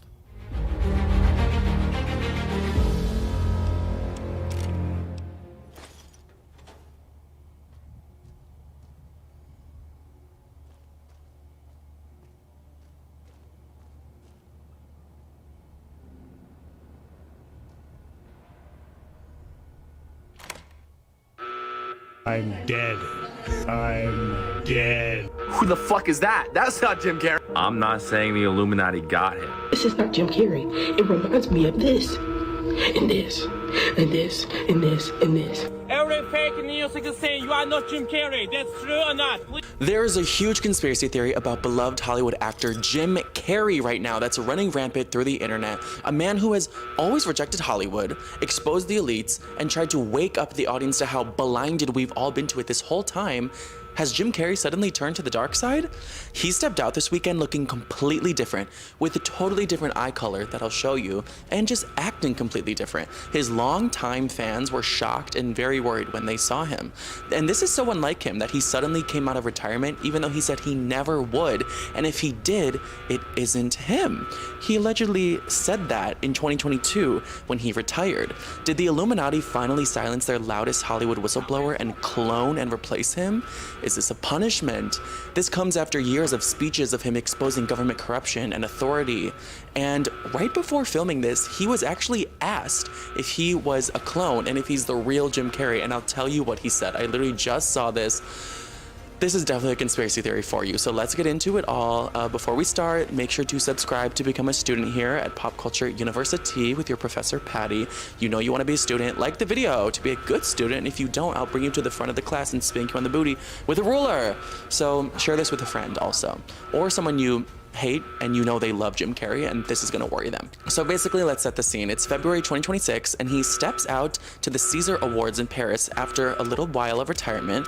That's basically an Oscar in France. This one was for lifetime achievement for him in film, and he was just looking so different.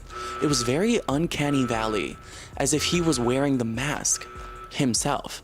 And he was doing these interviews for a bunch of press simultaneously, a bunch of lights and camera in his face so we could really look at him. And he just had like different cheeks, different chin, different smile, different voice, as if he was wearing the real life mask. Like his face even looked like the proportions of it. He just looked very different. But the craziest piece of evidence here that is shocking and like really worrying people of this conspiracy is that he has different eyes now. It looks like his eye color totally changed from brown to green. Now, this is just speculation from fans, but brown to green, and they look like they're just sunken in on his face differently. It's very, very shocking. I wonder how Ariana Grande feels. She's a huge Jim Carrey fan. Her first MySpace name was Jim Carrey Fan 42. Is she freaking out? Let me show you more before and afters of just the Jim Carrey that we knew to this new Jim Carrey, because this caught on like wildfire, similar to like Zac Efron's face change, which by the way, both look fine. Zac Efron still can outmog anyone. I'm gonna read some reactions while I show you some before and afters. This fan said, every time a celebrity starts speaking up, they kill them and replace them. Every single one who has tried to say something. Jim Carrey did this on live television. They end up different, soulless. This will never end. This fan said, as a super fan of Jim Carrey, that's not Jim. I'm devastated. Bryce Hall, ew, even said, that is not Jim Carrey. Someone said, quote, he is the last person I expected to buy a new face off Temu. That went really viral on TikTok, and I was like, okay, that's kind of mean. It had like 500,000 likes.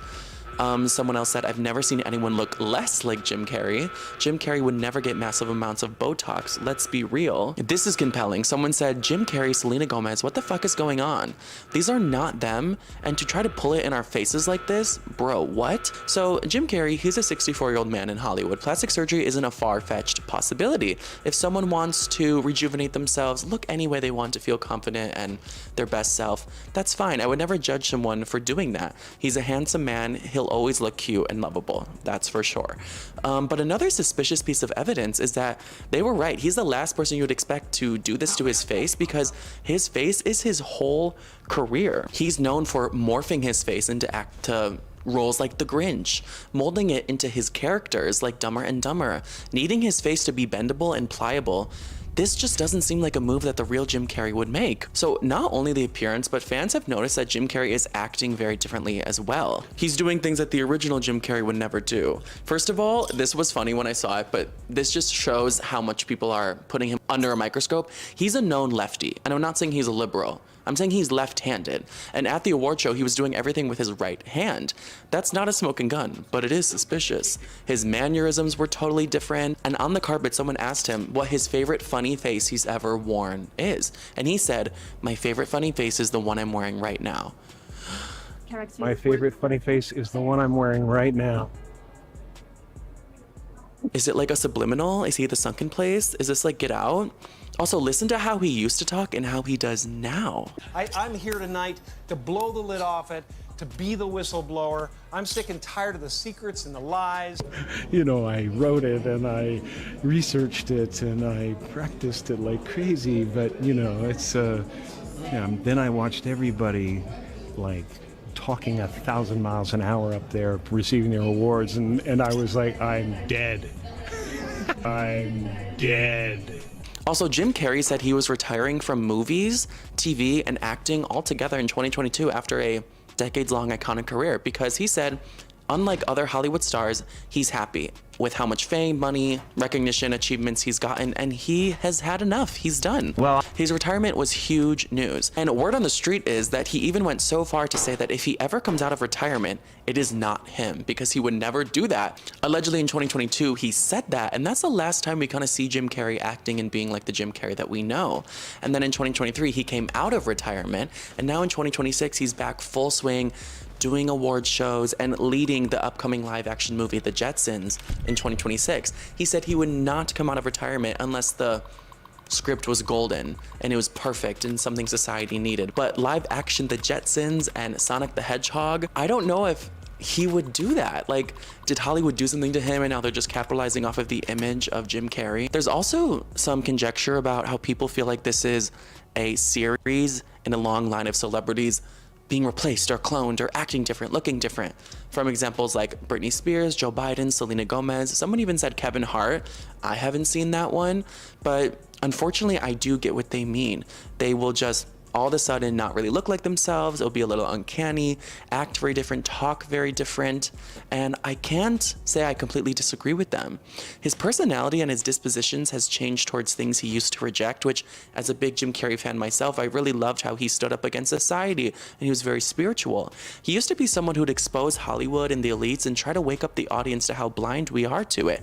Remember that Jimmy Kimmel interview where he was like exposing the Illuminati, and you know, some could say he was being facetious and trying to make the crowd laugh, but even when he wasn't doing the Illuminati symbol to expose it, he was speaking facts about how the powers that be, aka the Illuminati, was turning us into mindless consumers and how they just distract us to keep us docile and not revolting and think we're living a great existence when maybe we're not. People on television, people in sitcoms have been hired by the government to throw you off the track, to distract you, to make you laugh, so you don't know what's really going on. And he used to do the funniest interviews when he would just hate or be mocking whatever phony Hollywood pretentious event he was at.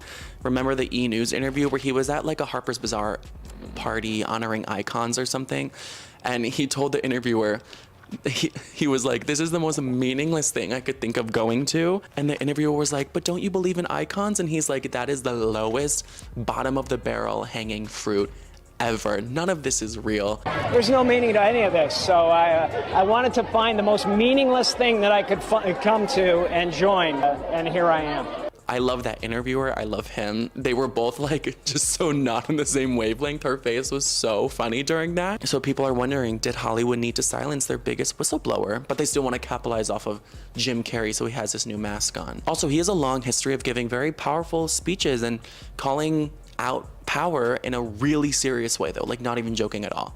In 2018, he gave a speech calling out capitalism, authoritarian governments, calling out people attacking immigrants or taking children away from their family. And that's what we have now. We have capitalism without a conscience. Its worst evils: hatred of immigrants, contempt for the truth, greed, and the abuse of power. Kidnapping children is not what great nations do. He used to not take himself seriously and say that Jim Carrey isn't even a real person, it's just a character he plays, that the universe is just experiencing the average guy that's him. And that's why he doesn't take awards seriously or need extra money by doing these big budget films or anything like that. But now with this France Award show, he seems to be taking it really seriously, and he was just acting like in character of like an actor that I feel like he would used to mock. And he's showing like a deep reverence for it. Like, aw, shucks, me? Like, I'm so honored by this award. Especially in that E! Interview, he's like, icons, that's so stupid. And now he's getting like an iconic award. It's just very interesting. So there's some other theories online explaining why he's changed so much. Fans, I think, are in denial, and they're just like, what if he's just in character and he did stuff to his face because he's a method actor and he's really becoming a new person because he just thinks Jim Carrey is a facade that he puts on. Someone else said, or hear me out, Jim Carrey hired a lookalike actor to prove a point. People think he like hired a body double to go to the events that he doesn't like to. Someone said he had to have paid somebody to pretend to be him. So basically right before I filmed this, some reporter, I don't even know if he was a reporter, but ambushed him outside of his car and was like yelling nonstop, "Are you the real Jim Carrey? Are you real? Are you someone else? Are you true? Have you been cloned?" Like really burgeoning him with these questions. Wouldn't even let him speak, really. But you can hear Jim Carrey respond to the question, "Are you the real Jim Carrey?" And he just goes, "What?" Like he's unaware of it. Or is he playing dumb? Jim Carrey is real original Jim Carrey? Can you answer this, please? Mr. Jim Carrey. Every fake news is saying you are not Jim Carrey. That's true or not? Please, give answer. After Epstein files, you actually say something. That's same or not? Are you true? You same man?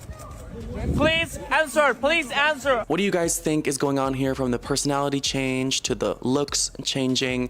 Do you think it's just a conspiracy theory, or do you think something real and scary is going on? Let me know. I feel like the conspiracy theory king again, so let me know what other conspiracy theories you want to talk about, and I will definitely bring them to you students. So make sure to like the video, subscribe, send it to a friend, and I'll see you in next class session. Bye students. Mwah.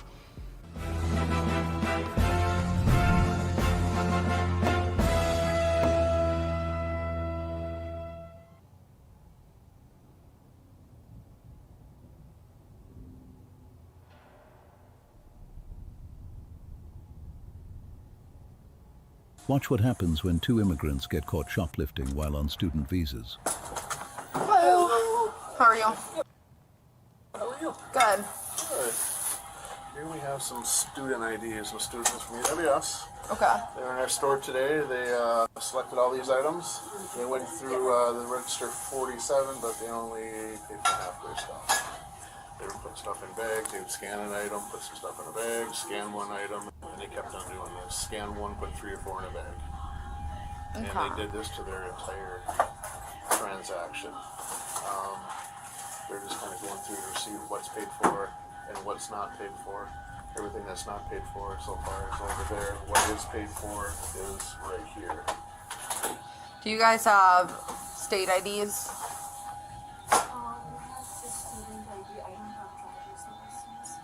You don't have a driver's license? Okay. And then you don't have a driver's license. Do you have driver's license or an ID out of a different state? No? Okay. Passport. Yeah, can I see your passports? I don't have right now. Huh? We don't have it right now. Where are your passports? In Rome. In the dorms? Okay. Mark myself on scene. I can show you my picture. Yeah, that would be great. Can you guys tell me why you were... I can show you the I didn't have money in my account. It was over minus. It looks like you have $840 in there. It's a used, and the available is minus. Huh? Available is minus. It's the used. So you guys were shoplifting because you didn't have any money? I didn't have money. You didn't have money? Okay. Why are you guys getting like dishes and stuff like that? We don't have anything to do. Don't have any? No. Sorry about that though. Okay. Do you have a picture of your passport? So he said that they were shoplifting, they didn't have any money to pay for anything. Are you able to run a name from a Republic of India passport? Last name is spelled Paul, Adam, Tom, Edward, Lincoln. First name is spelled King, Robert, Ida, Sam, Henry, Ida. Middle is spelled Robert, Adam, John, Edward, Sam, Henry, Boy, Henry, Adam, Ida. Have you guys been in trouble before? No. Did you guys just start attending UWS this year? No. How long have you guys been at UWS? It's my third. This is your 3rd year? Okay. So you're both from India then? No. Okay. Okay. How does it work with your visas if you get convicted of a crime? Does that affect your visa? For someone in the US on a student visa, a shoplifting charge can carry consequences far beyond the criminal penalty. Because theft is generally classified as a crime involving moral turpitude under immigration law, it can trigger visa revocation, service termination, inadmissibility, and even removal proceedings. If there is a conviction, including certain plea deals, the visa can be revoked. DHS may initiate deportation proceedings. Future visas can be denied, and long-term green card eligibility can be severely damaged, even if the jail sentence is minimal. In some cases, even an arrest without a conviction can lead to visa cancellation, denial at renewal, problems at the port of entry, or mandatory consular review, since immigration consequences often attach to an admission of guilt or plea, not just time served. Negative FDIC.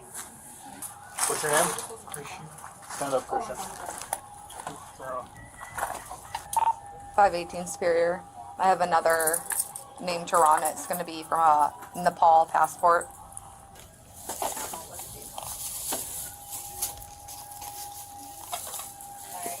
Okay, have a seat. Is this your bag?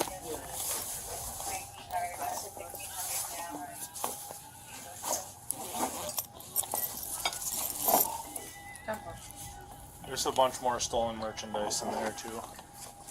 So you're under arrest right now, okay? You're under arrest for theft.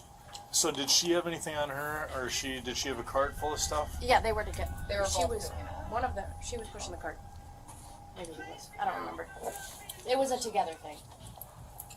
Okay, I'm going to give you the opportunity right now to come clean with me.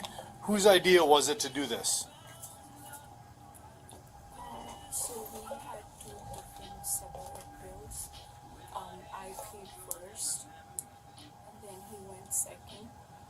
But when he was scanning, he checked his Apple account, and he didn't have enough money. And then he really needed the food, so we didn't have any other option. So. What's a good phone number for you? 609. So did she pay for any of her merchandise at all? Some of it, not all of it. Okay. 5292. What dorm do you guys live in? I live in Ross House, and he lives in CM. All right, what dorm do you live in? CM. So to gather this right, they were shopping together. They went through the line together. They were scanning together. They were both putting things in the bag that were not scanned. Together. And Everything was. it was every other item or something like that. They scanned one and then they put Scan three one, unscanned Yeah. in a bag. Okay. I can put up.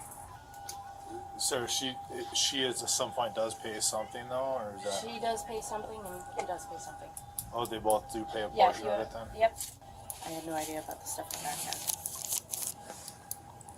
Do you have any stolen things in your purse?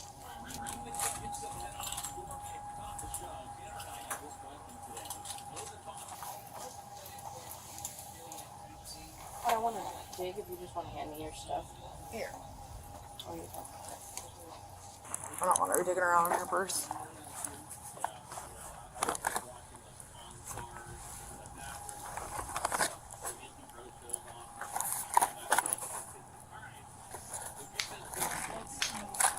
It is yours. Okay.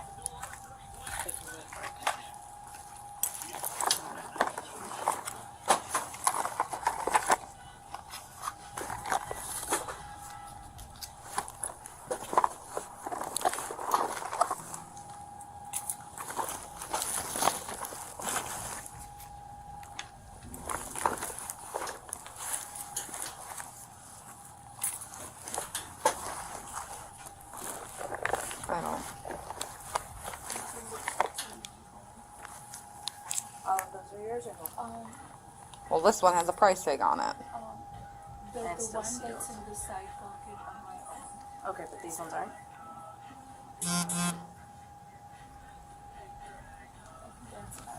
Yeah, that's the seal.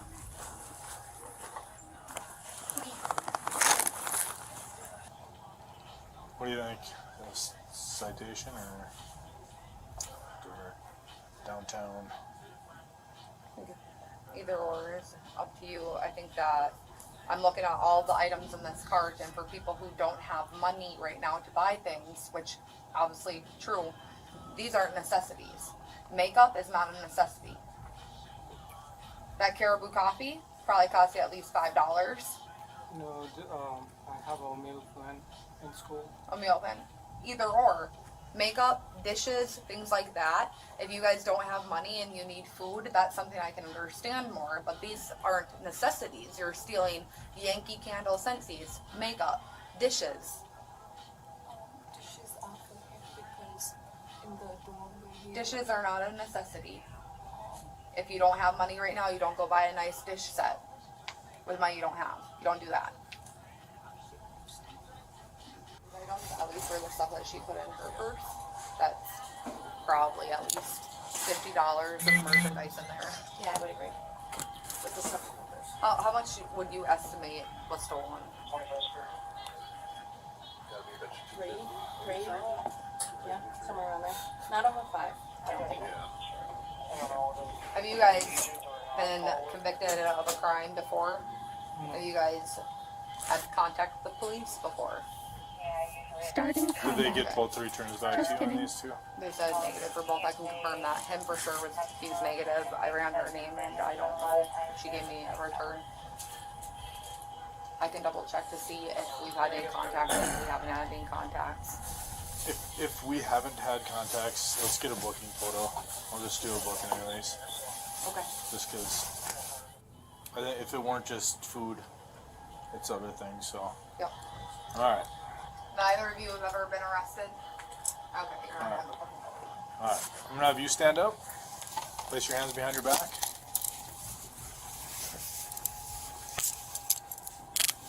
I'll have you search her if you don't mind.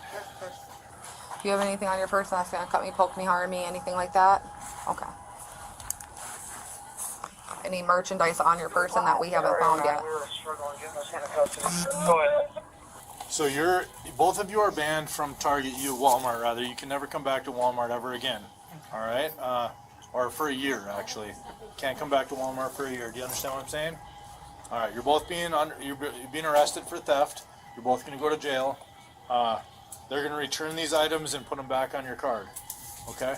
Does that make sense? You said no permission for anything. Okay, are you able to get an itemized What's that? receipt of all the items they did not Can you have pay what? for? Yes, that's. Yeah, when you get to jail, they'll give you some water. Start watching. No, we're good. Yeah, so you folks will return that then and put it on your card? Yep, it'll go back to his Okay. card. All right. Thank you.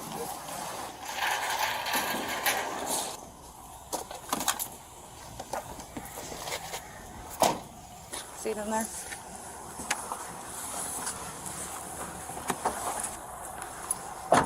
So it was $5.90 then? Yes, for 4 times $5.90 and 30 cents. All right. Cool. All right. Perfect. Thank you. All right. Yep. Bye.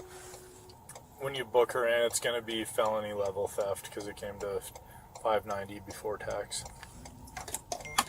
I didn't think it was going to be a felony amount. Yeah, well, as soon as I saw the makeup coming out, I knew I was like, this is going to rack up quick. Jeez, I didn't realize that stuff was that expensive. He should have a dorm address on Catlin. And then he was identified with his India passport. I'm sorry, what's that? He was identified, I saw a screenshot of his India passport on his phone.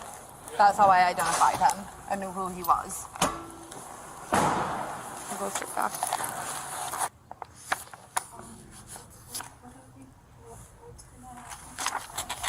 So you committed a felony, so it's not a book and release. It was over $500 worth of theft. We didn't know, but my partner was informed it was over $500 worth of theft, so that makes it a felony. So you guys have been arrested for felony theft, and that's what you're in jail for, and probably gonna have to see a judge before you're released. I did not take worth $500. We had 2 different things. Like, I'm being honest with you, I took very less stuff. Mine was not $500. You can double check with the Walmart too. Those are not my stuff. I know we were together, but he had his own stuff. I had my own stuff. And I can inform my partner what you're telling me, and I want to let you know that you are in custody right now, so anything you say can will be used against you. If I ask you any questions, I have to read you your Miranda warning. okay? So I can bring up what you just told me to my partner. From what I could gather on scene, you both were going through the line together, you both were scanning items together, you both were packaging items together, and you guys committed that crime together, and it was over $500, which is where he's getting that number from, okay? So I'll explain to him what you told me, but both of you are being charged with felony theft. What would you consider your race to be? Asian? What'd they steal? Makeup and various items, candles, silverware, food, a wide array of... From here? No, they're from India. Well, India and Nepal. They're students at UWS. Yeah, it's really weird. That is weird.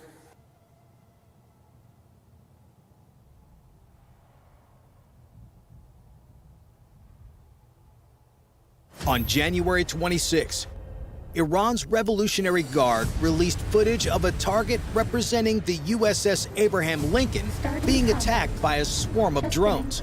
Their message was simple: we can see you, we can reach you, and our drone swarms will hit your carriers before your jets ever leave the deck. There's just one problem. The Navy has a new weapon that makes Iran's entire strategy obsolete. Let's look at what would actually happen if Iran tried to turn that propaganda footage into a real attack. It would start at 0600 local time, when 12 contacts climb off a coastal site near Bandar Abbas and turn south toward the Strait of Hormuz. Their target is the USS Abraham Lincoln and its strike group. These are Shahed 136 one-way attack drones. Ukrainians call them mopeds because of the sound. High-pitched whine from a two-stroke engine that could have come off a leaf blower. That's generous. Mopeds can at least change direction. Once the Shahed launches, it follows pre-programmed GPS coordinates until it hits something or runs out of fuel. There's nothing on board to detect threats, talk to its operator, or deviate from its heading.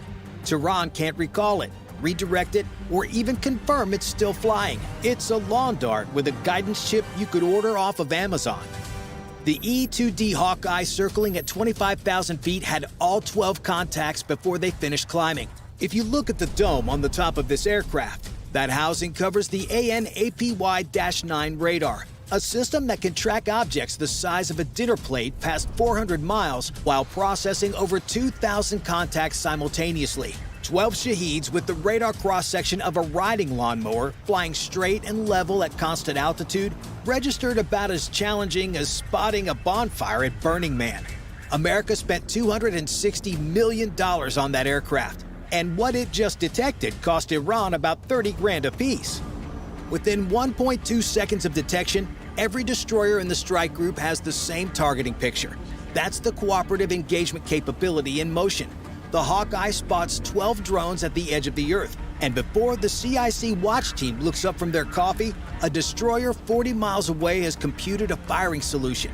Iran built these drones with off-the-shelf GPS. America built a sensor network that turns a carrier strike group into one giant radar with a dozen trigger fingers. 41 minutes to impact. The Tau picks up the handset and gives an order that will cost the Navy millions. Conventional weapons only. He could end this engagement in 15 seconds with what the strike group is actually carrying. He doesn't. Not yet. There's an Iranian Moher 6 surveillance drone circling at 12,000 feet to the east, relaying real-time video to a command post near Bandar Abbas. The Tau has been tracking it for 40 minutes. He could splash it with a single SM-2 and blind Iranian intelligence completely. Instead, he lets it watch. He wants Tehran to see exactly what they expect to see.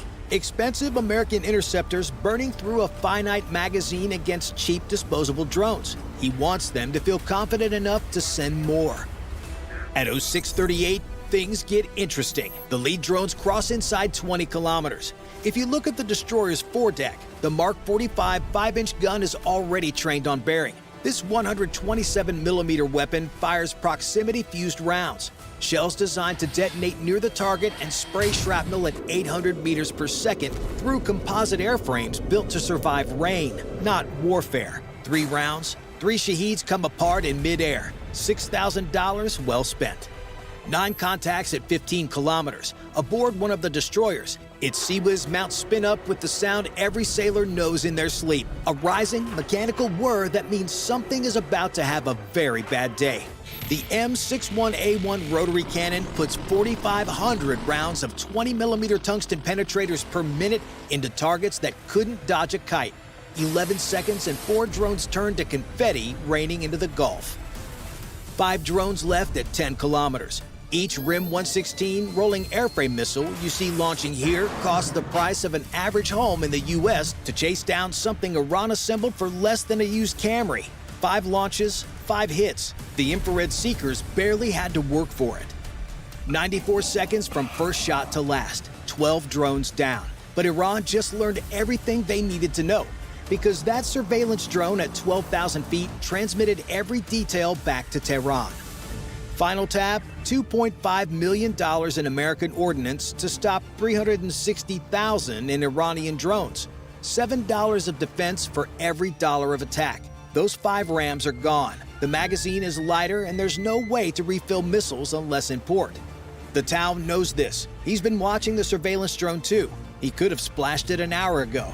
At 0650, 3 coastal launch sites activate simultaneously. 76 drones lift off in staggered groups. Behind them, 20 more hold at low altitude near the coast. The probe told Tehran exactly what they expected. But unknown to the Iranians, the Navy has something hiding in plain sight they never expected.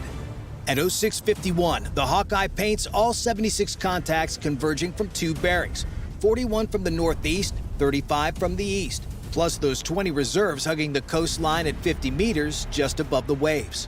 An Arleigh Burke-class destroyer like you see here carries 96 vertical launch cells, but those aren't all loaded for air defense. The SM-3s are reserved for ballistic threats, SM-6s embarked for high-value targets, Tomahawks needed for offensive strikes. Maybe 60 interceptors are available for air defense at $2.1 million per shot. That's $126 million in missiles to stop $2.3 million worth of drones. And Iran staged 20 reserves behind the main wave specifically because they've done this arithmetic. Wave 1 empties the magazine. Wave 2 walks in unopposed. No amount of creative allocation changes that arithmetic. You run out of missiles before Iran runs out of shaheeds, period. Unless the missiles never leave the tubes. At 0720, the Tau gave an order that confused half of his CIC watch team. Meteor to weapons free, all sectors. If you look at the destroyer's forward deck, between the VLS cells and the bridge, there's a flat panel array about the size of a commercial refrigerator. No rotating dish, no barrel. It looks like a slab of metal bolted to the deck. Another antenna among dozens on a warship bristling with them. 3 years ago, this system didn't exist. 2 years ago, it was a laboratory prototype that melted its own components after 4 seconds of operation. 1 year ago, it deployed on this destroyer under a classification level that doesn't even have an official name. This is Project Meteor, the Navy's first operational shipboard high-powered microwave weapon. And Iran is about to become its first real-world test subject. Iranian intelligence analysts reviewed satellite imagery of every American destroyer in the Fifth Fleet. This array was cataloged as a communications upgrade. Classification, non-threatening. That single line in an intelligence report was about to become the most expensive mistake in Iranian military history. And it can do something that was impossible until now. At 0735, the Northeastern Formation enters engagement range at 18 kilometers. 41 contacts in a 25-degree arc, 6 minutes to impact. Meteor fires, but as you can see nothing. In the Mohair's ground control station near Bandar Abbas, the operator watched his screen in confusion. 37 drone feeds had just turned to static simultaneously. No missile warnings, no explosions on the optical feed. The contact simply stopped. He cycled through frequencies, checked his equipment, then reached for the secure phone. His supervisor would want to see this. What neither of them understood was that they were watching the future of naval warfare, and Iran was on the wrong side of it. What actually happened behind that flat panel is where the engineering matters. Thousands of gallium nitride semiconductor elements. a material that wasn't mature enough for weapons applications a decade ago, generated focused microwave energy and combined it into a single coherent beam steered electronically at the speed of light. Here's the physics that makes Meteor possible and why Iran never saw it coming. Microwave energy at the right frequency doesn't need to burn through armor or punch holes in airframes. It just needs to reach the electronics. A Shaheed's GPS chip operates on milliamps. Meteor delivers amps. The difference between those two numbers is the difference between a drone that flies and a lawn dart that falls. 37 contacts dropped off the Aegis display simultaneously, falling out of the sky without burning or exploding, just nosing over and dropping into the Gulf like someone pulled the battery, which is essentially what happened. 4 contacts at the formation's edge are still tracking. They were riding the boundary of Meteor's 30-degree cone, where energy density drops below the threshold needed to fry hardened circuits. The cone's width matters. It determines how much sky the weapon covers per pulse, and these 4 Shaheeds were just outside of it. 6-second recharge cycle. The system draws from the ship's generators, feeding the same electrical bus that runs the radar, the combat systems, and the coffee pot in the CIC. Iran spent a decade building a strategy around depleting American ammunition. Meteor's ammunition is diesel fuel. The weapon slews 15 degrees and catches the 4 stragglers. 1 pulse, 4 debris tracks. Eastern formation now. 35 contacts bearing 09.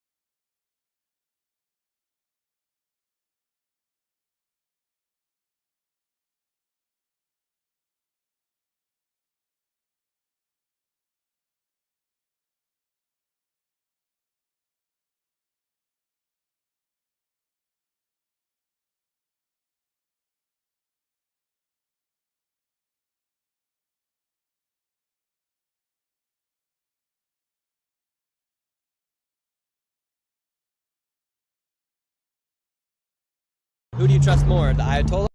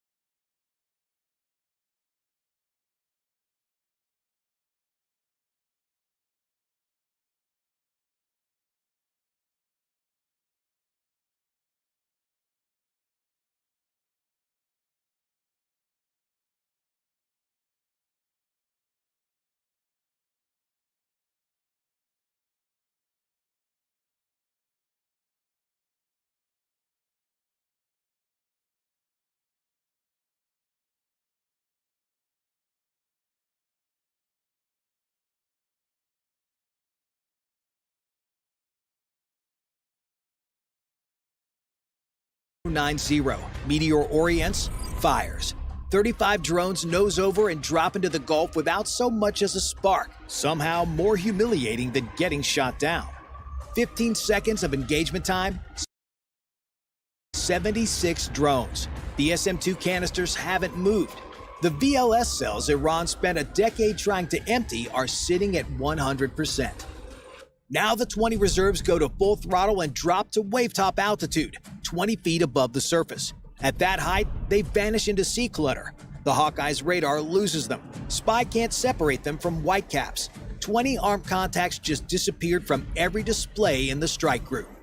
Meteor needs a radar track to aim. Without targeting data, the most powerful directed energy weapon on Earth is a very expensive space heater.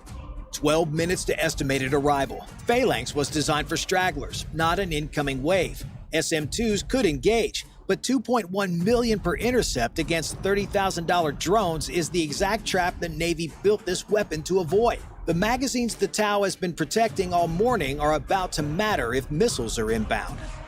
12 minutes is a long time when 20 warheads are out there and your best weapon can't find them. On every ship, CIWS mounts track empty ocean. Spy sweeps the surface and returns nothing but wave noise. Somewhere below the radar horizon, 20 GPS-guided warheads are closing at 3 kilometers per minute. The only thing the strike group knows for certain is the math.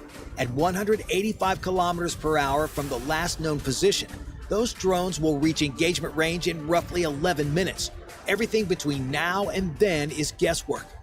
At 11 kilometers, a merchant tanker forces the sea skimmers above the radar horizon. 18 contacts, 2 never made it. Flying blind at 20 feet in a drone held together by commercial GPS and optimism is exactly as reliable as it sounds.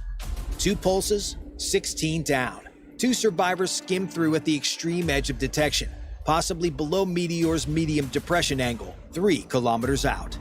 CIWS picks them up. Without Meteor handling the other 94, this would be 20 simultaneous contacts inside minimum engagement range. With Meteor, the Phalanx gets a problem it was actually designed for. 2 bursts, 2 debris clouds settling on the water. 96 launched, 96 down. Missiles expended, 0. In Tehran, 96 telemetry feeds just went dark and nobody knows why. Satellites show wreckage, but no missile exhaust, no interceptor tracks. Something broke the model. So at 0800, Iranian command throws everything it has at the strike group. 2 Khalij Fars anti-ship ballistic missiles roar off mobile tel launchers near Shiraz. These are Iran's big sticks, Mach 3 terminal descent, 650-kilogram warheads, electro-optical seekers that adjust aim in the final seconds to hit a maneuvering ship. While the ballistic arcs climb, 80 more Shaheeds launch from 4 coastal sites. And from Bandar Abbas Harbor, 6 PACAP fast attack boats surge out at 52 knots, each carrying 2 Charlie 802 anti-cruise ship missiles. 3 timelines running at once. The Khalij Fars impact in 90 seconds. The boats need 23 minutes to reach the Charlie 802 release range. The drones are 44 minutes out. This is the combined arms scenario Iranian war colleges have taught for 20 years. Simultaneous threats across every domain until something gets through. The Khalij Fars demand SM-2 Block 3C. Nothing else in the inventory stops a Mach 3 ballistic warhead. 4 SM-2s punch out of the VLS cells and climb toward intercept at 80,000 feet. Their trajectories cutting directly across Meteor's northeastern engagement sector. This is the problem nobody outside the Navy talks about. A microwave pulse doesn't check identity, friend, or foe tags. It will fry a $2.1 million SM-2's guidance package exactly as fast as a Shaheed's GPS chip. For those 11 seconds while interceptors transit Meteor's cone, the weapon goes dark in that sector. And during a real combined arms fight with multiple missile types in flight across multiple bearings, the cone can shrink from 360 degrees to less than half. The more missiles you launch to handle the serious threats, the less your microwave weapon can handle the cheap ones. Iran stumbled into the exact attack profile that stresses this trade-off the most. What Aegis is actually computing in those milliseconds is sector scheduling. The system divides the battle space into time-sliced firing windows and assigns each weapon a lane. Meteor gets the northeast sector from time 0 to 4 seconds. SM-2s transit that sector from 4 to 15 seconds. Meteor resumes at 15.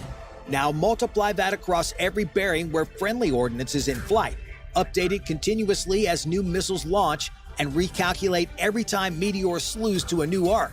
If you look at the large screen displays in CIC, what normally shows a tactical picture now looks like a choreography. One timing error and you've just blasted your own interceptor. An SM-2 entering the cone a half-second early absorbs the same microwave pulse that fries a Shaheed. The guidance package melts, the missile goes ballistic, and the Khalij Fars warhead arrives unopposed. The margin between flawless defense and catastrophic friendly fire is measured in fractions of a second, and no human being can manage it. The weapons control system mapped the full battle space, threat trajectories, interceptor flight paths, Meteor firing arcs, and the timing windows where they'd overlap. SM-2s are routed through corridors that avoid the microwave cone.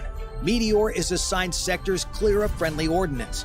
Dozens of weapons against hundreds of targets across 3 domains, deconflicted in milliseconds. The Tau doesn't touch a button.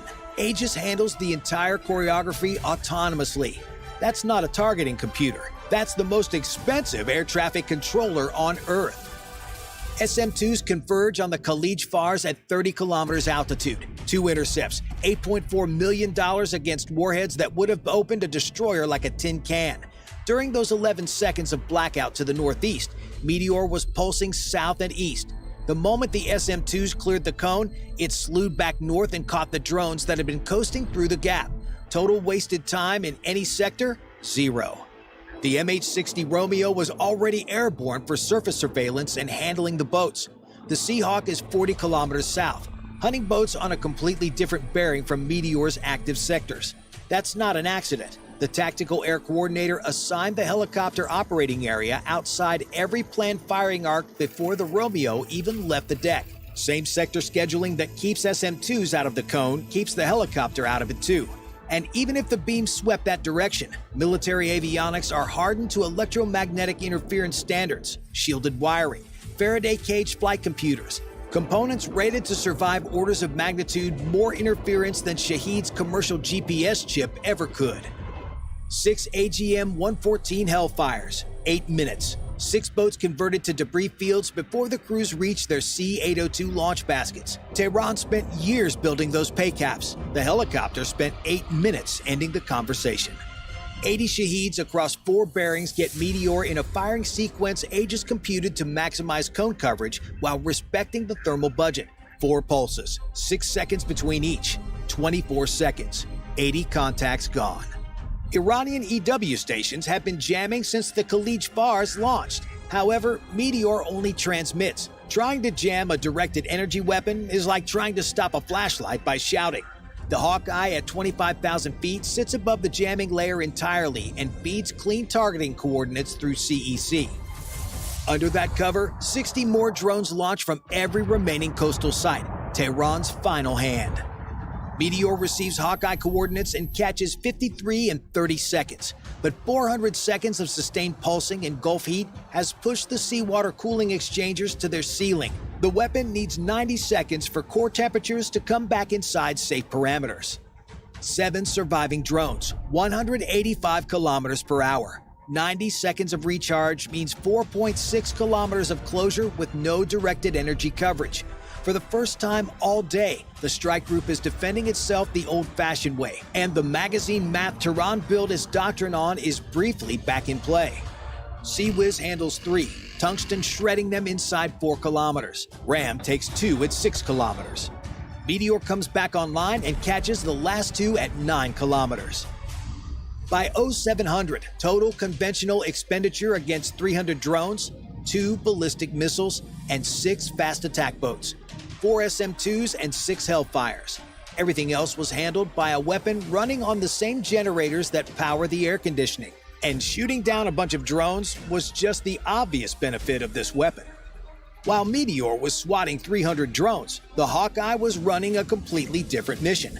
Launch sites that opened their blast doors got geolocated to within 3 meters.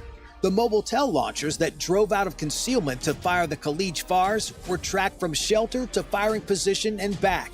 Coastal radar stations that activated to guide the combined arms attack exposed their exact locations and operating frequencies. 300 Shaheeds worth of launch infrastructure revealed itself to an aircraft with a 400-mile view of the battlefield. The carrier's air wing is now ready to launch strikes against those launch points. The destroyers are programming Tomahawks for the hardened shelters Iran stores its drones at. Iran didn't just lose 300 drones. They revealed their entire coastal launch network to a strike group with full magazines and a reason to use them. Bye for now.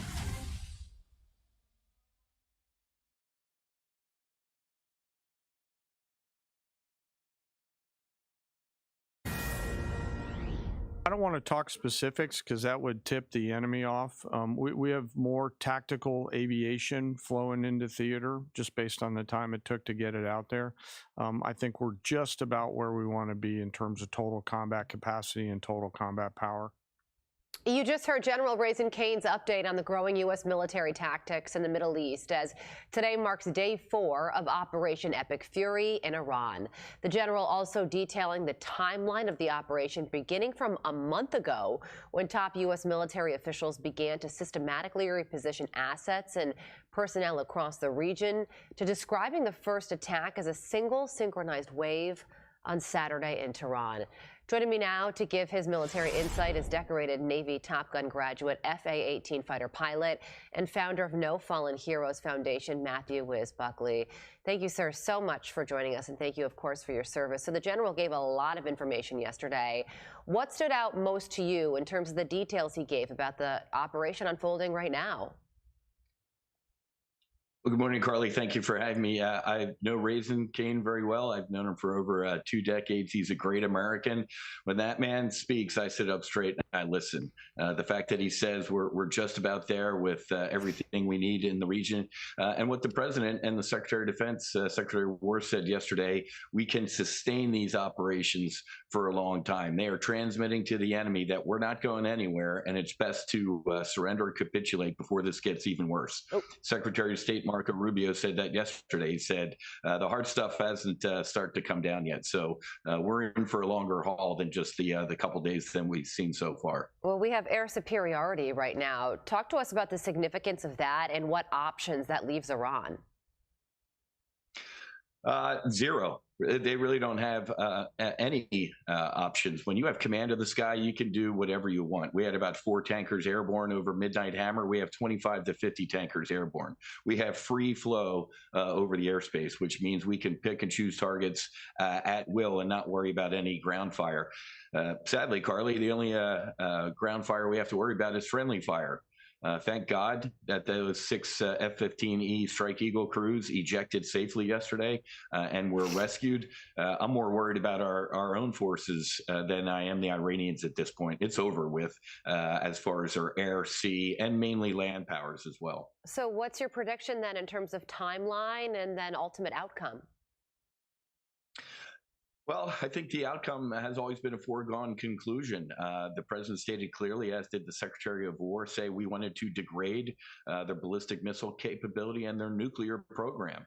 Any other order effects after that, whether it's, quote, regime change or anything like that, that's going to be up to the Iranian people. But the military objectives, once again, whether it was the Maduro raid or Operation Midnight Hammer or Epic Fury, we can project power around the globe and hit our mission objectives extremely quickly. What happens as far as, the political objectives after that is going to be up to the people of Iran. But as an American who was a kid, when I saw the hostages taken and the USS Cole and the Beirut barracks and Khobar towers and the 608 Marines, sailors, and soldiers killed by Iranian forces in Iraq. Right. Today is a good day. Thank you so much for joining us. I'm Steve Ducey. I'm Brian Kilmeade. And I'm Ainsley Earhart. And click here to subscribe to the Fox News YouTube page to catch our hottest interviews and most compelling analysis. Now, we were talking about Jim's problem with the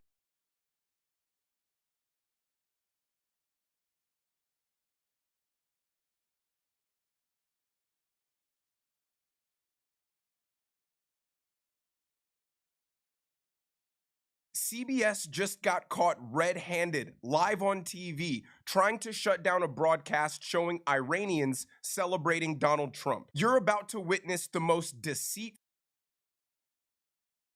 disgraceful, and blatant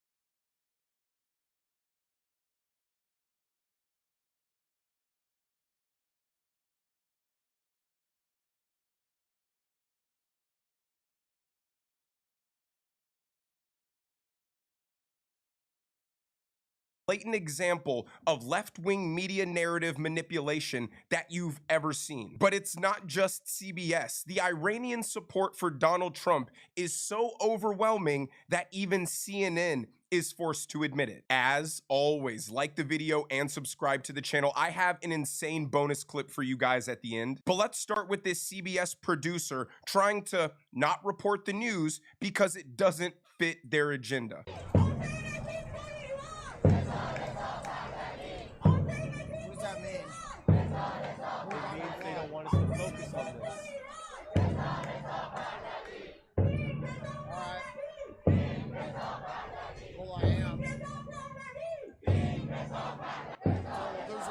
Mixed opinions across Austin about the joint attack between the United States and Israel against Iran that happened early this morning.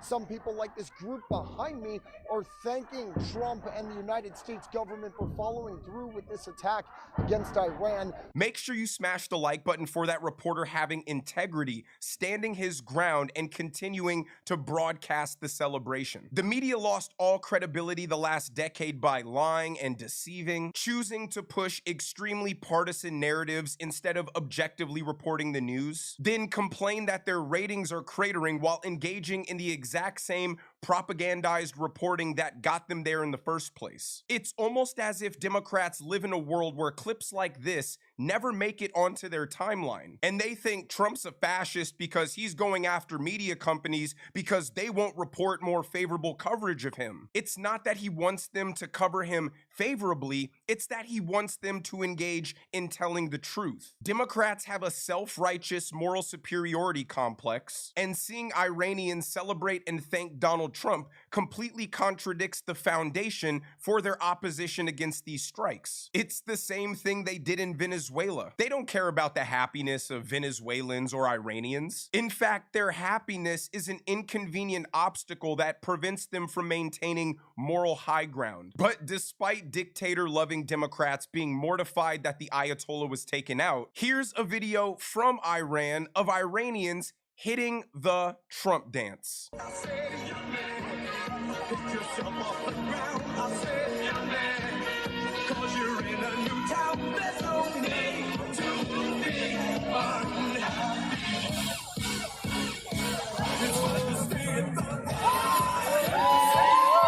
You see, liberals have self-declared themselves everybody's moral superiors. They've unilaterally ordained themselves at the very tippity top of the moral hierarchy. So their primary preference is just to completely ignore the jubilation of the Iranian people and pretend that it's not happening. But when they're ultimately confronted with the reality that it is happening, they're forced to smugly and condescendingly assert that they're still right, and it's the poor, stupid Iranians who just don't know any better. Privileged American Democrats who have never experienced a day of oppression in their lives are scolding Iranians that they can only be freed from their madman murderous dictator if it occurs in a way that is suitable and comfortable for Democrats. But even CNN was forced to admit while covering Iranians rallying in Los Angeles that it was nothing but joy and happiness. The largest Iranian populations outside of the Middle East. You see the gathering there behind her. Julia, how is the Iranian community responding? Well, this gathering has only grown, Jessica, over the past few hours, since we've gotten here. It has amassed a large number of people, and the celebration is striking. We got here just moments after initial reports, initial rumors of the death of Ayatollah Khamenei had just started to trickle from Iran to this diaspora community, and people were jumping in excitement, hugging each other, crying, saying that basically they've been waiting 47 years for this very day, Jessica. It is the reason so many of them have come out here today. I want you to hear from one of them specifically, his thoughts right after learning that the supreme leader of Iran was dead. When is the last time you saw people in Israel and Iran dancing on the streets in excitement? And when is the last time you've ever heard of a country coming out and dancing because they're excited that foreign powers are attacking them? Democrats will endlessly reference international law for why what the United States is doing is wrong, but they never conveniently explain how one removes the Ayatollah who murders his own citizens, or how one removes Nicolas Maduro who starves his own citizens in direct violation of international law. And they pretend to completely and totally revere international law like it's the supreme law of the globe that trumps all national sovereign laws, but then complain about the United States being an imperialist nation, when international law is the byproduct of United States imperialism. It was rules that we created to govern the world that we controlled. So either international law is good and must be followed and upheld, which means you support United States imperialism as we're the only ones who can enforce international law, or United States imperialism is bad and therefore international law is oppressive, immoral, and should be completely disregarded. But while Iranians around the United States and around the world are celebrating and crying tears of joy, let's hear from some transgender United States college student about why they're actually all wrong. Yes. So this says free Iran, right? Yes. Okay. So free Iran from what exactly? From imperialism, theocracy, racism, and capitalism. Okay. So for theocracy, are you referring to the regime, the Islamist regime? Like, is that what you're saying? Referring to the law that was implemented by the Ayatollah Khamenei. Okay. I support him in his anti-imperialist efforts, but I don't think any country should be run by religion. Gotcha. So when you say you support his anti-imperialist efforts, what exactly are those efforts? He's been vehemently anti-Zionism and has actually fought short wars with Israel to protect the Iranian people from Zionist expansion and occupation. Gotcha. So would you rather that we be allies with Iran than Israel? Yes. Sure. I think allying with Israel is one of the most fascist and dangerous actions the U.S. could take. Okay. And what makes that fascist versus allying with Iran? Because Iran isn't fascist. And you studying political ideologies, you understand what fascism is, and it is not Iran. Because Iran was Ayatollah Khamenei's rule was achieved through a revolution. It was sort of a coup d'etat. Yeah. Fascism rises electorally and democratically, and then turns on its constituents. Yes. Ayatollah Khamenei's regime is not fascist. I have one more statement, Sure. and it is that I don't know the exact solution, because Iran should be free from Khamenei, but the U.S. and Israel has continuously placed fascist regimes in other countries. Yeah. And will not establish democracy. Yeah. Regime we have in America right now is fascist, or in the United States, I should say, not America. The United States is fascist. In the United States, is fascist. In what way is it fascist? Well, I end this conversation. Sure. Their entire worldview is a disorganized collage of inconsistent contradictions. I don't like the Ayatollah because he's oppressive, but the United States shouldn't remove him because it's none of our business. That's being imperialistic. I like that the Ayatollah rejects imperialism and Zionism, but I don't like that the Ayatollah runs a backwards theocracy. I want the Iranian people to determine their future democratically. Oh wait, the Ayatollah doesn't believe in democracy. I want the people of Iran to be freed from this tyrannical regime. I also don't believe in Western regime change. It's bad. It's a bunch of meaningless virtue signaling that leads to accomplishing nothing and changing nothing. Because to Democrats, the complaining and moral grandstanding is the point. That's what gives them their moral currency, not actually doing something about it. That's hard work. That requires doing things that might come off as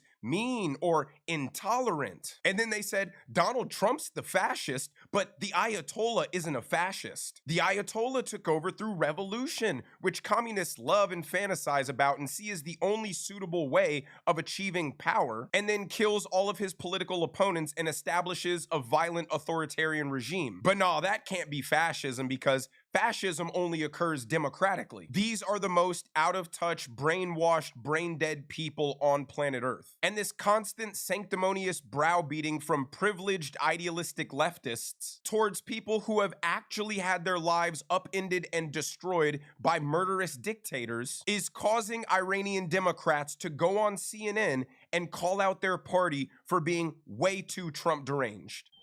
I think that it is imperative the Democratic Party wake up and get past their dislike of Donald Trump, the President Trump, and their feelings of international conflicts going on. This is about national security. This is about what is possible in the Middle East. This is about being a good neighbor, good partner to the Gulf states and what their aspirations are. This is about supporting the people of Venezuela. This is about dismembering our relationship with, or not dismembering, but resetting our relationship with China. Right now, 55% of the oil production that Iran produces goes to China despite sanctions. You want to support the people of Ukraine? You want to end that war? You have to. There is no getting around dismembering this Islamic Republic. It is non-negotiable. It is not a want to have, it is a have to have. And it's not just for the Iranian people. I think you have to trust the Iranian people. We know this government better than anyone else. When you dismember and decapitate this regime, you are going to see a change in the Middle East, in Venezuela, in China, in Ukraine. And I think, quite frankly, their ideology has really, it's caused a lot of problems for us worldwide. We need to take it seriously. And I think at this point, we have a tremendous opportunity. This will be like ending the Soviet Union, the Berlin Wall. This is a transformational moment for humankind, for security, and as an American, this is in our interest to complete it. So I am a Democrat. I have been a huge Democrat. I am incredibly disappointed with my party. I do not see myself in them in this moment. Democrats live in such a bubble, in such an echo chamber. They truly believe Trump derangement as the basis for their ideological foundation is a winning strategy. Trump already regained a ton of Hispanic support after arresting Nicolas Maduro, and now he's going to receive an overwhelming support from Arabs after taking out Ayatollah, because these groups have been sold by the Democrats that they stand with minorities and the Republicans are just racist. But now they clearly see the Democrat Party actually stands with murderous dictators, supporting the people who ruined their home country so substantially that they had to flee to America in the first place. They came here for freedom and dignity and to get far away from tyranny. And now they see that the Democrat Diversity Coalition is just a way for them to trick minorities to allow Democrats to bring that same style of government here to America. But the last thing I want to talk about in today's video is the Islamic terror attack that happened in Austin, Texas by a 53-year-old Senegalese naturalized citizen. This extremely tragic situation exposed how misguided, delusional, and dangerous our immigration policy has been. This man was a naturalized U.S. citizen and still carried out a terrorist attack while wearing a sweatshirt that said, "Property of Allah." And I'm sure on his immigration application, he didn't clearly write, "Oh yeah, I'm a radical jihadist who hates America." Just like Zohran Mamdani didn't write on his application, "I'm a radical Islamic communist who also hates America." We've been letting in millions of people from the most dangerous and destabilized places on planet Earth under the pretense of, "Hey, just trust me, bro, I'm one of the good ones." And now we're forced with the serious reality that there are likely millions of people residing within our borders who are waiting, frothing at the mouth to cause harm to American citizens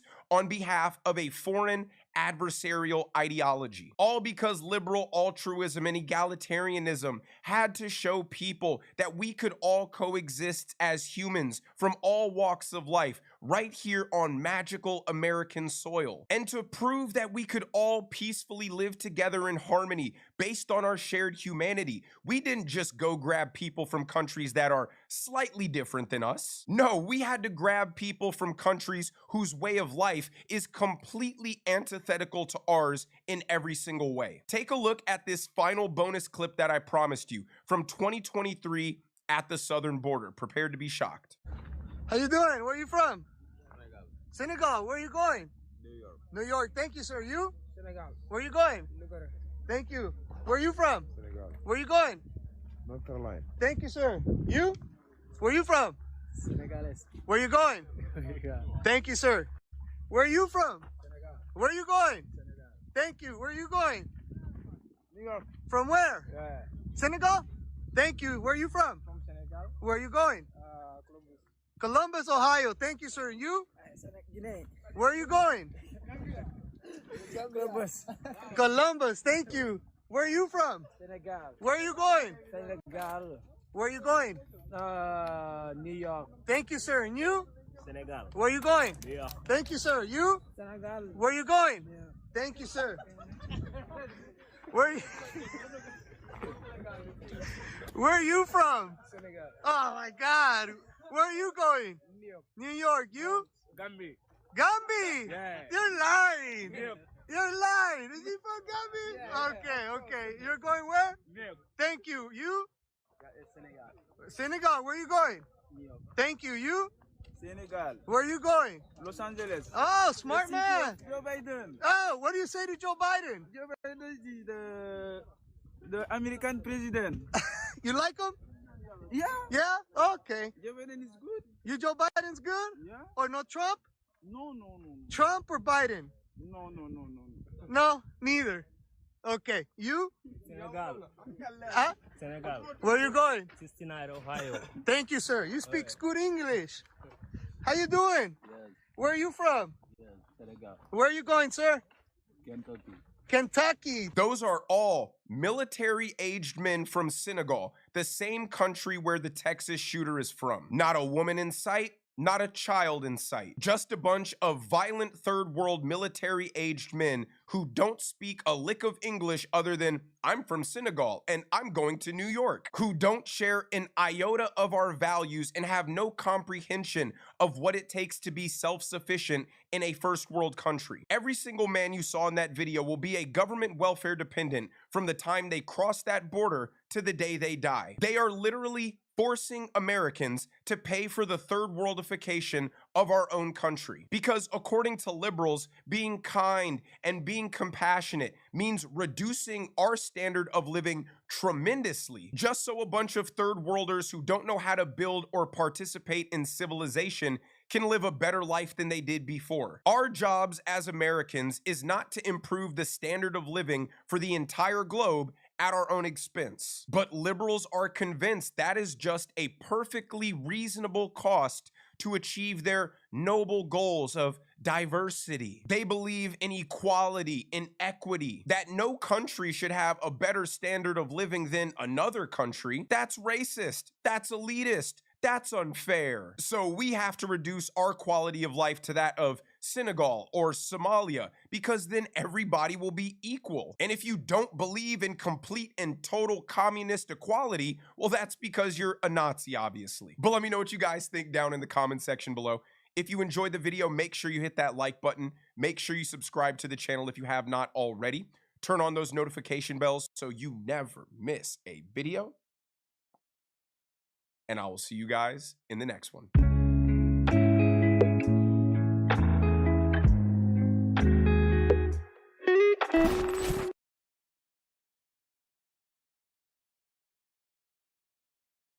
Today I'm with Nick, and we're tasting every country's sausage. From juicy classics, that is fantastic, to mystery meat sausages I can't believe actually exist. We're on a mission to find out which country's sausage is best in the world. Starting in Portugal with the Alera sausage. Over 100 million of these sausages are eaten every year, but keep in mind that as the video goes on, the sausages will get more and more popular. Served traditionally with eggs and fries, let's give it a taste. This one is very, very unique. Why is that? I'm gonna let you find out. Meat floss. Exactly. It's almost hairy. Oh, interesting. It has the flavor of a pepperoni, but a super unique texture. It's like the texture of really finely pulled pork. So it's very tender. I will say it gets pretty dry the more you chew it. The dominant ingredient in here is bread. There is some meat, of course, but bread is what gives it that really, really, really strange texture. Want to say on 3 what jumps to mind for us first? Yeah. 3, 2, 1. C tier. There you go. Bing, bang, boom. Next up, the Ondiette sausage from France, and it is, believe it or not, stuffed with pig intestines. It has such a cult following that there's an entire association called the Friendly Association of Lovers of Authentic Ondiette dedicated to them, but I'm skeptical. It has a secret ingredient in it. Okay. That you're gonna be very excited about. Oh, it's so hot. I do not like that at all. That is the worst sausage I've ever had, and I have France in my top 5 food countries anywhere in the world, but that's all. Well, I can tell you the second ingredient is pig stomach. Apparently, even in France, only like 50% of people like these. Immediately If after. we could go lower than F. Let's make an H. I invite you to eat sausages with me. We go H? That's where it belongs. The smell is awful. I think it's an H and we just move on. Yeah, I think so too. We've made it to Austria and the Käsekreiner. And this one sounds right up my alley because not only is it applewood smoked, but it's also stuffed with cheese. Served simply in Austria as street food with condiments and a little bread, it's time to eat. We've made it to Austria. It's time for the Käsekreiner. I feel like that's not how you say it. I feel like it's pretty close to how you say it. Wait, my uncle lives in Austria. I'm gonna call Uncle Andrew. No way. He didn't pick up. Let us know down in the comments. Do you know how to pronounce that word and how did I do? So this is our first cheese-filled sausage. What? Oh, it's like a fluffy souffle sausage. Is that kind of a good way to describe it? I'm gonna add a little mustard or horseradish. No, I'll be honest. I do not like the food in Austria. That said, pretty good. Not great though. It's very sort of German influenced food there. And because of that, you get things like sausage and fried foods. It's not my cup of tea. It's a little basic. It's almost like they over blended the sausage here. I really thought the cheese was gonna be the X factor here. It is still a solid sausage, but today we're trying to find the world's best sausage, and clearly this is just not gonna cut it. We put this kind of right in the middle, but down just a little bit. Are you thinking D? The first thing that would jump to mind for me would be C. I agree. It's gonna be a C. Uncle Andrew replied. Here we go. Ready? Hey there, Nick. It's Käsekreiner. What did I say? Käsekreiner. We've made it to India's Goan chorizo, the one I am by far most excited to try. Introduced during Portuguese colonial rule in the 1500s, it's sun-dried and fermented with a beautiful deep red color. Did you know that India has a sausage? No, but I'm not surprised, especially because oftentimes they're not having all that much beef. This is what kind of meat? All pork. Listen, I love India. I don't love the look of the sausage. It might be the least photogenic of the day. Not a beautiful looking sausage, but we all know that taste is the most important thing. 100%. I mean, look at the inside here. I actually love the red, bright colors on that. And the smell right away. You get sausage, but you also get like some kind of Indian spice twist there. And it's intense. It is a powerful smell. Wow. Let's taste it. It smells really good. That is extremely spicy, Nick. Well, I think that's why they serve it typically on bread with a little bit of onions to kind of balance out all the flavors. Let me see how it is like this. This is a sausage that has some Portuguese influence, but you definitely get those Indian spices. If you don't like spice, this is not the sausage for you. But the fact that they've just basically used a sausage casing to very creatively hold together a bunch of actual pieces of meat. It's not mystery meat. Right. That's the cool part. A sausage could have anything and you wouldn't know. This one, you can actually see all those individual chunks of that pork. For me, it's right on the line. It is a little too spicy for me. Without the spice, I'm putting this A tier. Yeah. But with the spice, I think I'm just so caught off guard that I'm gonna put it down to B. Very high score. If you like spice, it is an easy A. Yeah. But for two wimps over here, it's gonna be a B. It's time for Spain with the chistorra. Traditionally eaten during festivals and street celebrations, it's often grilled on street corners and stuffed into bread. This bite is all about simplicity. Welcome to Spain, Nick. This is the chistorra. Chistorra. It's basically a combination between a fresh and a cured sausage, so it's somewhere in the middle, a little bit more dense. Almost like the combination between a jerky stick and a sausage. That is exactly how they describe a chistorra. It's typically eaten like a tapa on bread. Love it. Really? Absolutely love it. It is essentially chorizo. Mm-hmm. It has that deep, highly seasoned flavor. You don't even need the bread. Have you ever had a Slim Jim? Very processed, very flavorful. This is like a gourmet luxury Slim Jim. Never do a Slim Jim! I would be honest that I sort of lean a little bit towards B. I just feel like it's a little too oily, it's a little too decadent. I wish I could eat more of it, and I can't. I think a B is incredibly fair. This one's gonna blow your mind. It's time for Vietnam and Niem Chu. This is a pork sausage we made from scratch that was wrapped in banana leaves, then fermented for 4 days. It's sour, garlicky, spicy, and yes, it is essentially raw. What's your thoughts on raw pork? Really? It's raw pork? No, I'm just more so trying to get a gauge of how raw you pork? feel about raw pork. I wouldn't eat raw pork, ever. All right, cool. Is that raw pork? Well, let's just taste it first. No. What about fermented pork? Technically, through a fermentation process, this has been cooked. When I say it's been cooked, I mean by a guy named Kyle who has never been to Vietnam or eaten this before. I've actually eaten this in Vietnam. Wow, it smells incredible, actually. I'm not lying. It smells really good. Huh. That is absolutely delicious. I thought it was going to taste exactly like bologna. The texture is bologna. It is bologna. Or but spam. But the taste is not bologna. Once you get past the mental hurdle of raw pork, it's actually quite enjoyable. It's my favorite, not necessarily, but I think it's a very solid B. I would have leaned more towards C. I don't like this super intense raw garlic flavor in there. It's gonna be a C. Your breath smells horrible, by the way. Are you still down to kiss me later, or is that off-camera thing? What's so funny, Sophia? That is extremely salty. I could go for something refreshing. All right, I'm about to try something completely unhinged. I'm marinating this steak in the new limited edition Shirley Temple from Olipop. It tastes like that classic mocktail, just brighter and bolder. Cherry, citrus, super nostalgic. It's made with real ingredients, has way less sugar than traditional soda, and includes a functional fiber blend that supports digestive health. I've literally reduced my soda consumption by about 95%, and Olipop is what I reach for instead. It satisfies that traditional soda craving without all the sugar. Let's cook. This flavor is seasonal and limited edition, so once it's gone, it's gone. You can find Olipop at Walmart, Target, and other major retailers nationwide in the soda aisle or the chilled section. Buy any 2 flavors in store and they'll reimburse you for 1, and it works on any flavor. Time for the moment of truth. I know this sounds crazy, but that actually works. Let's get back to Nick.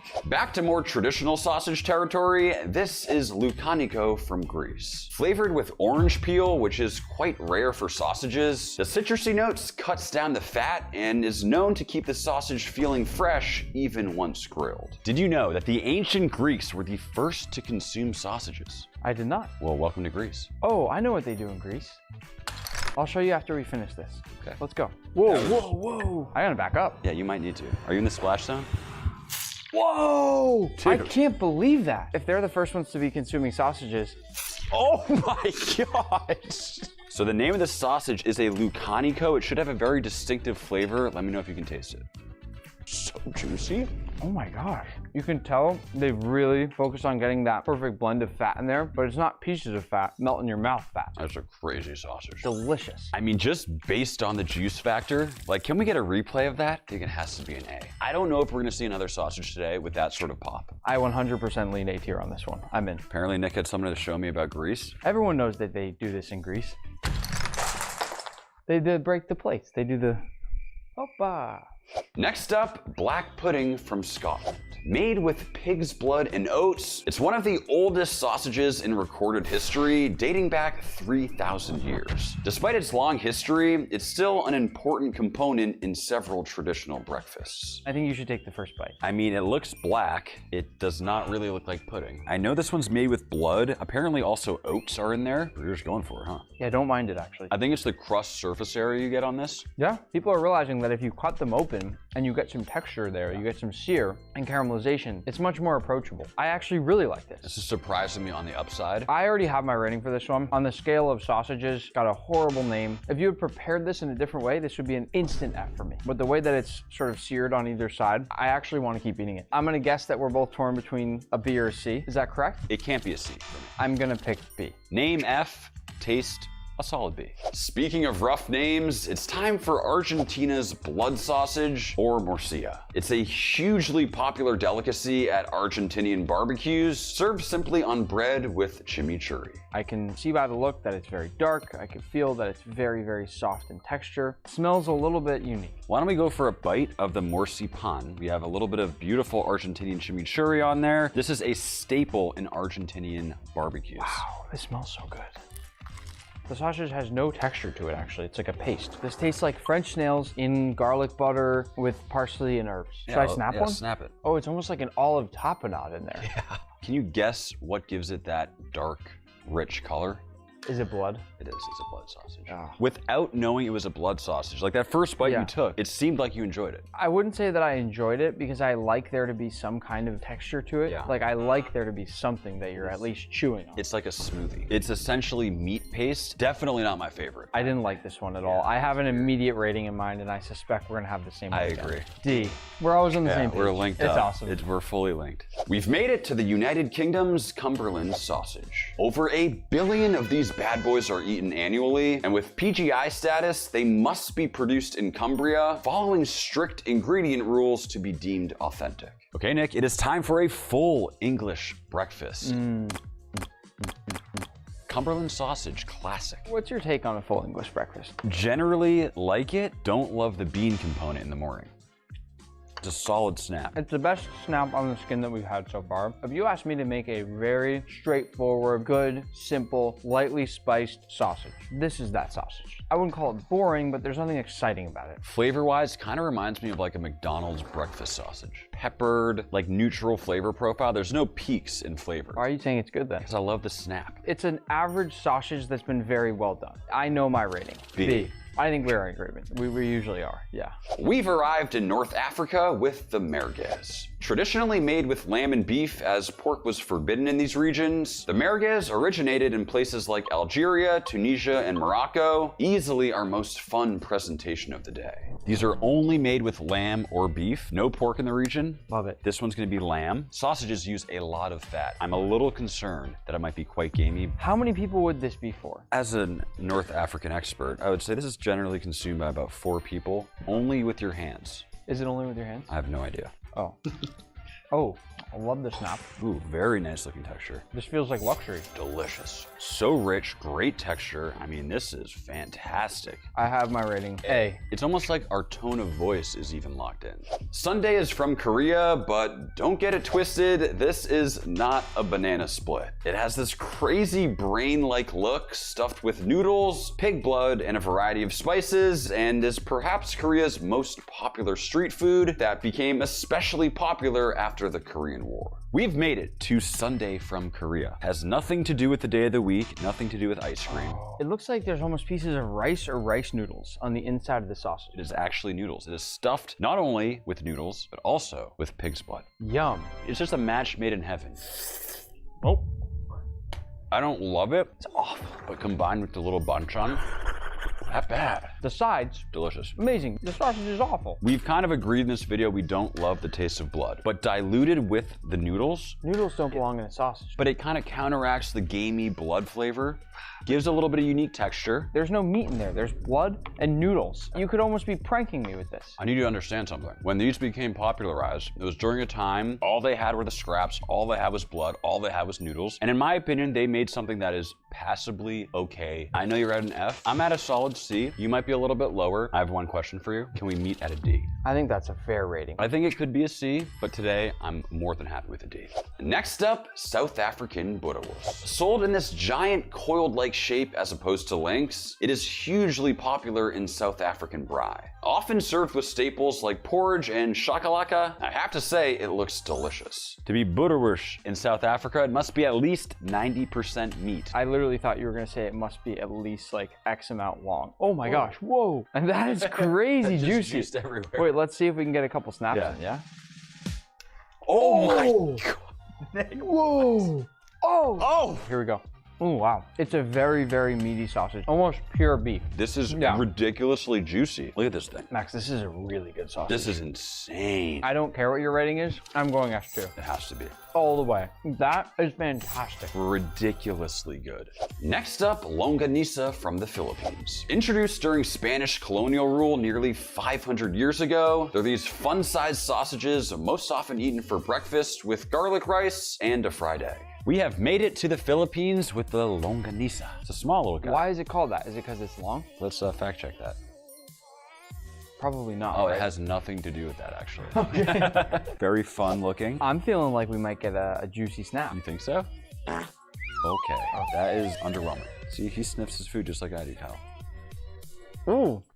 Good. Ooh. Good. There's an explosion of flavor. It's sweet like honey. Very fatty. There's coarse pieces of fat in there. I'm not loving the pieces of fat in there, but I am loving the flavor and I am loving that it's sweet. That kind of helps to mix it up a little bit. I love the flavor of this. I think realistically, because of the flavor being so incredibly good on this one, I'm gonna put this one in B tier. Yeah, I agree with you. Very solid B. Next up, sucuk from Turkey. This dry fermented sausage is not smoked or cooked at all during production. Fermentation does all the work. While it could be eaten raw, it's most commonly fried with eggs for breakfast, a dish called sucuk yumurta. We have made it to Sukak from Turkey. Hold up. Sucuk. Sukak. It's described as being unapologetically pungent. The garlic smell coming off of it is intense. Let's see how it tastes. Definitely heavy on the cumin, but I'm almost getting a citrusy, like, vinegar tang to it. Are you getting any of that? No. Okay, cool.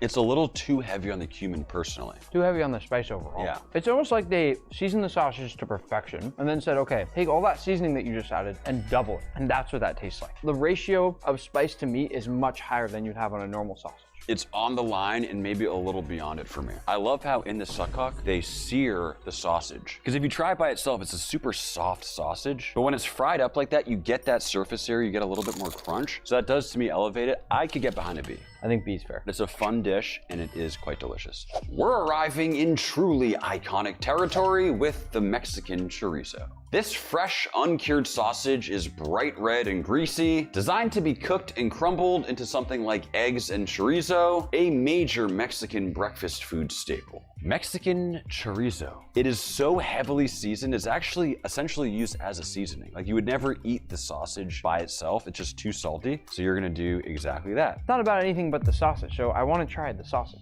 I respect it. Let's start with a little snap test. Backing up. It's a hot one. Oh. Psych! Oh. Nope, not what you want to see. Absolutely nothing. Ooh, it's very hot. See, there's nothing wrong with eating that sausage straight up. It's delicious. I'll do it too then. I could eat that all day long. The chorizo is very nice. It's got the perfect amount of heat. The seasoning is on point. I wouldn't want it any spicier. It doesn't have that satisfying texture that some of the other ones have. Flavor-wise, I love it. I don't think it should be any lower than a B. I think that's the most B thing that we've had today. I absolutely agree. Next up, the German bratwurst, one of the world's most famous. In medieval Germany, bratwursts were designed to show off the quality of the meat, not hide it. So by intentionally not seasoning it heavily, it was obvious if the meat quality was good or bad. Served traditionally in a roll with sauerkraut and mustard, let's see how it stacks up. Potentially the most famous sausage of them all, the bratwurst. So brat stands for finely chopped meat, wurst stands for sausage. What you'd get if you're at Oktoberfest in Germany. Plus a pretzel or two. If I ask any of you watching, what is the first food that you think of when you think of German cuisine? Probably sausage, right? But like all of these, we are not biased. We're gonna give the rating how it is, so. 0 snap. In fact, 0 skin. I'm trying to give this a fair rating. When I taste this, the first thing that comes to mind is solid. Leaving a very salty aftertaste on my tongue. I don't know if that's the spices or if that's salt. I mean, we also have some Dijon on there. We also have some sauerkraut. There's a combination of factors here. It's not blowing me away. To me, we're in that B to C range, which I'm shocked by. If you're throwing those out, I'm gonna kick this one up to B. I'm not putting this in C. They know how to make cars. They know how to make beer. They know how to do a lot of great things. Food for me is not one of them. A very shocking B. It is time for the Polish sausage, aka kielbasa. Kielbasa literally just means sausage in Polish, but the version we're having is fresh, not cured, smoked, or dried. Apparently, the average person in Poland eats an estimated 33 pounds or 15 kilos of kielbasa every year. When you think of iconic sausages, kielbasa is one of the first that comes to mind. And there's plenty to go around.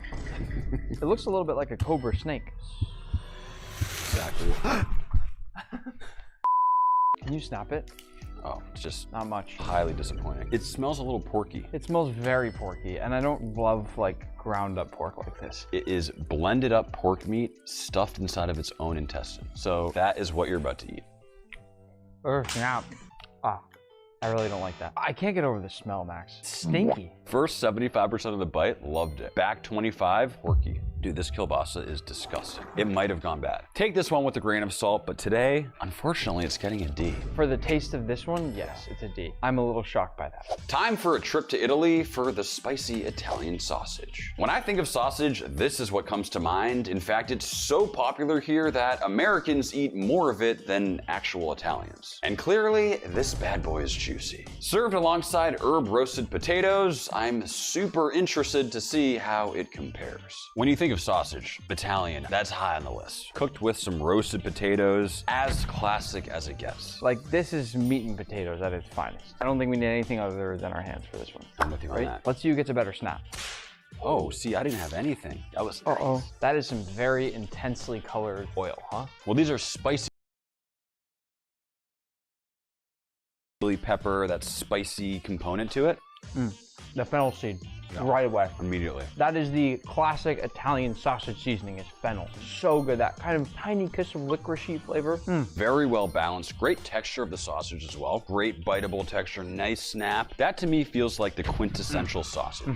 Does it excite you enough to get close to that South African sausage? Definitely not up to the South African sausage, but I would actually very solidly be happy putting this one in A tier. Oh, for sure A tier. The fact that you would put that anywhere near that South African sausage is offensive. We've crossed 10 billion consumed annually with lapchung from China.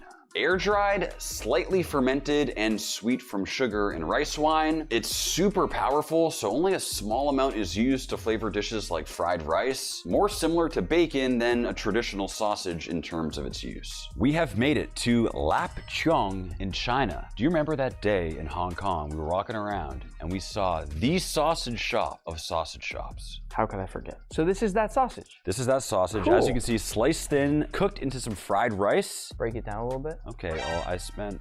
Can I explain? You can now search through and assemble the perfect bite much easier. I'll give you that. Right. Maybe not great. Very similar to the Filipino. What I like more about it though, sliced thin and seared, you get more of that charred surface area, more rendering, better flavor. It's one step above the Filipino. The question is it a full step above? This, not so much doing it for me. Yeah, bit one-dimensional. I was gonna go B. Okay, I was going C. You were gonna go C. I was going C. It's gonna be a C. And we have finally made it to the American hot dog. Descended from German sausages, though hot dogs are emulsified and super finely ground for that iconic soft texture. The most consumed meat product on earth and the most successful sausage ever created. Nick, did you know that all hot dogs are sausages, but not all sausages are hot dogs? Give me a second to do the math there. 20 billion of these bad boys are eaten a year in America alone. Think about that. Let's say there's 400 million Americans, 20 billion. We're looking at 50 hot dogs a year per person? Who is eating this many hot dogs in America? What is it about a hot dog that's good? Everything? Because I was fully prepared to taste this and be like, you know what? Yeah. Like we've had these gourmet sausages all day long, and then a hot dog. What are you bringing the hot dog for? But then you taste it and you're like, just works. My immediate thought was S tier. That's right between an A and an S. Everything has been dialed perfectly. There's no coarseness to it. It's creamy. It has this incredible texture. I'm gonna do it. I'm gonna put it in S tier. What more perfect can a food get? This is a very solid S tier. S minus maybe. Thank you all so much for watching. Huge shout out to Nick, and we'll see you next time.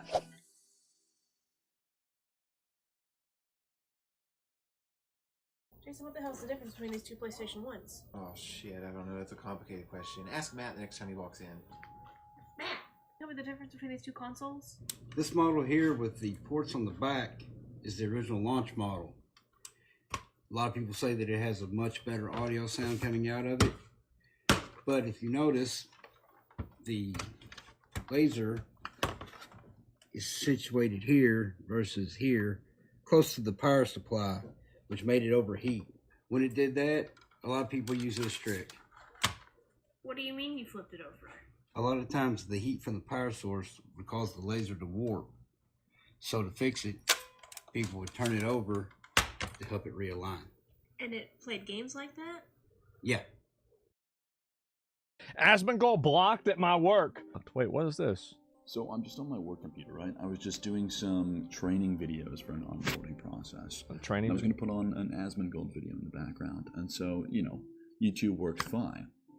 And so, for example, this Terraria video works. You can play through it. And I was watching a history video. Yeah. You search for Asmongold. You go here. And now here's the thing.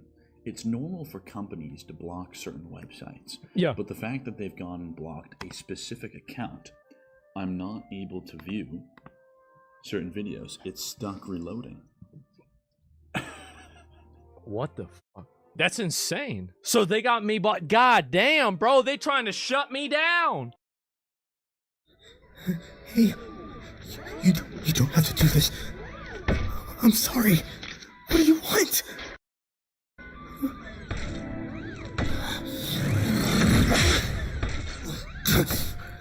What are you doing? Dude, you're drunk. And I know you're trying to impress those hoes over there. So what? Hey, Come on now. The bitches are still watching us. No, they're not. You're willing to go this far to get some auto pussy, bro. This isn't you. Jesus Christ. I need it. I'll do what it takes. So you're those ones? We just beat on each other? Bitch, unless you can find some other way, I'm finding pussy for myself. No, no, no, no!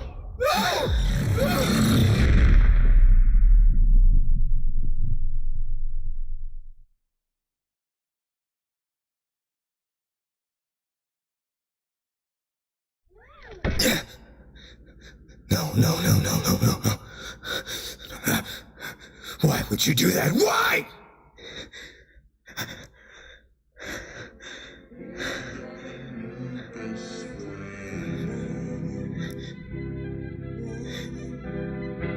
No.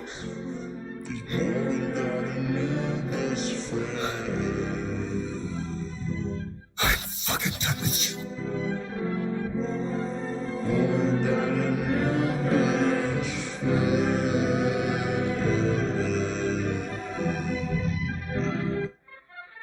I am Megatron!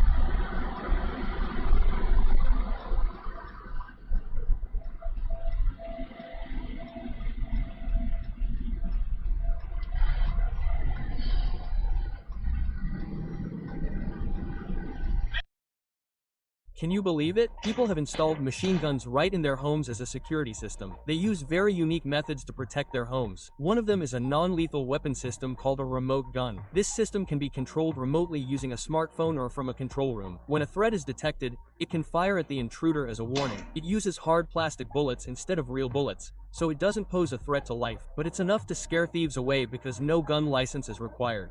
This system is widely installed in areas with high crime rates.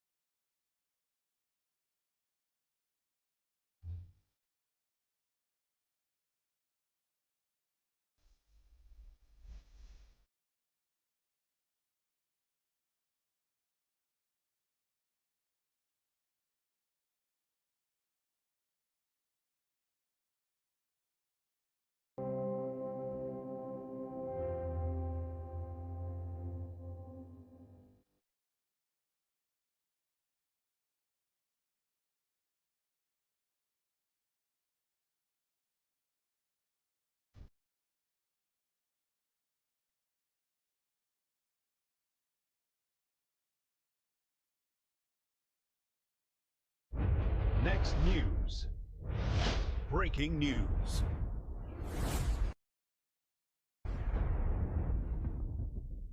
A retired Air Force Major General who commanded the most secretive research laboratory in American history just vanished into thin air. William Neal McCaslin, the man who ran Wright-Patterson Air Force Base classified programs, the exact location where Roswell crash debris was reportedly shipped, disappeared from Albuquerque on February 27th. Now the FBI is involved. This happens right as President Trump prepares to declassify UFO files, right as Lara Trump confirms the president has a speech ready about extraterrestrial life, and right as we strike Iran. Coincidence?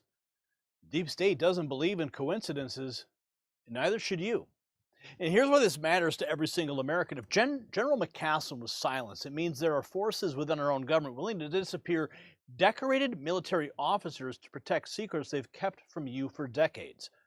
No, this is not a conspiracy theory anymore. President Trump himself sat in the Oval Office with fighter pilots who described spherical craft outmaneuvering our fastest jets. Congressman Burchett says if Trump releases what he's seen in the classified briefings, quote, we'd realize we're one grain of sand in 100 million beaches. Your tax dollars, 4.4 billion of them, flowed through McCaslin's laboratory for research into advanced propulsion, directed energy weapons, and aerospace systems the public knows nothing about. The establishment kept you in the dark while insiders got rich off technology that could transform human civilization. President Trump promised to drain the swamp and expose the truth. Now a key witness to that truth is missing. And the timing couldn't be more suspicious.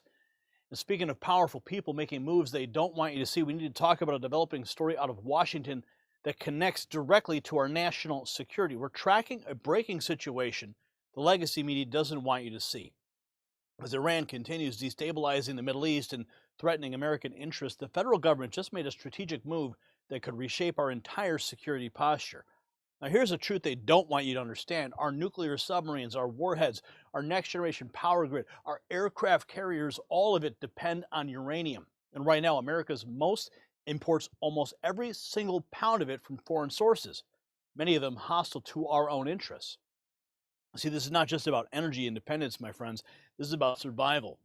Because a nation that cannot power its own military is a nation at the mercy of its enemies.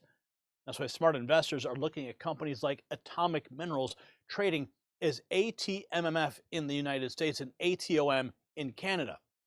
When national security becomes a priority, domestic uranium production becomes essential. So do your own research and take a look at the full briefing that's been prepared for you. It's linked below. But understand this. The landscape is shifting, and those paying attention are positioning themselves right now. Now let's get back to this bombshell story that the mainstream media does not want you connecting the dots on. Yes, here's what the corporate media won't tell you. This is the third scientist connected to classified programs to go missing in just 3 months. Tom DeLonge, in emails to John Podesta that WikiLeaks exposed, wrote that General McCaslin personally helped assemble his UFO advisory team. DeLonge said McCaslin was, quote, in charge of that exact laboratory where Roswell debris was taken. Stephen Greer predicted last September that Trump would be forced to confront this issue, whether he wanted to or not. Now let's look exactly at what insiders are saying. Ashton Forbes, one of my favorite follows on X, he says, this has been bothering me all day. The Air Force figures out teleportation in the 2000s, possibly from reverse engineered UFOs, and suddenly a retired major of the AFRL goes missing as we strike Iran. Very sus. We'll discuss tonight. We do have Ashton Forbes. We're going to present them to you in just a moment. But he was quote tweeting the Daily Mail. Mysterious disappearance of UFO-linked Air Force general sparks nationwide search. Now, speculation about teleportation tech sets up our next source who connects McCaslin directly to Wright-Patterson Air Force Base, the epicenter of UFO reverse engineering rumors. Overclassified, the timing too perfect to ignore. Retired Major General William Neal McCaslin, former commander of the Air Force Research Laboratory, the AFRL, at Wright-Patterson, the very place tied to decades of UFO reverse engineering rumors, vanishes from Albuquerque right as the U.S. strikes Iran. Here's an image of the Major General who is now gone missing. So obviously if you see him, notify somebody. Now we have the full picture. This is not just any missing person. This is the former commander of the facility at the heart of decades of UFO conspiracy theories. Interstellar writes, the man in charge of Roswell at Wright-Patterson goes missing. With President Trump ready to sign an executive order to declassify all the UAP files, this seems very suspicious. Now, you can take a look here. This is the email that was sent from Tom DeLonge to John Podesta. He mentioned he's a skeptic. He's not. I've been working with him for 4 months. Just got done giving him a 4-hour presentation, the entire project, a few weeks ago. Trust me, the advice has already been happening on how to do all this. He just has to say it out loud. But he's aware, as he was in charge of all the stuff, when Roswell crashed, they shipped it all to the laboratory at Wright-Patterson Air Force Base. General McCaslin was in charge of that exact laboratory up to a couple years ago. He not only knows what I'm trying to achieve, he helped assemble my advisory team. He's a very important man. Tom DeLonge writing that message to John Podesta, of all people.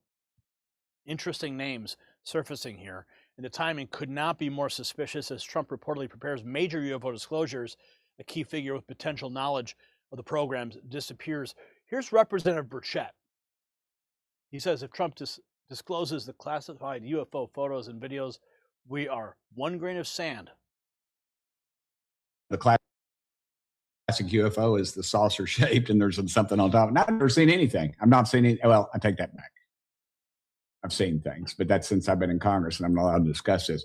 I would just hope that the president would disclose everything that I've seen in every skiff I've been in every confidential conversation, every picture I've seen, every video I've seen. I wish that he would release all those. Would that change the world? I mean, would that change people? No, I don't think so. I think we just realize that we're one grain of sand in 100 million beaches. And I mean, if you think we're the best that God can do, I think you greatly underestimate God. Well, we are created in God's image, but McCaslin has vanished. Trump's own allies are talking about the explosive UFO revelations that the president has access to. Back in September 2025, Stephen Greer said Donald Trump would be forced to confront the UFO issue whether he wanted to or not. Listen. We're at a key turning point. We're going to have to choose. And you know, one of the president's friends told me that he really wasn't wanting to take this on right now. And I said, well, he's not going to have a choice. You know, as I see it, there's not going to be a choice. This is going to happen on his watch, and it's going to happen well before in 2028. This is only 2025. And like it or not, this is all going to come out, and it has to be managed properly. Has to be managed properly. Just as somebody has disappeared. This prediction from September looking prophetic. Trump may be indeed forced to confront disclosure whether he wants to or not. Check this out. Laura Trump drops a blockbuster, says Trump has a speech ready to tell the world the truth about extraterrestrials. You think that he's about to make an announcement about UFOs? Because President Obama was just on a podcast talking about how he believes in UFOs and hinting that he saw something when he was president. Well, I said this in my podcast too. What's funny is we've kind of asked my father-in-law about this because we're like, well, what do you know? Because Miranda, we all want to know about the UFOs, or we all want to know what's going on. And he played a little coy with us. And so that, of course, led us to believe, Eric and I were like, oh my gosh, if he won't even like fully tell us, maybe there's more to it. And then I have just heard kind of around that, I think he's actually said, I think my father-in-law's actually said it, that there is some speech that he has that I guess at the right time, and I don't know when the right time is, he's going to break out and talk about, and it has to do with maybe some sort of extraterrestrial life, so to speak. The speech has been prepared. It's not speculation anymore. President Trump's own daughter-in-law confirming he has a speech prepared about extraterrestrials ready to go. And here's President Trump, even on Fox News, admitting the existence of spherical UFOs. And they were in the Oval Office, 3 or 4 pilots. These are not people that make up stories. They said, all I know, sir, is there was a round object that was going 4 times faster than my F-22, which is a very fast plane. And it wasn't, it shouldn't have been. It was round, sir. They have seen, 4 or 5 guys I've interviewed, solid people, great pilots for the U.S. Air Force, etc. They've seen things that they cannot explain. There's President Trump's own words discussing disclosure in the Oval Office. Trump isn't just preparing to talk about UFOs, he's already acknowledging their existence publicly. Whoa, horsey. Ask Ashton Forbes, where is this guy? U.S. Air Force Major General William Neil McCaslin, 68, who was last seen February 27, 2026, around 11 a.m. near Quail Run Court, Northeast in Albuquerque, New Mexico. That's 3 scientists in 3 months. And look what he was up to. Served as commander of the Air Force Research Laboratory, Wright-Patterson, where he managed a massive $2.2 billion science and tech portfolio, plus another $2.2 billion in externally funded R&D. The AFRL focuses on cutting-edge military tech, including directed energy weapons, advanced propulsion, aerospace systems, space tech, and other classified special access programs.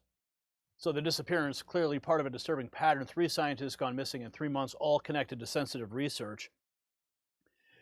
He was responsible for managing the Air Force $2.2 billion science and tech program at Wright-Patterson. Check this out. Major General Neil McCaslin, who is the former head of the Foreign Technology Back Engineering Laboratory at Wright-Patterson Air Force Base. This is whom I suspect was the general that Tom met with at an airport and who collected Tom his advisors.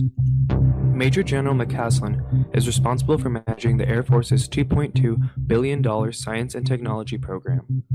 Wright-Patterson Air Force Base, the base where General McCaslin oversaw, has a long history with the UFO phenomena, being the place that the infamous Project Blue Book was based out of, and where all of the Project Blue Book files are located. Wright-Patterson Air Force Base is also the place where the Army officially reported they took the crashed UFO wreckage from Roswell, New Mexico, before redacting their story and claiming it was a new weather balloon. Headline edition, July 8, 1947. The Army Air Forces has announced that a flying disc has been found and is now in the possession of the Army. Army officers say the missile, found sometime last week, has been inspected at Roswell, New Mexico, and sent to Wright Field, Ohio, for further inspection. This leaked information provided much credibility to Tom's claims of working with government insiders towards UFO disclosure. These are not random government employees, but some of the highest-ranking government officials who of all people would have knowledge of UFOs. I recommend everyone reads these emails themselves. They can be found at wikileaks.org by searching DeLong.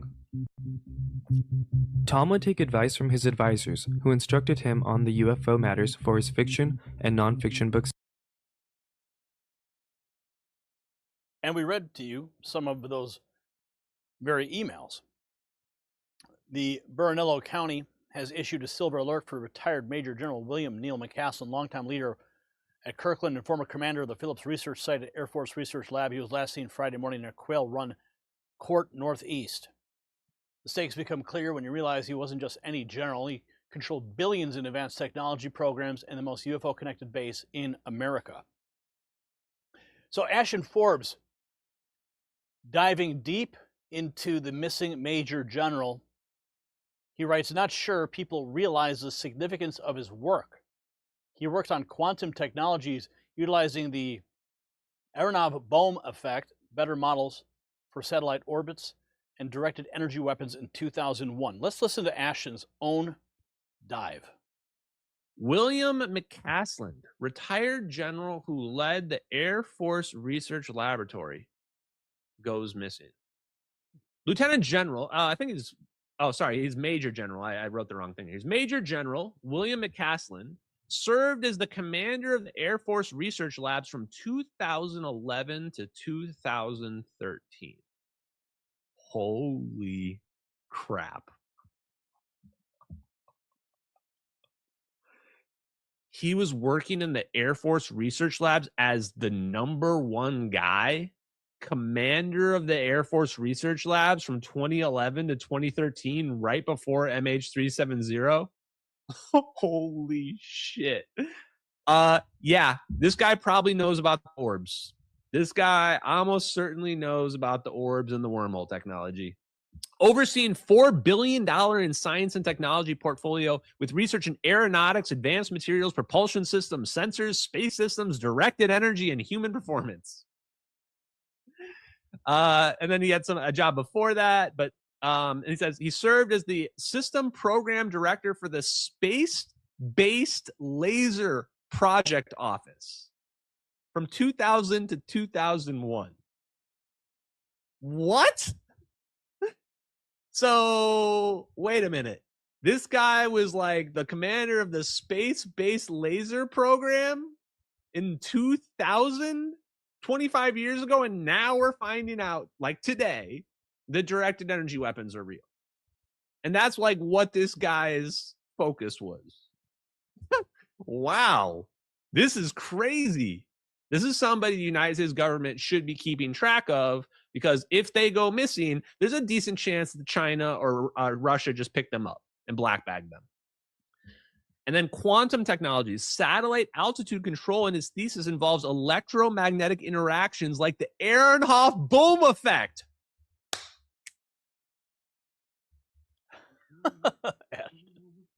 We dancing. Whoop. Holy shit. Find this man, chat. Find this man. If this shit turns out that this dude was kidnapped by Russia or China, you heard it here first, chat. Nobody told you what this dude was looking into. This dude's scientific papers literally says the Aharonov boom effect. That's talking about electromagnetic potentials. This means he absolutely understood the idea of the ether and that the potentials are the real thing, not the forces, the potentials. Even if it turns out that this guy just has dementia and he just wandered off randomly, and it just so happens that our super secret Air Force Research Lab commander that knows about all the secret technology just wandered off into the forest, even if that's the case, which let's just say I'm open to but skeptical, there's no way this dude should be having dementia and not be having like 24/7 surveillance on this guy. You're telling me I might be able to wander up and find this guy and get him to start telling me about our wormhole technology because dude's got dementia and he doesn't know where he is. He doesn't know who I am. Certainly is a possibility. But the pattern is undeniable. President Trump admits pilots briefed him on spherical UFOs outrunning F-22s. Laura Trump confirms a disclosure speech exists. Congressman Burchett begs the president to release the classified photos and videos, and suddenly the one general who knows where the bodies are buried, who ran the laboratory at the center of 75 years of UFO secrecy, just disappears. The deep state has operated in shadows for decades, hoarding technology, lying to the American people, and eliminating threats to their power. But they didn't count on Donald Trump. They didn't count on an America First president who made promises and keeps them. The walls are closing in on the biggest cover-up in human history. And the truth is coming, whether the deep state likes it or not. President Trump has the speech ready. He has the classified evidence, and now the whole world is watching as a key general vanishes under the most suspicious circumstances imaginable. They can silence individuals, but they can't silence the American people demanding answers. So share this video right now with everybody you know. Drop your thoughts in the comments. Do you believe General McCaslin's disappearance is connected to Trump's upcoming UFO disclosure? Yes or no? And make sure you subscribe, you hit the bell so you never miss these stories the mainstream media buries. And if you want to show your support for real journalism that actually investigates, check out the Next News merch shelf below this video. The establishment wants you asleep. We want you informed and fighting. So stay informed, stay free. I'm Gary Franchi. You're watching the Next News Network.